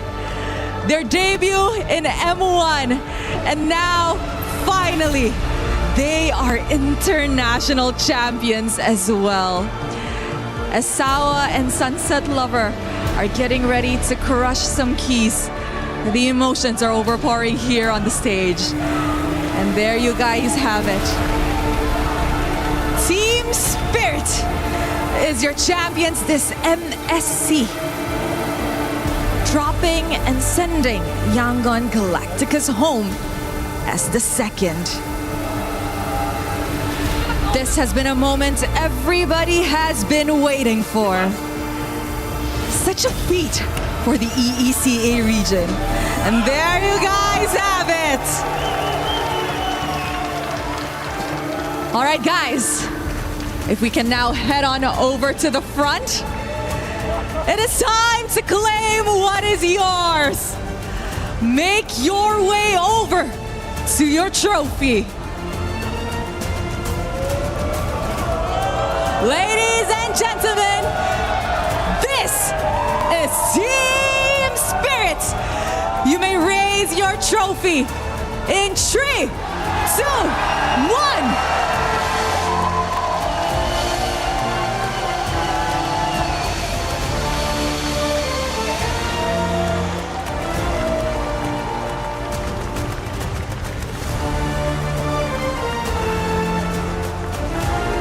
Such a historic day for the world of Mobile Legends Bang Bang. Amazing history in the making, Kid Bomba. Everybody saw you in M5. Everybody was rooting for you. You guys were so close to the knockout stages in M6. And now you're a champion. How are you feeling right now? I don't know, it's unreal, you know, I don't believe this is real. I'm like touching myself the whole time, I cannot believe it. I don't know. I understand, you are definitely overwhelmed. But there's somebody we have to talk to here. Sao, Sunset Lover. Years in the making and finally you guys are champions. What does this championship mean to you both? I don't know, so much. We're finally champions. Finally. That was hard work, and it's the result of hard work. The result of hard work. And I see over here, Hiko Mania. He is very emotional today. We saw him debut on the international stages back at M6, where it was held in Kuala Lumpur. Everybody hailed him as Hiko Mania. Hiko, today you finally made it. You lifted a trophy of your own. How do you feel to finally achieve such a dream? I'm feeling grateful for everyone who came support us and for my team who believe me. And thank you everyone, guys. We're all so proud of you. And of course, the young jungler, the new face, the newcomer, Czar Egoist. Coming into this tournament, a lot of people had their eyes on you because everybody was saying that you are a great jungler. But at such a young age, already winning your first championship in the international stages. What is next for you? What else do you want to achieve in MLBB?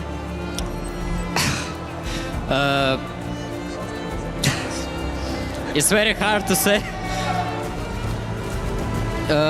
Of course, we keep working and I want to win more, like M-Series, and next it's Phygital. And I want to say thank for my family, especially for my mom, because she always supports me. And thank you all my haters when I come to Team Spirit. He gave a special shout out. But now it is time to see the players who stood out amongst the rest. Milosh, come on over. Thank you, Rose. Congratulations again to Team Spirit, my friends. There is one trophy to add to all of this, and it is our Sony MVP. So please give it up. Our Sony MVP is Kid Bomba! Congratulations. It's pretty heavy if you ask me. Bomba, massive congratulations on the win, on the MVP as well. What does it mean to you to win this today as MVP, as Team Spirit, as an EECA representative, and in front of your family here in Paris? I don't think I did more than them, you know. If ever they did more than me, So I'm just grateful for this award. I don't know how I can win it when I play 0-7 on Phobias, but thank you. Thank you very much, and congratulations to our Sony MVP, Kid Bomba. And now another moment of it. Gentlemen, please, Team Spirit, go for it once again. Yes, yes, you may. It's all yours. Please give it up for your MLBB, MSC, and EWC 2026 champions, Team Spirit! Over the years, they were tested, they were challenged, but they refused to break. And today, the Dragons of the North breaks free from the bottomless pit and emerges to claim what they have earned. It is Team Spirit! The Dragons of the North reign supreme in the world of MLBB as a new region in EECA and a new org in Team Spirit claim the top spot at EWC 2026. A new champion, a new chapter being written, and it was the steadfast spirit of Sunset and Sawo. Since 2019, they have looked for this moment, and without avail, they have suffered and found eventually, finally, the answer. It was domination at the beginning and a bit of heartbreak and fear towards the end, but they did enough. And when it comes to championships, when it comes to destiny, you don't need to do it all. You just need enough chips to fall on your side. And Team Spirit, whether it's the spirit or the gods, maybe it's a little bit of both, have found their way back to where they belong.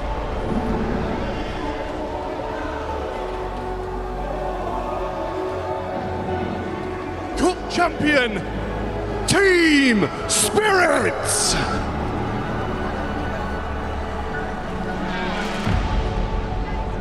Please welcome to the totem your Esports World Cup 2026 Mobile Legends Bang Bang Mid-Season Cup Champions, Team Spirit!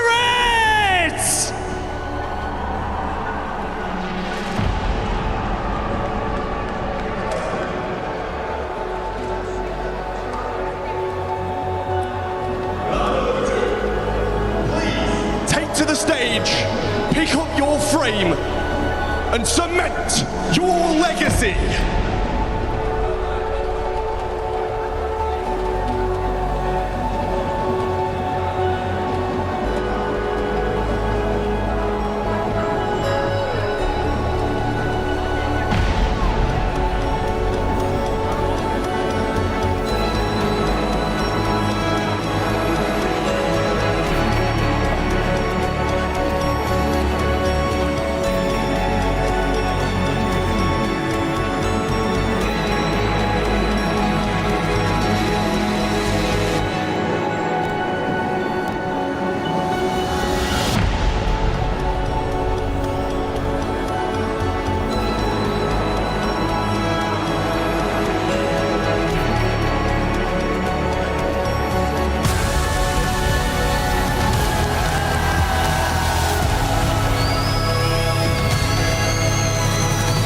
Something special about finally slaying your dragon. But it was the dragon this time who had the last laugh. EECA and Team Spirit finally on top, Rick. As they best put it, the Dragons have finally awakened. It took them a while, it took them so long, and you could feel the emotions and how hard they worked for this win. Especially for Sawo, Sunset Lover. He said it best. Finally, they made it to this point. This is a win, hard-earned. They've been trying for 7 years. Finally, this is a long time coming, and with Team Spirit being on top, being the champions of MSC here at EWC, this is a new world of MLBB. We don't know where it's heading, but we're here to enjoy the ride. Brig, LaFell, it's been amazing. What a journey. And what a journey for Team Spirit. From Kid Bamba and his mom to the beginning of jumping on stage and now hoisting an MVP trophy. to Cold Star, the coach, keeping him locked in. And the young Zauer Eagle is 16 years old, finding his first international title as he debuts. Sunset said it was a result of hard work, but it wasn't just that. This MSC, the tournament of upsets, the tournament of new heroes and new dynasties, new destinies forged, new pathways claimed, and new opportunities, as $1 million goes into the hands of those 5 gentlemen on stage. From all of us here at Moonton, at MLBB, at MSC, from Brig and LaFell on desk, from Mirko, Gideon, and the cast, and our entire crew, all of the production, my name's Ben Rainday. I'll remind you to never give up, to never stop gaming. And we will leave you with the SDC recap and a reminder to stick around for EWC Spotlight. Goodbye.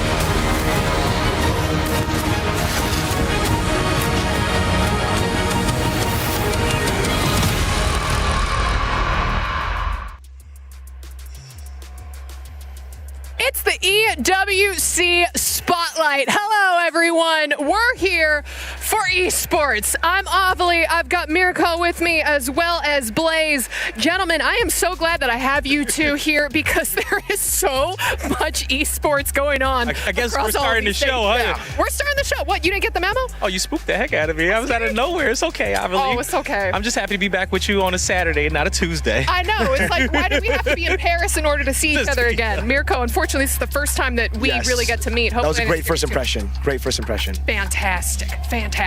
But, dude, we have to jump straight in because we got to talk a little bit about MLBB MSC that we just saw. The grand finals finishing up.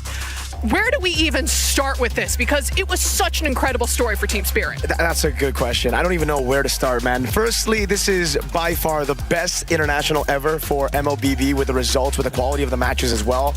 I think we got to go all the way back if we want to talk about it, man. The journey of all these teams. But firstly, just the upsets that we got to see. I think a little bit of a spark already at the start of the tournament where we got a little bit of a tidbit, foreshadowing of how crazy it would be with TL, the defending champions, the team that everybody thought were going to go back-to-back, losing, getting eliminated by E7, a team that many think are probably the worst team coming into the tournament. So that set up the entire storyline all the way in the grand finals. Yangon, Galacticos, they made it. It's been 6 years since they made it to an international major final.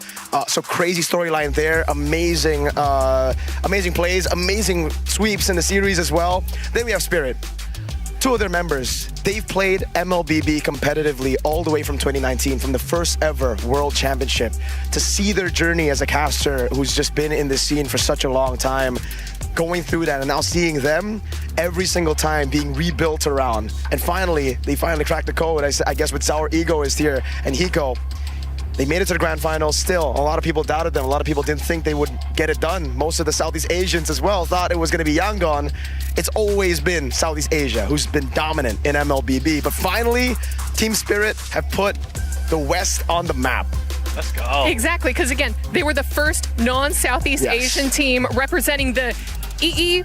EECA, there we go. I mean, hey, we're in Europe. You got to represent Europe a little bit. But as you said, 7 years these players have been playing. But I also know that one of their moms was in the crowd as well, cheering them on. You said you're following their career. What's it like for Mama Bear in the crowd? Oh, Mom Bamba. We're calling her Mom Bamba. And the player's name is Kid Bamba. That's Kid so Bamba's cool. been with us from M5. That was the first time we saw him in an international stage at the time with Sawa, with Sunset Lover. So it's already a bit of history there. And then the team got picked up by Team Spirit.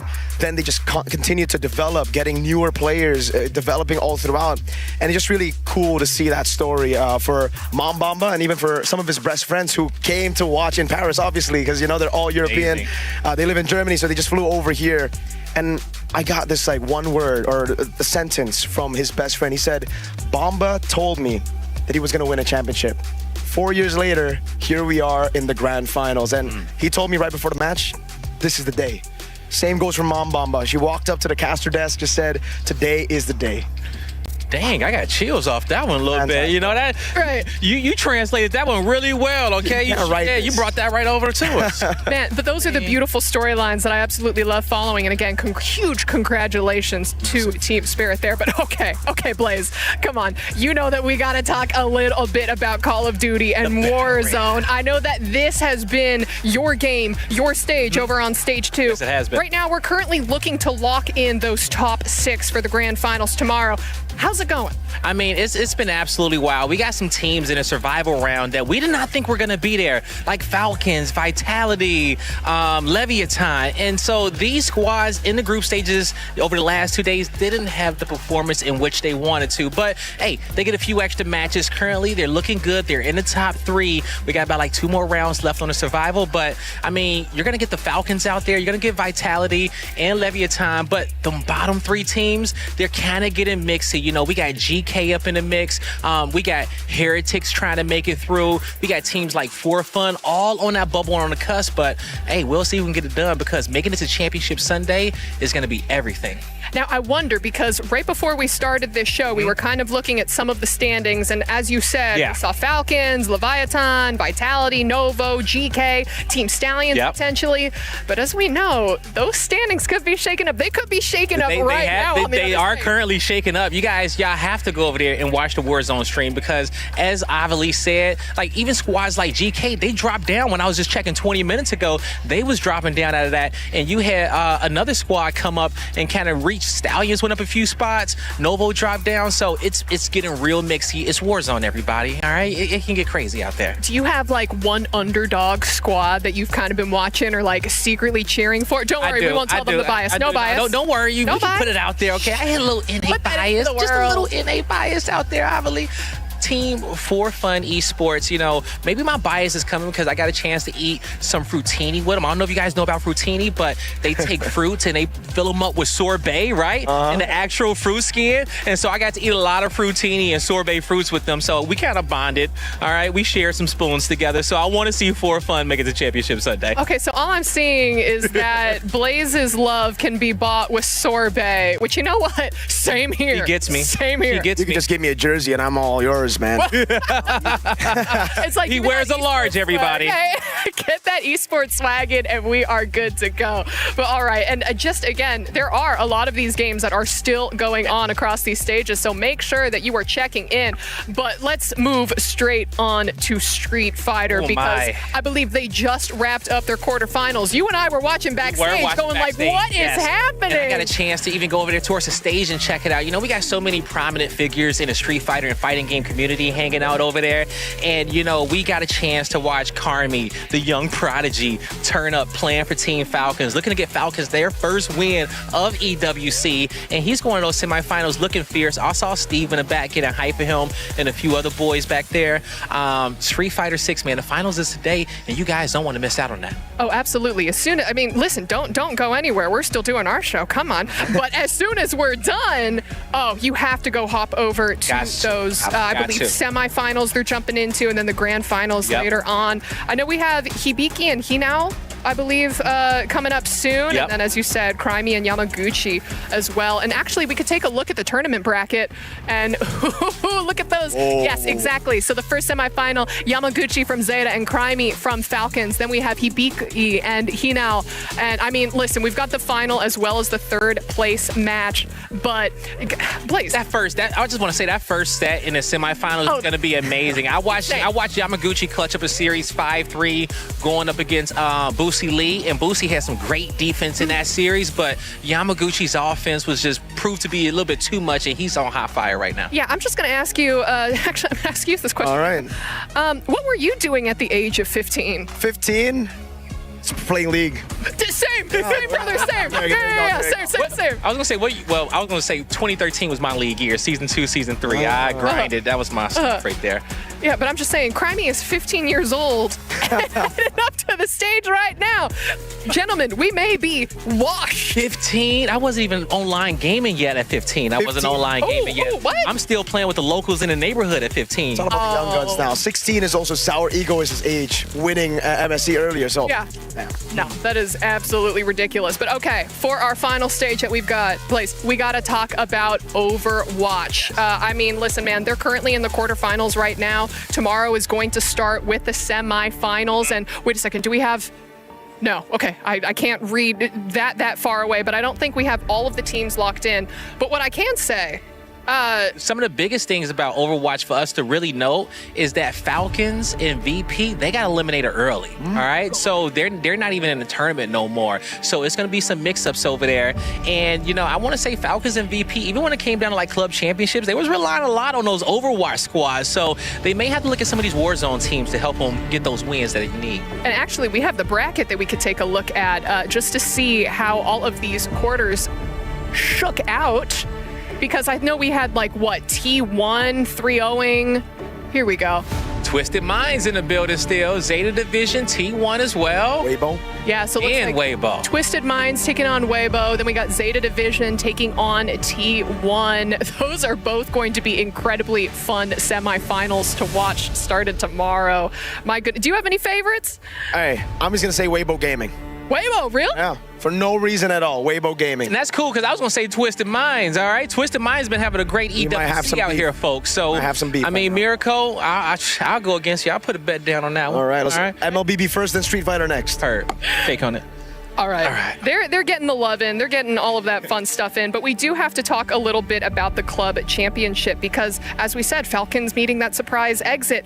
They don't have as many points right now as they did in previous years. So kind of like, what's going on? I mean, that's a great question. You know, maybe they don't have the home field advantage anymore. Maybe it's them being in Paris. I don't know what it is, but I will say this. If you are a Falcons fan, make sure you tune in to Championship Sunday because Falcons currently are the back-to-back land champions for Warzone. So on Championship Sunday, they're looking to three-peat and have a perfect season at EWC and be able to hoist that trophy yet again. But let's talk about this for a second. I was going to say Na'Vi was in that top spot, and I think it was VP right underneath. But the team that has been missing for me is, where's Team Liquid? They've been the runner-up 2 years in a row, and yet we are looking at the top 24 right now. I'm seeing Heretics on the right. I don't see no Liquid on there. I do not see Liquid. They were there in the top 10 earlier, but it was pretty low. But again, they were pretty low? It's the same, right? It's the same story. A big contributing factor of how they were able to get top 2 the last 2 years was because of their MLBB team as well, being one of the strongest teams, and they dropped out early. So no points, bang. No points whatsoever. Man. Bang, bang indeed. Bang, bang. But, I mean, listen, in addition to all of the amazing esports that we have going on throughout this entire expo hall, we also have the Fan Fest. A lot of people kind of hanging out there, as well as the schedule for tomorrow that we could take a look at, starting with the Overwatch as well as Warzone, basically popping up there. It's going to be a banger of a day, man. I tell you that. What has the crowd been like in the Warzone area for you? We got so many drums. We got so many cosplayers. The Ghosts have showed up from Call of Duty Ghosts. They got their face masks. They're all throughout the crowd. I mean, if you know the Genomates fans, the Paris Genomates, I mean, we got tons of Genomates fans, Falcons, Leviathan fans as well. Like, everyone is showing up for their squads. Championship Sunday for Warzone is going to be the loudest stage in this venue, and you can quote me on that. I am excited to see it. But listen, again, I want to go watch those Street Fighter games. So, Mirko, last things from you. MLBB is amazing. MSC continue to surprise. I think the EWC is going to have a crazy turn of events. I mean, watch out for VP, Virtus Pro, all right? It doesn't matter the game. Virtus Pro, as far as an organization, I got high hopes for them this EWC. All right, and everyone, this was the first ever EWC Spotlight in Paris. And I don't know about you guys, but I'm going to go watch the Street Fighter games. So, bye. Let me know what happens. Nope, I'm going. Yo, bye. 1v1 now? 1v1 now? Let's go. Sure, I'll run 1v1 rock, paper, scissors. Let's go.